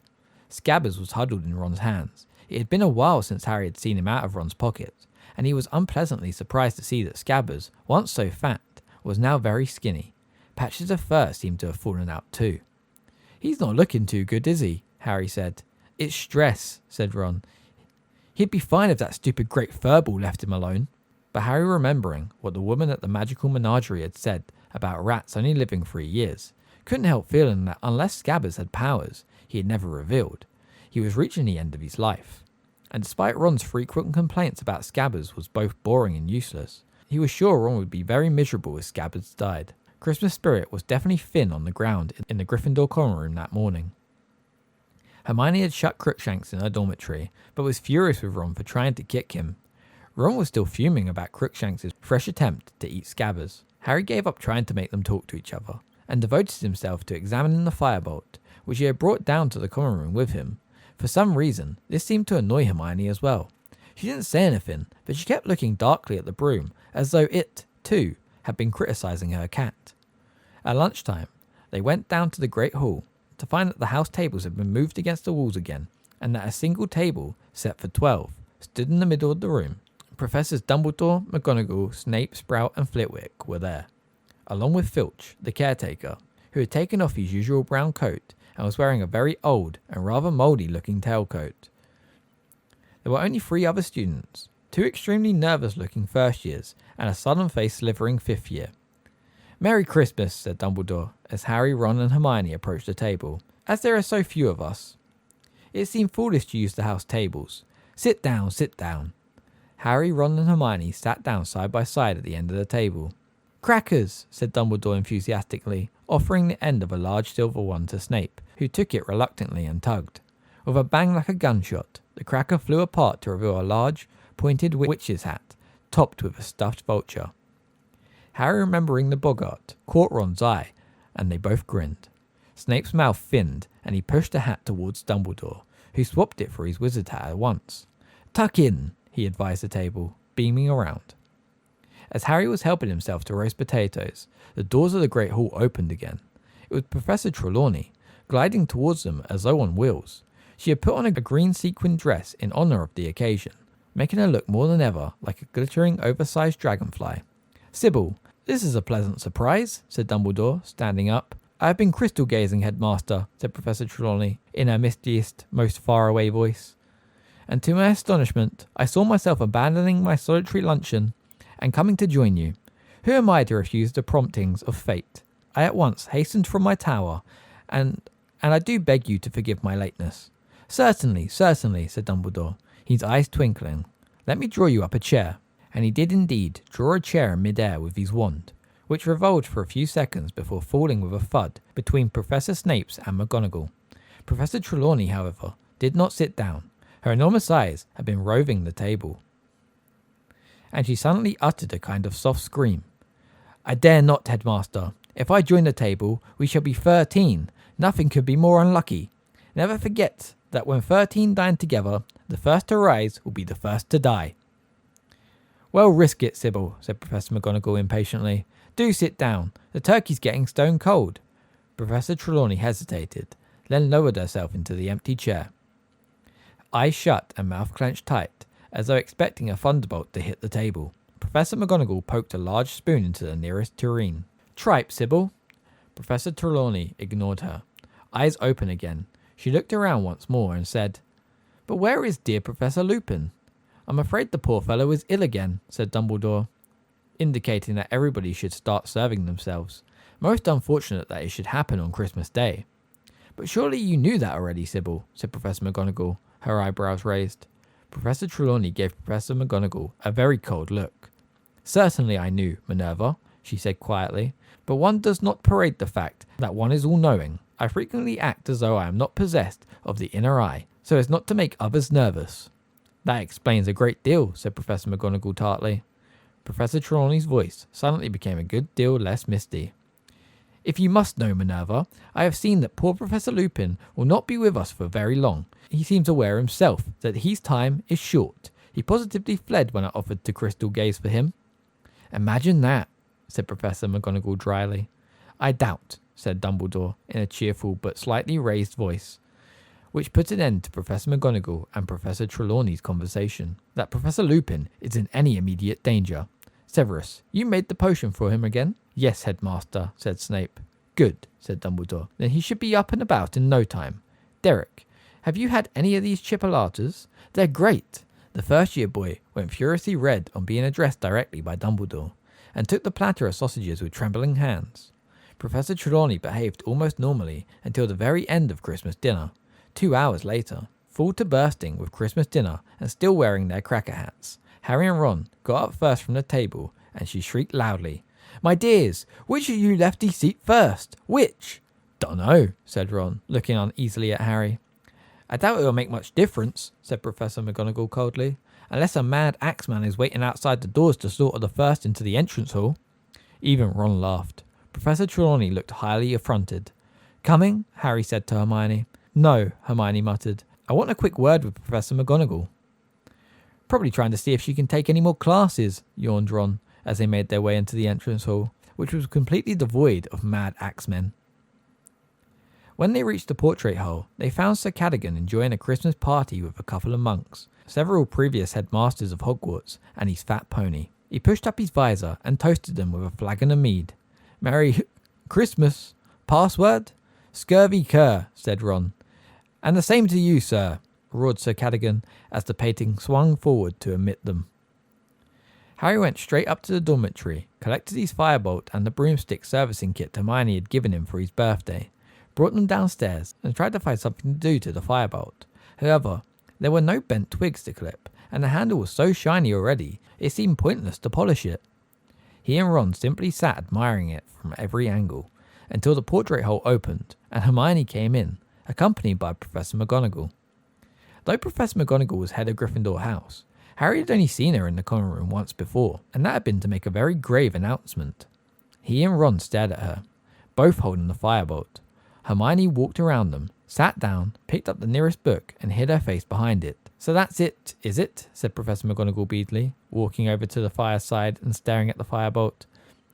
Miss Granger has just informed me that you have been sent a broomstick, Potter. Harry and Ron looked around at Hermione. They could see her forehead reddening over the top of her book, which was upside down.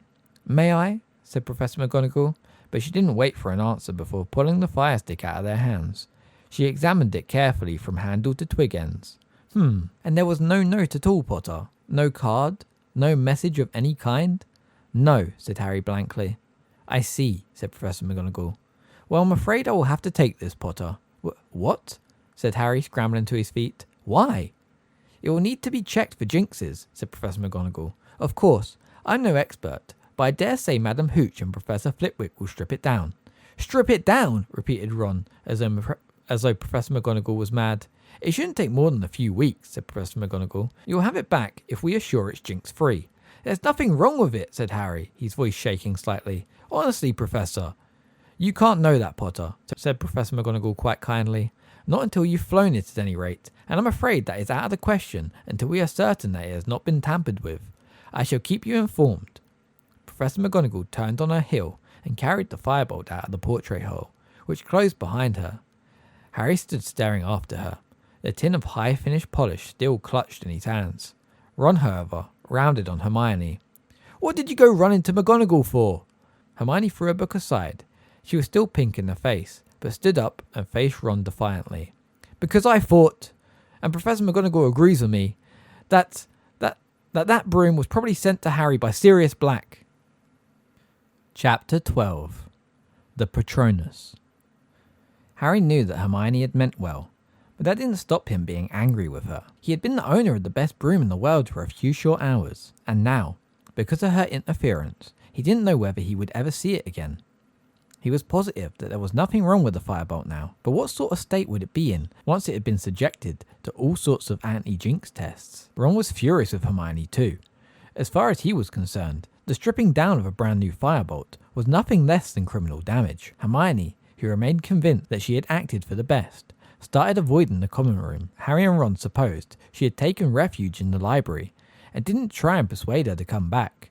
All in all, they were glad when the rest of the school returned shortly after New Year, and Gryffindor Tower became crowded and noisy again. Wood sought Harry out on the night before term started.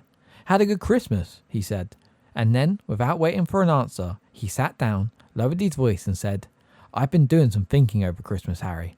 After the last match, you know, if the Dementors come to the next one, I mean, we can't afford you to, well, Wood broke off looking awkward. I'm working on it, said Harry quickly. Professor Lupin said he'd train me to ward the Dementors off. We should be starting this week. He said he'd have time after Christmas. Ah, said Wood, his expression clearing. Well, in that case, I really didn't want to lose you as a seeker, Harry. And have you ordered a new broom yet? No, said Harry. What? You better get a move on, you know. You can't ride that shooting star against Ravenclaw. He got a firebolt for Christmas, said Ron. A firebolt? No, seriously. A real firebolt. Don't get excited, Oliver, said Harry gloomily. I haven't got it anymore. It was confiscated. And he explained all about how the firebolt was now being checked for jinxes. Jinxed? How could it be jinxed? Sirius Black, Harry said wearily.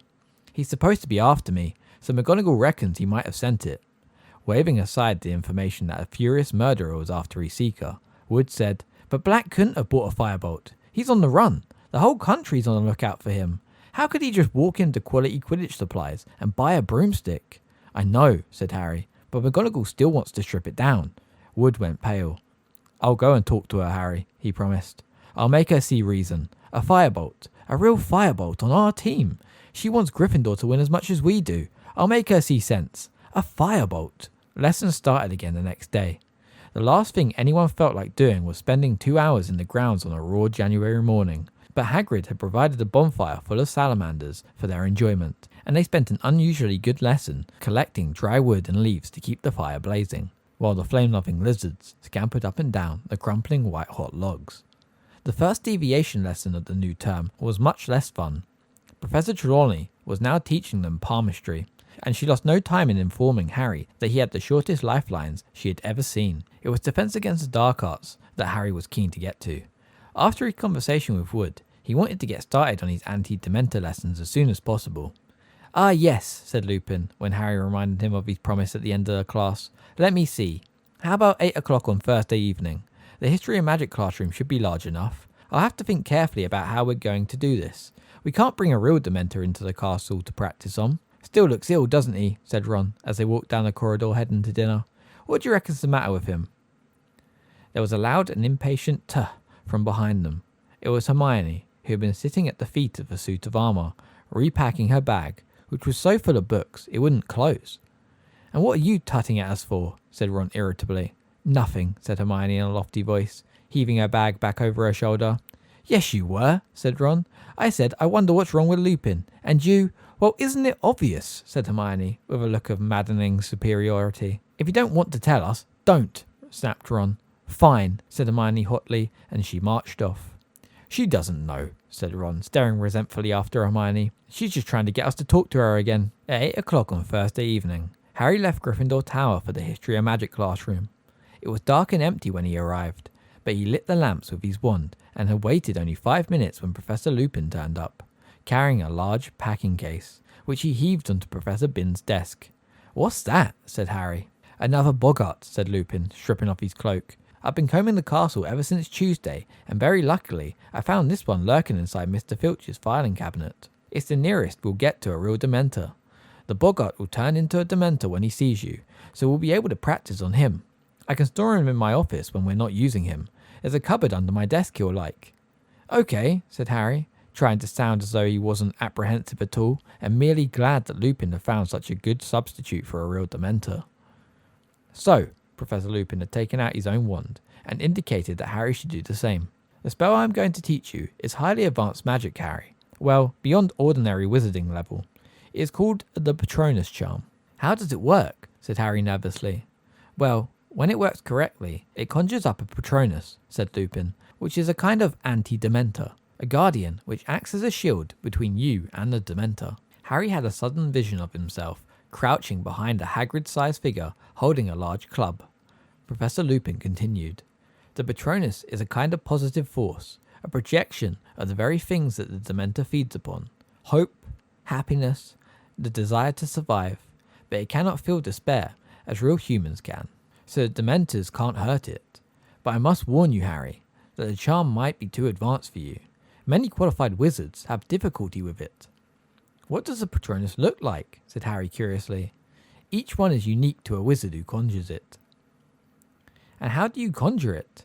"With an incantation, which will work only if you are concentrating with all your might on a single, very happy memory." Harry cast about for a happy memory. Certainly nothing that had happened to him at the Dursleys was going to do. Finally, he settled on a moment when he had first ridden a broomstick. "Right," he said, trying to recall as exactly as possible the wonderful, soaring sensation in his stomach. "The incantation is this," Lupin cleared his throat. "Expecto Patronum." "Expecto Patronum," Harry repeated under his breath. "Expecto Patronum. Concentrating hard on your happy memory." "Oh, yeah," said Harry quickly, forcing his thoughts back to that first broom ride. "Expecto Patronum. Sorry, Expecto Patronum. Expecto Patronum." Something whooshed suddenly at the end of his wand. It looked like a wisp of silvery gas. "Did you see that?" said Harry excitedly. "Something's happened." "Very good," said Lupin, smiling. "Right then, ready to try it on a Dementor?" "Yes," Harry said, gripping his wand very tightly and moving into the middle of the deserted classroom. He tried to keep his mind on flying, but something else kept intruding. Any second now, he might hear his mother again, but he shouldn't think that, or he would hear her again, and he didn't want to. Or did he? Lupin grasped the lid of the packing case and pulled.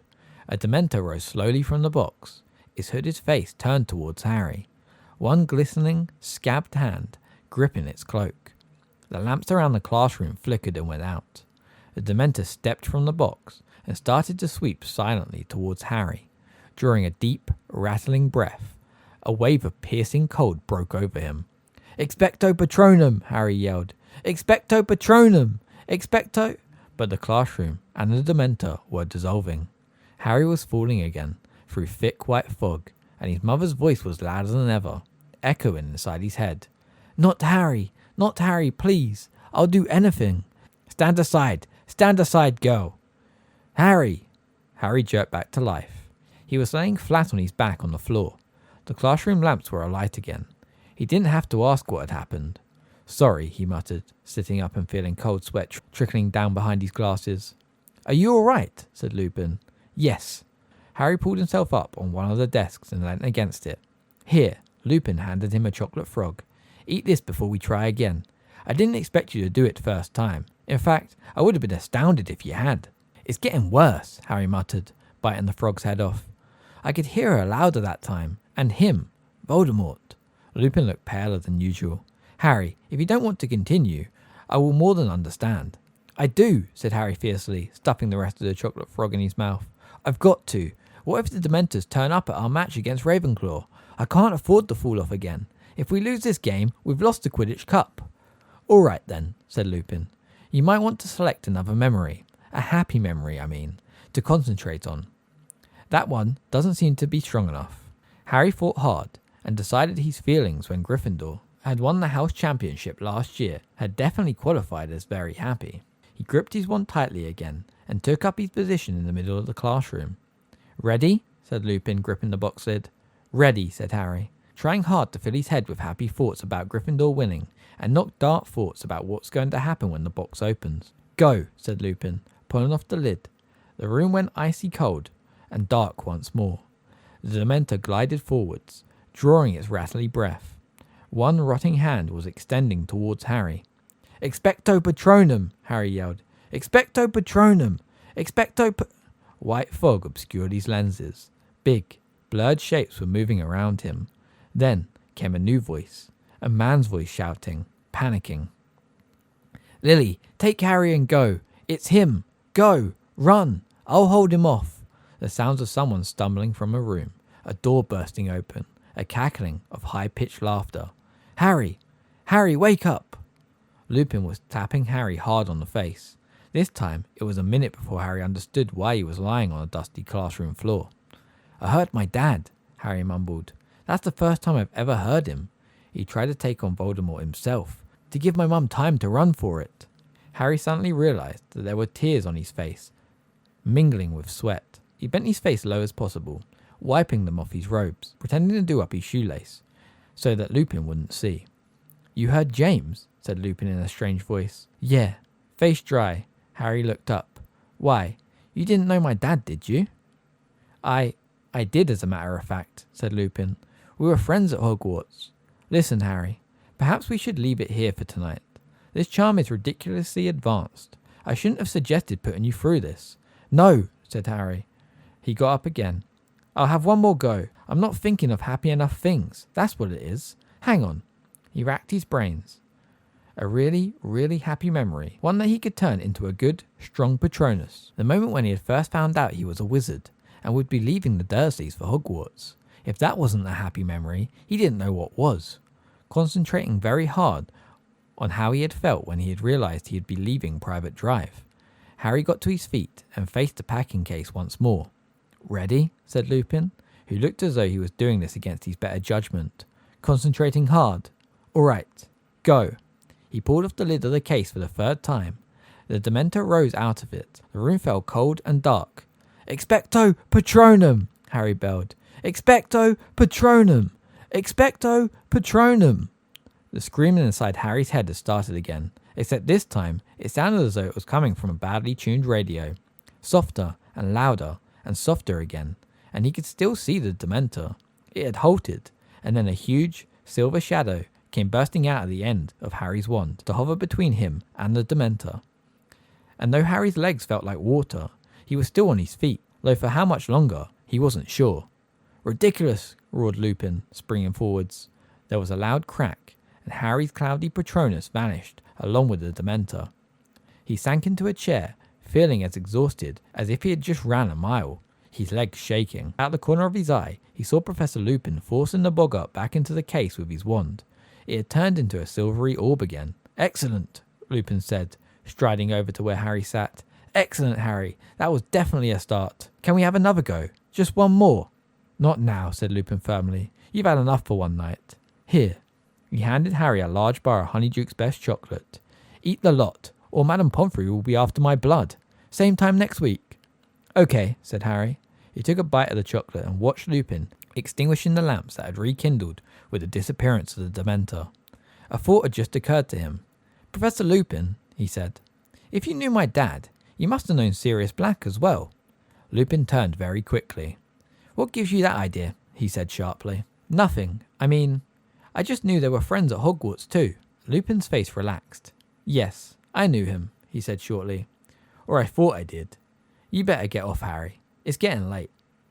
Harry left the classroom, walked along the corridor and around a corner, then took a detour behind a suit of armour and sat down on its plinth to finish his chocolate, wishing he hadn't mentioned black, as Lupin was obviously not keen on the subject. Then Harry's thoughts wandered back to his mother and father. He felt drained and strangely empty, even though he was so full of chocolate, terrible though it was to hear his parents' last moments replayed inside his head. These were the only times Harry had heard their voices since he was a very small child.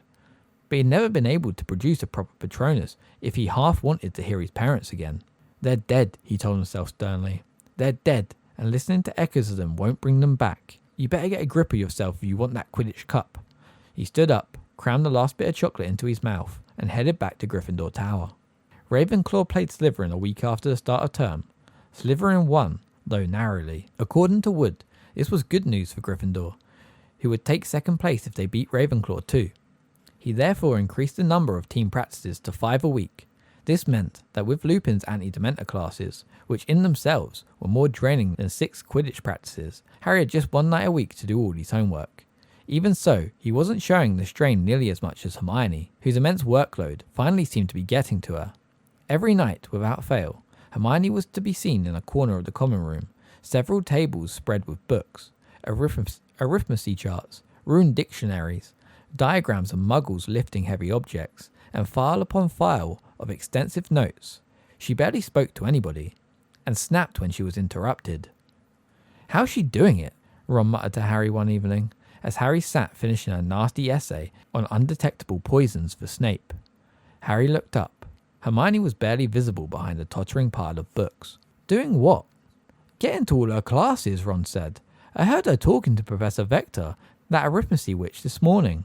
They were going on about yesterday's lesson, but Hermione can't have been there, because she was with us in Care of Magical Creatures, and Ernie Macmillan told me she's never missed a Muggle Studies class, but half of them are at the same time as Deviation, and she's never missed one of them either. Harry didn't have time to fathom the mystery of Hermione's impossible timetable at the moment. He really needed to get on with Snape's essay. 2 seconds later, however, he was interrupted again, this time by Wood. Bad news, Harry. I've just been to see Professor McGonagall about the firebolt. She, got a bit shirty with me. Told me I'd got my priorities wrong. Seemed to think I cared more about winning the cup than I do about you staying alive. Just because I told her I didn't care if it threw you off, as long as you caught the snitch on it first. Wood shook his head in disbelief. Honestly, the way she was yelling at me, you'd think I'd said something terrible. Then I asked her how much longer she was going to keep it. He screwed up his face and imitated Professor McGonagall's severe voice. As long as necessary, Wood. I reckon it's time you ordered a new broom, Harry. There's an order form at the back of which broomstick. You can get a Nimbus 2001 like Malfoy's got. I'm not buying anything Malfoy thinks is good, said Harry flatly. January faded imperceptibly into February. With no change in the bitterly cold weather, the match against Ravenclaw was drawing nearer and nearer, but Harry still hadn't ordered a new broom.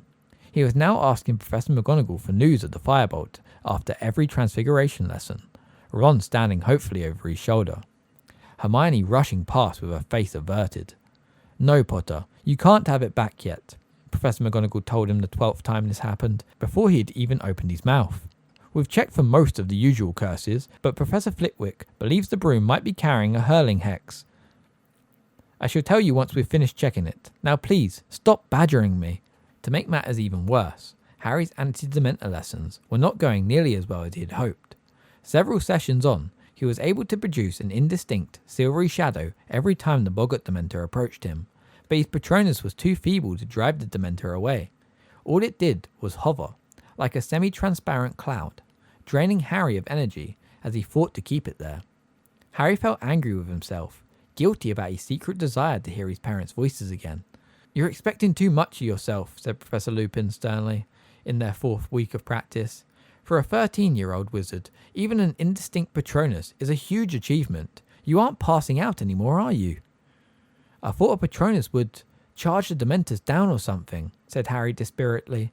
Make them disappear. The true Patronus does do that, said Lupin, but you've achieved a great deal in a very short space of time. If the Dementors put in an appearance at your next Quidditch match, you'll be able to keep them at bay long enough to get back to ground. You said it's harder if there's loads of them, said Harry. I have complete confidence in you, said Lupin, smiling. Here, you've earned a drink. Something from the 3 broomsticks. You won't have tried it before. He pulled 2 bottles out of his briefcase. Butterbeer, said Harry, without thinking. Yeah, I like that stuff. Lupin raised an eyebrow. Oh, Ron and Hermione brought me some back from Hogsmeade, Harry lied quickly.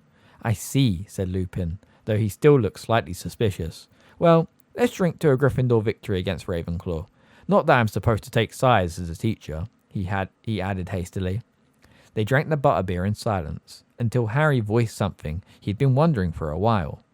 What's under a Dementor's hood? Professor Lupin lowered his bottle thoughtfully.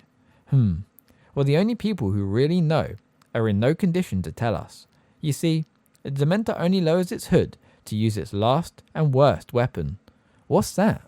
They call it the Dementor's kiss, said Lupin, with a slightly twisted smile. It's what Dementors do to those they wish to destroy utterly. I suppose there must be some kind of mouth under there, because they clamp their jaws upon the mouth of the victim and suck out his soul. Harry accidentally spat out a bit of butterbeer. What? They kill? Oh no, said Lupin. Much worse than that. You can exist without your soul, you know, as long as your brain and heart are still working. But you'll have no sense of self anymore. No memory. No anything. There's no chance at all of recovery. You'll just exist as an empty shell, and your soul is gone forever. Lost. Lupin drank a little more butterbeer, then said, It's the fate that awaits Sirius Black. It was in the Daily Prophet this morning. The Ministry have given the Dementors permission to perform it on him if they find him. Harry sat stunned for a moment at the idea of someone having their soul sucked out through their mouth, but then he thought of Black. He deserves it, he said suddenly. You think so? Said Lupin lightly. Do you really think anyone deserves that? Yes, said Harry defiantly. For some things. He would have liked to have told Lupin about the conversation he'd overheard about Black and the 3 broomsticks, about Black betraying his mother and father, but it would have involved revealing that he had gone to Hogsmeade without permission, and he knew Lupin wouldn't be very impressed by that. So he finished his butterbeer, thanked Lupin, and left the History of Magic classroom. Harry half wished he hadn't asked what was under a Dementor's hood. The answer had been so horrible, and he was so lost in unpleasant thoughts of what it would feel like to have your soul sucked out of you, that he walked headlong into Professor McGonagall halfway up the stairs. Do watch where you're going, Potter. Sorry, Professor. I've just been looking for you in the Gryffindor common room. Well, here it is. We've done everything we could think of, and there doesn't seem to be anything wrong with it at all. You've got a very good friend somewhere, Potter. Harry's jaw dropped. She was holding out his firebolt, and it looked as magnificent as ever. I can have it back, Harry said weakly. Seriously? Seriously, said Professor McGonagall. And she was actually smiling. I dare say you'll need to get the feel of it before Saturday's match, won't you? And Potter, do try and win, won't you? Or we'll be out of the running for the 8th year in a row, as Professor Snape was kind enough to remind me only last night. Speechless, Harry carried the firebolt back upstairs towards Gryffindor Tower. As he turned the corner, he saw Ron dashing towards him, grinning from ear to ear. She gave it to you. Excellent. Listen, can I still have a go on it? Tomorrow? Yeah, anything, said Harry, his heart lighter than it had been in a month. You know what? We should make it up with Hermione. She was only trying to help. Yeah, all right, said Ron. She's in the common room now, working for a change. They turned into the corridor to Gryffindor Tower and saw Neville Longbottom pleading with Sir Cadogan, who seemed to be refusing him entrance. I wrote them down, Neville was saying tearfully, but I must have dropped them somewhere. A likely tale, roared Sir Cadogan, then spotting Harry and Ron. Good, even my fine geomen. Come clap this loon in irons. He is trying to force entry to the chambers within. Oh, shut up, said Ron, as he and Harry drew level with Neville. I've lost the passwords, Neville told them miserably. I made him tell me what passwords he was going to use this week, because he keeps changing them, and now I don't know what I've done with them. Odds bodikins, said Harry to Sir Cadogan, who looked extremely disappointed and reluctantly swung forwards to let them into the common room. There was a sudden excited murmur as every head turned, and the next moment Harry was surrounded by people exclaiming over his firebolt. Where'd you get it, Harry? Will you let me have a go? Have you ridden it yet, Harry? Ravenclaw have no chance. They're all on clean sweep 7s. Can I just hold it, Harry? After 10 minutes or so, during which the firebolt was passed around and admired from every angle. The crowd dispersed, and Harry and Ron had a clear view of Hermione, the only person who hadn't rushed over to them, bent over her work, and carefully avoiding their eyes. Harry and Ron approached her table, and at last she looked up. "I got it back," said Harry, grinning at her and holding up the firebolt. "See, Hermione, there wasn't anything wrong with it," said Ron. "Well, there might have been," said Hermione. "I mean, at least you know now it's safe." "Yeah, I suppose so," said Harry. "I better put it upstairs." "I'll take it," said Ron eagerly. "I've got to give Scabbers his rat tonic." He took the firebolt and, holding it as if it were made of glass, carried it away up the boys' staircase. "Can I sit down then?" Harry asked Hermione. "I suppose so," said Hermione, moving a great stack of parchment off a chair. Harry looked around at the cluttered table, at the long arithmetic essay on which the ink was still glistening, at the even longer Muggle Studies essay, explain why Muggles need electricity, and at the rune translation Hermione was now poring over. "How are you getting through all this stuff?" Harry asked her. "Oh, well, you know, working hard," said Hermione. Close to, Harry saw that she looked almost as tired as Lupin. "Why don't you just drop a couple of subjects?" Harry asked, watching her lifting books as she searched for a rune dictionary. "I couldn't do that," said Hermione, looking scandalised. "Arithmetic looks terrible," said Harry, picking up a very complicated-looking number chart. "Oh no, it's wonderful," said Hermione earnestly. "It's my favourite subject. But exactly what was wonderful about arithmetic, Harry never found out.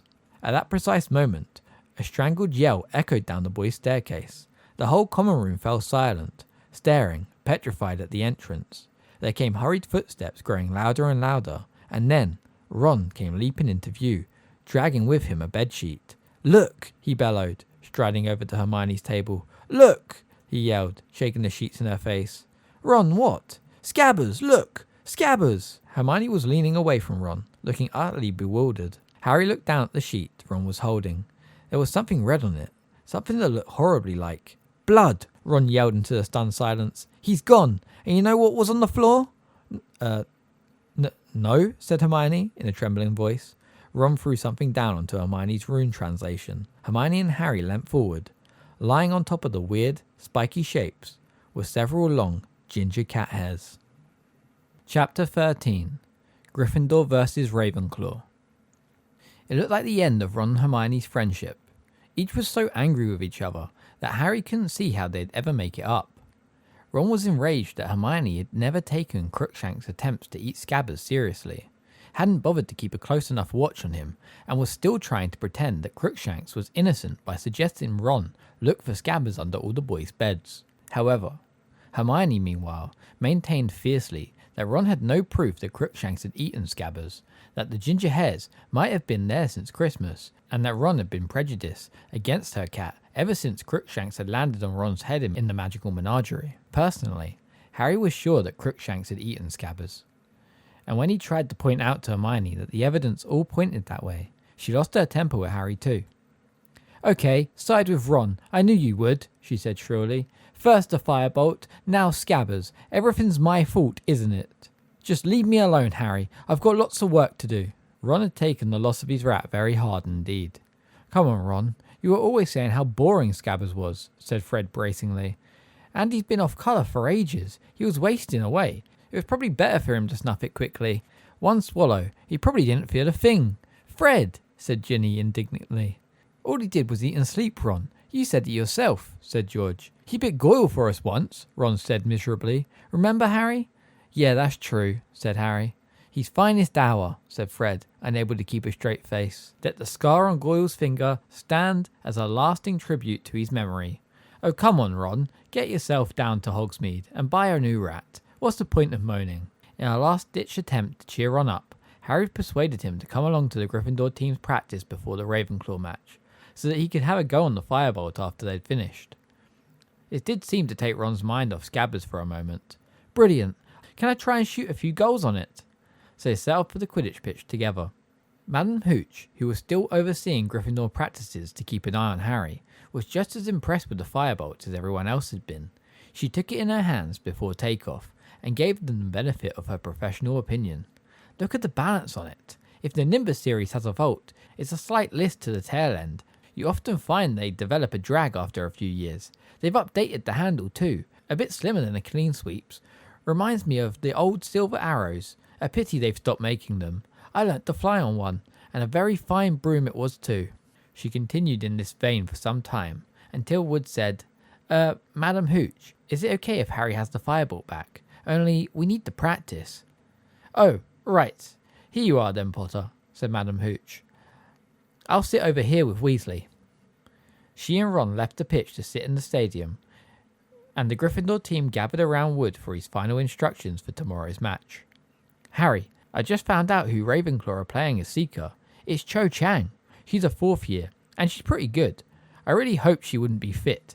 She's had some problems with injuries. Wood scowled his displeasure that Cho Chang had made a full recovery, then said, on the other hand, she rides a Comet 260, which is going to look like a joke next to the firebolt. He gave Harry's broom a look of fervent admiration, then said, okay everyone, let's go. At long last, Harry mounted his firebolt and kicked off from the ground. It was better than he had ever dreamed. The firebolt turned with the slightest touch. It seemed to obey his thoughts rather than his grip. It sped across the pitch at such speed that the stadium turned into a green and grey blur. Harry turned it so sharply that Alicia Spinnet screamed. Then he went into a perfectly controlled dive, brushing the grassy pitch with his toes before rising 30, 40, 50 feet into the air again. Harry, I'm letting the snitch out, Wood called. Harry turned and raced the bludger towards the goalposts. He outstripped it easily, saw the snitch dart out from behind Wood, and within 10 seconds, he caught it tightly in his hand. The team cheered madly. Harry let the snitch go again, gave it a minute's head start, then tore after it, weaving in and out of the others. He spotted it lurking near Katie Bell's knee, looped her easily and caught it again. It was the best practice ever. The team, inspired by the presence of the firebolt in their midst, performed their best moves faultlessly. And by the time they hit the ground again, Wood didn't have a single criticism to make, which, as George Weasley pointed out, was a first. I can't see what's going to stop us tomorrow, said Wood. Not unless... Harry, you've sorted your Dementor problem, haven't you? Yeah, said Harry, thinking of his feeble Patronus and wishing it was stronger. The Dementors won't turn up again, Oliver. Dumbledore will do his nut, said Fred confidently. Well, let's hope not, said Wood. Anyway, good work, everyone. Let's get back to the tower. Turn in early. I'm staying out for a bit. Ron wants to go on the firebolt, Harry told Wood. And while the rest of the team headed off to the changing rooms, Harry strode over to Ron, who vaulted the barrier to the stands and came to meet him. Madam Hooch had fallen asleep in her seat. Here you go, said Harry, handing Ron the firebolt. Ron, an expression of ecstasy on his face, mounted the broom and zoomed off into the gathering darkness, while Harry walked around the edge of the pitch, watching him. Night had fallen before Madam Hooch awoke with a start, told Harry and Ron off for not waking her, and insisted they go back to the castle. Harry shouldered the firebolt, and he and Ron walked out of the shadowy stadium, discussing the firebolt's superbly smooth action, its phenomenal acceleration, and its pinpoint turning. They were halfway towards the castle when Harry, glancing to his left, saw something that made his heart turn over. A pair of eyes, gleaming out of the darkness. Harry stopped dead, his heart banging against his ribs. What's the matter? Said Ron. Harry pointed. Ron pulled out his wand and muttered, Lumos. A beam of light fell across the grass, hit the bottom of a tree, and illuminated its branches. There, crouching amongst the budding leaves, was Crookshanks. Get out of it! Ron roared, and he stooped down and seized a stone lying on the grass. But before he could do anything else, Crookshanks had vanished with one swish of his long, ginger tail. See? Ron said furiously, chucking the stone down again. She's still letting him wander about wherever he wants. Probably washing down Scabbers with a couple of birds now. Harry didn't say anything. He took a deep breath as relief seeped through him. He had been sure for a moment that those eyes had belonged to the Grim. They set off for the castle once more. Slightly ashamed of his moment of panic, Harry didn't say anything to Ron, nor did he look left or right until they had reached a well-lit entrance hall. Harry went down to breakfast next morning with the rest of the boys in his dormitory, all of whom seemed to think the firebolt deserved a sort of guard of honour. As Harry entered the great hall, heads turned in the direction of the firebolt, and there was a great deal of excited muttering. Harry saw with enormous satisfaction that the Slytherin team were all looking thunderstruck. Did you see his face? Said Ron gleefully, looking back at Malfoy. He can't believe it. This is brilliant. Wood, too, was basking in the reflected glory of the firebolt. Put it here, Harry, he said, laying the broom in the middle of the table and carefully turning it so that its name faced upwards. People from the Ravenclaw and Hufflepuff tables were soon coming over to look. Cedric Diggory came over to congratulate Harry on having acquired such a superb replacement for his Nimbus. And Percy's Ravenclaw girlfriend, Penelope Clearwater, asked if she could actually hold the firebolt. Now, Penny, no sabotage, said Percy heartily, as she examined the firebolt closely. Penelope and I have got a bet on, he told the team. 10 galleons on the outcome of the match. Penelope put the firebolt down again, thanked Harry and went back to her table. Harry, make sure you win, said Percy in an urgent whisper. I haven't got 10 galleons. Yes, I'm coming, Penny. And he bustled off to join her in a piece of toast. Sure you can manage that broom, Potter, said a cold, drooling voice. Draco Malfoy had arrived for a closer look, Crabbe and Goyle right behind him. Yeah, reckon so, said Harry casually. Got plenty of special features, hasn't it? Said Malfoy, eyes glistening maliciously. Shame it doesn't come with a parachute, in case you are too near a Dementor. Crabbe and Goyle sniggered. Pity you can't attach an extra arm to yours, Malfoy, said Harry. Then it could catch the snitch for you. The Gryffindor team laughed loudly. Malfoy's pale eyes narrowed, and he stalked away. They watched him rejoin the rest of the Slytherin team, who put their heads together, no doubt asking Malfoy whether Harry's broom really was a firebolt.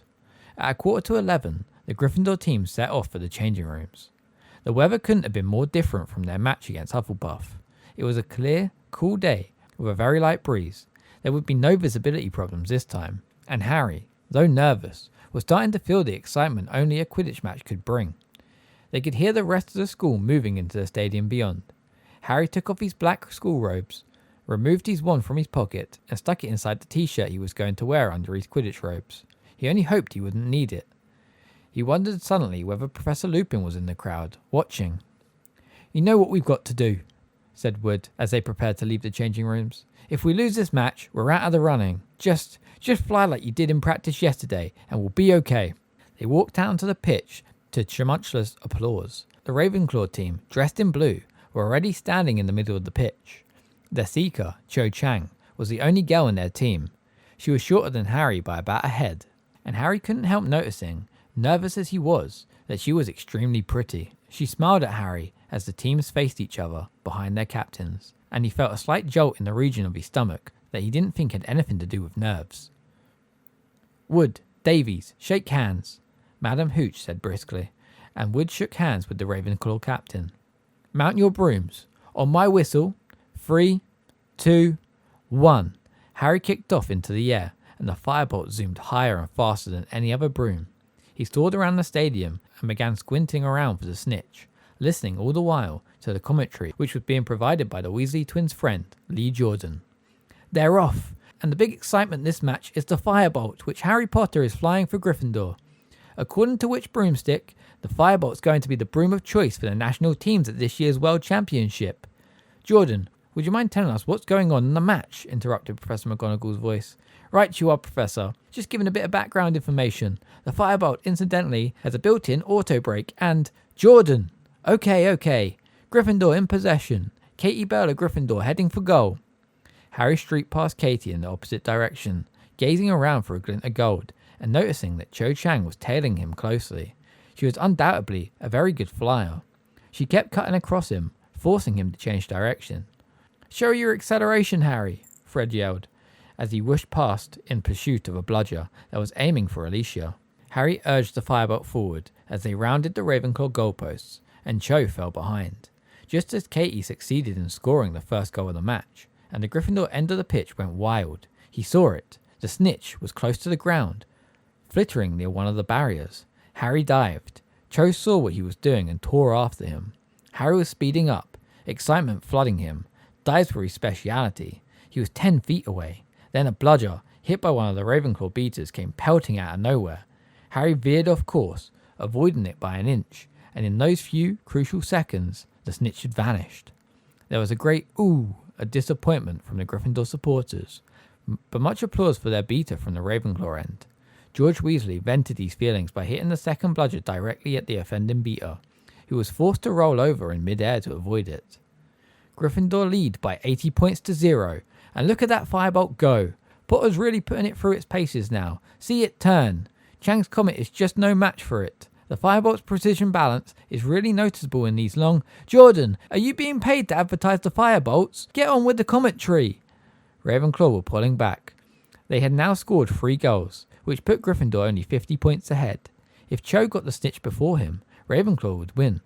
Harry dropped lower, narrowly avoiding a Ravenclaw chaser, scanning the pitch frantically. A glint of gold, a flutter of tiny wings. The snitch was circling the Gryffindor goalpost. Harry accelerated, eyes fixed on the speck of gold ahead, but next second, Cho had appeared out of thin air, blocking him. Harry, this is no time to be a gentleman, Wood roared as Harry swerved to avoid a collision. Knock her off her broom if you have to. Harry turned and caught sight of Cho. She was grinning. The snitch had vanished again. Harry turned his firebolt upwards, and was soon 20 feet above the game. Out the corner of his eye, he saw Cho following him. She had decided to mark him rather than search for the snitch herself. Right then, if she wanted to tail him, she'd have to take the consequences. He dived again, and Cho, thinking he'd seen the snitch, tried to follow. Harry pulled out of the dive very sharply. She hurtled downwards. He rose fast as a bullet once more, and then he saw it, for the 3rd time. The snitch was glittering way above the pitch at the Ravenclaw end. He accelerated. So, many feet below did Cho. He was winning, gaining on the snitch with every second. Then, "Oh!" screamed Cho, pointing. Distracted Harry looked down. 3 Dementors, 3 tall, black-hooded Dementors were looking up at him. He didn't stop to think. Plunging a hand down the neck of his robes, he whipped out his wand and roared, "Expecto Patronum!" Something silver-white, something enormous, erupted from the end of his wand. He knew it had shot directly at the Dementors, but didn't pause to watch. His mind still miraculously clear, he looked ahead. He was nearly there. He stretched out the hand still grasping his wand, and just managed to close his fingers over the small, struggling snitch. Madame Hooch's whistle sounded. Harry turned around in mid-air and saw 6 scarlet blurs bearing down on him. Next moment, the whole team were hugging him so hard he was nearly pulled off his broom. Down below, he could hear the roars of the Gryffindors in the crowd. "That's my boy," Wood kept yelling. Alicia, Angelina, and Katie had all kissed Harry, and Fred had him in a grip so tight Harry felt as though his head would come off. In complete disarray, the team managed to make its way back to the ground. Harry got off his broom and looked up to see a gaggle of Gryffindor supporters sprinting onto the pitch, Ron in the lead. Before he knew it, he had been engulfed by the cheering crowd. "Yes!" Ron yelled, yanking Harry's arm into the air. "Yes, yes, well done, Harry," said Percy, looking delighted. 10 galleons to me. Must find Penelope. Excuse me." "Good on you, Harry," roared Seamus Finnegan. "Ruddy brilliant," boomed Hagrid over the heads of the milling Gryffindors. "That was quite some Patronus," said a voice in Harry's ear. Harry turned around to see Professor Lupin, who looked both shaken and pleased. "The Dementors didn't affect me at all," Harry said excitedly. "I didn't feel a thing." "That would be because they, weren't Dementors," said Professor Lupin. "Come and see." He led Harry out of the crowd until they were able to see the edge of the pitch.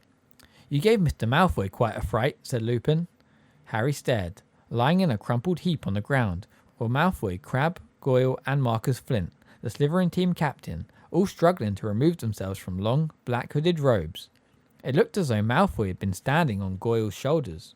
Standing over them, with an expression of the utmost fury on her face, was Professor McGonagall.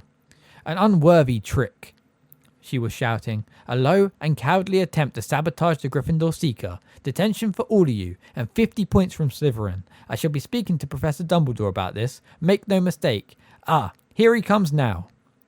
If anything could have set the seal on Gryffindor's victory, it was this. Ron, who had fought his way to Harry's side, doubled up with laughter as they watched Malfoy fighting to extricate himself from the robe.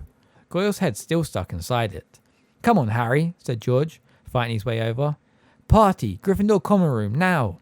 "Right," said Harry, and feeling happier than he had done in ages, he and the rest of the team led the way, still in their scarlet robes, out of the stadium and back up to the castle. It felt as though they had already won the Quidditch Cup. The party went on all day and all night, and well into the night. Fred and George Weasley disappeared for a couple of hours, and returned with armfuls of bottles of butterbeer, pumpkin fizz, and several bags full of Honeydukes sweets.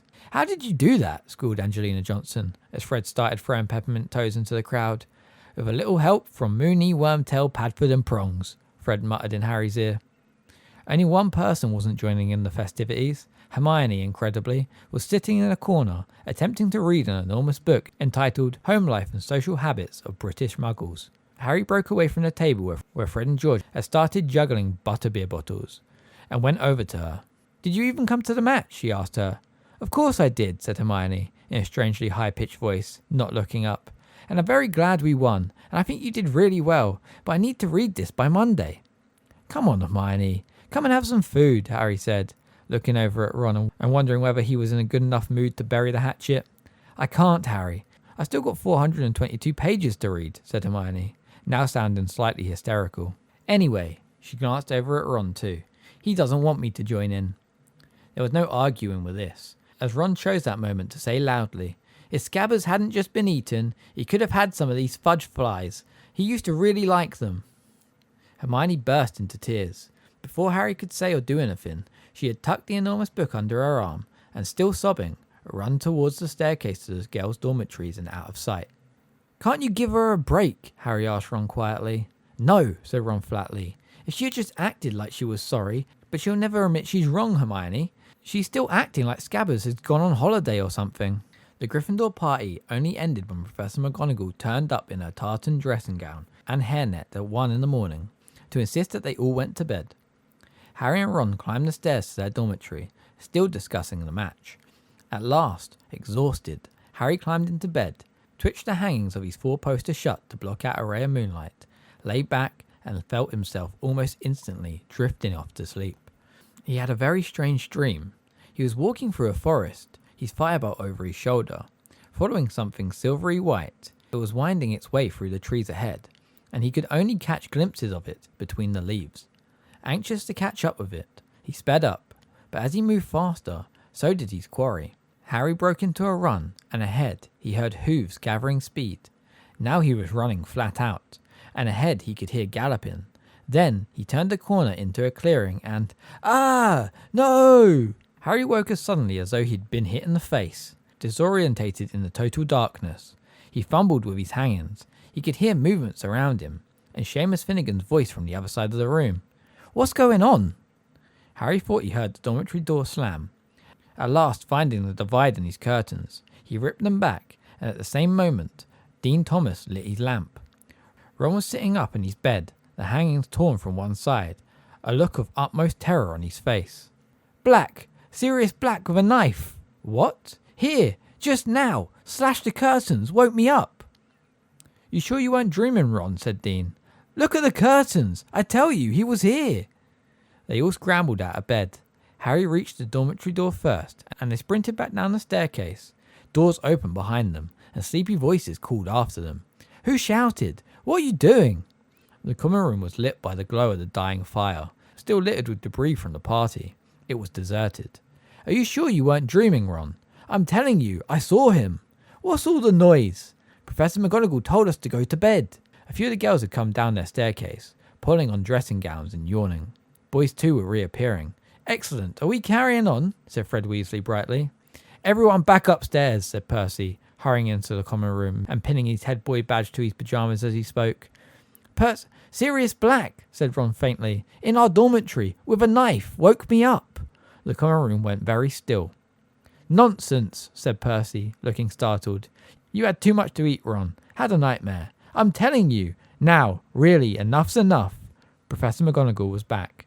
She slammed the portrait behind her as she entered the common room and stared furiously around. "I am delighted that Gryffindor won the match, but this is getting ridiculous. Percy, I expected better of you." "I certainly didn't authorize this, Professor," said Percy, puffing himself up indignantly.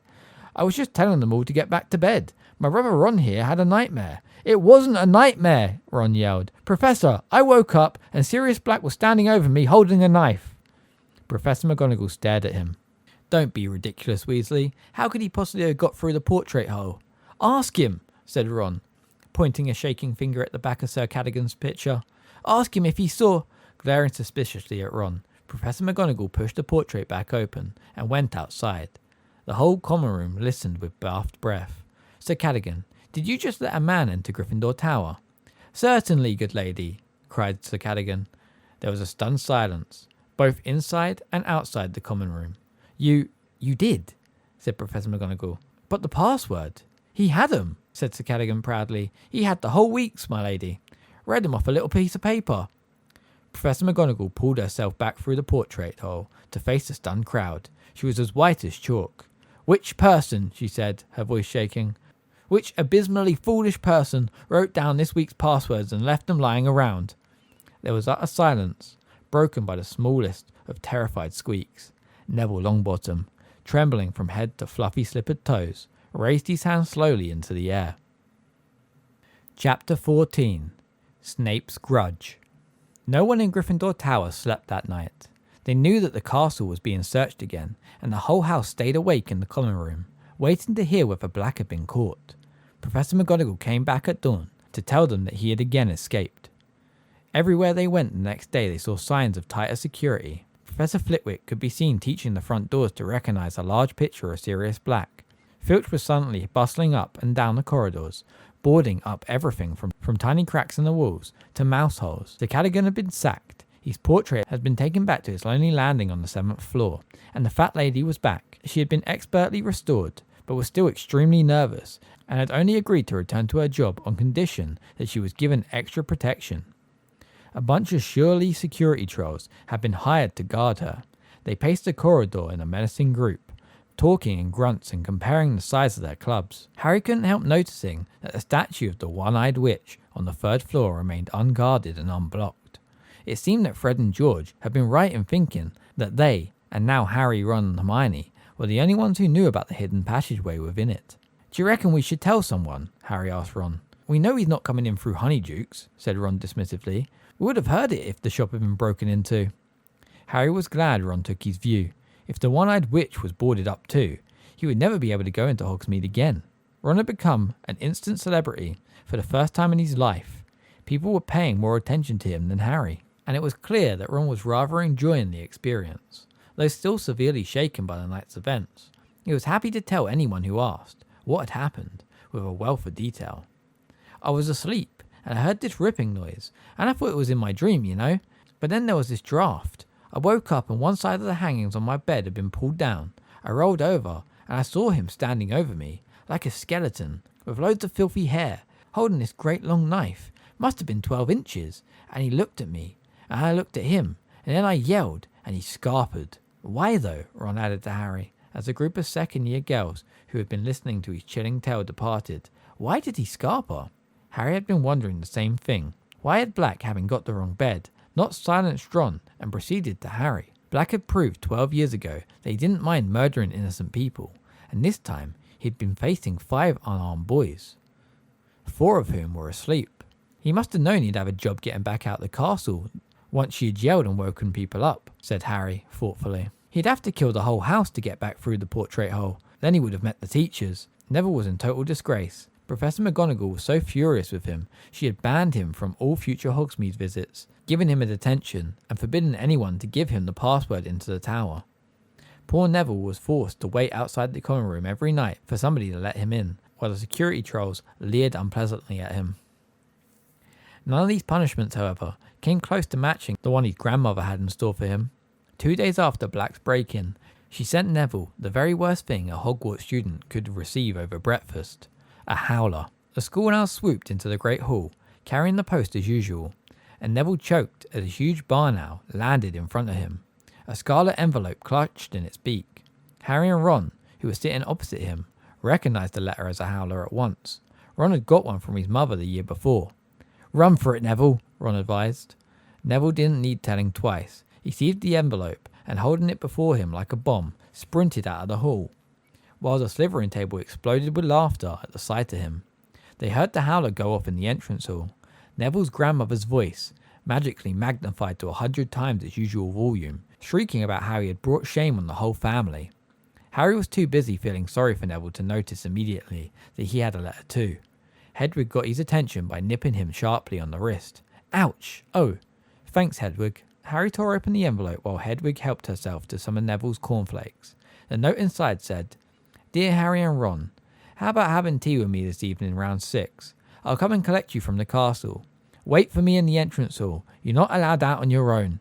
Cheers, Hagrid." "He probably wants to hear all about Black," said Ron. So at 6 o'clock that evening, Harry and Ron left Gryffindor Tower, past the security trolls at a run, and headed down to the entrance hall. Hagrid was already waiting for them. All right, Hagrid, said Ron. Suppose you want to hear about Saturday night, do you? I've already heard all about it, said Hagrid, opening the front doors and leading them outside. Oh, said Ron, looking slightly put out. The first thing they saw on entering Hagrid's cabin was Buckbeak, who was stretched out on top of Hagrid's patchwork quilt, his enormous wings folded tight to his body, enjoying a large plate of dead ferrets. Averting his eyes from this unpleasant sight, Harry saw a gigantic, hairy brown suit and a very horrible yellow and orange tie hanging from the top of Hagrid's wardrobe door. What are they for, Hagrid? Said Harry. Buckbeak's case against the Committee for the Disposal of Dangerous Creatures, said Hagrid. This Friday, him and me will be going down to London together. I booked 2 beds on the night bus. Harry felt a nasty pang of guilt. He had completely forgotten that Buckbeak's trial was so near, and judging by the uneasy look on Ron's face, he had too. They had also forgotten their promise about helping him prepare Buckbeak's defence. The arrival of the firebolt had driven it clean out of their minds. Hagrid poured them tea and offered them a plate of bath buns, but they knew better than to accept. They had had too much experience of Hagrid's cooking. I got something to discuss with you two, said Hagrid, sitting himself between them and looking uncharacteristically serious. What? Said Harry. Hermione, said Hagrid. What about her? Said Ron. She's in a wry state. That's what. She's been coming down to visit me a lot since Christmas. Been feeling lonely. First you weren't talking to her because of the firebolt. Now you're not talking to her because of her cat. 8 scabbers, Ron interjected angrily. Because their cat acted like all cats do, Hagrid continued dodgily. She's cried a fair few times, you know. Going through a rough time at the moment. Bitten off more than she can chew, if you ask me.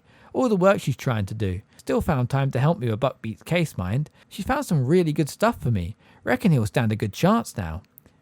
Hagrid, we should have helped as well. Sorry, Harry began awkwardly. I'm not blaming you, said Hagrid, waving Harry's apology aside. God knows you've had enough to be getting on with. I've seen you practicing Quidditch every hour of the day and night. But I got to tell you, I thought you two would value your friend more than broomsticks or rats, that's all.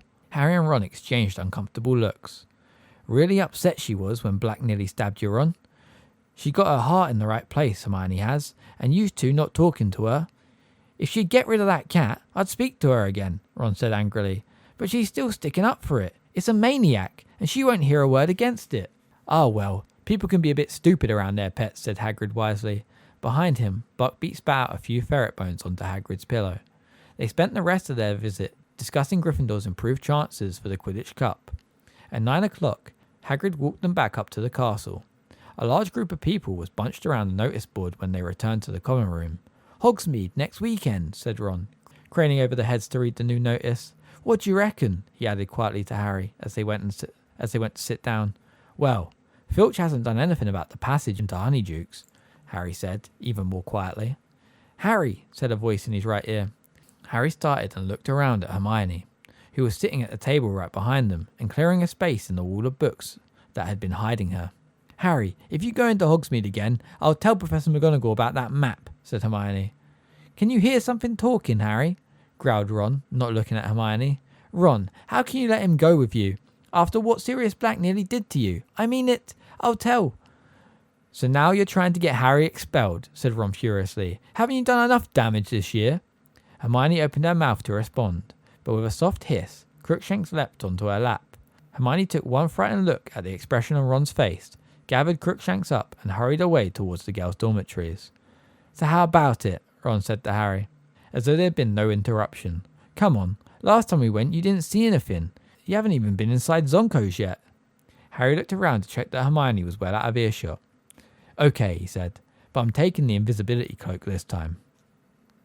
On Saturday morning, Harry packed his invisibility cloak in his bag, slipped the Marauder's map into his pocket, and went down to breakfast with everyone else. Hermione kept shooting suspicious looks down the table at him, but he avoided her eye, and was careful to let her see him walking back up the marble staircase in the entrance hall as everyone else proceeded to the front doors. Bye, Harry called to Ron. See you when you get back. Ron grinned and winked. Harry hurried up to the 3rd floor, slipping the Marauder's map out of his pocket as he went. Crouching behind the one-eyed witch, he smoothed it out. A tiny dot was in his direction. Harry squinted at it. The minuscule writing next to it read, Neville Longbottom. Harry quickly pulled out his wand, muttered, Disindenium, and shoved his bag into the statue. But before he could climb in himself, Neville came round the corner. Harry, I forgot you weren't going to Hogsmeade either. Hi, Neville, said Harry, moving swiftly away from the statue and pushing the map back into his pocket. What are you up to? Nothing, shrugged Neville. Want a game of Exploding Snap? Not now. I was going to go to the library and do that vampire essay for Lupin. I'll come with you, said Neville brightly. I haven't done it either. Hang on. Yeah, I forgot. I finished it last night. Brilliant, you can help me, said Neville, his round face anxious. I don't understand that thing about the garlic at all. Do they have to eat it, or...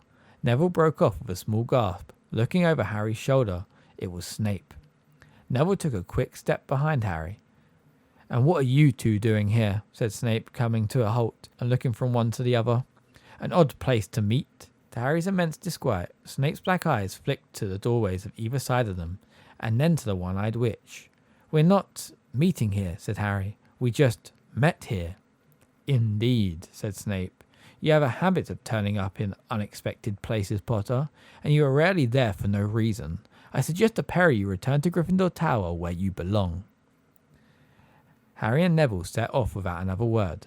As they turned the corner, Harry looked back. Snape was running one of his hands over the one-eyed witch's head, examining it closely. Harry managed to shake Neville off at the fat lady by telling him the password, then pretending he had left his vampire essay in the library and doubling back. Once out of sight of the security trolls, he pulled out the map again and held it close to his nose. The third-floor corridor seemed to be deserted. Harry scanned the map carefully and saw, with a leap of relief, that the tiny dot labelled Severus Snape was now back in its office. Harry sprinted back to the one-eyed witch, opened her hump, heaved himself inside and slid down to meet his bag at the bottom of the stone chute. He wiped the Marauder's map blank again and then set off at a run. Harry, completely hidden beneath the invisibility cloak, emerged into the sunlight outside Honeydukes and prodded Ron in the back. It's me, he muttered. What kept you? Ron hissed. Snape was hanging around. They set off up the high street. What are you? Ron kept muttering out of the corner of his mouth. Are you still there? This feels weird. They went to the post office. Ron pretended to be checking the price of an owl to bill in Egypt, so that Harry could have a good look around. The owl sat hooting softly down at him, at least 300 of them, 3 great greys, right down to tiny little scoops owls, local deliveries only, which were so small they could have sat in the palm of Harry's hand. Then they visited Zonko's, which was so packed with students, Harry had to exercise great care not to tread on anyone and cause a panic. There were jokes and tricks to fulfill even Fred and George's wildest dreams. Harry gave Ron whispered orders and passed him some gold from under the cloak. They left Zonko's with their money bags considerably lighter than when they had been entering, but their pockets bulging with dung bombs, hiccup sweets, frog spawn soap, and a nose-biting teacup apiece. The day was fine and breezy, and neither of them felt like staying indoors, so they walked past the 3 broomsticks and climbed the slope to visit the Shrieking Shack, the most haunted dwelling in Britain. It stood a little way above the rest of the village, and even in daylight was slightly creepy with its boarded windows and dank overgrown garden. Even the Hogwarts ghosts avoid it, said Ron, as they leaned over the fence, looking up at it. I asked Nearly Headless Nick. He says he's heard a very rough crowd live here. No one can get in. Fred and George tried, obviously, but all the entrances are sealed shut. Harry, feeling hot from their climb, was considering taking off the cloak for a minute, when they heard voices nearby.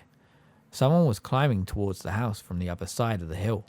Moments later, Malfoy had appeared, followed closely by Crabbe and Goyle. Malfoy was speaking. Should have an owl from Father any time now. He had to go to the hearing to tell them all about my arm, about how I couldn't use it for 3 months. Crabbe and Goyle sniggered. I really wish I could hear that great hairy moron trying to defend himself. There's no arm and I'm honest. That hippogriff's as good as dead. Malfoy suddenly caught sight of Ron. His pale face split into a malevolent grin. What are you doing, Weasley? Malfoy looked up at the crumbling house behind Ron. Suppose you'd love to live here, wouldn't you, Weasley? Dreaming about having your own bedroom? I heard your family all sleep in one room. Is that true? Harry seized the back of Ron's robes to stop him leaping onto Malfoy. Leave him to me, he hissed in Ron's ear. The opportunity was too perfect to miss. Harry crept silently around behind Malfoy, Crabbe and Goyle, bent down and scooped a large handful of mud out of the path. We were just discussing your friend Hagrid, Malfoy said to Ron. Just trying to imagine what he's saying to the Committee for the Disposal of Dangerous Creatures. Do you think he'll cry when they cut off his hippogriffs? Splat! Malfoy's head jerked forwards as the mud hit him. His silver blonde hair was silently dripping in muck. What the... Ron had to hold on to the fence to keep himself standing. He was laughing so hard. Malfoy, Crabbe and Goyle spun stupidly on the spot, staring wildly around. Malfoy trying to wipe his hair clean. What was that? Who did that? Very haunted up here, isn't it? Said Ron, with the air of one commenting on the weather. Crabbe and Goyle were looking scared. Their bulging muscles were no use against ghosts. Malfoy was staring madly around at the deserted landscape. Harry sneaked along the path where a particularly sloppy puddle yielded some foul-smelling green sludge. Splatter! Crabbe and Goyle caught some this time. Goyle hopped furiously on the spot, trying to rub it out of his small dull eyes. It came from over there, said Malfoy, wiping his face and staring at a spot some 6 feet to the left of Harry. Crabbe blundered forwards, his long arms outstretched like a zombie. Harry dodged around him, picked up a stick, and lobbed it at Crabbe's head. Harry doubled up with laughter as Crabbe did a kind of pirouette in midair, trying to see who had thrown it. As Ron was the only person Crabbe could see, it was Ron he started towards, but Harry stuck out his leg. Crabbe stumbled, and his huge, flat foot caught the hem of Harry's cloak. Harry felt a great tug, then the cloak slipped off his face. For a split second, Malfoy stared at him. Ah! He yelled, pointing at Harry's head. Then he turned tail and ran, at breakneck speed, back down the hill. Crabbe and Goyle behind him. Harry tugged the cloak up again, but the damage was done. Harry, Ron said, stumbling forward and staring hopelessly at the point where Harry had disappeared. You better run for it. If Malfoy tells anyone, you better get back to the castle quick. See you later, said Harry, and without another word, he tore back down the path towards Hogsmeade. Would Malfoy believe what he had just seen? Would anyone believe Malfoy? Nobody knew about the invisibility cloak. Nobody except Dumbledore. Harry's stomach turned over. Dumbledore would know exactly what had happened if Malfoy said anything. Back into Honeydukes, back down the cellar steps, across the stone floor, through the trap door. Harry pulled off the cloak, tucked it under his arm, and ran, flat out, along the passage. Malfoy would get back first. How long would it take him to find a teacher? Panting, a sharp pain in his side, Harry didn't slow down until he reached the stone slide. He would have to leave the cloak where it was. It was too much of a giveaway if Malfoy had tipped off a teacher. He hid it in a shadowy corner, then started to climb as fast as he could, his sweaty hands slipping off the sides of the chute. He reached the inside of the witch's hut, tapped with his wand, stuck his head through and hoisted himself out of the lump and closed it. And just as Harry jumped out from behind the statue, he heard quick footsteps approaching. It was Snape. He approached Harry at a swift walk, his black robe swishing, then stopped in front of him. So, he said. There was a look of suppressed triumph about him. Harry tried to look innocent, all too aware of his sweaty face and his muddy hands, which he had quickly hid in his pockets. Come with me, Potter, said Snape. Harry followed him downstairs, trying to wipe his hands clean on the inside of his robes, without Snape noticing. They walked down the stairs to the dungeons, and then into Snape's office. Harry had only been in here once before, and he had been in very serious trouble then too. Snape had acquired a few more horrible slimy things in jars since the last time, all standing on shelves behind his desk, glinting in the firelight, and adding to the threatening atmosphere. Sit, said Snape. Harry sat. Snape, however, remained standing. Mr. Malfoy has just been to see me with a strange story, Potter, said Snape. Harry didn't say anything. He tells me that he was up by the Shrieking Shack when he ran into Weasley, apparently alone. Still, Harry didn't speak. Mr. Malfoy states that he was standing talking to Weasley when a large amount of mud hit him on the back of the head. How do you think that could have happened? Harry tried to look mildly surprised. I don't know, Professor. Snape's eyes were boring into Harry's. It was exactly like trying to stare out a hippogriff. Harry tried hard not to blink. Mr. Malfoy then saw an extraordinary apparition. Can you imagine what it might have been, Potter? No, said Harry, trying to sound innocently curious. It was your head, Potter, floating in mid-air. There was a long silence. Maybe you'd better go to Madame Pomfrey, said Harry. If he's seeing things like, what would your head have been doing in Hogsmeade, Potter? Said Snape softly. Your head is not allowed in Hogsmeade. No part of your body has permission to be in Hogsmeade. I know that, said Harry, striving to keep his face free of guilt or fear. It sounds like Malfoy's having a bad Malfoy is not having hallucinations, snarled Snape, and he bent down, a hand on each arm of Harry's chair, so that their faces were a foot apart. If your head was in Hogsmeade, so was the rest of you. I've been up in Gryffindor Tower, said Harry. Like you told. Can anyone confirm that? Harry didn't say anything. Snape's thin mouth curled into a horrible smile. So, he said, straightening up again, everyone from the Minister for Magic downwards has been trying to keep famous Harry Potter safe from Sirius Black. But famous Harry Potter is a law unto himself that the ordinary people worry about his safety. Famous Harry Potter goes where he wants to and no thought for the consequences. Harry stayed silent. Snape was trying to provoke him into telling the truth. He wasn't going to do it. Snape had no proof. Yet, how extraordinarily like your father you are, Potter. Snape said suddenly, his eyes glinting. He, too, was exceedingly arrogant. A small amount of talent on the Quidditch pitch made him think he was a cut above the rest of us, too. Strutting around the place with his friends and admirers, the resemblance between you is uncanny. My dad didn't strut, said Harry, before he could stop himself. And nor do I. Your father didn't set much store by rules either, Snape went on, pressing his advantage, his thin face full of malice. Rules were for lesser mortals, not Quidditch Cup winners. His head was so swollen. Shut up! Harry was suddenly on his feet. Rage, such as he had not felt since his last night in Privet Drive, was thundering through him. He didn't care that Snape's face had gone rigid, the black eyes flashing dangerously. What did you say to me, Potter? I told you to shut up about my dad, Harry yelled. I know the truth, all right. He saved your life. Dumbledore told me. You wouldn't even be here if it wasn't for my dad. Snape's sallow skin had gone the colour of sour milk. And did the headmaster tell you the circumstances in which your father saved my life? He whispered. Or did he consider the details unpleasant for precious Potter's delicate ears? Harry bit his lip. He didn't know what had happened, and didn't want to admit it, but Snape seemed to have guessed the truth. I would hate you to run away with a false idea of your father, Potter, he said, a terrible grin twisting his face. Have you been imagining some sort of glorious heroism? Then let me correct you. Your saintly father and his friends played a highly amusing joke on me that would have resulted in my death if your father hadn't got cold feet at the last moment. There was nothing brave about what he did. He was saving his own skin as much as mine. Had their joke succeeded, he would have been expelled from Hogwarts. Snape's uneven, yellowish teeth were barred. Turn out your pockets, Potter, he spat suddenly. Harry didn't move. There was a pounding in his ears. Turn out your pockets, or we go straight to the headmaster. Pull them out, Potter. Cold with dread, Harry slowly pulled out the bag of Zonko's tricks and the Marauder's map. Snape picked up the Zonko's bag. Ron gave them to me, said Harry, praying he'd get a chance to tip Ron off before Harry saw him. He brought them back from Hogsmeade last time. Indeed? And you've been carrying around ever since? How very touching. And what is this? Snape had picked up the map. Harry tried with all his might to keep his face impassive.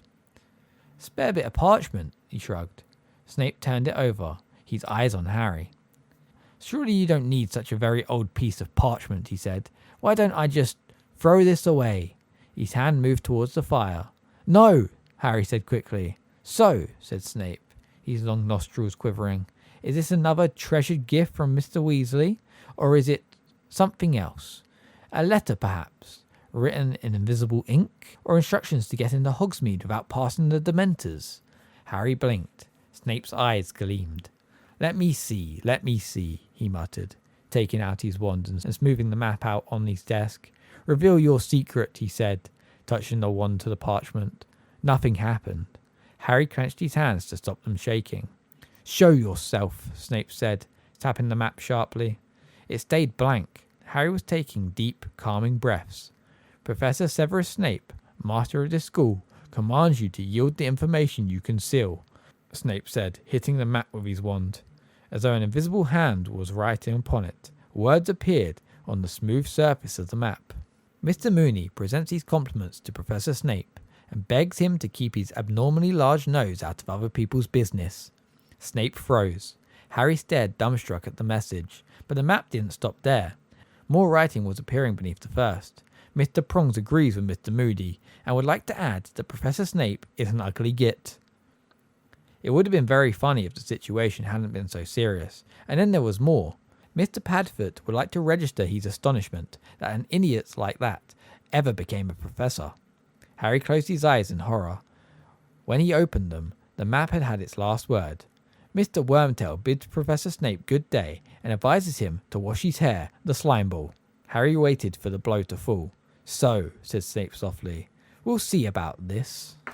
He strode across to his fire, seized a fistful of glittering powder from a jar on the fireplace, threw it into the flames. Lupin, Snape called into the fire. I want a word. Utterly bewildered, Harry stared at the fire. A large shape had appeared in it, revolving very fast. Seconds later, Professor Lupin was clambering out of the fireplace, brushing ash off his shabby robes. You called, Severus, said Lupin mildly. I certainly did, said Snape, his face contorted with fury as he strode back to his desk. I have just asked Potter to empty his pockets. He was carrying this. Snape pointed at the parchment, on which the words of Messrs. Mooney, Wormtail, Padfoot and Prongs were still shining. An odd closed expression appeared on Lupin's face. Well, said Snape. Lupin continued to stare at the map. Harry had the impression that Lupin was doing some very quick thinking. Well, said Snape again, this parchment is plainly full of dark magic. This is supposed to be your area of expertise, Lupin. Where do you imagine Potter got such a thing? Lupin looked up, and by the merest half glance in Harry's direction, warned him not to interrupt. Full of dark magic, he repeated mildly. Do you really think so, Severus? It looks to me as though it's merely a piece of parchment that insults anybody who tries to read it. Childish, but surely not dangerous. I imagine Harry got it from a joke shop. Indeed, said Snape. His jaw had gone rigid with anger. You think a joke shop could supply him with such a thing? You don't think it's more likely that he got it directly from the manufacturers? Harry didn't understand what Snape was talking about, nor apparently did Lupin. You mean from Mr. Wormtail or one of these people? He said. Harry, do you know any of these men? No, said Harry quickly. You see, Severus, said Lupin, turning back to Snape. It looks like a Zonko product to me. Right on cue, Ron came bursting into the office. He was completely out of breath and stopped just short of Snape's desk, clutching the stitch in his chest and trying to speak. I gave Harry that stuff, he choked. Bought it in Zonko's ages ago. Well, said Lupin, clapping his hands together and looking around cheerfully. That seems to clear that up. Severus, I'll take this back, shall I? He folded the map and tucked it inside his robes. Harry, Ron, come with me. I need a word about my vampire essay. Excuse us, Severus. Harry didn't dare look at Snape as they left his office. He, Ron and Lupin walked all the way back into the entrance hall before speaking. Then Harry turned to Lupin. Professor, I don't want to hear explanations, said Lupin shortly. He glanced around the empty entrance hall and lowered his voice. I happen to know that this map was confiscated by Mr. Filch many years ago. Yes, I know it's a map, he said, as Harry and Ron looked amazed. I don't want to know how it fell into your possession. I am, however, astounded that you didn't hand it in, particularly after what happened the last time a student left information about the castle lying around. And I can't let you have it back, Harry. Harry had expected that, and was too keen for explanations to protest. Why did Snape think I'd got it from the manufacturers? Because, Lupin hesitated, because these map makers would have wanted to lure you out the school. They'd think it's extremely entertaining. Do you know them? Said Harry, impressed. We've met, he said shortly. He was looking at Harry more serious than ever before. Don't expect me to cover up for you again, Harry. I cannot make you take Sirius Black seriously, but I would have thought that what you have heard when the Dementors draw near you would have made more of an effect on you. Your parents gave their lives to keep you alive, Harry. A poor way to repay them, gambling their sacrifice for a bag of magic tricks. He walked away, leaving Harry feeling worse by far than he had at any point in Snape's office. Slowly, he and Ron mounted the marble staircase. As Harry passed the one-eyed witch, he remembered the invisibility cloak. It was still down there, but he didn't dare go and get it. It's my fault, said Ron abruptly. I persuaded you to go. Lupin's right. It was stupid. We shouldn't have done it. He broke off. They had reached the corridor where the security trolls were pacing, and Hermione was walking towards them. One look at her face convinced Harry that she had heard what had happened. His heart plummeted. Had she told Professor McGonagall? Come to have a good gloat, said Ron savagely as she stopped in front of them. Or have you just been to tell on us? No, said Hermione. She was holding a letter in her hands, and her lip was trembling. I just thought you ought to know. Hagrid lost his case. Buckbeak is going to be executed. Chapter 15. The Quidditch Final. He sent me this, Hermione said, holding out the letter. Harry took it. The parchment was damp, and enormous teardrops had smudged the ink so badly in places that it was very difficult to read. Dear Hermione, we lost. I'm afraid to bring him back to Hogwarts. Execution date to be fixed. Beaky has enjoyed London. I won't forget all the help you gave us. Hagrid. They can't do this, said Harry. They can't. Buckbeak isn't dangerous. Malfoy's dad frightened the committee into it, said Hermione, wiping her tears. You know what he's like. They're a bunch of doddery old fools, and they were scared. There'll be an appeal, though. There always is. Only I can't see any hope. Nothing will have changed. Yeah, it will, said Ron fiercely. You won't have to do all the work alone this time, Hermione. I'll help. Oh, Ron. Hermione flung her arms around Ron's neck and broke down completely. Ron looked quite terrified, patted her very awkwardly on the top of the head. Finally, Hermione drew away. Ron, I'm really, really sorry about Scabbers, she sobbed. Oh, well, he was old, said Ron, looking thoroughly relieved that she had let go of him. And he was a bit useless. You never know. Mum and Dad might get me an owl now. The safety measures imposed on students since Black's second break-in made it impossible for Harry, Ron and Hermione to go visit Hagrid in the evenings. Their only chance of talking to him was during Care of Magical Creatures lessons. He seemed numb with shock at the verdict. It's all my fault. Got all tongue-tied.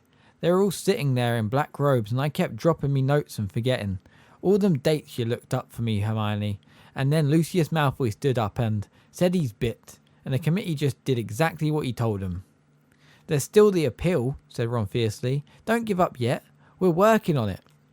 They were walking back up to the castle with the rest of the class. Ahead they could see Malfoy, who was walking with Crabbe and Goyle, and kept looking back, laughing derisively. It's no good, Ron, said Hagrid sadly, as they reached the castle steps. That committee's in Lucius Malfoy's pocket. I'm just going to make sure the rest of Beaky's time is the happiest he's ever had. I owe him that. Hagrid turned around and hurried back towards his cabin, his face buried in his handkerchief. Look at him blubber. Malfoy, Crabbe and Goyle had been standing just inside the castle doors listening. Have you ever seen anything quite as pathetic? Said Malfoy. And he's supposed to be our teacher. Harry and Ron both made furious moves towards Malfoy, but Hermione got there first. Smack! She slapped Malfoy around the face with all the strength she could muster. Malfoy staggered. Harry, Ron, Crabbe and Goyle stopped flabbergasted as Hermione raised her hand again. Don't you dare call Hagrid pathetic, you fool! You evil! Hermione, said Ron weakly, and he tried to grab her hand as she swung it back. Get off, Ron! Hermione pulled out her wand.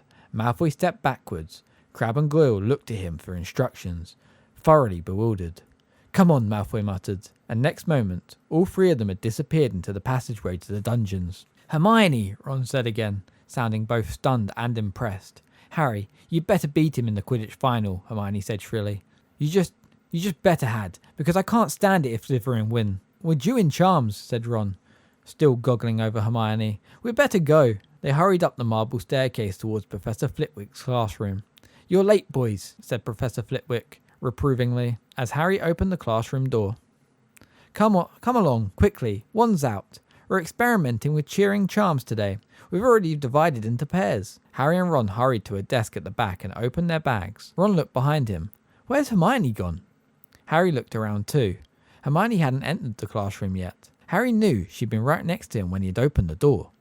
That's weird, said Harry, staring at Ron. Maybe she went to the bathroom or something. But Hermione didn't turn up all lesson. She could have done with a cheering charm on her too, said Ron, as the class left for lunch, all grinning broadly. The cheering charms had left them with a feeling of great contentment. Hermione wasn't at lunch either.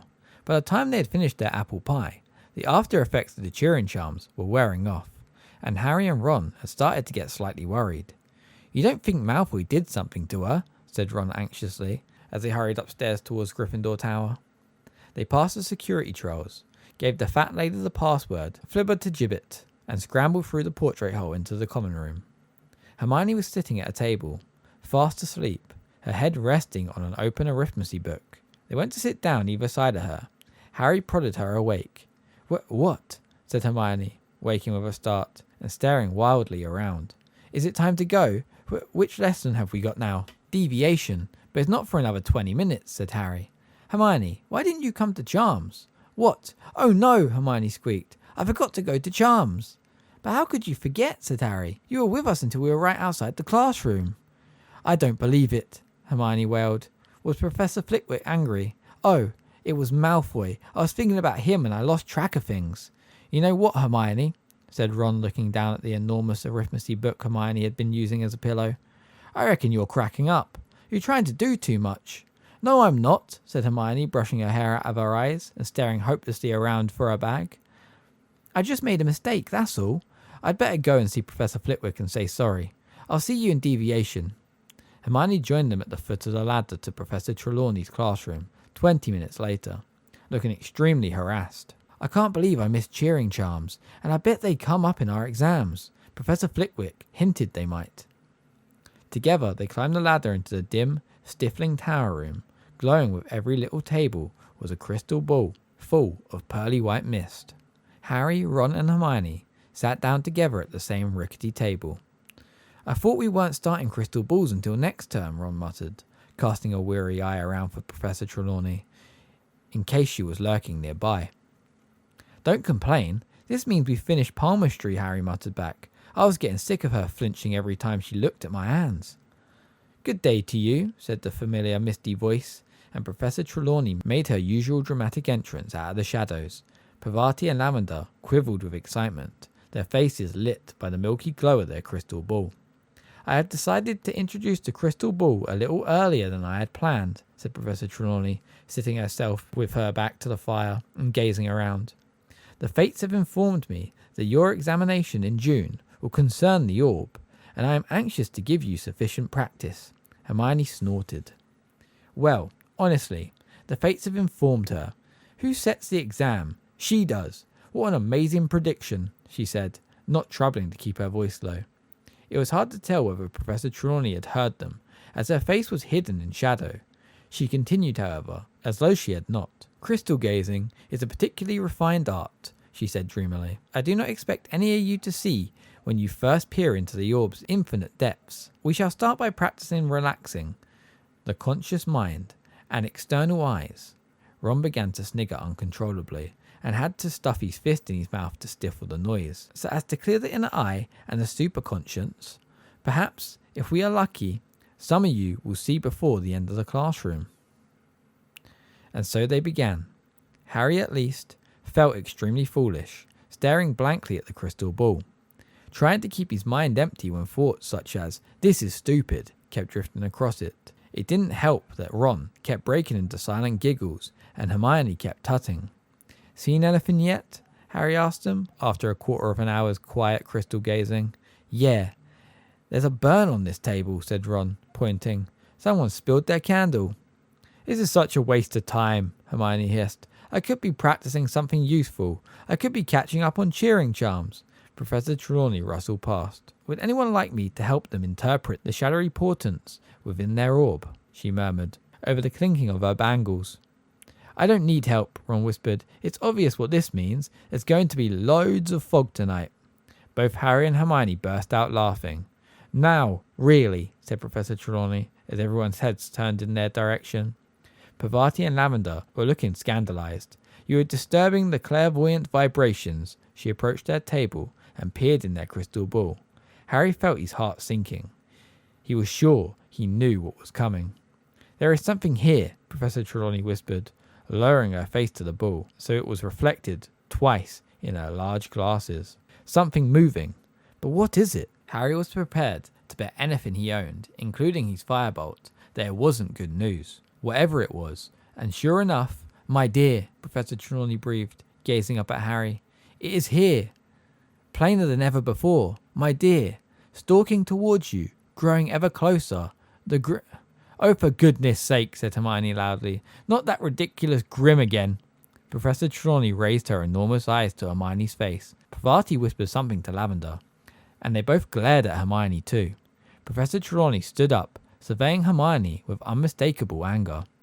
I am sorry to say that from the moment you have arrived in this class, my dear, it has been apparent that you do not have what the noble art of deviation requires. Indeed, I don't remember ever meeting a student whose mind was so helplessly mundane."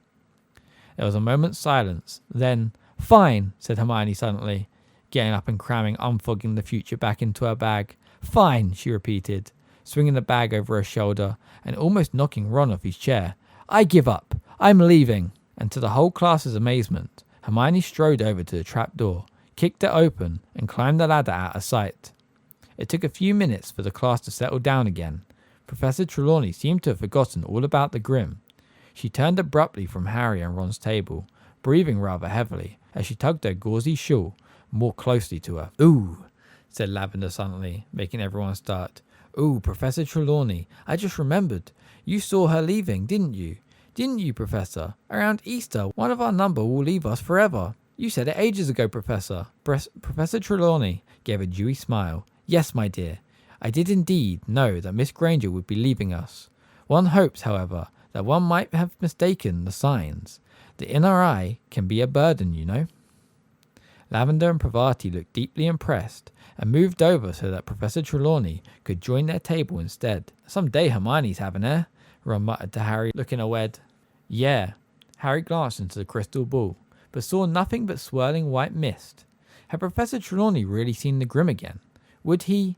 The last thing he needed was another near-fatal accident, with the Quidditch final drawing ever nearer. The Easter holidays were not exactly relaxing. The third years had never had so much homework. Neville Longbottom seemed close to a nervous collapse, and he wasn't the only one. "Call this a holiday," Seamus Finnegan roared at the common room one afternoon. "The exams are ages away. What are they playing at?" But nobody had as much to do as Hermione. Even without deviation, she was taking more subjects than anybody else. She was usually last to leave the common room at night, first to arrive at the library next morning. She had shadows like lupins under her eyes and seemed constantly close to tears. Ron had taken over responsibility for Buckbeak's appeal. When he wasn't doing his own work, he was poring over enormously thick volumes with names like The Handbook of Hippogriff Psychology and Foul or Foul, a study of hippogriff brutality. He was so absorbed, he'd even forgot to be horrible to Crookshanks. Harry, meanwhile, had to fit in his homework around Quidditch practice every day, not to mention endless discussions of tactics with Wood. The Gryffindor-Slytherin match would take place on the first Saturday after the Easter holidays. Slytherin were leading the tournament by exactly 200 points. This meant, as Wood constantly reminded his team, that they needed to win the match by more than that amount to win the cup. It also meant that the burden of winning fell largely on Harry, because capturing the snitch was worth 150 points. "So you must only catch it if we're more than 50 points up," Wood told Harry constantly. "Only if we're more than 50 points up, Harry, or we win the match but lose the cup. You've got that, haven't you? You must only catch the snitch if we're—" "I know, Oliver!" Harry yelled. The whole of Gryffindor House was obsessed with the coming match. Gryffindor hadn't won the Quidditch Cup since the legendary Charlie Weasley, Ron's second oldest brother, had been Seeker. But Harry doubted whether any of them, even Wood, wanted to win as much as he did.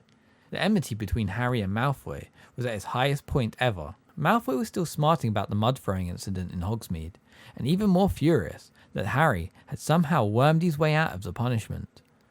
Harry hadn't forgot Malfoy's attempts to sabotage him in the match against Ravenclaw, but it was the matter of Buckbeak that made him most determined to beat Malfoy in front of the entire school.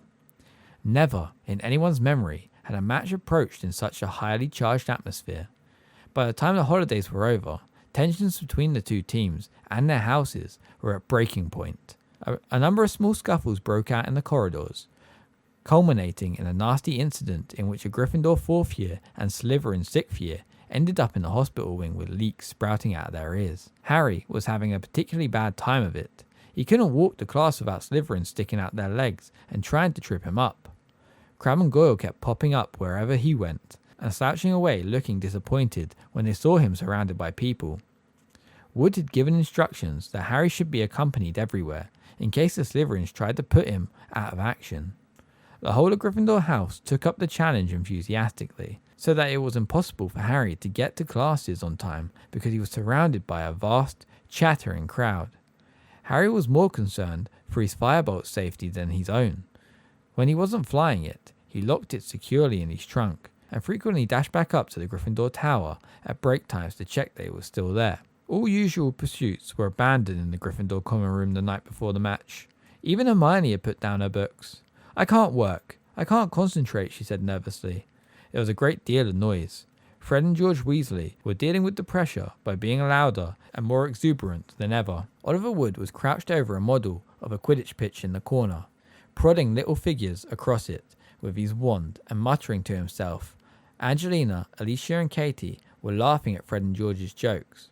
Harry was sitting with Ron and Hermione, removed from the centre of things, trying not to think about the next day, because every time he did, he had a horrible sensation that something very large was fighting to get out of his stomach. "You're going to be fine," Hermione told him, though she looked positively terrified. "You've got a firebolt," said Ron. "Yeah," said Harry, his stomach writhing. It came as relief when Wood suddenly stood up and yelled, "Team, bed!" Harry slept badly. First he dreamed that he had overslept and that Wood was yelling, "Where were you? We had to use Neville instead." Then he dreamed that Malfoy and the rest of the Slytherin team arrived for the match riding dragons. He was flying at breakneck speed, trying to avoid a spurt of flames from Malfoy's steed's mouth. When he realised he had forgotten his firebolt, he fell through the air and woke with a start. It was a few seconds before Harry remembered that the match hadn't taken place yet, that he was safe in bed, and that the Slytherin team definitely wouldn't be allowed to play on dragons. He was feeling very thirsty. As quietly as he could, he got out of his four-poster and went to pour himself some water from the silver jug beneath the window. The grounds were still quiet. No breath of wind disturbed the treetops in the Forbidden Forest. The Whomping Willow was motionless and innocent looking. It looked as though conditions for the match would be perfect. Harry set down his goblet and was about to turn back to his bed when something caught his eye. An animal of some kind was prowling across the silvery lawn. Harry dashed to his bedside table, snatched up his glasses and put them on, then hurried back to the window. It couldn't be the Grim. Not now. Not right before the match. He peered out at the grounds again and, after a minute's frantic searching, spotted it. It was skirting the edge of the forest now.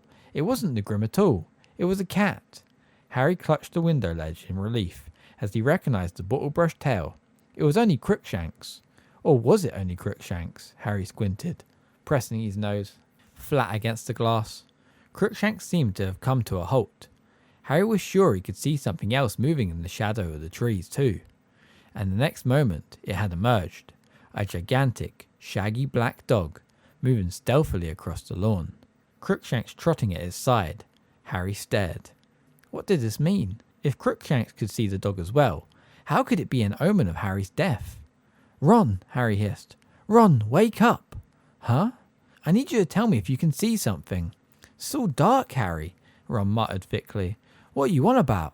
"Down here." Harry looked quickly back out the window. Crookshanks and the dog had vanished. Harry climbed onto the windowsill to look right down into the shadows of the castle, but they weren't there. Where had they gone? A loud snore told him Ron had fallen asleep again. Harry and the rest of the Gryffindor team entered the Great Hall the next day to an enormous applause. Harry couldn't help grinning broadly as he saw that both the Ravenclaw and Hufflepuff tables were clapping them too. The Slytherin table hissed loudly as they passed. Harry noticed that Malfoy looked even paler than usual. Wood spent the whole of breakfast urging his team to eat, while touching nothing himself, and he hurried off to the pitch before anyone else had finished, so they could get an idea of the conditions. As they left the Great Hall, everyone applauded again. "Good luck, Harry," called Cho Chang. Harry felt himself blushing. "Okay, no wind to speak of. Sun's a bit bright. That could impair your vision. Watch out for it. Ground's fairly hard. Good. That'll give us a fast kick-off." Wood paced the pitch, staring around the team behind him. Finally, they saw the front doors of the castle open in the distance, and the rest of the school spilled onto the lawn. "Changing rooms," said Wood tersely. None of them spoke as they changed into their scarlet robes. Harry wondered if they were feeling like he was, as though he had eaten something extremely wiggly for breakfast. In what seemed like no time at all, Wood was saying, "Okay, it's time. Let's go." They walked out onto the pitch to a tidal wave of noise. 3/4 of the crowd were wearing scarlet rosettes, waving scarlet flags with the Gryffindor lion upon them, or brandishing banners with slogans such as "Go Gryffindor" and "Lions for the Cup." Behind the Slytherin goalpost, however, 200 people were waving green. The silver serpent of Slytherin glittered on their flags, and Professor Snape sat in the very front row wearing green, like everyone else, and a very grim smile. "And here are the Gryffindors," yelled Lee Jordan, who was acting as commentator as usual. "Potter, Bell, Johnson, Spinnet, Weasley and Wood. Widely acknowledged as the best side Hogwarts has seen in a good few years." Lee's comments were drowned by a tide of boos from the Slytherin end. "And here come the Slytherin team, led by Captain Flint. He's made some changes in the lineup and seems to be going for size rather than skill." More boos from the Slytherin crowd. Harry, however, thought Lee had a point. Malfoy was easily the smallest person on the Slytherin team. The rest of them were enormous. "Captains, shake hands," said Madam Hooch. Flint and Wood approached each other and grasped each other's hands very tightly. It looked as though each was trying to break the other's fingers. "Mount your brooms," said Madam Hooch. 3, 2, 1. The sound of her whistle was lost in a roar from the crowd as 14 brooms rose into the air. Harry felt his hair fly back off his forehead. His nerves left him in the thrill of the flight. He glanced around, saw Malfoy on his tail, and sped off in search of the snitch. "And it's Gryffindor in possession. Alicia Spinnet a Gryffindor with the quaffle, heading straight for the Slytherin goalposts. Looking good, Alicia? Ah, no! Quaffle intercepted by Warrington. Warrington a Slytherin tearing up the pitch. Wham! Nice bludger work there by George Weasley. Warrington drops the quaffle. It's caught by Johnson. Gryffindor back in possession. Come on, Angelina, nice swerve. Round Montague. Duck, Angelina, that's a bludger. She scores. 10-0 to Gryffindor." Angelina punched the air as she soared around the end of the pitch. The Sea of Scarlet below was screaming its delight. Ouch! Angelina was nearly thrown from her broom as Marcus Flint went smashing into her. "Sorry," said Flint, as the crowd below booed. "Sorry, didn't see her." Next moment, Fred had chucked his beater's club at the back of Flint's head. Flint's nose smashed into the handle of his broom and began to bleed. "That'll do," screeched Madam Hooch, zooming between them. "Penalty to Gryffindor for an unprovoked attack on their chaser. Penalty to Slytherin for deliberate damage to their chaser." "Come off it, miss," howled Fred. But Madam Hooch blew her whistle and Alicia flew forward to take the penalty. "Come on, Alicia," yelled Lee in the silence that had descended on the crowd. "Yes, she's beaten the keeper. 20-0 to Gryffindor." Harry turned the firebolt sharply to watch Flint, still bleeding freely, fly forwards to take the Slytherin penalty. Wood was hovering in front of the Gryffindor goalposts. His jaw clenched. "Course, Wood's a superb keeper," Lee Jordan told the crowd, as Flint waited for Madam Hooch's whistle. "Superb, very difficult to pass, very difficult indeed. Yes, I don't believe it. He saved it." Relieved, Harry zoomed away, gazing around for the snitch, but was still making sure he caught every word of Lee's commentary. It was essential that he hold Malfoy off the snitch until Gryffindor was more than 50 points up. "Gryffindor in possession. No. Slytherin in possession. No. Gryffindor back in possession. And it's Katie Bell. Katie Bell for Gryffindor with a quaffle. She's shrinking up that pitch. That was deliberate." Montague, a Slytherin chaser, had swerved in front of Katie, and instead of seizing the quaffle, had grabbed her head. Katie cartwheeled in the air, managed to stay on her broom but dropped the quaffle. Madam Hooch's whistle rang out again as she soared over to Montague and began shouting at him. A minute later, Katie had put another penalty past the Slytherin keeper. 30-0. Take that, you dirty cheating. Jordan, if you can't commentate in an unbiased way, I'm telling it like it is, Professor. Harry felt a huge jolt of excitement. He had seen the snitch. It was shimmering at the foot of one of the Gryffindor goalposts, but he mustn't catch it yet. And if Malfoy saw it, faking a look of sudden concentration. Harry pulled his firebolt round and sped off towards the Slytherin end. It worked. Malfoy went herring after him, clearly thinking Harry had seen the snitch there. Whoosh! One of the bludgers came streaking past Harry's right ear, hit by the gigantic Slytherin beater, Derek. Next moment, whoosh! The second bludger had grazed Harry's elbow. The other beater, Boyle, was closing in.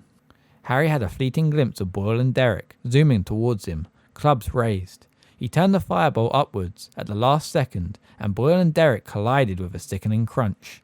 Ha ha! Yelled Lee Jordan as the Slytherin Beachers lurched away from each other, clutching their heads. Too bad, boys. You need to get up earlier than that to beat a firebolt. And it's Gryffindor in possession again, as Johnson takes the quaffle, Flint alongside her. Poke him in the eye, Angelina. It was a joke, Professor. It was a joke. Oh no. Flint in possession. Flint flying towards the Gryffindor goalposts. Come on now, Wood. Save. But Flint had scored. There was an eruption of cheers from the Slytherin end, and Lee swore so badly that Professor McGonagall tried to tug the magical megaphone away from him. Sorry, Professor, sorry. Won't happen again. So Gryffindor in the lead. 30 points to 10. And Gryffindor in possession. It was turning into the dirtiest match that Harry had ever played in. Enraged that Gryffindor had taken such an early lead, the Slytherins were rapidly resorting to any means to take the quaffle. Bull hit Alicia with his club and tried to say he had thought she was a bludger. George Weasley elbowed Boyle in the face in retaliation. Madam Hooch awarded both teams penalties, and Wood pulled off another spectacular save, making the score 40-10 to Gryffindor. The snitch had disappeared again. Malfoy was still keeping close to Harry, as he soared over the match, looking around for it. Once Gryffindor were 50 points ahead. Katie scored! 50-10! Fred and George Weasley were swooping around her, clubs raised, in case any of the Slytherins were trying to think of revenge. Bowl and Derek took advantage of Fred and George's absence to aim both bludgers at Wood. They caught him in the stomach, one after another, and he rolled over in the air, clutching his broom, completely winded. Madam Hooch was beside herself. You do not attack the keeper unless the quaffle is within the scoring area, she shrieked at Bowl and Derek. Gryffindor penalty. And Angelina scored, 60-10. Moments later, Fred Weasley pelted a bludger at Warrington, knocking the quaffle out of his hands. Alicia seized it and put it through the Slytherin goal, 70-10. The Gryffindor crowd below were screaming themselves hoarse. Gryffindor was 60 points in the lead, and if Harry caught the snitch now, the cup was theirs. Harry could almost feel hundreds of eyes following him as he soared around the pitch, high above the rest of the game, with Malfoy speeding along behind him. And then he saw it. The snitch was sparkling 20 feet above him. Harry put on a huge burst of speed, the wind roaring in his ears. He stretched out his hand, but suddenly the firebolt was slowing down. Horrified, he looked around.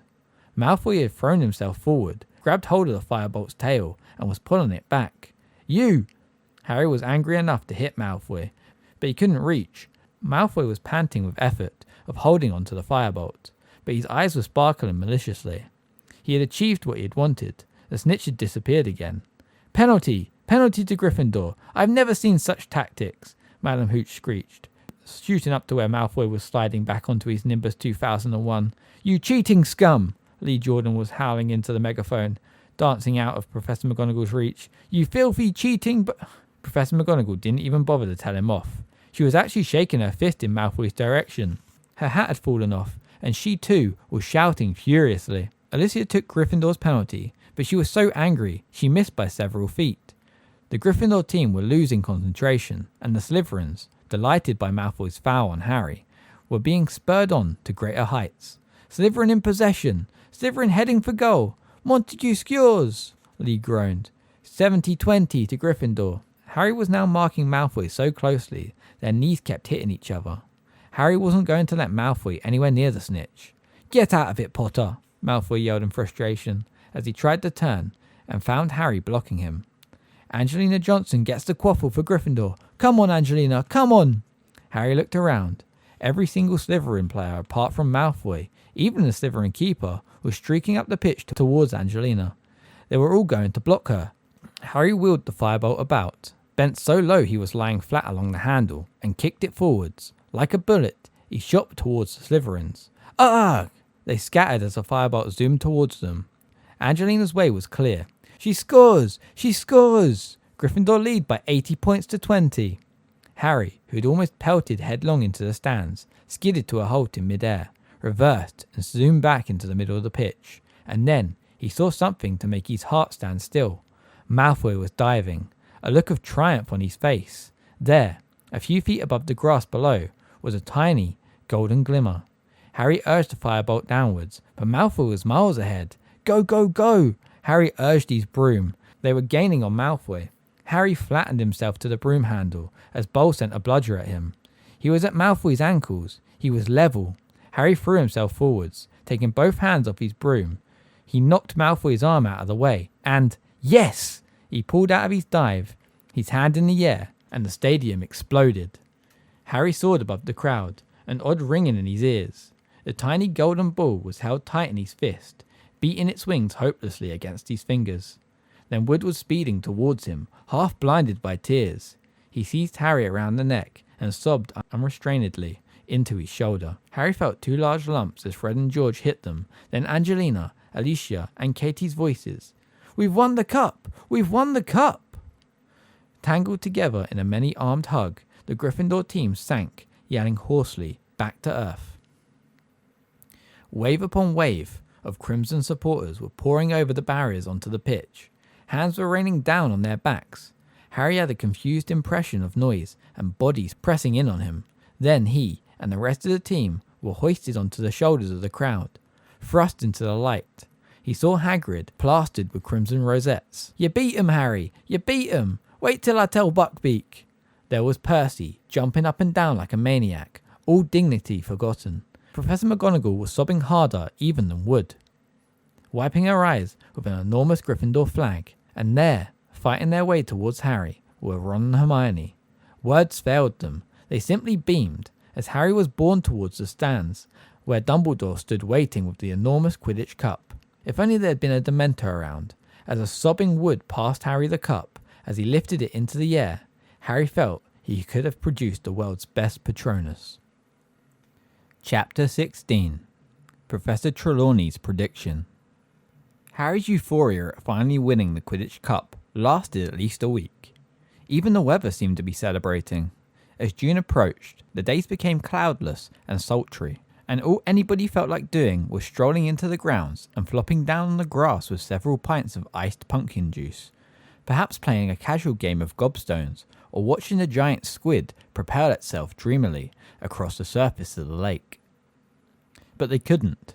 The exams were nearly upon them, and instead of lazing around outside, the students were forced to remain inside the castle, trying to bully their brains into concentrating, while enticing wafts of summer air drifted in through the windows. Even Fred and George Weasley had been spotted working.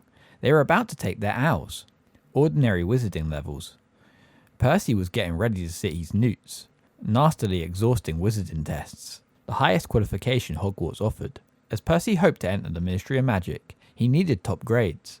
He was becoming increasingly edgy and gave very severe punishments to anybody who disturbed the quiet of the common room in the evenings. In fact, the only person who seemed more anxious than Percy was Hermione. Harry and Ron had given up asking her how she was managing to attend several classes at once, but they couldn't restrain themselves when they saw the exam timetable she had drawn up for herself. The first column read, Monday, 9 o'clock, arithmetic, 9 o'clock, transfiguration, lunch, 1 o'clock, charms, 1 o'clock, ancient runes. Hermione, Ron said cautiously, because she was liable to explode when interrupted these days. Are you sure you've copied down these times right? What? Snapped Hermione, picking up the exam timetable and examining it. Yes, of course I have. Is there any point asking how you're going to sit 2 exams at once? Said Harry. No, said Hermione shortly. Has either of you seen my copy of Numerology and Grammatica? Oh yeah, I borrowed it for a bit for bedtime reading, said Ron, but very quietly. Hermione started shifting heaps of parchment around her table, looking for the book. Just then, there was a rustle at the window, and Hedwig fluttered through it, a note clutched tightly in her beak. It's from Hagrid, said Harry, ripping the note open. Buckbeak's appeal. It's set for the 6th. That's the day we finish our exams, said Hermione, still looking everywhere for her arithmetic book. And they're coming up here to do it, said Harry, still reading from the letter.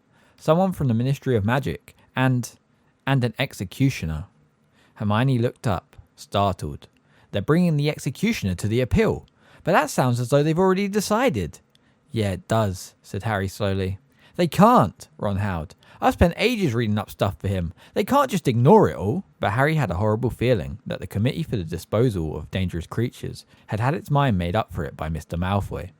Draco, who had been noticeably subdued since Gryffindor's triumph in the Quidditch final, seemed to regain some of his old swagger over the next few days. From sneering comments Harry overheard, Malfoy was certain Buckbeak was going to be killed, and seemed thoroughly pleased with himself for bringing it all about. It was all Harry could do to stop himself imitating Hermione and hitting Malfoy in the face these occasions. And the worst thing of all was that they had no time or opportunity to go and see Hagrid, because the strict new security measures had not been lifted, and Harry didn't dare retrieve his invisibility cloak from below the one-eyed witch. Exam week began, and an unnatural hush fell over the castle.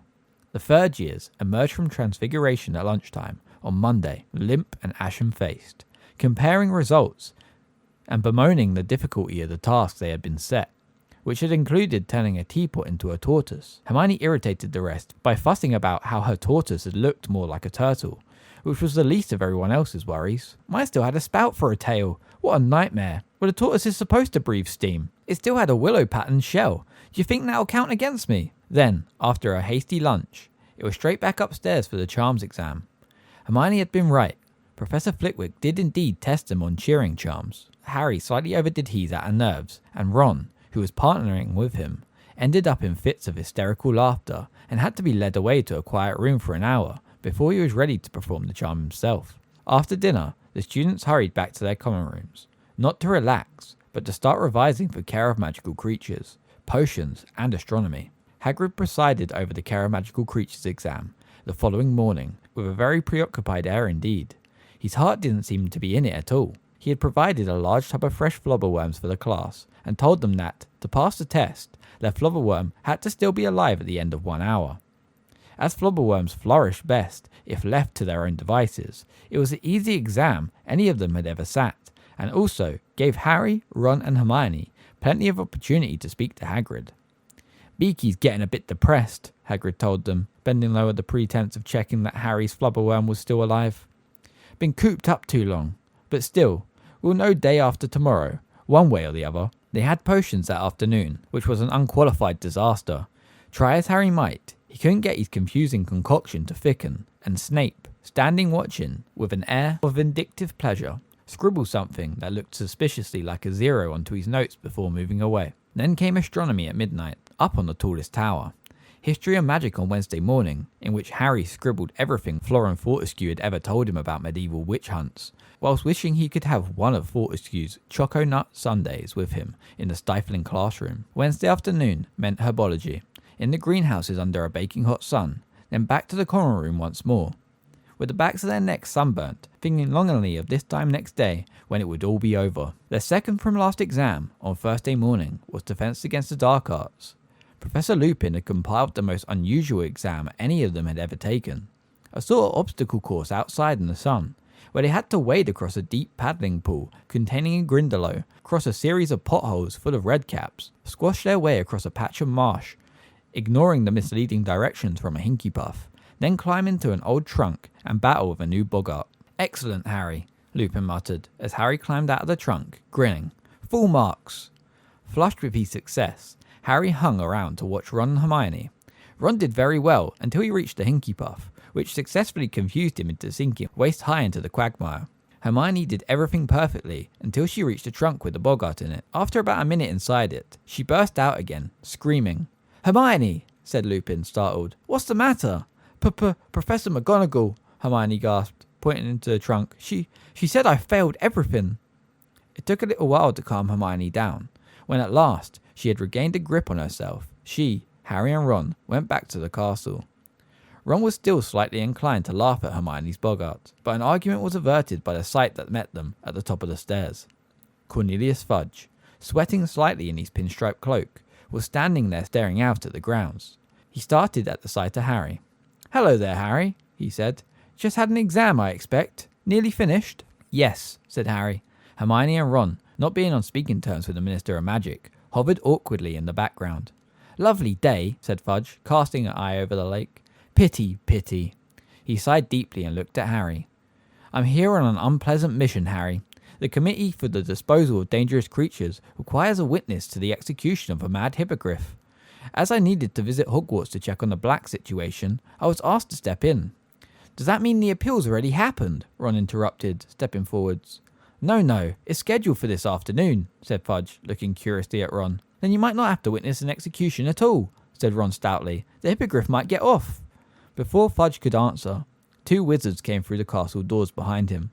One was so ancient, he appeared to be withering before their very eyes. The other was tall and strapping, with a thin black moustache. Harry gathered that they were the representatives of the Committee for the Disposal of Dangerous Creatures, because the very old wizard squinted towards Hagrid's cabin and said in a feeble voice, "Dear, dear, I'm getting too old for this. 2 o'clock, isn't it, Fudge?" The black moustache man was fingering something in his belt. Harry looked and saw that he was running one broad thumb along the blade of a shining axe. Ron opened his mouth to say something, but Hermione nudged him hard in the ribs and jerked her head towards the entrance hall. "Why'd you stop me?" said Ron angrily as they entered the Great Hall for lunch. "Did you see them? They even got the axe ready. This isn't justice." "Ron, your dad works in the ministry. You can't go saying things like that to his boss," said Hermione. But she too looked very upset. As long as Hagrid keeps his head this time and argues his case properly, they can't possibly execute Buckbeak. But Harry could tell Hermione didn't really believe what she was saying. All around them, people were talking excitedly as they ate their lunch, happily anticipating the end of exams that afternoon. But Harry, Ron and Hermione, lost in worry about Hagrid and Buckbeak, didn't join in. Harry and Ron's last exam was deviation, Hermione's Muggle Studies. They walked up the marble staircase together. Hermione left them on the first floor, and Harry and Ron proceeded all the way up to the 7th, where many of their class were sitting on the spiral staircase to Professor Trelawney's classroom, trying to cram in a bit of last-minute revision. "She's seeing us all separately," Neville informed them, as they went to sit down next to him. He had his copy of Unfogging the Future open on his lap, at the pages devoted to crystal gazing. "Have either of you ever seen anything in a crystal ball?" he asked them unhappily. "Nope," said Ron, in an offhand voice. He kept checking his watch. Harry knew that he was counting down the time until Buckbeak's appeal started. The queue of people outside the classroom shortened very slowly, as each person climbed back down the silver ladder.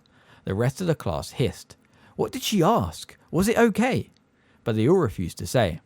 "She says the crystal balls told her that, if I tell you, I'll have a horrible accident," squealed Neville, as he clambered back down the ladder towards Harry and Ron, who had now reached the landing. "That's convenient," snorted Ron. "You know, I'm starting to think Hermione was right about her." He jabbed his thumb towards the trapdoor overhead. "She's a right old fraud." "Yeah," said Harry, looking at his own watch. It was now 2 o'clock. "Wish she'd hurry up." Parvati came back down the ladder, glowing with pride. "She says I've got all the markings of a true seer," she informed Harry and Ron. "I saw loads of stuff. Well, good luck." She hurried off down the spiral staircase towards Lavender. "Ronald Weasley," said the familiar misty voice from over their heads. Ron grimaced at Harry and climbed the silver ladder out of sight. Harry was now the only person left to be tested. He settled himself on the floor with his back against the wall, listening to a fly buzzing in the sunny window. His mind across the grounds with Hagrid. Finally, after about 20 minutes, Ron's large feet reappeared on the ladder. "How'd it go?" Harry asked him, standing up. "Rubbish," said Ron. "Couldn't see a thing, so I just made some stuff up. Don't think she was convinced, though." "Meet you in the common room," Harry muttered, as Professor Trelawney's voice called. "Harry Potter." The tower room was hotter than ever before. The curtains were closed, the fire was alight, and the usual sickly scent made Harry cough as he stumbled through the clutter of chairs and tables to where Professor Trelawney sat waiting for him before a large crystal ball. "Good day, my dear," she said softly. "If you would kindly gaze into the orb. Take your time now. Now tell me what you see within it." Harry bent over the crystal ball and stared as hard as he could, willing it to show him something other than swirling white fog. But nothing happened. "Well?" Professor Trelawney prompted delicately. "What do you see?" The heat was overpowering, and his nostrils were stinging with the perfumed smoke wafting from the fire beside them. He thought of what Ron had just said, and decided to pretend. Said Harry. "A dark shape. What does it resemble?" whispered Professor Trelawney. "Think now." Harry cast his mind around, and it landed on Buckbeak. "A hippogriff," he said firmly. "Indeed," whispered Professor Trelawney, scribbling keenly on the parchment perched upon her knees. "My boy, you may as well be seeing the outcome of poor Hagrid's trouble with the Ministry of Magic. Look closer. Does the hippogriff appear to have its head?" "Yes," said Harry firmly. "Are you sure?" Professor Trelawney urged him. "Are you quite sure, dear? You don't see it writhing on the ground, perhaps, and a shadowy figure raising an axe behind it?" "No," said Harry, starting to feel slightly sick. "No blood? No weeping Hagrid?" "No," said Harry again, wanting more than ever to leave the room and the heat. "It looks fine. It's flying away." Professor Trelawney sighed. Well, dear, I think we'll leave it there. A little disappointing, but I'm sure you did your best. Relieved, Harry got up, picked up his bag, and turned to go, but then a loud, harsh voice spoke behind him. It will happen tonight. Harry wheeled around. Professor Trelawney had gone rigid in her armchair. Her eyes were unfocused and her mouth sagging. Sorry? Said Harry. But Professor Trelawney didn't seem to hear him. Her eyes started to roll. Harry stood there in panic. She shook as though she was about to have some sort of seizure. He hesitated, thinking of running to the hospital wing, and then Professor Trelawney spoke again, in the same harsh voice, quite unlike her own. The Dark Lord lies alone and friendless, abandoned by his followers. His servant has been chained these 12 years. Tonight, before midnight, the servant will break free and set out to rejoin his master. The Dark Lord will rise again with his servant's aid, greater and more terrible than ever before. Tonight, before midnight, the servant will set out to rejoin his master. Professor Trelawney's head fell forwards onto her chest. She made a grunting sort of noise. Then, quite suddenly, her head snapped up again. I'm so sorry, dear boy, she said dreamily. The heat of the day, you know. I drifted off for a moment. Harry stood there, still staring. Is there anything wrong, my dear? You just told me that the Dark Lord's going to rise again, that his servant's going to go back to him. Professor Trelawney looked thoroughly startled. The Dark Lord? He who must not be named? My dear boy, that's hardly something to joke about. Rise again indeed. But you just said it. You said the Dark Lord. I think you must have dozed off too, dear, said Professor Trelawney. I would certainly not presume to predict anything quite as far-fetched as that. Harry climbed back down the ladder and the spiral staircase, wondering. Had he just heard Professor Trelawney make a real prediction, or had that been her idea of an impressive end to the test?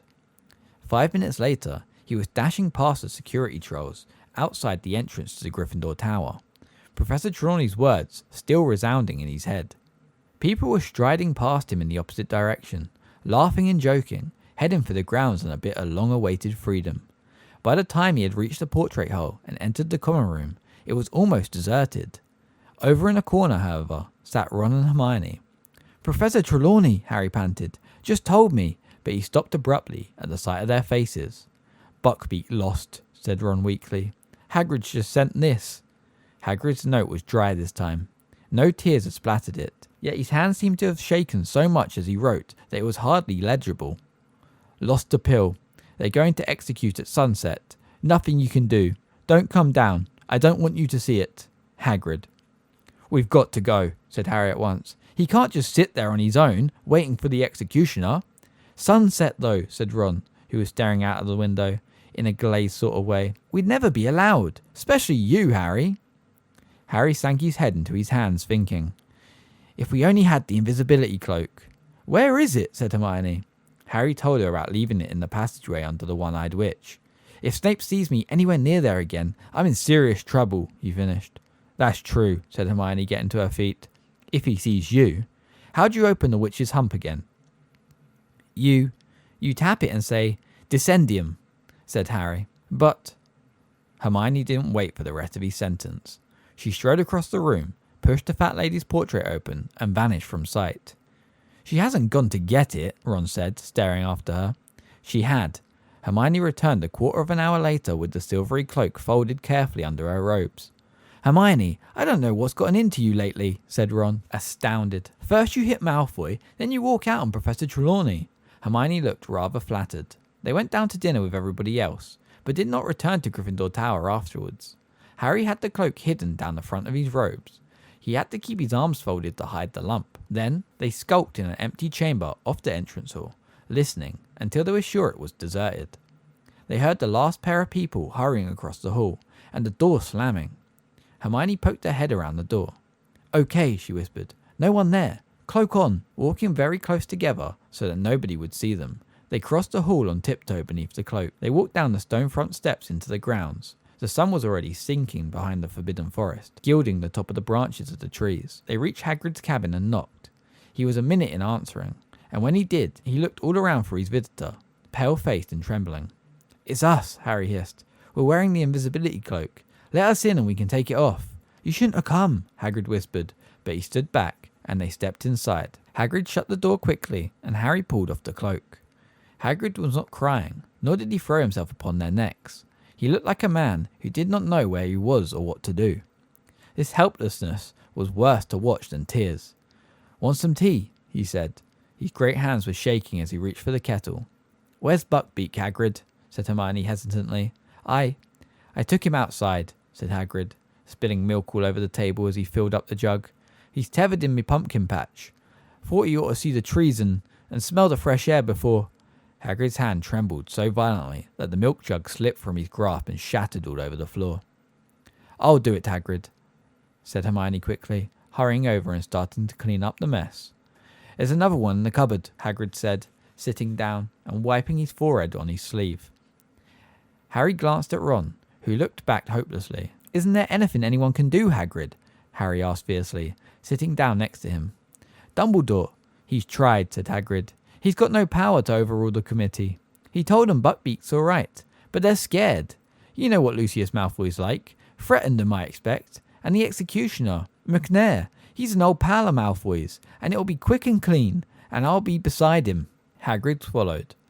His eyes were darting all over the cabin, as though looking for some shred of hope or comfort. "Dumbledore's going to come down while it happens. Wrote me this morning.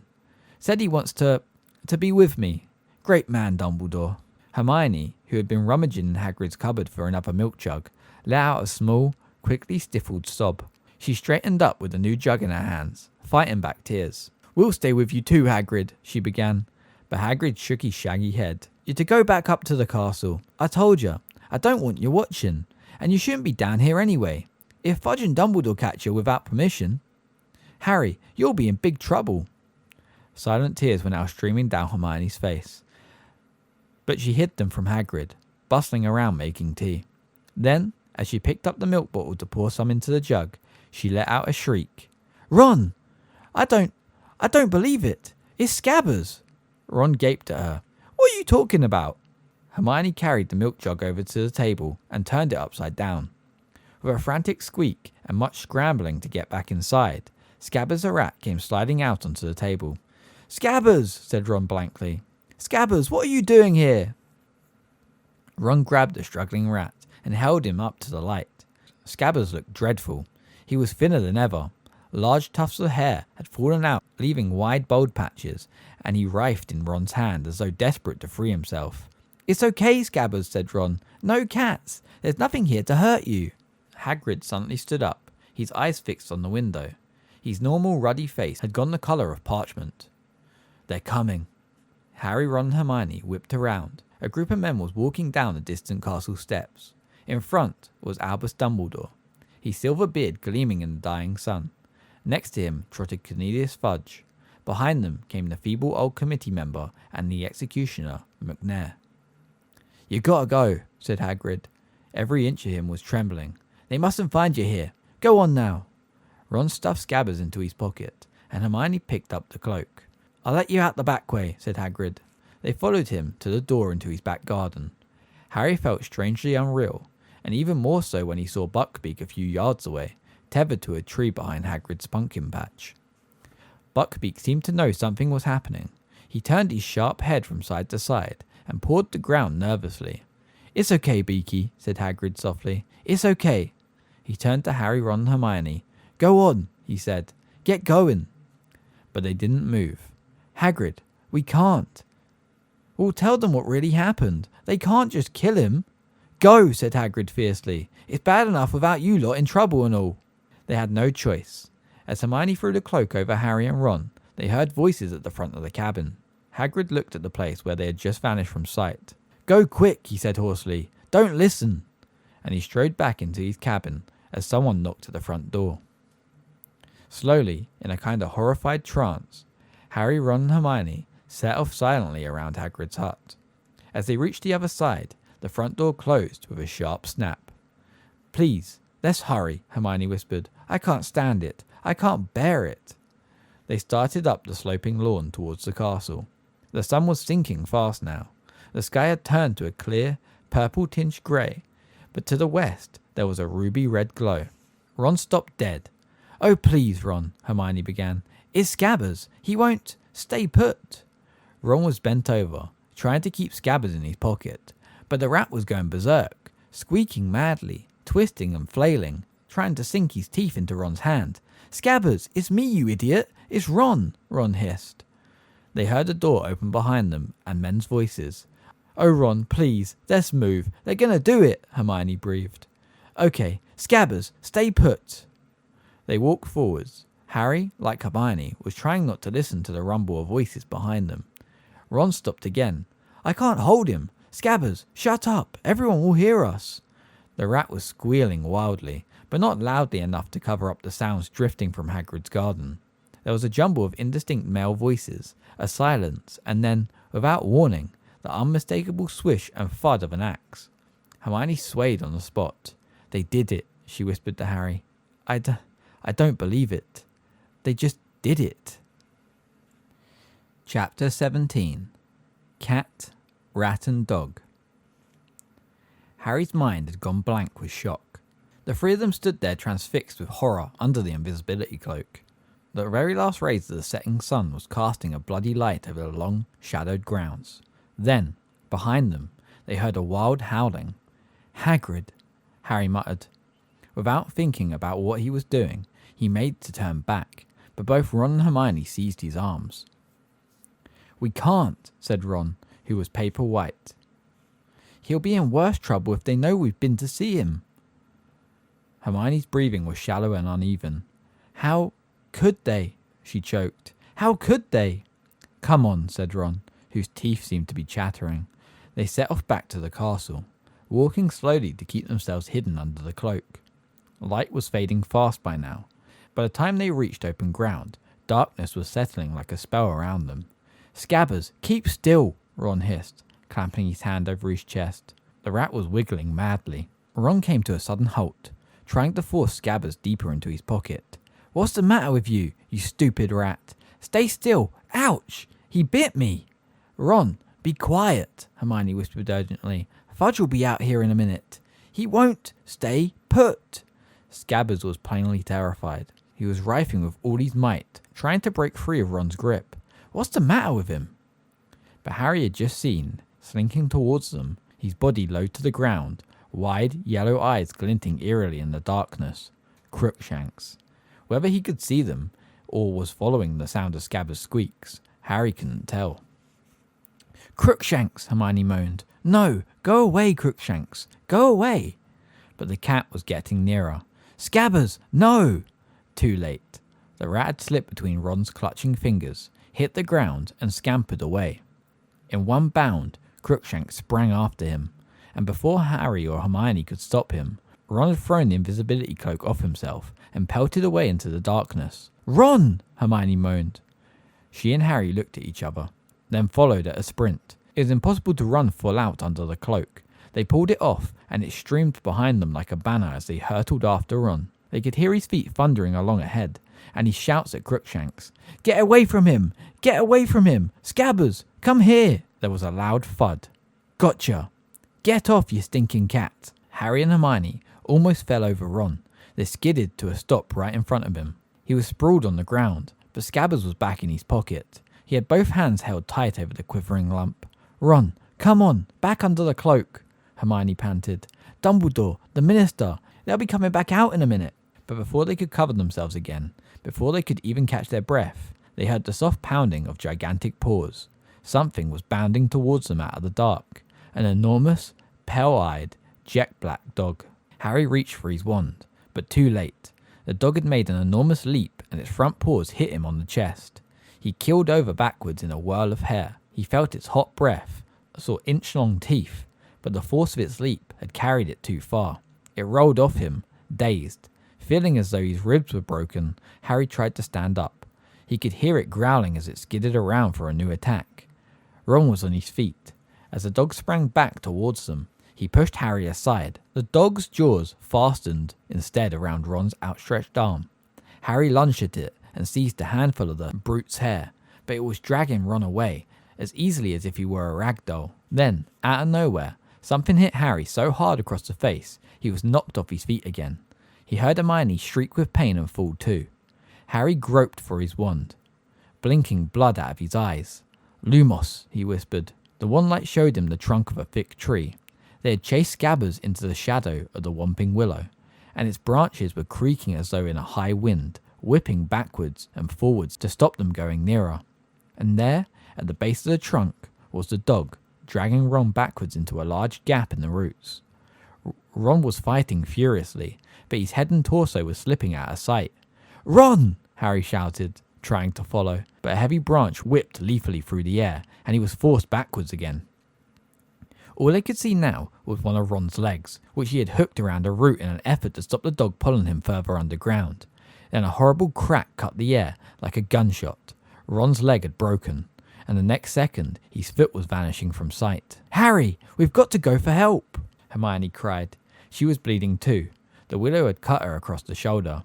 "No, that thing's big enough to eat him. We haven't got time. We're never going to get through without help." Another branch whipped down at them, twigs clenched like knuckles. "If that dog can get in, we can," Harry panted, darting here and there, trying to find a way through the vicious, swishing branches. But he couldn't get an inch nearer to the tree roots without being in the range of the tree's blows. "Oh, help! Help!" Hermione whispered frantically, dancing uncertainly on the spot. "Please!" Crookshanks darted forwards. He slithered between the battered branches like a snake and placed his front paws upon a knot on the trunk. Abruptly, as though the tree had been turned to marble, it stopped moving. Not a leaf twitched or shook. "Crookshanks!" Hermione whispered uncertainly. She now grasped Harry's arm painfully hard. "How did he know?" "He's friends with that dog," said Harry grimly. "I've seen them together. Come on, and keep your wand out." They covered the distance to the trunk in seconds. But before they had reached the gap in the roots, Crookshanks had slid into it with a flick of his bottle-brush tail. Harry went next. He crawled forwards, head first, and slid down an earthy slope to the bottom of a very low tunnel. Crookshanks was a little way along, his eyes flashing in the light from Harry's wand. Seconds later, Hermione slithered down beside him. "Where's Ron?" she whispered in a terrified voice.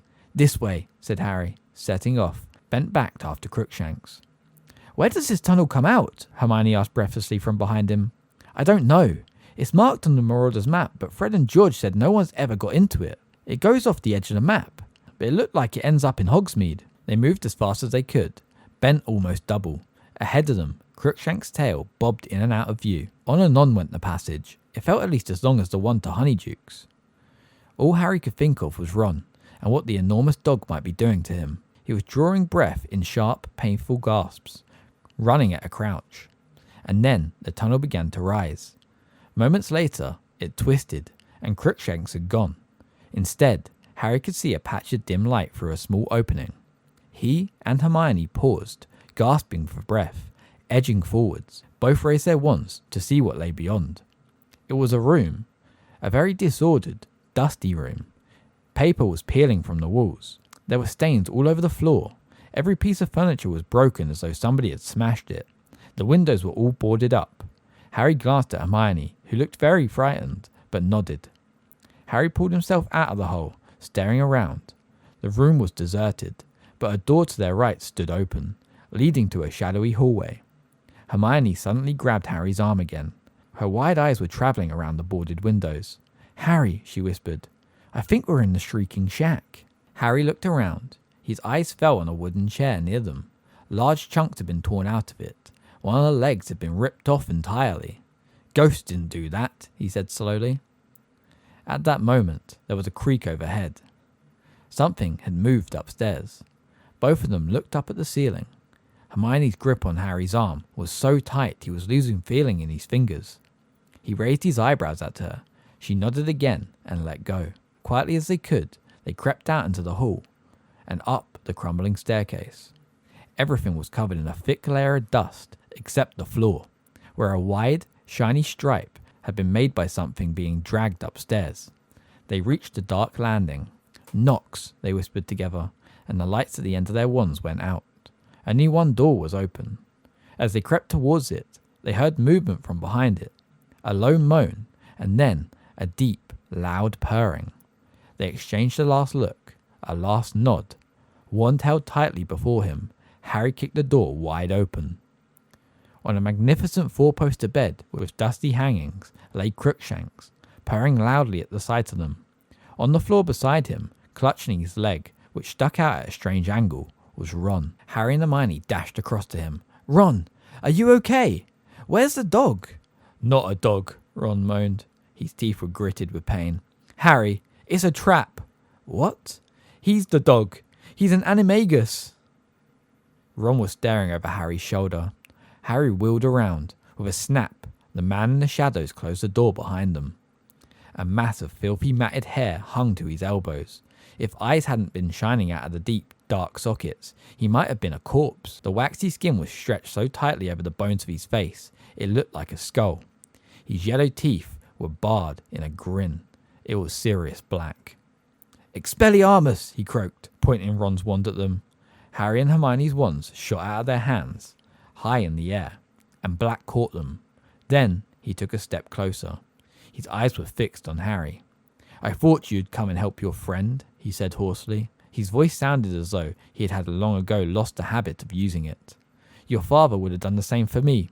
Brave of you, not to run for a teacher. I'm grateful. It will make everything much easier." The taunt about his father rang in Harry's ears as though Black had bellowed it.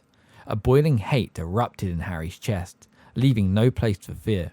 For the first time in his life, he wanted his wand back in his hand, not to defend himself, but to attack, to kill. Without knowing what he was doing, he started forwards, but there was a sudden movement on either side of him, and two pairs of hands grabbed him and held him back. "No, Harry!" Hermione gasped in a petrified whisper. Ron, however, spoke to Black. "If you want to kill Harry, you'll have to kill us too," he said fiercely, though the effort of standing up had drained him of still more colour, and he swayed slightly as he spoke. Something flickered in Black's shadowed eyes. "Lie down," he said quietly to Ron. "You will damage that leg even more." "Did you hear me?" Ron said weakly, though he was clinging painfully to Harry to stay upright. "You'll have to kill all three of us." "There'll only be one murder here tonight," said Black, and his grin widened.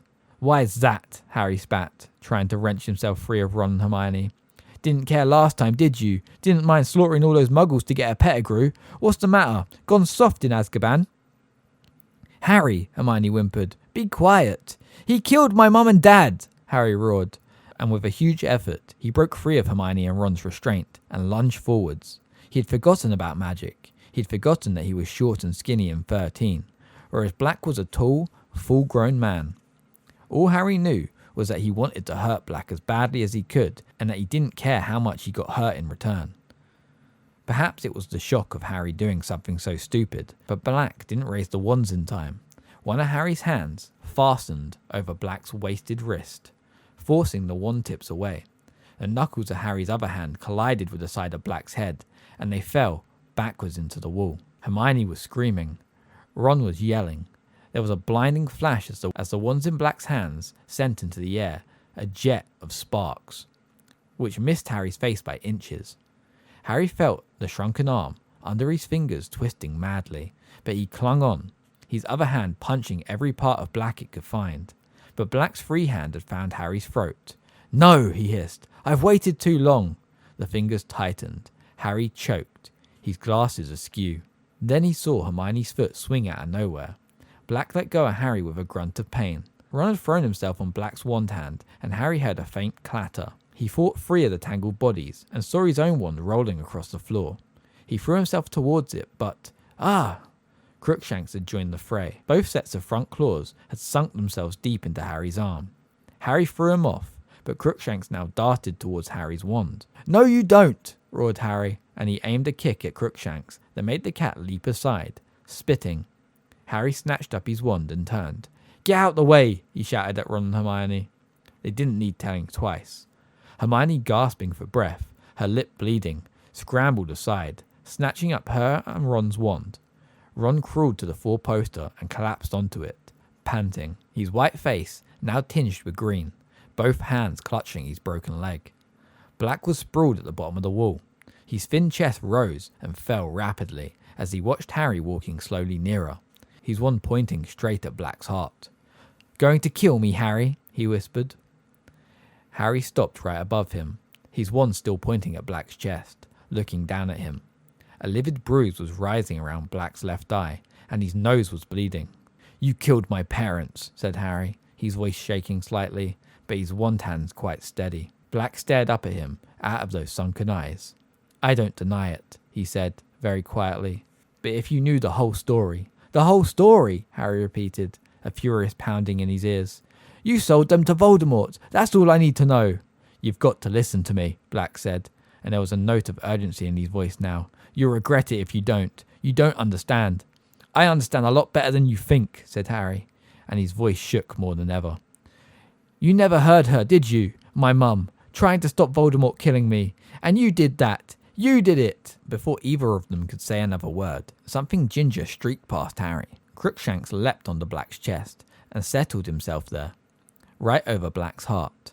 Black blinked and looked down at the cat. Get off, he murmured, trying to push Crookshanks off him. But Crookshanks sank his claws into Black's robes and wouldn't shift. He turned his ugly, squashed face to Harry and looked up at him with those great yellow eyes. To his right, Hermione gave a dry sob. Harry stared down at Black and Crookshanks, his grip tightening on his wand. So what if he had to kill the cat too? It was in league with Black. If it was prepared to die, trying to protect Black, that wasn't Harry's business. If Black wanted to save it, that would only prove he cared more for Crookshanks than Harry's parents. Harry raised the wand. Now was the moment to do it. Now was the moment to avenge his mother and father. He was going to kill Black. He had to kill Black. This was his chance. The seconds lengthened, and still Harry stood frozen there, wand poised, Black staring up at him, Crookshanks on his chest. Ron's raged breathing came from the bed. Hermione was quite silent. And then came a new sound. Muffled footsteps were echoing up through the floor. Someone was moving downstairs.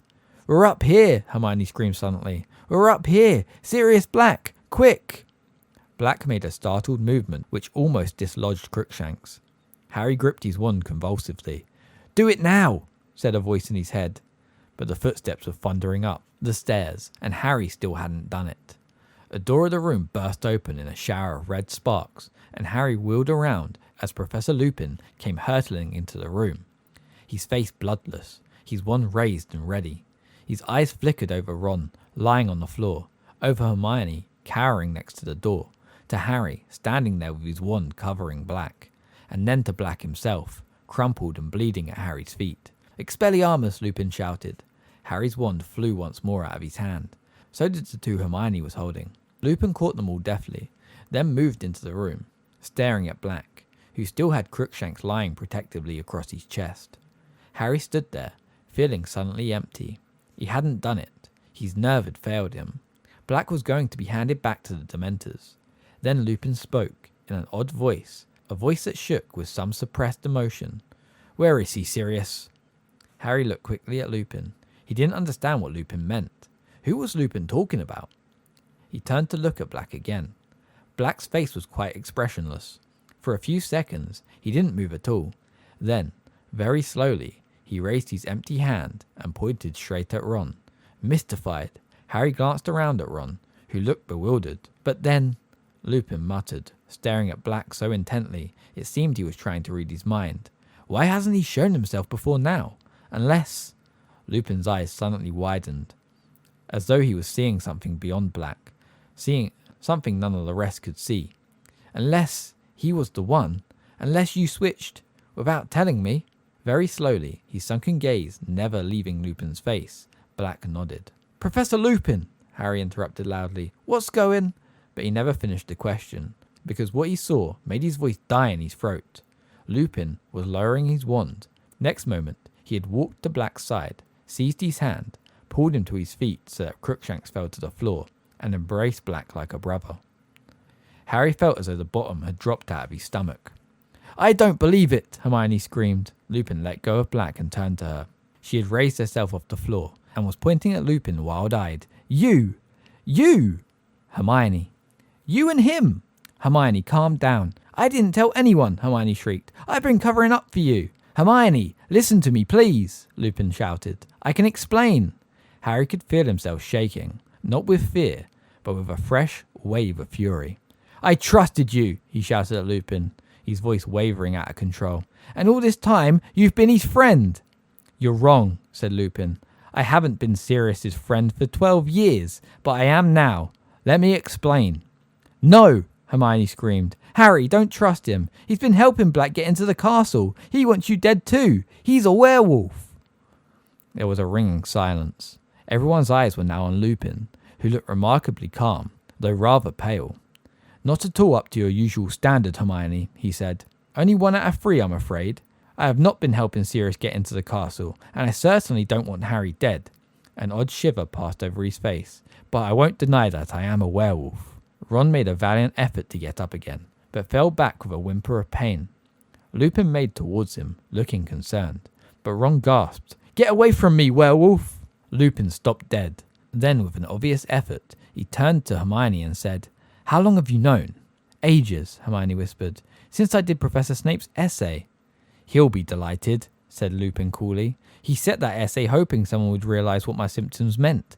Did you check the lunar chart and realise I was always ill at a full moon? Or did you realise that the boggart changed into the moon when it saw me?" "Both," Hermione said quietly.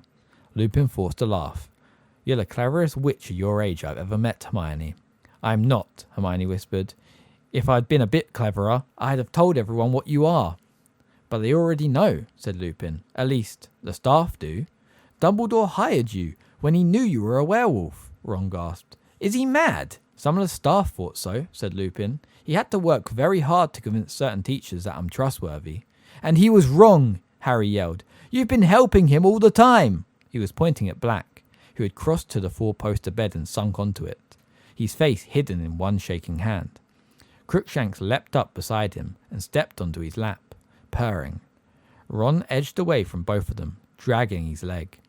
"I have not been helping Sirius," said Lupin. "If you'll give me a chance, I'll explain. Look." He separated Harry, Ron and Hermione's wands and threw each back to its owner. Harry caught his, stunned. "There," said Lupin, sticking his own wand back into his belt. "You're armed, we're not. Now will you listen?" Harry didn't know what to think. Was it a trick? "If you hadn't been helping him," he said with a furious glance at Black, "how did you know he was here?" "The map," said Lupin. "The Marauder's map. I was in my office, examining it." "You know how to work it?" Harry said suspiciously. "Of course I know how to work it," said Lupin, waving his hand impatiently. "I helped write it. I'm Moony. That was my friend's nickname for me at school. You wrote... The important thing is, I was watching it carefully this evening, because I had an idea that you, Ron and Hermione might try and sneak out of the castle to visit Hagrid before his hippogriff was executed. And I was right, wasn't I?" He had started to pace up and down, looking at them. Little patches of dust rose at his feet. "You might have been wearing your father's old cloak, Harry. How do you know about the cloak?" "The number of times I saw James disappearing under it," said Lupin, waving an impatient hand again. "The point is, even if you're wearing an invisibility cloak, you show up on the Marauder's map. I watched you cross the grounds and enter Hagrid's hut. 20 minutes later, you left Hagrid and set off back towards the castle. But you are now accompanied by somebody else." "What?" said Harry. "No, we weren't." "I couldn't believe my eyes," said Lupin, still pacing and ignoring Harry's interruption. "I thought the map must have been malfunctioning. How could he be with you?" "No one was with us," said Harry. "And then I saw another dot, moving fast towards you, labelled Sirius Black. I saw him collide with you. I watched as he pulled you two into the Whomping Willow." "One of us," Ron said angrily. "No, Ron," said Lupin. "Two of you."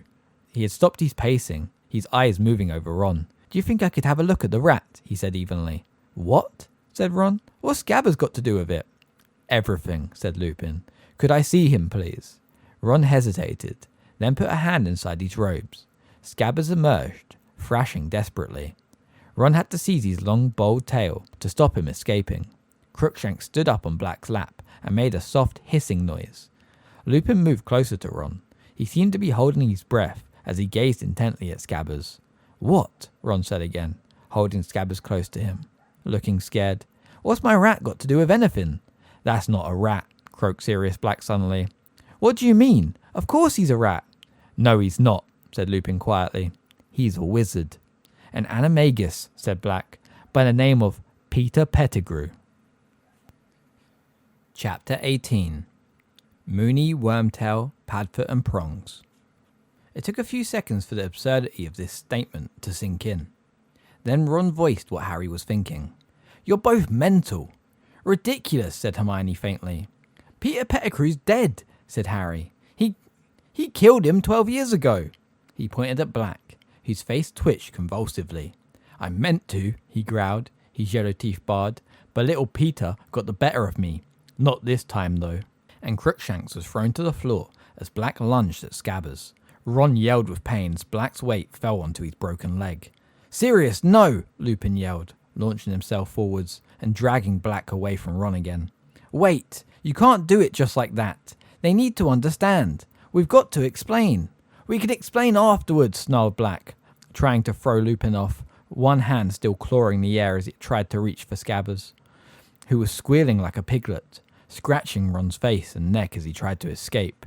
They've got a right to know everything, Lupin panted, still trying to restrain Black. Ron's kept him as a pet. There are parts of it even I don't understand. And Harry, you owe Harry the truth, Sirius. Black stopped struggling, though his hollow eyes were still fixed on Scabbers, who was clamped tightly under Ron's bitten, scratched and bleeding hands. All right then, Black said, without taking his eyes off the rat. Tell them whatever you like. Make it quick, Remus. I want to commit the murder I was imprisoned for. You're nutters, both of you, said Ron shakily, looking around at Harry and Hermione for support. I've had enough of this. I'm off. He tried to heave himself up on his good leg, but Lupin raised his wand again, pointing it at Scabbers. You're going to hear me out, Ron, he said quietly. Just keep a tight hold on Peter while you listen. He's not Peter, he's Scabbers, Ron yelled, trying to force the rat back into his front pocket. But Scabbers was fighting too hard. Ron swayed and overbalanced, and Harry caught him and pushed him back down to the bed. Then, ignoring Black, Harry turned to Lupin. There were witnesses who saw Pettigrew die, he said. A whole street full of them. They didn't see what they thought they saw, said Black savagely, still watching Scabbers struggling in Ron's hand. Everyone thought Sirius killed Peter, said Lupin, nodding. I believed it myself, until I saw the map tonight, because the Marauder's map never lies. Peter's alive. Ron's holding him, Harry. Harry looked down at Ron, and as their eyes met, they agreed, silently. Black and Lupin were both out of their minds. Their story made no sense whatsoever. How could Scabbers be Peter Pettigrew? Azkaban must have unhinged Black after all, but why was Lupin playing along with him? Then Hermione spoke, in a trembling, would-be calm sort of voice, as though trying to will Professor Lupin to talk sensibly. But Professor Lupin, Scabbers can't be Pettigrew. It just can't be true. You know it can't. Why can't it be true? Lupin said calmly, as though they were in class, and Hermione had simply spotted a problem in an experiment with Grindylows. Because people would know if Peter Pettigrew had been an animagus. We did Animagi in class with Professor McGonagall, and I looked them up. I did my homework. The Ministry keeps tabs on witches and wizards who can become animals. There's a register showing what animal they become, and their markings and things. And I went and looked Professor McGonagall up on the register, and there have only ever been 7 animagi this century, and Pettigrew's name wasn't on the list. Harry barely had time to marvel inwardly at the effort Hermione put into her homework, when Lupin started to laugh. Right again, Hermione, he said. But the Ministry never knew that there used to be 3 unregistered animagi running around Hogwarts. If you're going to tell them the story, get a move on, Remus, snarled Black, who was still watching Scabbers' every desperate move. I've waited 12 years. I'm not going to wait much longer. All right, but you'll need to help me, Sirius, said Lupin. I only know how it began. Lupin broke off. There had been a loud creak behind him. The bedroom door opened on its own accord. All 5 of them stared at it. Then Lupin strode towards it and looked out into the landing. No one there. This place is haunted, said Ron. It's not, said Lupin, still looking at the door in a puzzled way. The Shrieking Shack was never haunted. The screams and howls the villagers used to hear were made by me. He pushed his greying hair out of his eyes, thought for a moment, then said, That's where all this starts, with my becoming a werewolf. None of this could have happened if I hadn't been bitten, and if I hadn't been so foolhardy. He looked sober and tired. Ron started to interrupt, but Hermione said, Shh. She was watching Lupin very intently. I was a very small boy when I received the bite. My parents tried everything, but in those days there was no cure. The potion that Professor Snape has been making me is a very recent discovery. It makes me safe, you see. As long as I take it in the week preceding the full moon, I keep my mind when I transform. I am able to curl up in my office, a harmless wolf, and wait for the moon to wane again. Before the Wolfsbane potion was discovered, however, I became a fully fledged monster once a month. It seemed impossible that I would be able to come to Hogwarts. Other parents weren't likely to want their children exposed to me. But then Dumbledore became headmaster, and he was sympathetic. He said that, as long as I took certain precautions, there was no reason I shouldn't come to school. Lupin laughed, and looked directly at Harry. I told you, months ago, that the Whomping Willow was planted the year I came to Hogwarts. The truth is that it was planted because I had come to Hogwarts. This house, Lupin looked miserably around the room, the tunnel that leads to it, they were built for my use. Once a month, I was smuggled out of the castle into this place to transform. The tree was placed at the tunnel mouth to stop anyone coming across me while I was dangerous. Harry couldn't see where this story was going, but he was listening raptly all the same. The only sound apart from Lupin's voice was Scabbers' frightening squeaking. My transformations in those days were terrible. It is very painful to turn into a werewolf. I was separated from humans to bite, so I bit and scratched myself instead. The villagers heard the noise and the screaming and thought they were hearing particularly violent spirits. Dumbledore encouraged the rumour. Even now, when the house has been silent for years, the villagers don't dare approach it. But apart from my transformations, I was happier than I had been my whole life. For the first time ever, I had friends. 3 great friends. Sirius Black, Peter Pettigrew, and of course, your father, Harry, James Potter. Now, my 3 friends could hardly fail to notice that I disappeared once a month. I made up all sorts of stories. I told them my mother was ill, and I had to go home to see her. I was terrified they would desert me the moment they found out what I was. But of course they, like you, Hermione, worked out the truth. And they didn't desert me at all. Instead, they did something for me that would make my transformations not only bearable, but the best times of my life. They became animagi. My dad too, said Harry, astounded. Yes, indeed, said Lupin. It took them the best part of 3 years to work out how to do it. Your father and Sirius here were the cleverest students in the school, and lucky they were, because the animagus transformation can go horribly wrong. One reason the Ministry keeps a close watch on those attempting to do it. Peter needed all the help he could get from James and Sirius. Finally, in our 5th year, they managed it. They could each turn into a different animal at will. But how did that help you? Said Hermione, sounding puzzled. They couldn't keep me company as humans, so they kept me company as animals, said Lupin. A werewolf is only a danger to people. They sneaked out of the castle every month under James's invisibility cloak. They transformed. Peter, as the smallest, could slip beneath the willow's attacking branches and touch the knot that freezes it. They would then slip down the tunnel and join me. Under their influence, I became less dangerous. My body was still wolfish, but my mind seemed to become less so while I was with them. Hurry up, Remus, snarled Black, who was watching Scabbers with a horrible sort of hunger in his face. I'm getting there, Sirius. I'm getting there. Well, highly excited possibilities were open to us now, but we could all transform. Soon we were leaving the Shrieking Shack and roaming the school grounds and the village by night. Sirius and James transformed into such large animals they were able to keep a werewolf in check. I doubt whether any Hogwarts students ever found out more about the Hogwarts grounds in Hogsmeade than we did. And that's how we came to write the Marauders map and sign it with our nicknames. Sirius is Padfoot, Peter is Wormtail, James was Prongs. What sort of animal? Harry began, but Hermione cut across him. That was still really dangerous, running around in the dark with a werewolf. What if you'd given the others the slip and bitten somebody?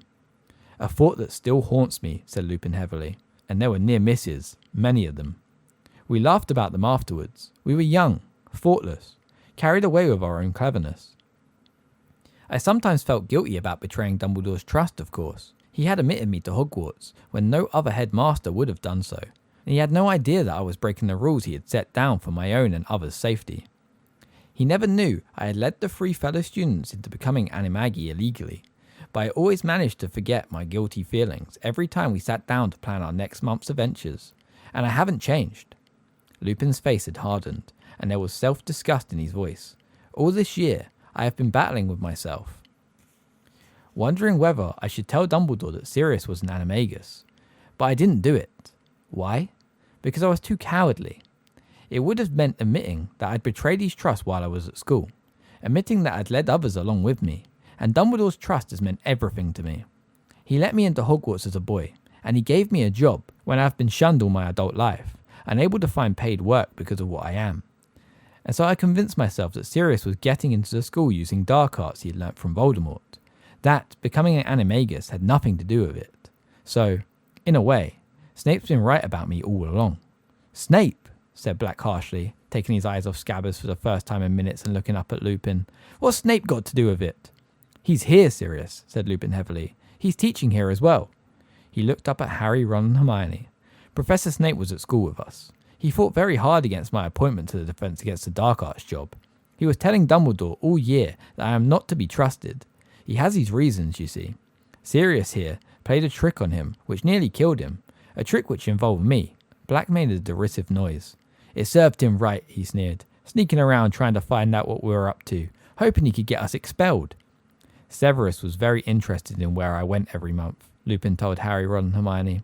We were in the same year, you know, and we didn't like each other very much. He especially disliked James. Jealous, I think, of James's talent on the Quidditch pitch. Anyway, Snape had seen me crossing the grounds with Madame Pomfrey one evening as she led me towards the Whomping Willow to transform. Sirius thought it would be amusing to tell Snape all he had to do was prod the nod on the tree trunk with a long stick, and he'll be able to get in after me. Well, of course, Snape tried it. If he had got as far as his house, he'd have met a fully grown werewolf, but your father, who had heard what Sirius had done, went after Snape and pulled him back, at a great risk to his life. Snape glimpsed me, though, at the end of the tunnel. He was forbidden to tell anybody by Dumbledore. But from that time on, he knew what I was. So that's why Snape doesn't like you, said Harry slowly, because he thought you were in on the joke. That's right, sneered a cold voice from behind Lupin. Severus Snape was pulling off the invisibility cloak, his wand pointing directly at Lupin. Chapter 19. The Servant of Lord Voldemort. Hermione screamed. Black leapt to his feet. Harry jumped as though he had received a huge electric shock. I found this at the base of the Whomping Willow, said Snape, throwing the cloak aside, careful to keep his wand pointing directly at Lupin's chest. Very useful, Potter. I thank you. Snape was slightly breathless, but his face was full of suppressed triumph. You're wondering, perhaps, how I knew you were here, he said, his eyes glittering. I've just been to your office, Lupin. You forgot to take your potion tonight, so I took a gobletful along, and very lucky I did. Lucky for me, I mean. Lying on your desk was a certain map. One glance at it told me all I needed to know. I saw you running along this passageway, and out of sight. Severus, Lupin began, but Snape overrode him. I've told the headmaster again and again that you've been helping your old friend Black into the castle, Lupin, and here's the proof. Not even I dreamed you would have the nerve to use this old place as your hideout. Severus, you're making a mistake, said Lupin urgently. You haven't heard everything. I can explain. Sirius is not here to kill Harry. 2 more for Azkaban tonight, said Snape, his eyes now gleaming fanatically. I shall be interested to see how Dumbledore takes this. He was quite convinced you were harmless, you know, Lupin. A tame werewolf. You fool, said Lupin softly. Is a schoolboy grudge worth putting an innocent man back into Azkaban? Bang! Thin snake-like cords burst from the end of Snape's wand and twisted themselves around Lupin's mouth, wrists and ankles. He overbalanced and fell to the floor, unable to move. With a roar of rage, Black started towards Snape, but Snape pointed his wand straight between Black's eyes. Give me a reason, he whispered. Give me a reason to do it, and I will, and I swear I will. Black stopped dead. It would have been impossible to say which face showed more hatred. Harry stood there, paralysed, not knowing what to do or who to believe. He glanced around at Ron and Hermione.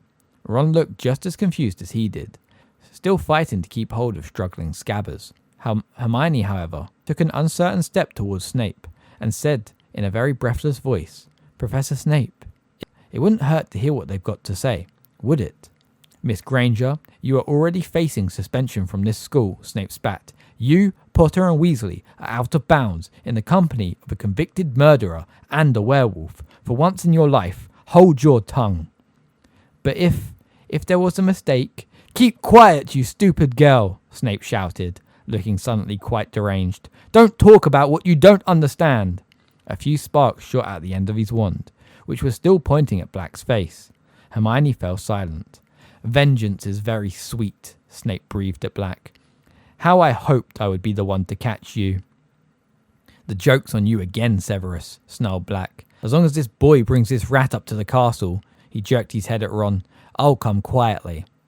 Up to the castle, said Snape silkily. I don't think we need to go that far. All I have to do is call the Dementors once we get out of the willow. They'll be very pleased to see you, Black. Pleased enough to give you a little kiss, I dare say. What little colour there was in Black's face left it. You've got to hear me out, he croaked. The rat! Look at the rat! But there was a mad glint in Snape's eye that Harry had never seen before. He seemed beyond reason. Come on, all of you, he said. He clicked his fingers, and the ends of the cords that bound Lupin flew to his hands. I'll drag the werewolf. Perhaps the Dementors will have a kiss for him too. Before he knew what he was doing, Harry had crossed the room in 3 strides and blocked the door. Get out of the way, Potter. You're in enough trouble already, snarled Snape. If I hadn't been here to save your skin... Professor Lupin could have killed me about 100 times this year, Harry said. I've been alone with him loads of times, having defense lessons against the Dementors. If he was helping Black, why didn't he just finish me off then? Don't ask me to fathom the way a werewolf's mind works, hissed Snape. Get out of the way, Potter. You're pathetic, Harry yelled. Just because they made a fool of you at school, you won't even listen. Silence! I will not be spoken to like that, Snape shrieked, looking madder than ever. Like father, like son, Potter. I have just saved your neck. You should be thanking me on bended knee. You would have been well served if he had killed you. You'd have died like your father. Too arrogant to believe you might be mistaken in Black. Now, get out of the way, or I will make you. Get out of the way, Potter. Harry made up his mind in a split second. Before Snape could take another step towards him, he had raised his wand. Expelliarmus, he yelled. Except that wasn't the only voice that shouted. It was a blast that made the door rattle on its hinges. Snape was lifted off his feet and slammed into the wall, then slid down it to the floor, a trickle of blood oozing from under his hair. He had been knocked out. Harry looked around. Both Ron and Hermione had tried to disarm Snape at exactly the same moment. Snape's wand soared into a high arc and landed on the bed next to Crookshanks. You shouldn't have done that, said Black, looking at Harry. You should have left him to me. Harry avoided Black's eyes. He wasn't sure, even now, that he had done the right thing. We attacked a teacher. We attacked a teacher, Hermione whimpered, staring at the lifeless Snape with frightened eyes. Oh, we're going to be in so much trouble. Lupin was struggling against his bonds. Black bent down, quickly, and untied him. Lupin straightened up, rubbing his arms where the ropes had cut into them. Thank you, Harry, he said. I'm still not saying I believe you, Harry retorted. Then it's time we offered you some proof, said Black. You, boy, give me Peter, now. Ron clutched Scabbers close to his chest. Come off it, he said weakly. Are you trying to say you broke out of Azkaban just to get your hands on Scabbers? I mean, he looked up at Harry and Hermione for support. Okay, say Pettigrew could turn into a rat. There are millions of rats. How's he supposed to know which one he's after if he was locked up in Azkaban? You know, Sirius, that's a fair question, said Lupin, turning to Black and frowning slightly. How did you find out where he was? Black put one of his claw-like hands inside his robes and took out a crumbled piece of paper, which he smoothed flat and held out to show the others. It was the photograph of Ron and his family that had appeared in the Daily Prophet the previous summer, and there, on Ron's shoulder, was Scabbers. How did you get this? Lupin asked Black, thunderstruck. Fudge, said Black. When he came to inspect Azkaban last year, he gave me his paper, and there was Peter on the front page, on this boy's shoulder. I knew him at once. How many times have I seen him transform? And the caption said the boy would be going back to Hogwarts, to where Harry was. My God, said Lupin softly, staring from Scabbers to the picture in the paper and back again. His front paw. What about it? Said Ron defiantly. He's got a toe missing, said Black. Of course, Lupin breathed. So simple, so brilliant. He cut it off himself. Just before he transformed, said Black. When I cornered him, he yelled for the whole street to hear that I'd betrayed Lily and James. Then before I could curse him, he blew apart the street with the wand behind his back, killed everyone within 20 feet of himself, and sped down into the sewer with the other rats. Did you ever hear, Ron? Said Lupin. The biggest bit of Peter they found was his finger. Look, Scabbers probably had a fight with another rat or something. He's been in my family for ages, right? 12 years, in fact, said Lupin. Didn't you ever wonder why he was living so long? We've been taking good care of him, said Ron. Not looking too good at the moment, though, is he? Said Lupin. I'd guess he's been losing weight ever since he'd heard Sirius was on the loose again. He's been scared of that mad cat, said Ron, nodding towards Crookshanks, who was still purring on the bed. But that wasn't right. Harry thought suddenly, Scabbers had been looking ill before he met Crookshanks, ever since Ron's return from Egypt, since the time when Black had escaped. "This cat isn't mad," said Black hoarsely. He reached out a bony hand and stroked Crookshanks' fluffy head. "He's the most intelligent of his kind I've met. He recognized Peter for what he was straight away, and when he met me, he knew I was no dog. It was a while before he trusted me. Finally, I managed to communicate to him what I was after, and he's been helping me." "What do you mean?" breathed Hermione. "He tried to bring Peter to me, but couldn't, so he stole the passwords into Gryffindor Tower for me. As I understand it, he took them from a boy's bedside table." Harry's brain seemed to be sagging under the weight of what he was hearing. It was absurd, and yet... But Peter got wind of what was going on and ran for it. This cat, Crookshanks do you call him, told me Peter had left blood on the sheets. I suppose he bit himself. Well, faking his own death had worked once. These words jolted Harry to his senses. "And why did he fake his death?" he said furiously. "Because he knew you were about to kill him like you killed my parents?" "No," said Lupin. "Harry. And now you've come to finish him off." "Yes, I have," said Black with an evil look at Scabbers. "Then I should have let Snape take you," Harry shouted. "Harry," said Lupin hurriedly. "Don't you see? All this time we thought Sirius betrayed your parents, and Peter tracked him down. But it was the other way around, don't you see? Peter betrayed your mother and father. Sirius tracked Peter down." "That's not true," Harry yelled. "He was their secret keeper. He said before you turned up, he said he killed them." He was pointing at Black, who shook his head slowly. The sunken eyes were suddenly overbright. "Harry, I as good as killed them," he croaked. "I persuaded Lily and James to change to Peter at the last moment. Persuaded them to use him as a secret keeper instead of me. I'm to blame. I know it. The night they died, I had arranged to check on Peter, make sure he was still safe. But when I arrived at his hiding place, he had gone. Yet there was no sign of a struggle. It didn't feel right. I was scared. I set out for your parents' house straight away. And when I saw their house destroyed and their bodies, I realized what Peter must have done. What I'd done." His voice broke. He turned away. "Enough of this," said Lupin, and there was a steely note in his voice Harry had never heard before. "There's one certain way to prove what really happened. Ron, give me that rat." "What are you going to do with him if I give him to you?" Ron asked Lupin tensely. "Force him to show himself," said Lupin. "If he really is a rat, it won't hurt him." Ron hesitated, then at long last held out Scabbers, and Lupin took him. Scabbers began to squeak without stopping, twisting and turning, his tiny black eyes bulging in his head. "Ready, Sirius?" said Lupin. Black had already retrieved Snape's wand from the bed.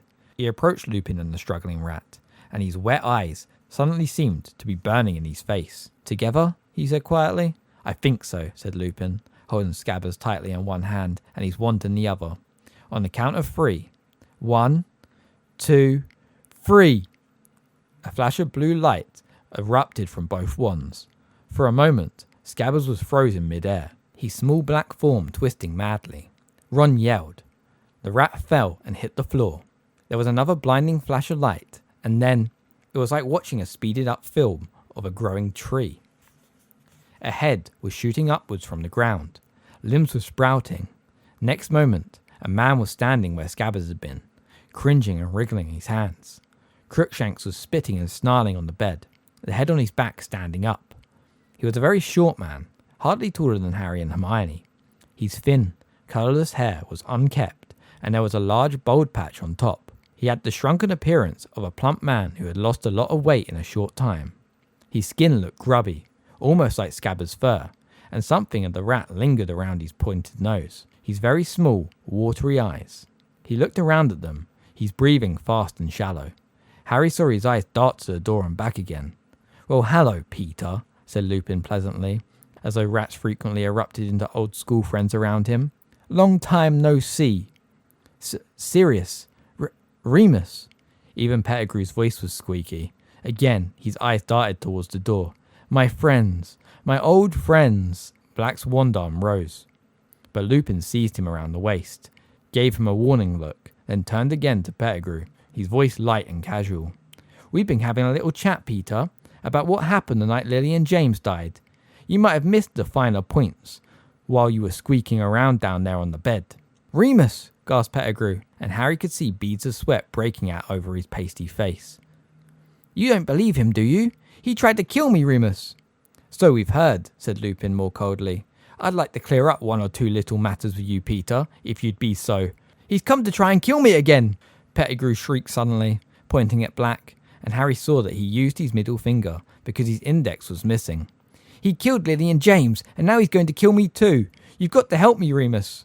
Black's face looked more skull-like than ever as he stared at Pettigrew with his fathomless eyes. No one's going to try and kill you until we've sorted a few things out, said Lupin. Sorted things out? Squealed Pettigrew, looking wildly about him once more, eyes taking in the boarded windows and, again, the only door. I knew he'd come after me. I knew he'd be back for me. I've been waiting for this for 12 years. You knew Sirius was going to break out of Azkaban, said Lupin, his brow furrowed, when nobody has ever done it before. He's got dark powers the rest of us can only dream of, Pettigrew shouted shrilly. How else did he get out of there? I suppose he who must not be named taught him a few tricks. Black started to laugh, a horrible, merciless laugh that filled the whole room. Voldemort, teach me tricks, he said. Pettigrew flinched as though Black had brandished a whip at him. What? Scared to hear your old master's name? Said Black. I don't blame you, Peter. His lot aren't very happy with you, are they? Don't know what you mean, Sirius, muttered Pettigrew, breathing faster than ever. His whole face was shining with sweat now. You haven't been hiding from me for 12 years, said Black. You've been hiding from Voldemort's old supporters. I heard things in Azkaban, Peter. They all think you're dead, or you'd have to answer to them. I've heard them screaming all sorts of things in their sleep. Sounds like they think the double-crosser double-crossed them. Voldemort went to the Potters on your information, and Voldemort met his downfall there. And not all Voldemort's supporters ended up in Azkaban, did they? There are still plenty out here, biding their time, pretending they've seen the error in their ways. If they ever got wind that you were still alive, Peter. Don't know what you're talking about, said Pettigrew again, more shrilly than ever. He wiped his face on his sleeve and looked up at Lupin. You don't believe this madness, Remus? I must admit, Peter, I have difficulty in understanding why an innocent man would want to spend 12 years as a rat, said Lupin evenly. Innocent but scared, squealed Pettigrew. If Voldemort's supporters were after me, it's because I put one of their best men in Azkaban. The spy, Sirius Black. Black's face contorted. How dare you, he growled, sounding suddenly like the bear-sized dog he had been. I, a spy for Voldemort? When did I ever sneak around people who were stronger and more powerful than myself? But you, Peter, I'll never understand why I didn't see you were a spy from the start. You always liked big friends who'd look after you, didn't you? It used to be us, me and Remus, and James. Pettigrew wiped his face again. He was almost panting for breath. Me, a spy? Must be out your mind. Never. Don't know how you'd say such a... Lily and James only made you secret keeper because I suggested it, Black hissed, so venomously that Pettigrew took a step backwards. I thought it was the perfect plan, a bluff. Voldemort would be sure to come after me, would never dream they'd use a weak, talentless thing like you. It must have been the finest moment of your miserable life, telling Voldemort you could hand him the Potters. Pettigrew was muttering distractedly. Harry caught words like far-fetched and lunacy, but couldn't help paying more attention to the ashen colour of Pettigrew's face, and the way his eyes continued to dart towards the windows and door. Professor Lupin, said Hermione timidly, Can I say something? Certainly, Hermione, said Lupin courteously. Well, Scabbers, this man, he's been sleeping in Harry's dormitory for 3 years. If he's working for you-know-who, how come he never tried to hurt Harry before now? There, said Pettigrew shrilly, pointing at Hermione with his maimed hand. Thank you. You see, Remus, I have never hurt a hair on Harry's head. Why should I? I'll tell you why, said Black. Because you never did anything for anyone unless you could see what was in it for you. Voldemort's been in hiding for 12 years. They say he's half dead. You weren't about to commit murder right under Albus Dumbledore's nose for a wreck of a wizard who lost all his power, were you? You'd want to be quite sure he was the biggest bully in the playground before you went to back him, wouldn't you? Why else did you find a wizard family to take you in? Keeping an ear out for news, weren't you, Peter? Just in case your old protector regained strength and it was safe to rejoin him. Pettigrew opened his mouth and closed it several times. He seemed to have lost the ability to talk. Mr. Black? Sirius? Said Hermione timidly. Black jumped at being addressed like this and stared at Hermione as though being spoken to politely was something he had long forgotten. If you don't mind me asking, how did you get out of Azkaban if you didn't use dark magic? Thank you, gasped Pettigrew, nodding frantically at her. Exactly, precisely what I... But Lupin silenced him with a look. Black was frowning slightly at Hermione, but not as though he was annoyed with her. He seemed to be pondering his answer. I don't know how I did it, he said slowly. I think the only reason I never lost my mind is that I knew I was innocent. There wasn't a happy thought, so the Dementors couldn't suck it out of me. But it kept me sane and knowing who I am. Helped me keep my powers, so when it all became too much, I could transform in my cell, become a dog. Dementors can't see, you know. He swallowed. They feel their way towards people by sensing their emotions. They could tell that my feelings were less human, less complex when I was a dog. But they thought, of course, that I was losing my mind like everyone else in there, so it didn't trouble them. But I was weak, very weak, and I had no hope of driving them away from me without a wand. But then I saw Peter in that picture. I realised he was at Hogwarts with Harry, perfectly positioned to act. If one hint reached his ears that the dark side was gathering strength again, Pettigrew was shaking his head, mouthing noiselessly, but staring all the while at Black as though hypnotised, ready to strike the moment he could be sure of allies, to deliver the last Potter to them. If he gave them Harry, who dare say he had betrayed Lord Voldemort? He'd be welcomed back with honours. So you see, I had to do something. I was the only one who knew Peter was still alive. Harry remembered what Mr. Weasley had told Miss Weasley. The guards say he's been talking in his sleep. Always the same words. He's at Hogwarts. It was as if someone had lit a fire in my head, and the Dementors couldn't destroy it. It wasn't a happy feeling. It was an obsession, but it gave me strength. It cleared my mind. So one night when they opened my door to bring food, I slipped past them as a dog. It's so much harder for them to sense animal emotions that they were confused. I was thin, very thin enough to slip through the bars. I swam as a dog back to mainland. I journeyed north and slipped into the Hogwarts grounds as a dog. I've been living in the forest ever since, except when I come to watch the Quidditch, of course. You fly as well as your father did, Harry. He looked at Harry, who did not look away. Believe me, croaked Black. Believe me, I never betrayed James and Lily. I would have died before I betrayed them. And at long last, Harry believed him. Throat too tight to speak, he nodded. No! Peter had fallen to his knees as though Harry's nod had been his own death sentence. He shuffled forward on his knees, grovelling, his hands clasped in front of him, as though praying. Sirius, it's me! It's Peter, your friend! You wouldn't! Black kicked out and Pettigrew recoiled. There's enough filth on my robes without you touching them, said Black. Remus! Pettigrew squeaked, turning to Lupin instead, writhing imploringly in front of him. You don't believe this. Wouldn't Sirius have told you they'd changed the plan? Not if he thought I was the spy, Peter, said Lupin. I assume that's why you didn't tell me, Sirius, he said casually over Pettigrew's head. Forgive me, Remus, said Black. Not at all, Padfoot, old friend, said Lupin, who was now rolling up his sleeves. And will you, in turn, forgive me for believing you were the spy? Of course, said Black, and a ghost of a grin flitted across his gaunt face. He, too, began rolling up his sleeves. Shall we kill him together? Yes, I think so, said Lupin grimly. You wouldn't. You won't, gasped Pettigrew, and he scrambled around to Ron. Ron, haven't I been a good friend? A good pet? You won't let them kill me, Ron, will you? You're on my side, aren't you? But Ron was staring at Pettigrew with the utmost revulsion. I let you sleep in my bed, he said. Kind boy, kind master, Pettigrew crawled towards Ron. You won't let them do it. I was your rat. I was a good pet. If you made a better rat than a person, it's not much to boast about, Peter, said Black harshly. Ron, going paler with pain, wrenched his broken leg out of Pettigrew's reach. Pettigrew turned on his knees, staggered forwards, and seized the hem of Hermione's robes. Sweet girl, clever girl, you won't let them. Help me.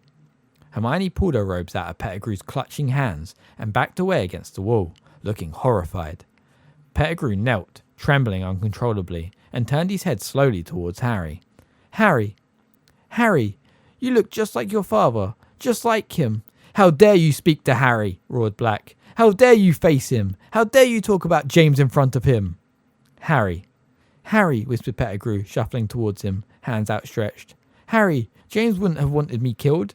James would have understood, Harry. He would have shown me mercy. Both Black and Lupin strode forwards, seized Pettigrew's shoulders, and threw him backwards onto the floor. He sat there, twitching with terror, staring up at them. "You sold Lily and James to Voldemort," said Black, who was shaking too.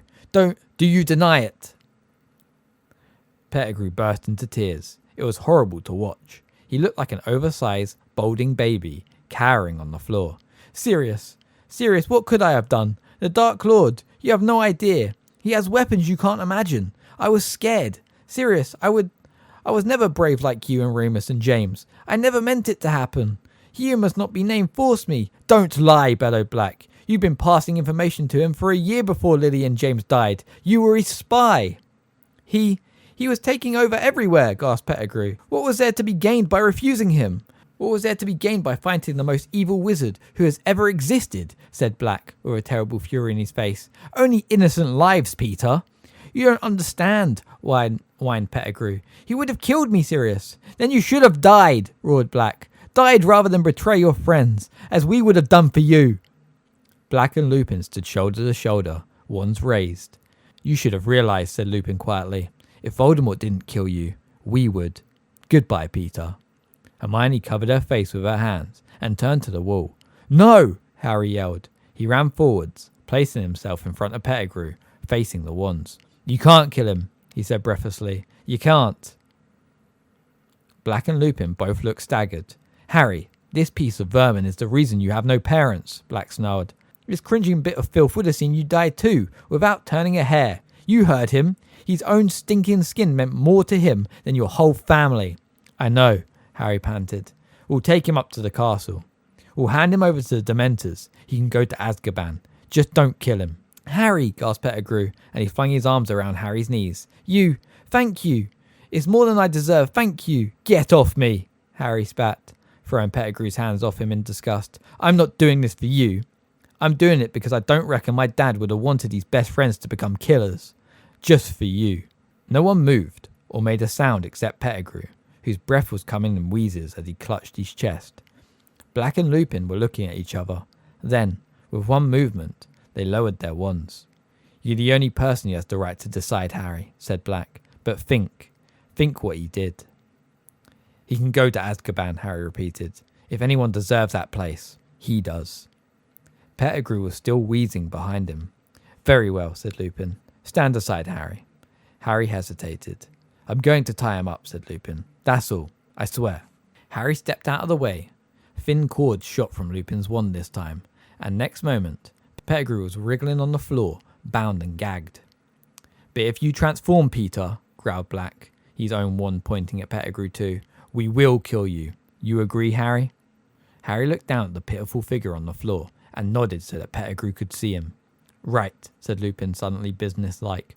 "Ron, I can't mend your bones nearly as well as Madame Pomfrey, so I think it's best if we just strap your leg up until we can get you to the hospital wing." He hurried over to Ron, bent down, tapped Ron's leg with his wand and muttered, "Ferula." Bandages spun on Ron's leg, strapping it tightly to a splint. Lupin helped him to his feet. Ron put his weight gingerly on the leg and didn't wince. "That's better," he said. "Thanks." "What about Professor Snape?" said Hermione in a small voice, looking down at Snape's prone figure. "There's nothing seriously wrong with him," said Lupin, bending over Snape and checking his pulse. "You were just a little over-enthusiastic. Still out cold. Perhaps it will be best if we don't revive him until we're safely in the castle. We can take him like this." He muttered, "Mobilicorpus." As though invisible strings were tied to Snape's wrists, neck, and knees, he was pulled into a standing position, head still lolling unpleasantly like a grotesque puppet. He hung a few inches above the ground, his limp feet dangling. Lupin picked up the invisibility cloak and tucked it safely into his pocket. "And two of us should be chained to this," said Black, nudging Pettigrew with his toe, "just to make sure." "I'll do it," said Lupin. "And me," said Ron savagely, limping forwards. Black conjured heavy manacles from thin air. Soon Pettigrew was upright again, left arm chained to Lupin's right arm chained to Ron's left. Ron's face was set. He seemed to have taken Scabbers' true identity as a personal insult. Crookshanks leapt lightly off the bed, his bottle-brush tail held jauntily high. Chapter 20. The Dementor's Kiss. Harry had never been part of a stranger group. Crookshanks led the way down the stairs. Lupin, Pettigrew and Ron went next, looking like contestants in a six-leg race. Next came Professor Snape, drifting creepily along, his toes hitting each stair as they descended, held up by his own wand, which was being pointed at him by Sirius. Harry and Hermione brought up the rear. Getting back into the tunnel was difficult. Lupin and Pettigrew and Ron had to turn sideways to manage it. Lupin still had Pettigrew covered with his wand. Harry could see them edging awkwardly along the tunnel in single file. Crookshanks was still in the lead. Harry went right after Sirius, who was still making Snape drift along ahead of them. He kept bumping his lolling head on the low ceiling. Harry had the impression Sirius was making no effort to prevent this. "You know what this means?" Sirius said abruptly to Harry as they made their slow progress along the tunnel. "Turning Pettigrew in." "You're free?" said Harry. "Yes," said Sirius, "but I'm also... I don't know if anyone ever told you. I'm your godfather." "Yes, I knew that," said Harry. "Well, your parents appointed me your guardian," said Sirius stiffly. "If anything happened to them..." Harry waited. Did Sirius mean what he thought he meant? "I'll understand, of course, if you want to stay with your aunt and uncle," said Sirius. "But, well, think about it. Once my name's cleared, if you wanted a different home..." Some sort of explosion took over in the pit of Harry's stomach.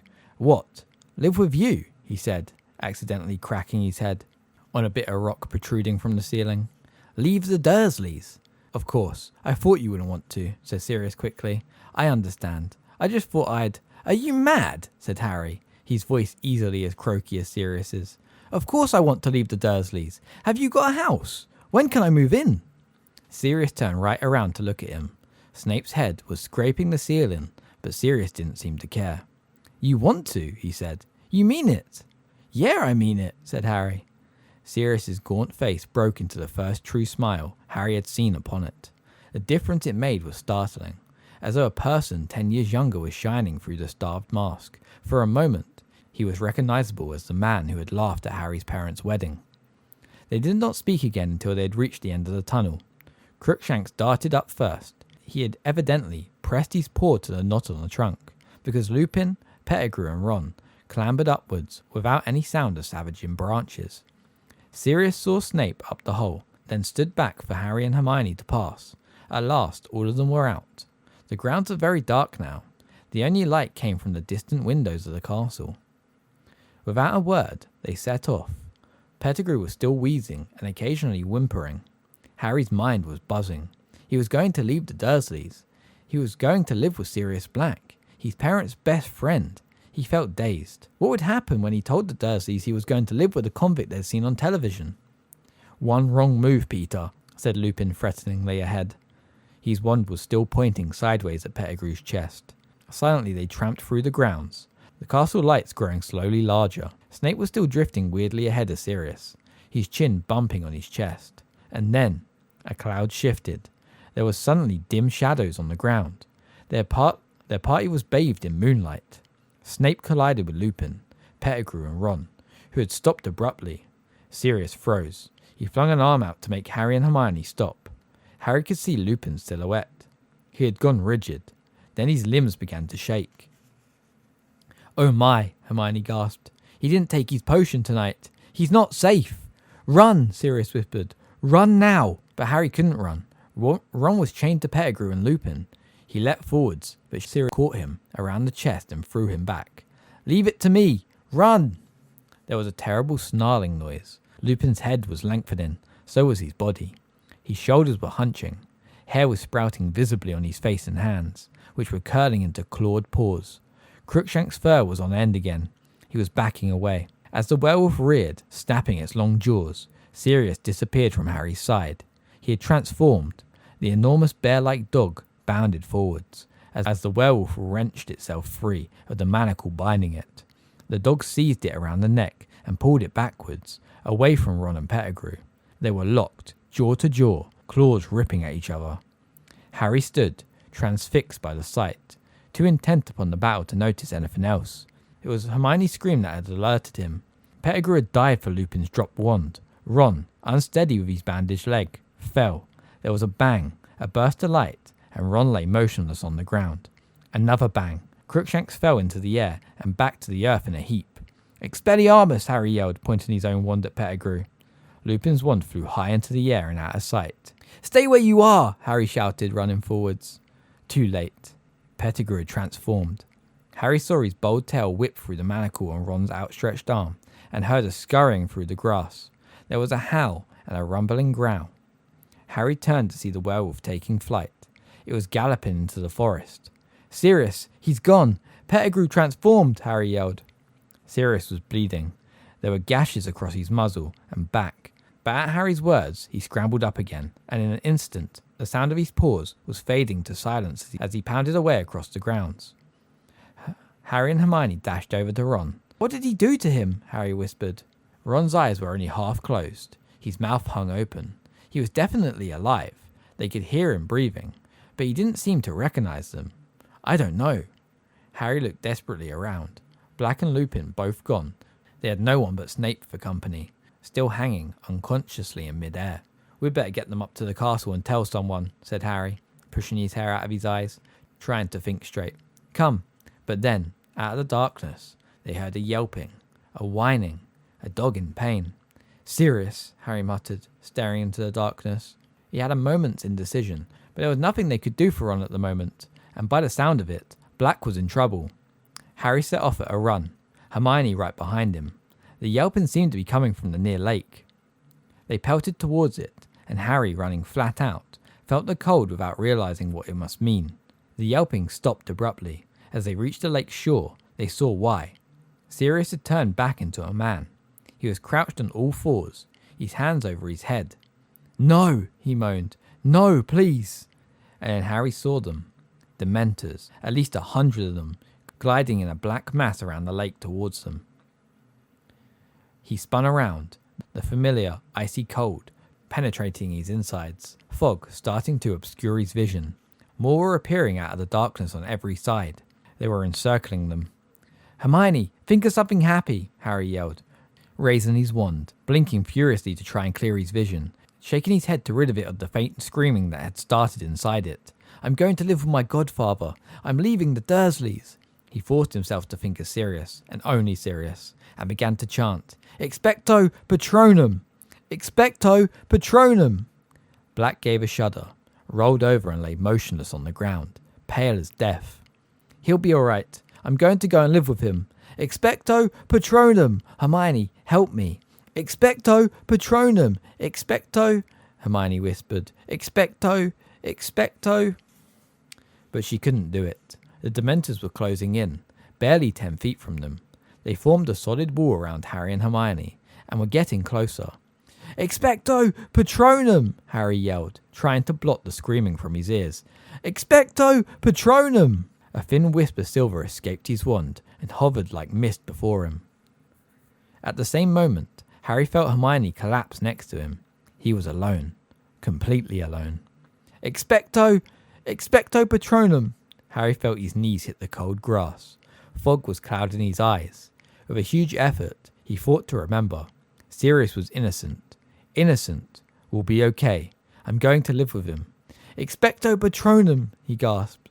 By the feeble light of his formless Patronus, he saw a Dementor halt, very close to him. It couldn't walk through the cloud of silver mist Harry had conjured. A dead, slimy hand slid out from under the cloak, made a gesture as though to sweep the Patronus aside. "No, no," Harry gasped. "He's innocent. Expecto Patronum." He could feel them watching him, hear their rattling breath like an evil wind around him. The nearest Dementor seemed to be considering him. Then it raised both its rotting hands and lowered its hood. Where there should have been eyes, there was only thin, grey scabbed skin, stretched blankly over empty sockets. But there was a mouth, a gaping, shapeless hole, sucking the air with the sound of a death rattle. A paralyzing terror filled Harry so that he couldn't move or speak. His Patronus flickered and died. White fog was blinding him. He had to fight. "Expecto Patronum!" He couldn't see, and in the distance, he heard the familiar screaming. "Expecto Patronum!" He groped in the mist for Sirius. And found his arm. They weren't going to take him. but a pair of strong, clammy hands suddenly wrapped themselves around Harry's neck.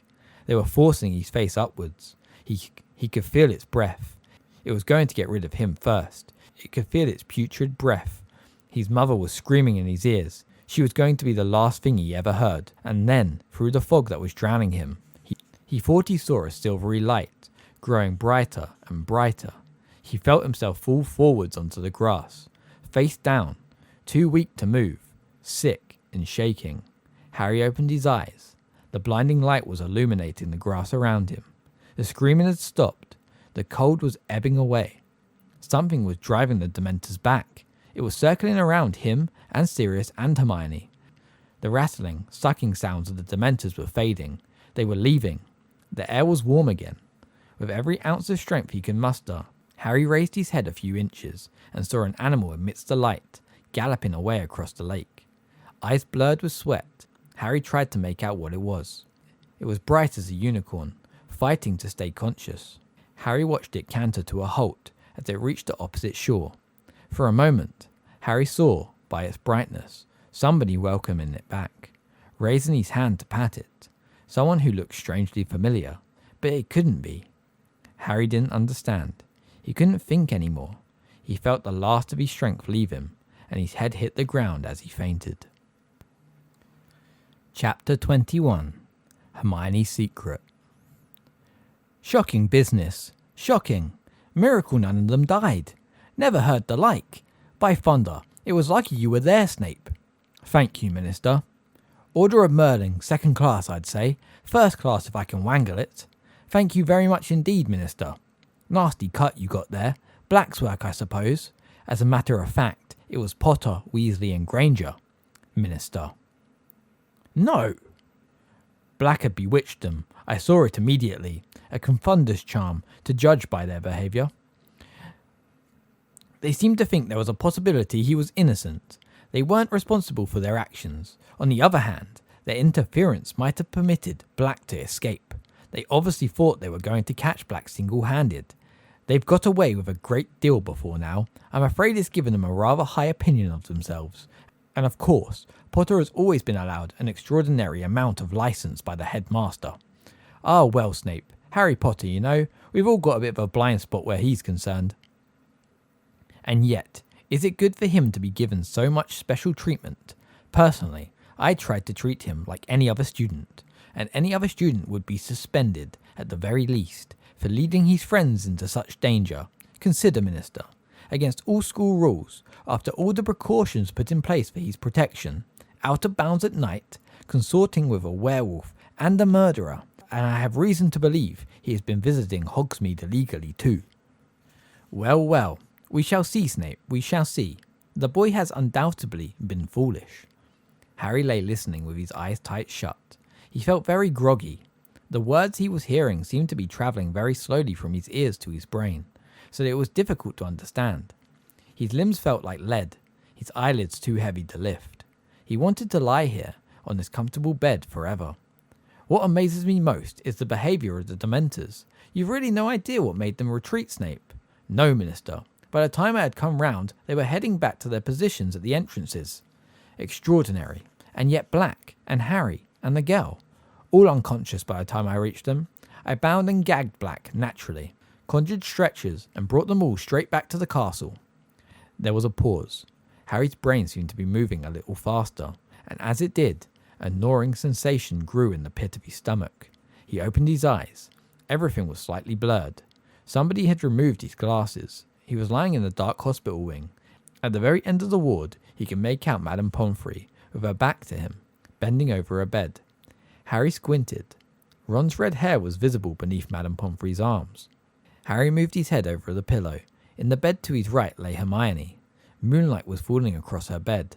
Her eyes were open too. She looked petrified, and when she saw that Harry was awake, pressed a finger to her lips, then pointed to the hospital wing door. It was ajar, and the voices of Cornelius Fudge and Snape were coming through it from the corridor outside. Madame Pomfrey now came walking briskly up the dark ward to Harry's bed. He turned to look at her. She was carrying the largest block of chocolate he had ever seen in his life. It looked like a small boulder. "Ah, you're awake," she said briskly. She put the chocolate on Harry's bedside table and began breaking it apart with a small hammer. "How's Ron?" said Harry and Hermione together. "He'll live," said Madame Pomfrey grimly. "As for you two, you'll be staying here until I'm satisfied you're... Potter, what do you think you're doing?" Harry was sitting up, putting his glasses back on and picking up his wand. "I need to see the headmaster," he said. "Potter," said Madame Pomfrey soothingly, "it's all right. They've got Black. He's locked away upstairs. The Dementors will be performing the kiss any moment now." "What?" Harry jumped up out of bed. Hermione had done the same, but his shout had been heard in the corridor outside. The next second, Cornelius Fudge and Snape had entered the ward. Harry, what's this?" said Fudge, looking agitated. "You should be in bed. Has he had any chocolate?" he asked Madame Pomfrey anxiously. "Minister, listen," Harry said. "Sirius Black's innocent. Peter Pettigrew faked his own death. We saw him tonight. You can't let the Dementors do that thing to Sirius. He's..." But Fudge was shaking his head with a small smile on his face. Harry, you're very confused. You've been through a dreadful ordeal. Lie back down now. We've got everything under control." "You haven't!" Harry yelled. "You've got the wrong man." "Minister, listen, please," Hermione said. She had hurried to Harry's side and was gazing imploringly into Fudge's face. "I saw him too. It was Ron's rat. He's an animagus. Pettigrew, I mean. And..." "You see, Minister," said Snape. "Confounded, both of them. Black's done a very good job on them." "We're not confounded," Harry roared. "Minister, Professor," said Madame Pomfrey angrily, "I must insist that you leave. Potter is my patient, and he should not be distressed." "I'm not distressed. I'm trying to tell them what happened," Harry said furiously. "If they'd just listen..." But Madame Pomfrey suddenly stuffed a large chunk of chocolate into Harry's mouth. He choked, and she seized the opportunity to force him back onto the bed. "Now please, Minister, these children need care. Please leave." The door opened again. It was Dumbledore. Harry swallowed his mouthful of chocolate with great difficulty and got up again. "Professor Dumbledore, Sirius Black! For heaven's sake," said Madame Pomfrey hysterically. "Is this a hospital wing or not? Headmaster, I must insist." "My apologies, Poppy. I need a word with Mr. Potter and Miss Granger," said Dumbledore calmly. "I have just been talking to Sirius Black." "I suppose he's told you the same fairy tale he's planted in Potter's mind," spat Snape. "Something about a rat and Pettigrew being alive." "That, indeed, is Black's story," said Dumbledore, surveying Snape closely through his half-moon spectacles. "And does my evidence count for nothing?" snarled Snape. "Pettigrew was not in the Shrieking Shack, nor did I see any sign of him in the grounds." "That was because you were knocked out, Professor," said Hermione earnestly. "You didn't arrive in time to hear." "Miss Granger, hold your tongue." "Now, Snape," said Fudge, startled. "The young lady is disturbed in her mind. We must make allowances." "I would like to speak to Harry and Hermione alone," said Dumbledore abruptly. "Cornelius, Severus, Poppy, please leave us." "Headmaster," spluttered Madame Pomfrey. "They need treatment. They need rest." "This cannot wait," said Dumbledore. "I must insist." Madame Pomfrey pursed her lips and strode away into her office at the end of the ward. Slamming the door behind her, Fudge consulted the large gold pocket watch dangling from his waistcoat. "The Dementors should have arrived by now," he said. "I'll go and meet them, Dumbledore. I'll see you upstairs." He crossed to the door and held it open for Snape, but Snape hadn't moved. "You surely don't believe a word of Black's story," Snape whispered, his eyes fixed on Dumbledore's face. "I wish to speak to Harry and Hermione alone," Dumbledore repeated. Snape took a step towards Dumbledore. "Sirius Black showed me he was capable of murder at the age of 16, he breathed. "You haven't forgotten that he once tried to kill me." "My memory is as good as it ever was, Severus," said Dumbledore quietly. Snape turned on his heel and marched through the door Fudge was still holding. It closed behind them, and Dumbledore turned to Harry and Hermione. They both burst into speech at the same time.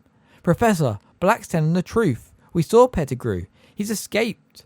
He escaped when Professor Lupin turned into a werewolf. He's a rat. Pettigrew's front paw, finger, he cut it off. Pettigrew attacked Ron. It wasn't serious." But Dumbledore held up his hand to stem the flood of explanations. "It is your turn to listen, and I beg you will not interrupt me, because there is very little time," he said quietly. "There is not a shred of proof to support Black's story, except your word, and the word of two 13-year-old wizards will not convince anybody. A street full of eyewitnesses swore they saw Sirius murder Pettigrew. I myself gave evidence to the ministry that Sirius had been the Potter's secret keeper. Professor Lupin can tell you, Harry said, unable to stop himself. Professor Lupin is currently deep in the forest, unable to tell anyone anything. By the time he is human again, it will be too late. Sirius will be worse than dead. I might add that werewolves are so mistrusted by most of our kind that his support will count for very little, and the fact that he and Sirius are old friends. But, listen to me, Harry. It is too late, you understand me? You must see that Professor Snape's version of the events is far more convincing than yours. He hates Sirius, Hermione said desperately. All because of some stupid trick Sirius played on him. Sirius has not acted like an innocent man. The attack on the fat lady, entering Gryffindor Tower with a knife, without Pettigrew alive or dead, we have no chance of overturning Sirius's sentence. But you believe us? Yes, I do, said Dumbledore quietly. But I have no power to make other men see the truth, or to overrule the Minister for Magic. Harry stared up into the grave face and felt as though the ground beneath him was falling sharply away. He had grown used to the idea that Dumbledore could solve anything. He had expected Dumbledore to pull some amazing solution out of the air. But no, their last hope was gone. What we need, said Dumbledore slowly, and his light blue eyes moved from Harry to Hermione, is more time. But, Hermione began, and then her eyes became very round. Oh! Now pay attention, said Dumbledore, speaking very slow and very clearly. Sirius is locked in Professor Flitwick's office on the 7th floor. 13th window from the right of the West Tower. If all goes well, you will be able to save more than one innocent life tonight. But remember this, both of you. You must not be seen.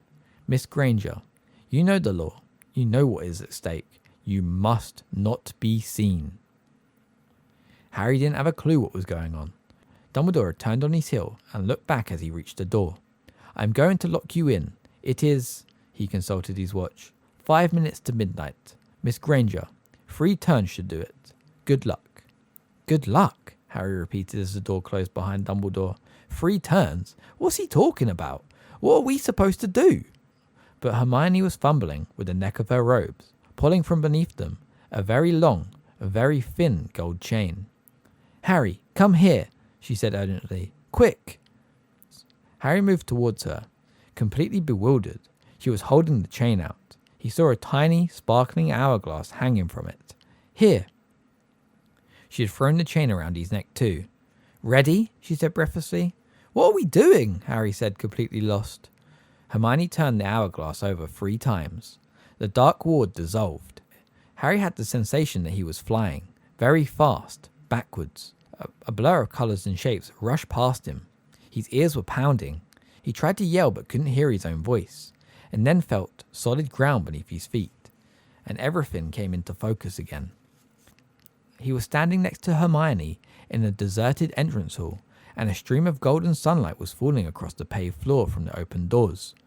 He looked wildly around at Hermione, the chain of the hourglass cutting into his neck. Hermione, what? In here! Hermione seized Harry's arm and dragged him across the hall to the door of a broom cupboard.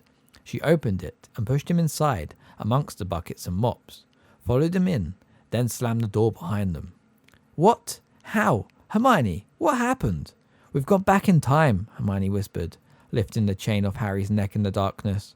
3 hours back. Harry found his own leg and gave it a very hard pinch.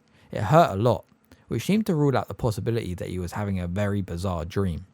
But... Shh! Listen, someone's coming. I think it might be us. Hermione had her ear pressed against the cupboard door. Footsteps across the hall. Yes, I think it's us going to Hagrid's. Are you telling me, Harry whispered, that we were in this cupboard and we were out there too? Yes, said Hermione, her ear still glued to the cupboard door. I'm sure it's us. It doesn't sound like more than 3 people, and we're walking slowly because we're under the invisibility cloak. She broke off, still listening intently. We've gone down the front steps. Hermione sat down on the upturned bucket, looking desperately anxious. Harry wanted a few questions answered. Where did you get that hourglass thing? It's called a time turner, Hermione whispered, and I got it from Professor McGonagall on our first day back. I've been using it all year to get to all my lessons. Professor McGonagall made me swear I wouldn't tell anyone. She had to write all sorts of letters to the Ministry of Magic so that I could have one. She had to tell them that I was a model student and that I'd never, ever use it for anything except my studies. I've been turning it back so I could do hours over again. That's how I've been doing several lessons at once, see? But, Harry, I don't understand what Dumbledore wants us to do. Why did he tell us to go back 3 hours? How's that going to help Sirius? Harry stared at her shadowy face. There must be something that happened around now he wants us to change, he said slowly. What happened? We were walking down to Hagrid's 3 hours ago. This is 3 hours ago, and we are walking down to Hagrid's, said Hermione. We just heard ourselves leaving. Harry frowned. He felt as though he was screwing up his whole brain in concentration. Dumbledore just said we could save more than one innocent life. And then it hit him. Hermione, we're going to save Buckbeak. But how will that help Sirius? Dumbledore said he just told us where the window is. The window of Flitwick's office, where they've got Sirius locked up. We've got to fly Buckbeak up to the window and rescue Sirius. Sirius can escape on Buckbeak. They can escape together. From what Harry could see of Hermione's face, she looked terrified. If we manage that without being seen, it will be a miracle. Well, we've got to try, haven't we? Said Harry. He stood up and pressed his own ear against the door. Doesn't sound like anyone's here. Come on, let's go. Harry pushed the cupboard door open. The entrance hall was deserted. As quietly and quickly as they could, they darted out of the cupboard and down the stone steps. The shadows were already lengthening, the tops of the trees in the forbidden forest gilded once more with gold. If anyone's looking out the window, Hermione squeaked, looking up at the castle behind them. We'll run for it, said Harry determinedly. Straight into the forest, all right? Well, we'll have to hide behind a tree or something and keep a lookout. Okay, but we'll go round by the greenhouses, said Hermione breathlessly. We need to keep out of sight of Hagrid's front door, or we'll see us. We must be nearly at Hagrid's by now. Still working out what she meant, Harry set off at a sprint, Hermione behind him. They tore across the vegetable gardens to the greenhouses, paused for a moment behind them, then set off again, fast as they could, skirting around the Whomping Willow, tearing towards the shelter of the forest. Safe in the shadows of the trees, Harry turned around. Seconds later, Hermione arrived beside him, panting. Right, she gasped. We need to sneak over to Hagrid's. Keep out of sight, Harry. They made their way silently through the trees, keeping to the very edge of the forest. Then, as they glimpsed the front of Hagrid's house, they heard a knock upon the door. They moved quickly behind a wide oak trunk and peered out from either side. Hagrid had appeared in his doorway, shaking and white, looking around to see who had knocked. And Harry heard his own voice. It's us. We're wearing the invisibility cloak. Let us in and we can take it off. You shouldn't have come, Hagrid whispered. He stood back, then shut the door quickly. This is the weirdest thing we've ever done, Harry said fervently. Let's move along a bit, Hermione whispered. We need to get nearer to Buckbeak. They crept through the trees until they saw the nervous hippogriff, tethered to the fence around Hagrid's pumpkin patch. Now? Harry whispered. No, said Hermione. If we steal him now, those committee people will think Hagrid set him free. We've got to wait until they've seen he's tied outside. That's going to give us about 60 seconds, said Harry. This was starting to seem impossible. At that moment, there was a crash of breaking china from inside Hagrid's cabin.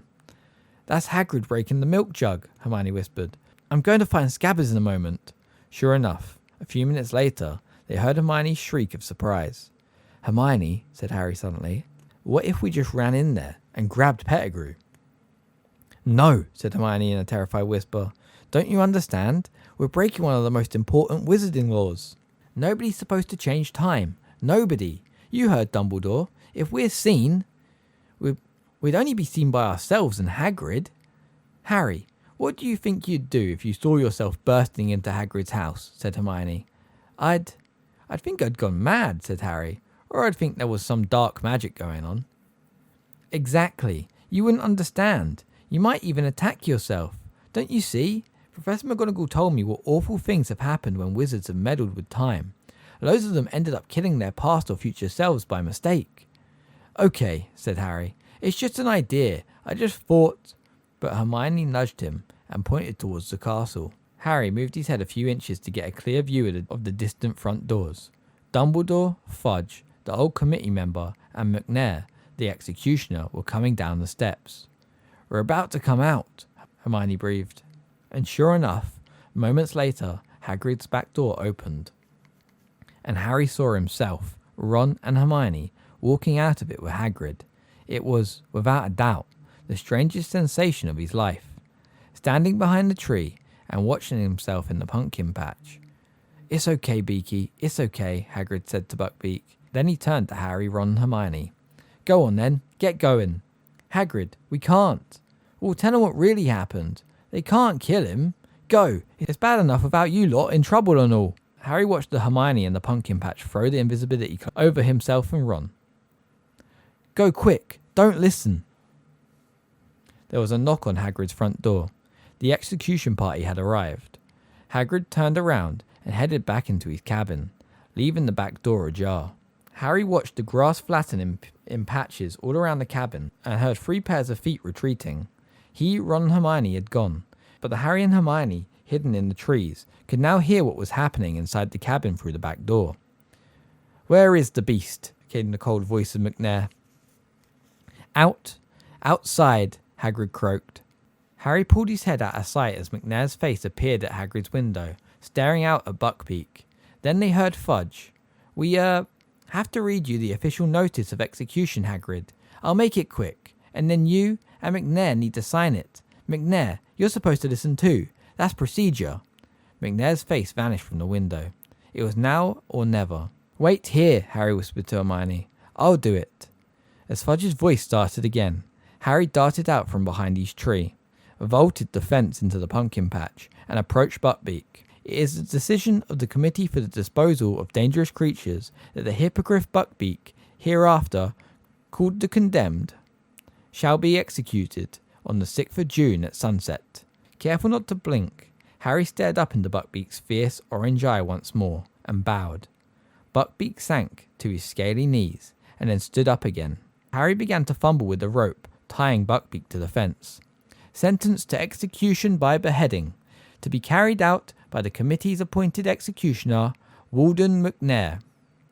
"Come on, Buckbeak," Harry murmured. "Come on, we're going to help you. Quietly, quietly. As witness below, Hagrid, you sign here." Harry threw all his weight onto the rope, but Buckbeak had dug in his front feet. "Well, let's get this over with," said the reedy voice of the committee member from inside Hagrid's cabin.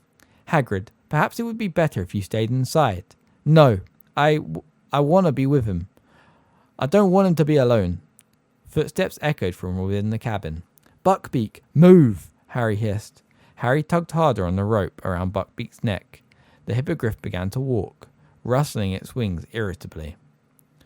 They were still 10 feet away from the forest, in plain view at Hagrid's back door. "One moment, please, McNair," came Dumbledore's voice. "You need to sign too." The footsteps stopped. Harry heaved on the rope. Buckbeak snapped its beak and walked a little faster. Hermione's white face was sticking out from behind the tree. "Harry, hurry!" she mouthed.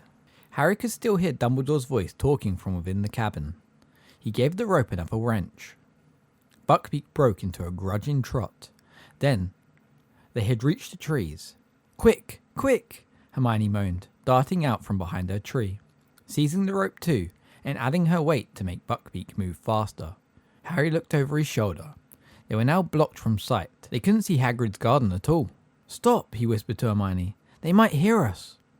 Hagrid's back door had opened with a bang. Harry, Hermione and Buckbeak stood quite still. Even the hippogriff seemed to be listening intently.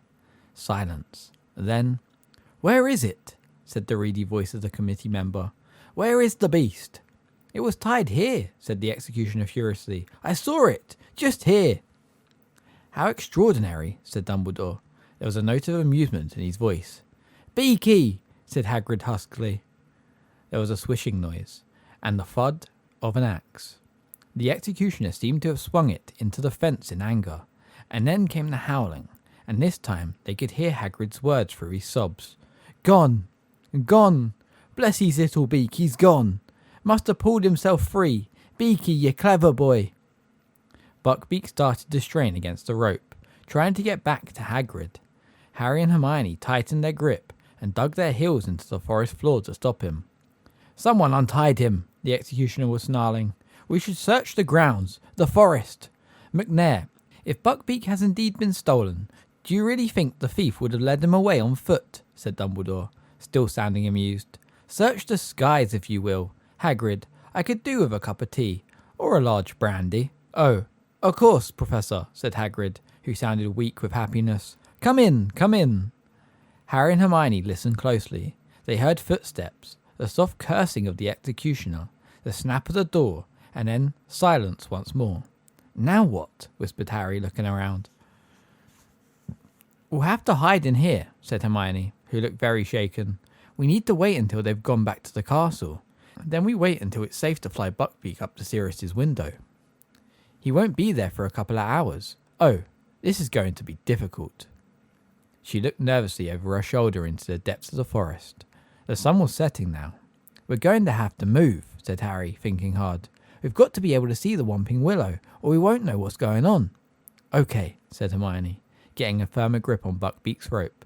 But we've got to keep out of sight, Harry. Remember, they moved around the edge of the forest, darkness falling thickly around them, until they were hidden behind a clump of trees through which they could make out the willow. There's Ron, said Harry suddenly.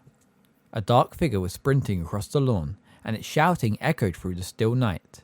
Get away from him! Get away! Scabbers! Come here! And then they saw two more figures materialize out of nowhere. Harry watched himself and Hermione chasing after Ron.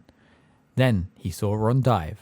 Gotcha! Get off, you stinking cat! There's Sirius, said Harry. The great shape of the dog had bounded out from the roots of the willow. They saw him bowl Harry over, then seize Ron. Looks even worse from here, doesn't it? Said Harry, watching the dog pulling Ron into the roots. Ouch, look, I just got walloped by the tree, and so did you. This is weird. The Whomping Willow was creaking and lashing out with its lower branches. They could see themselves darting here and there, trying to reach the trunk, and then the tree froze. That was Crookshanks pressing a knot, said Hermione. And there we go, Harry muttered. We're in. The moment they disappeared, the tree began to move again.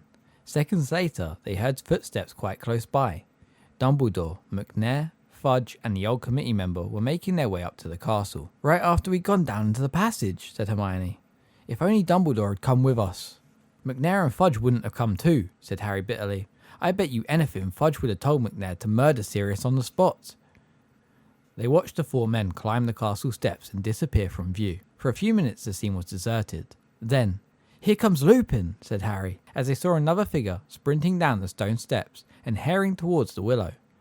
Harry looked up at the sky. Clouds were obscuring the moon completely. They watched Lupin seize a broken branch from the ground and prod the knot on the trunk. The tree stopped fighting, and Lupin too disappeared into the gap in its roots. If he had only grabbed the cloak, said Harry. It's just lying there. He turned to Hermione.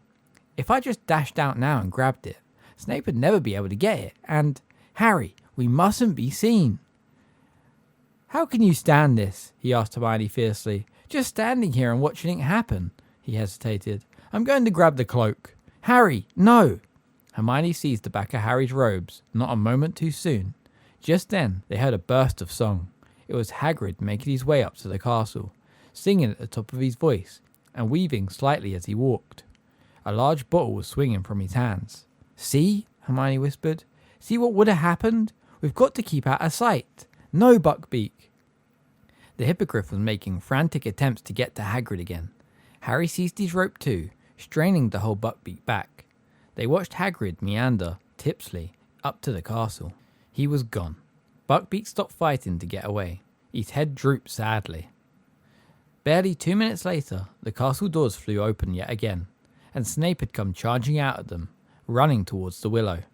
Harry's fists clenched as they watched Snape skid to a halt next to the tree. Looking around, he grabbed the cloak and held it up. Get your filthy hands off it, Harry snarled under his breath. Shh!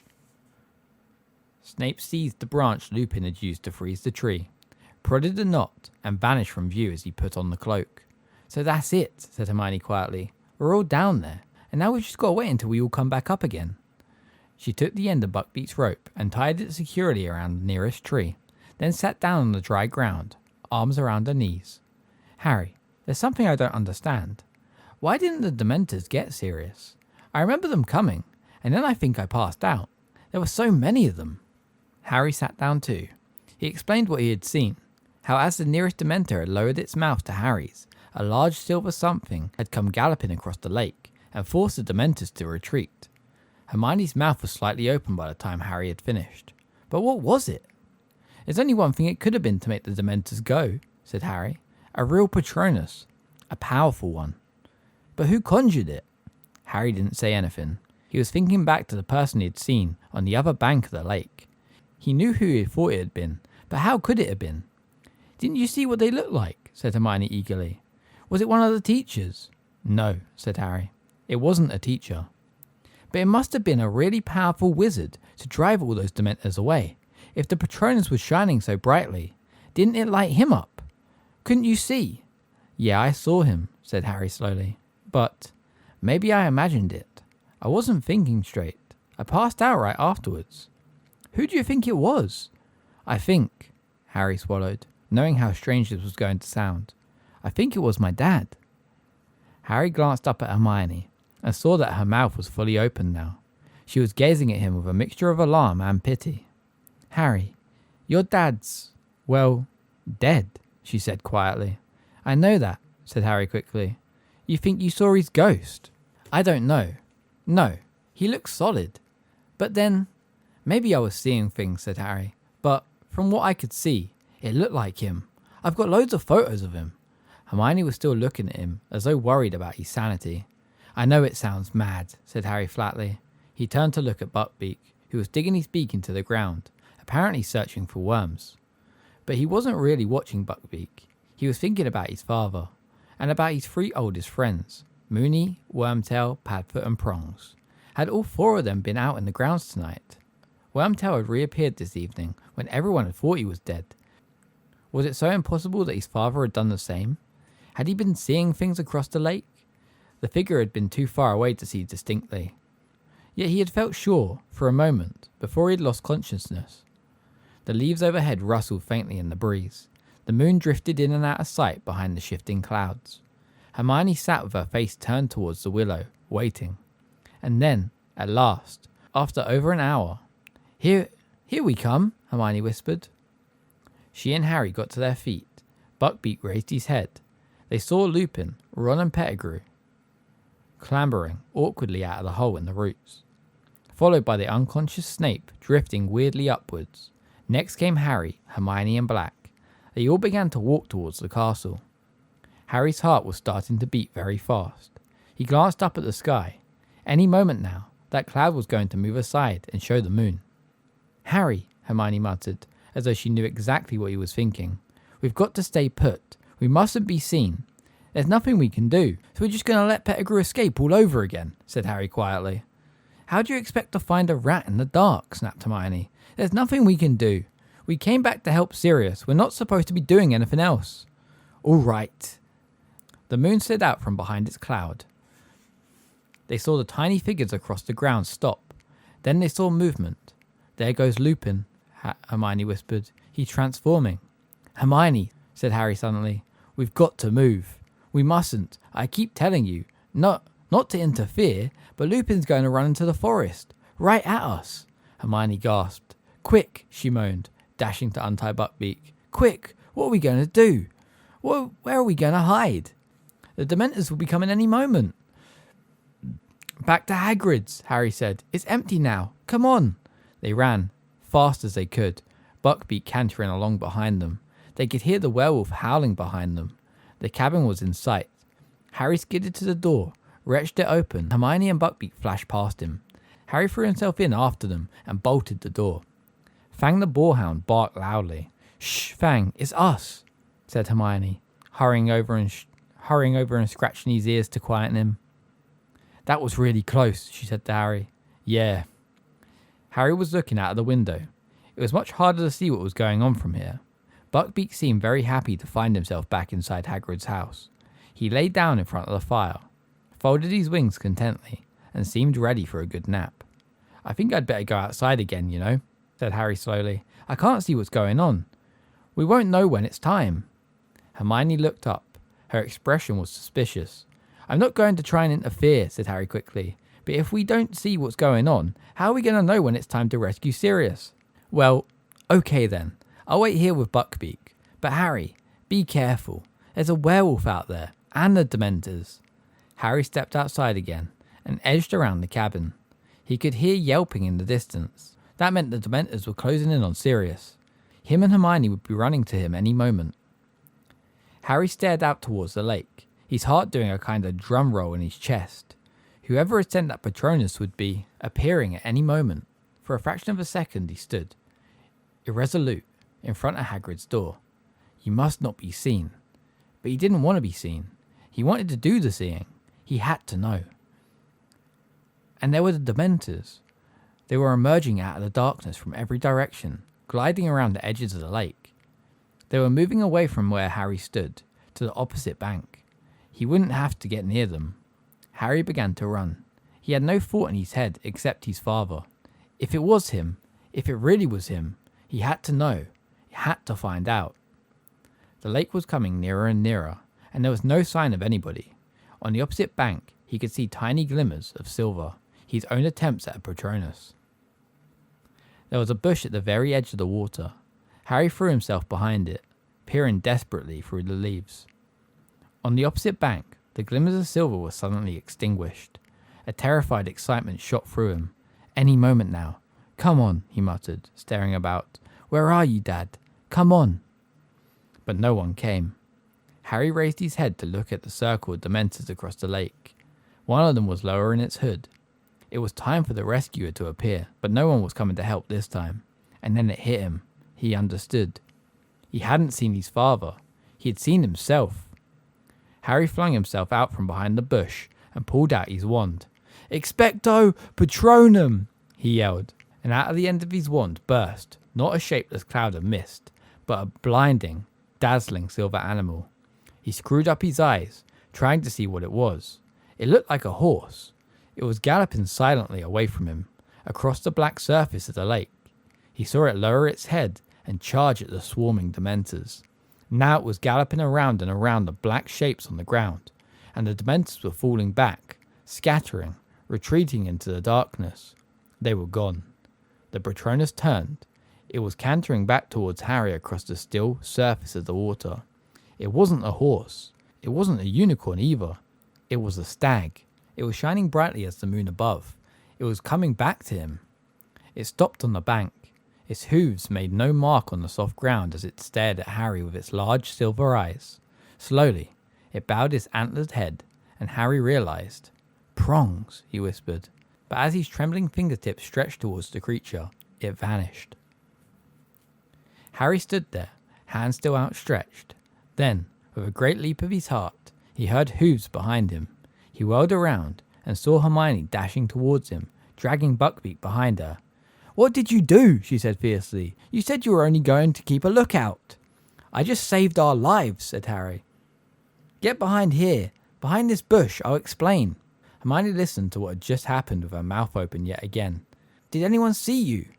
Yes, haven't you been listening? I saw me, but I thought I was my dad. It's okay. Harry, I can't believe it. You conjured up a Patronus that drove away all those Dementors. That's very, very advanced magic. I knew I could do it this time, said Harry, because I'd already done it. Does that make sense? I don't know. Harry, look at Snape. Together they peered around the bush at the other bank. Snape had regained consciousness. He was conjuring stretchers and lifting the limp forms of Harry, Hermione and Black onto them. A fourth stretcher, no doubt bearing Ron, was already floating at his side. Then, wand held out in front of him, he moved them away towards the castle. Right, it's nearly time, said Hermione tensely, looking at her watch. We've got about 45 minutes until Dumbledore locks the door to the hospital wing. We've got to rescue Sirius and get back into the ward before anybody realises we're missing. They waited, watching the moving clouds reflecting in the lake, while the bush next to them whispered in the breeze. Buckbeak, bored, was ferreting for worms again. Do you reckon he's up there yet? Said Harry, checking his watch. He looked up at the castle and began counting the windows to the right of the west tower. Look, Hermione whispered. Who's that? Someone's coming back out of the castle. Harry stared through the darkness. The man was hurrying across the grounds, towards one of the entrances, something shiny glinting in his belt. McNair, said Harry, the executioner. He's gone to get the Dementors. This is it, Hermione. Hermione put her hands on Buckbeak's back, and Harry gave her a leg up. Then he placed his foot on one of the lower branches of the bush and climbed up in front of her. He pulled Buckbeak's rope back over his neck and tied it to the other side of his collar like reins. "Ready?" he whispered to Hermione. "You'd better hold on to me." He nudged Buckbeak's sides with his heels. Buckbeak soared straight into the dark air. Harry gripped his flanks with his knees, feeling the great wings rising powerfully beneath them. Hermione was holding Harry very tightly around the waist. He could hear her muttering, "Oh no, I don't like this. Oh, I really don't like this." Harry urged Buckbeak forwards. They were gliding quietly towards the upper floors of the castle. Harry pulled hard on the left-hand side of the rope, and Buckbeak turned. Harry was trying to count the windows flashing past. "Whoa," he said, pulling backwards as hard as he could. Buckbeak slowed down, and they found themselves at a stop, unless you count the fact that they kept rising up and down several feet as he beat his wings to remain airborne. "He's there," Harry said, spotting Sirius as they rose up beside the window. He reached out, and as Buckbeak's wings fell, he was able to tap sharply on the glass. Black looked up. Harry saw his jaw drop. He leapt from his chair, hurried to the window, and tried to open it, but it was locked. "Stand back," Hermione called to him, and she took out her wand, still gripping the back of Harry's robes with her left hand. "Alohomora!" The window sprang open. "How? How?" said Black weakly, staring at the hippogriff. "Get on, there's not much time," said Harry, gripping Buckbeak firmly on either side of his sleek neck to hold him steady. "You've got to get out of here. The Dementors are coming. McNair's gone to get them." Black placed a hand on either side of the window frame and heaved his head and shoulders out of it. It was very lucky he was so thin. In seconds, he had managed to fling one leg over Buckbeak's back and pull himself onto the hippogriff behind Hermione. "Okay, Buckbeak, up," said Harry, shaking the rope. "Up to the tower, come on." The hippogriff gave one sweep of its mighty wings, and they were soaring upwards again, high as the top of the west tower. Buckbeak landed with a clatter on the battlements, and Harry and Hermione slid off him at once. "Sirius, you better go quick," Harry panted. "They'll reach Flitwick's office any moment. They'll find out you've gone." Buckbeak pawed the ground, tossing his sharp beak. "What happened to the other boy? Ron," said Sirius urgently. "He's going to be okay. He's still out of it, but Madame Pomfrey says she'll be able to make him better. Go quick." But Black was still staring down at Harry. "How can I ever thank—" "Go!" Harry and Hermione shouted together. Black wheeled Buckbeak around, facing the open sky. "We'll see each other again," he said. "You are truly your father's son, Harry." He squeezed Buckbeak's sides with his heels. Harry and Hermione jumped back as the enormous wings rose once more. The hippogriff took off into the air. He and his rider became smaller and smaller as Harry gazed after them. Then a cloud drifted across the moon. They were gone. Chapter 22. Owlpost again. "Harry!" Hermione was tugging at his sleeve, staring at her watch. "We've got exactly 10 minutes to get back down to the hospital wing without anybody seeing us, before Dumbledore locks the door." "Okay," said Harry, wrenching his gaze from the sky. "Let's go." They slipped through the doorway behind them and down a tightly spiraling stone staircase. As they reached the bottom of it, they heard voices. They flattened themselves against the wall and listened. It sounded like Fudge and Snape. They were walking quickly along the corridor at the foot of the staircase. "Only hope Dumbledore's not going to make difficulties," Snape was saying. "The kiss will be performed immediately. As soon as McNair returns with the Dementors. This whole Black affair has been highly embarrassing. I can't tell you how much I'm looking forward to informing the Daily Prophet that we got him at last. I dare say they'll want to interview you, Snape, and once young Harry's back in his right mind, I expect he'll want to tell the Prophet exactly how you saved him." Harry clenched his teeth. He caught a glimpse of Snape's smirk as he and Fudge passed Harry and Hermione's hiding place. Their footsteps died away. Harry and Hermione waited a few moments to make sure they had really gone, then started to run in the opposite direction, down one staircase, then another, along a new corridor. Then they heard a cackling ahead. "Peeves!" Harry muttered, grabbing Hermione's wrist. "In here!" They tore into a deserted classroom to their left just in time. Peeves seemed to be bouncing along the corridor in tearing spirits, laughing his head off. "Oh, he's horrible," whispered Hermione, her ear to the door. "I bet he's all excited because the Dementors are going to finish Sirius." She checked her watch. 3 minutes, Harry." They waited until Peeves' gloating voice had faded into the distance, then slid back out of the room and broke into a run again. Hermione, what will happen if we don't get back inside before Dumbledore locks the door? Harry panted. I don't want to think about it, Hermione moaned, checking her watch again. 1 minute. They had reached the end of the corridor with the hospital wing entrance. Okay, I can hear Dumbledore, said Hermione tensely. Come on, Harry. They crept along the corridor. The door opened. Dumbledore's back appeared. I'm going to lock you in, they heard him saying. It is 5 minutes to midnight. Miss Granger, 3 turns should do it. Good luck. Dumbledore backed out of the room, closed the door, and took out his wand to magically lock it. Panicking, Harry and Hermione ran forwards. Dumbledore looked up, and a wide smile appeared under the long silver moustache. Well, he said quietly. We did it, said Harry breathlessly. Sirius has gone on Buckbeak. Dumbledore beamed at them. Well done, I think. He listened intently for another sound within the hospital wing. Yes, I think you've gone too. Get inside. I'll lock you in. Harry and Hermione slipped back inside the dormitory. It was empty except for Ron, who was still lying motionless in the end bed. As the lock clinked behind them, Harry and Hermione crept back to their own beds, Hermione tucking the time turner back under her robes. Next moment, Madame Pomfrey had come striding back out of her office. Did I hear the headmaster leaving? Am I allowed to look after my patients now? She was in a very bad mood. Harry and Hermione thought it was best to accept their chocolate quietly. Madame Pomfrey stood over them, making sure they ate it. But Harry could hardly swallow. He and Hermione were waiting, listening, their nerves jangling. And then, as they both took a 4th piece of chocolate from Madame Pomfrey, they heard a distant roar of fury echoing from somewhere above them. What was that? Said Madame Pomfrey in alarm. Now they could hear angry voices, growing louder and louder. Madame Pomfrey was staring at the door.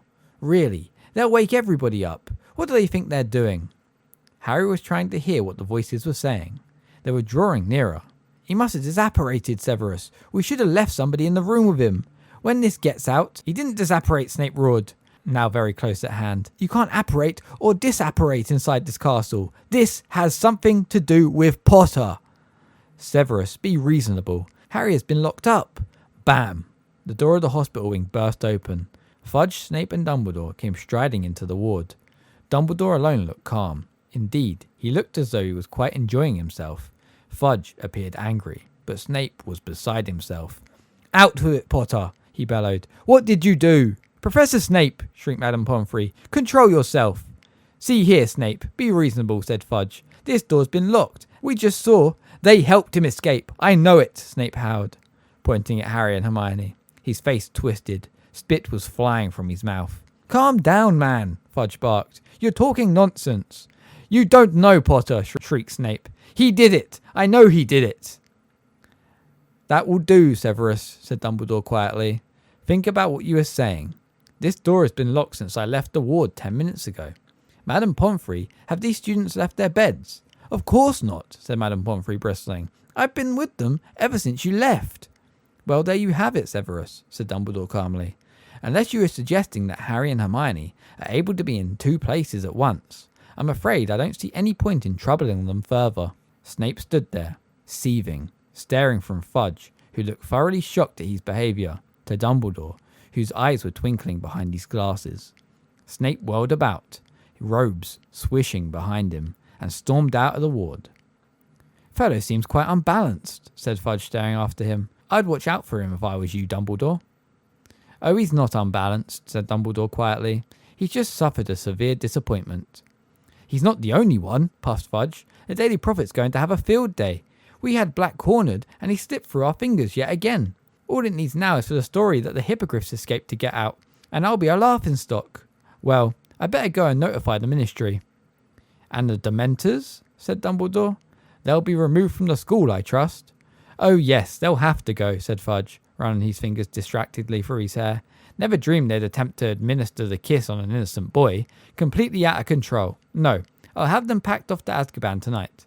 Perhaps we should think about dragons at the school entrance. Hagrid would like that, said Dumbledore, with a swift smile at Harry and Hermione. As he and Fudge left the dormitory, Madame Pomfrey hurried to the door and locked it again, muttering angrily to herself. She headed back to her office. There was a low moan from the other side of the ward. Ron had woken up. They could see him sitting up, rubbing his head, looking around. What happened? He groaned. Harry, why are we in here? Where's Sirius? Where's Lupin? What's going on? Harry and Hermione looked at each other. You explain, said Harry, helping himself to some more chocolate. When Harry, Ron and Hermione left the hospital wing at noon the next day, it was to find an almost deserted castle. The sweltering heat and the end of the exams meant that everyone was taking full advantage of another Hogsmeade visit. Neither Ron nor Hermione felt like going, however, so they and Harry wandered into the grounds, still talking about the extraordinary events of the previous night and wondering where Sirius and Buckbeak were now. Sitting near the lake, watching the giant squid waving its tentacles lazily above the water, Harry lost the thread of conversation as he looked across to the opposite bank. The stag had galloped towards him from there just last night. A shadow fell across them, and they looked up to see a very bleary-eyed Hagrid mopping his sweaty face with one of his tablecloth-sized handkerchiefs and beaming down at them. No, I shouldn't feel happy after what had happened last night, he said. I mean, Black escaping again and everything. But guess what? What? They said, pretending to look curious. Beaky, he escaped. He's free. Been celebrating all night. That's wonderful, said Hermione, giving Ron a reproving look, because he looked as though he was close to laughing. Yeah, can't have tied him up properly, said Hagrid, gazing happily out over the grounds. I was worried this morning. Mind, thought he might have met Professor Lupin in the grounds, but Lupin says he never ate anything last night. What? Said Harry quickly. Blimey, haven't you heard? Said Hagrid, his smile fading a little. He lowered his voice, even though there was nobody in sight. Snape told all the Slytherins this morning. Thought everyone would know by now. Professor Lupin's a werewolf, see? And he was loose in the grounds last night. He's packing now, of course. He's packing, said Harry, alarmed. Why? Leaving, isn't he? Said Hagrid, looking surprised that Harry had to ask. Resigned first thing this morning. Says he can't risk it happening again. Harry scrambled to his feet. I'm going to go see him, he said to Ron and Hermione. But if he's resigned, doesn't sound like there's anything we can do. I don't care. I still want to see him. I'll meet you back here. Lupin's office door was open. He had already packed most of his things. The Grindylows' empty tank stood next to his battered old suitcase, which was open and nearly full. Lupin was bending over something on his desk, and only looked up when Harry knocked on the door. I saw you coming, said Lupin, smiling. He pointed to the parchment he had been poring over. It was the Marauder's map. I just saw Hagrid, said Harry, and he said you'd resigned. It's not true, is it? I'm afraid it is, said Lupin. He started opening his desk drawers and taking out the contents.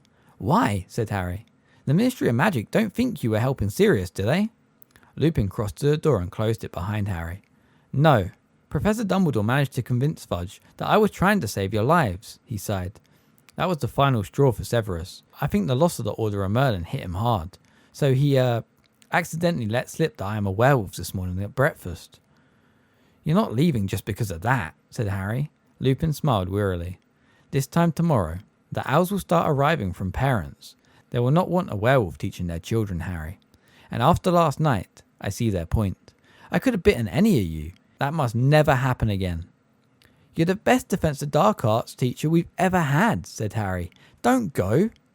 Lupin shook his head and didn't speak. He carried on emptying his drawers. Then, while Harry was trying to think of a good argument to make him stay, Lupin said, From what the headmaster told me this morning, you saved a lot of lives last night, Harry. If I'm proud of anything, it's how much you've learned. Tell me about your Patronus. How do you know about that? Said Harry, distracted. What else could have driven the Dementors back? Harry told Lupin what had happened. When he had finished, Lupin was smiling again. Yes, your father was always a stag when he transformed, he said. You guessed right. That's why we called him Prongs. Lupin threw his last few books into his case, closed the desk drawers and turned to look at Harry. Here. I brought this from the Shrieking Shack last night, he said, handing Harry back the invisibility cloak. And, he hesitated, then held out the Marauder's map too. I am no longer your teacher, so I don't feel guilty about giving you this back as well. It's no use to me, and I dare say you, Ron and Hermione, will find uses for it. Harry took the map and grinned. You told me Moony, Wormtail, Padfoot and Prongs would have wanted to lure me out of the school. You said they'd have thought it was funny. And so we would have, said Lupin, now reaching down to close his case. I have no hesitation in saying that James would have been highly disappointed if his son had never found any of the secret passages out of the castle. There was a knock on the door. Harry hastily stuffed the Marauder's map and the invisibility cloak in his pocket. It was Professor Dumbledore. He didn't look surprised to see Harry there. "Your carriage is at the gates, Remus," he said. "Thank you, Headmaster." Lupin picked up his old suitcase and the empty Grindylow tank. "Well, goodbye, Harry," he said, smiling. "It has been a real pleasure teaching you. I feel sure we'll meet again sometime. Headmaster, there is no need to see me to the gates. I can manage." Harry had the impression that Lupin wanted to leave as quickly as possible. "Goodbye then, Remus," said Dumbledore soberly. Lupin shifted the Grindylow tank slightly so that he and Dumbledore could shake hands. Then, with a final nod to Harry and a swift smile, Lupin left the office. Harry sat down in his vacated chair, staring glumly at the floor. He heard the door close and looked up. Dumbledore was still there. "Why so miserable, Harry?" he said quietly.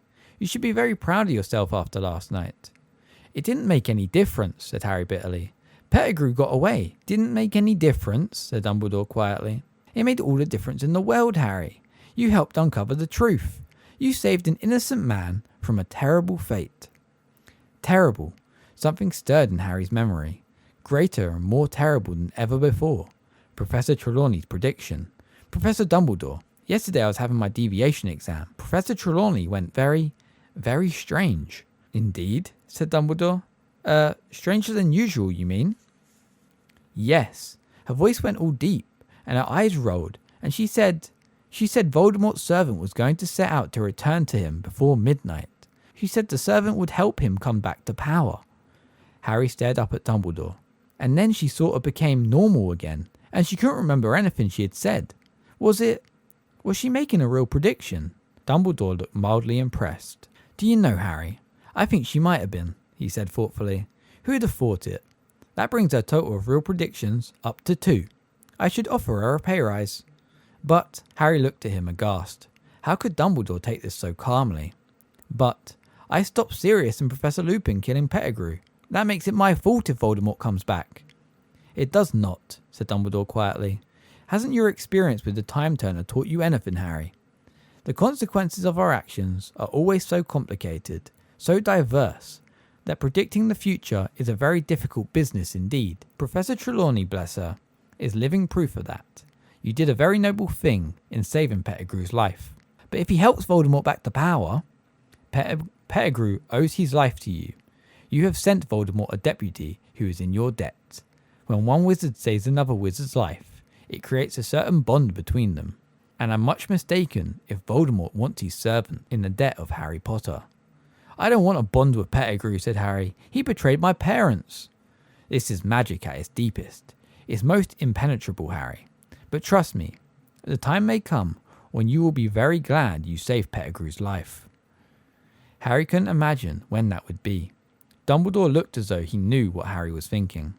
"I knew your father very well, both at Hogwarts and later, Harry," he said gently. "He would have saved Pettigrew too, I am sure of it." Harry looked up at him. Dumbledore wouldn't laugh. He could tell Dumbledore. "Last night, I thought it was my dad who had conjured my Patronus. I mean, when I saw myself across the lake, I thought I was seeing him."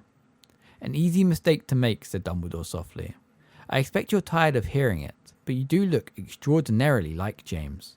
Except for your eyes. You have your mother's eyes." Harry shook his head. "It was stupid thinking it was him," he muttered. "I mean, I knew he was dead. You think the dead we have loved ever truly leave us? You think that we don't recall them more clearly than ever in times of great trouble?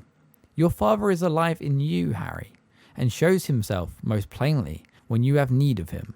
How else could you produce that particular Patronus? Prongs rode again last night."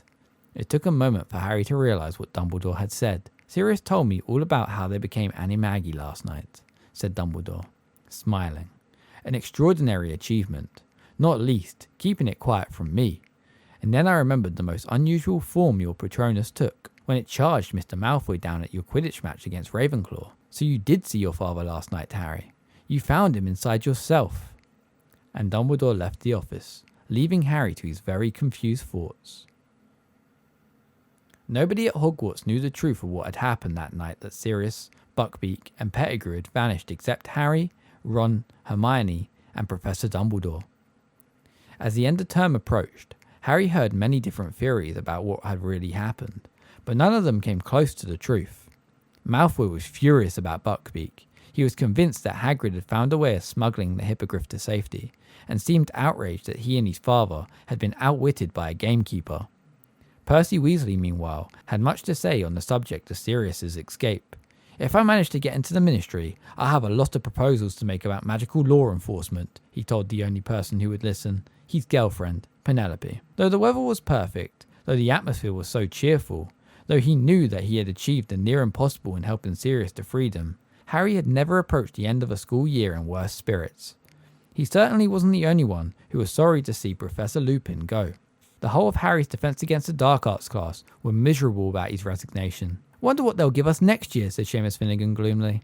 "Maybe a vampire," suggested Dean Thomas hopefully. It wasn't only Professor Lupin's departure that was weighing on Harry's mind. He couldn't help thinking a lot about Professor Trelawney's prediction. He kept wondering where Pettigrew was now, whether he had sought sanctuary with Voldemort yet, but the thing that was lowering Harry's spirits most of all was the prospect of returning to the Dursleys.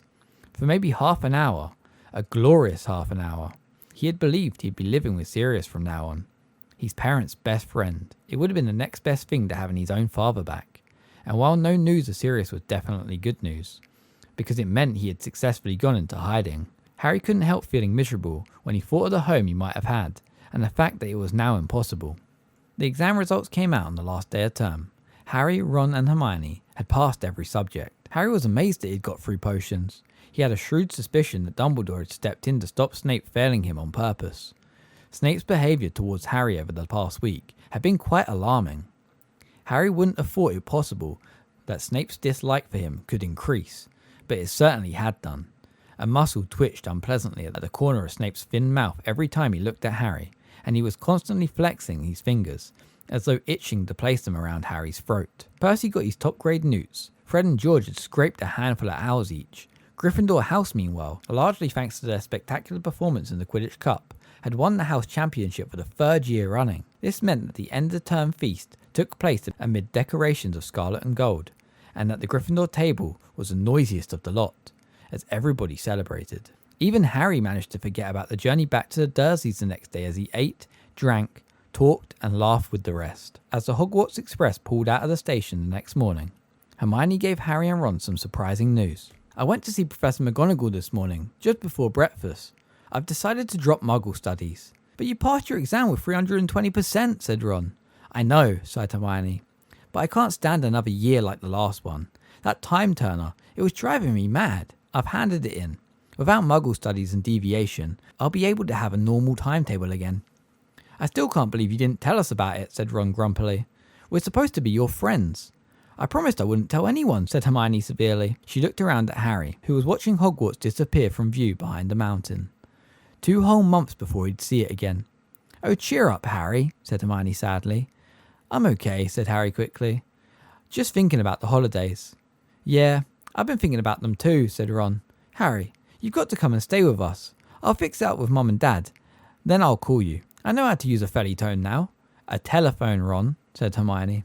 "Honestly, you should take Muggle studies next year." Ron ignored her.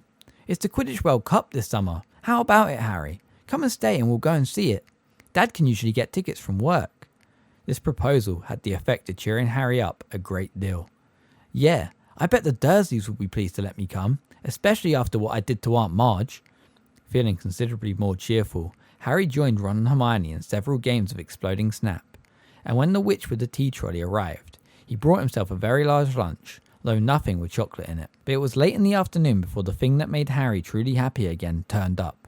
"Harry," said Hermione suddenly, peering over his shoulder, "what's that thing outside your window?" Harry turned to look outside. Something very small and grey was bobbing in and out of sight beyond the glass. He stood up for a better look, and saw that it was a tiny owl, carrying a letter which was much too big for it.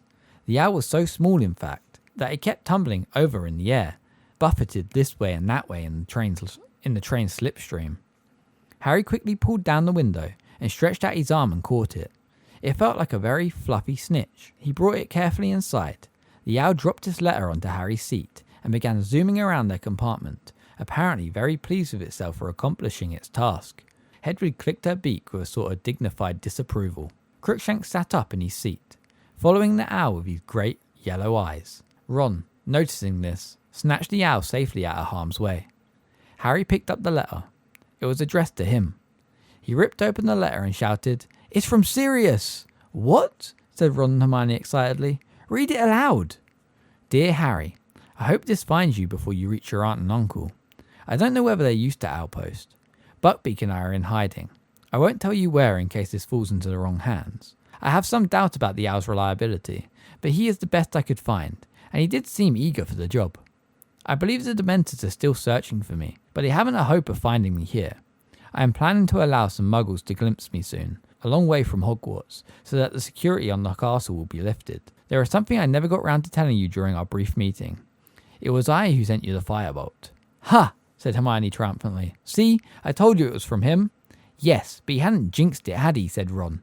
"Ouch!" The tiny owl, now hooting happily in his hand, had nibbled one of his fingers in what it seemed to think was an affectionate way. "Crookshanks took the order to the owl office for me. I used your name, but told them to take the gold from Gringotts Vault, number 711. My own. Please consider it as 13 birthdays worth of presents from your godfather. I would also like to apologise for the fright I think I gave you that night last year when you left your uncle's house. I had only hoped to get a glimpse of you before starting my journey north, but I think the sight of me alarmed you. I am enclosing something for you, which I think will make your next year at Hogwarts more enjoyable. If you ever need me, send word. Your owl will find me. I will write again soon. Sirius." Harry looked eagerly inside the envelope. There was another piece of parchment in there. He read it through quickly and felt suddenly as warm and contented as though he had swallowed a bottle of hot butterbeer in one go. "I, Sirius Black, Harry's godfather, hereby give him permission to visit Hogsmeade at weekends." "That'll be good enough for Dumbledore," said Harry happily. He looked back at Severus's letter. "Hang on, there's a P.S. I thought your friend Ron might like to keep this owl, as it's my fault he no longer has a rat." Ron's eyes widened. The minute owl was still hooting excitedly. "Keep him," he said uncertainly. He looked closely at the owl for a moment. Then, to Harry and Hermione's great surprise, he held him out to Crookshanks to sniff. "What do you reckon?" Ron asked the cat. "Definitely an owl?" Crookshanks purred. "That's good enough for me," said Ron happily. "He's mine." Harry read and reread the letter from Sirius all the way back into King's Cross Station. It was still clutched tightly in his hand as he, Ron and Hermione stepped back through the barrier platform 9 3/4. Harry spotted Uncle Vernon at once. He was standing a good distance from Mr. and Mrs. Weasley, eyeing them suspiciously, and when Mrs. Weasley hugged Harry in greeting, his worst suspicions about them seemed confirmed. "I'll call you about the World Cup," Ron yelled after Harry, as Harry bid him and Hermione goodbye, then wheeled the trolley bearing his trunk and Hedwig's cage towards Uncle Vernon, who greeted him in usual fashion. "What's that?" he snarled, staring at the envelope Harry was still clutching in his hand. "If it's another form for me to sign, you've got another—" "It's not," said Harry cheerfully. "It's a letter from my godfather." "Godfather?" spluttered Uncle Vernon. "You haven't got a godfather." "Yes, I have," said Harry brightly. "He was my mum and dad's best friend. He's a convicted murderer, but he's broken out of wizard prison and he's on the run. He likes to keep in touch with me, though. Keep up with my news. Check I'm happy." And grinning broadly and the look of horror on Uncle Vernon's face, Harry set off towards the station exit, Hedwig rattling along in front of him, for what looked like a much better summer than last. The end.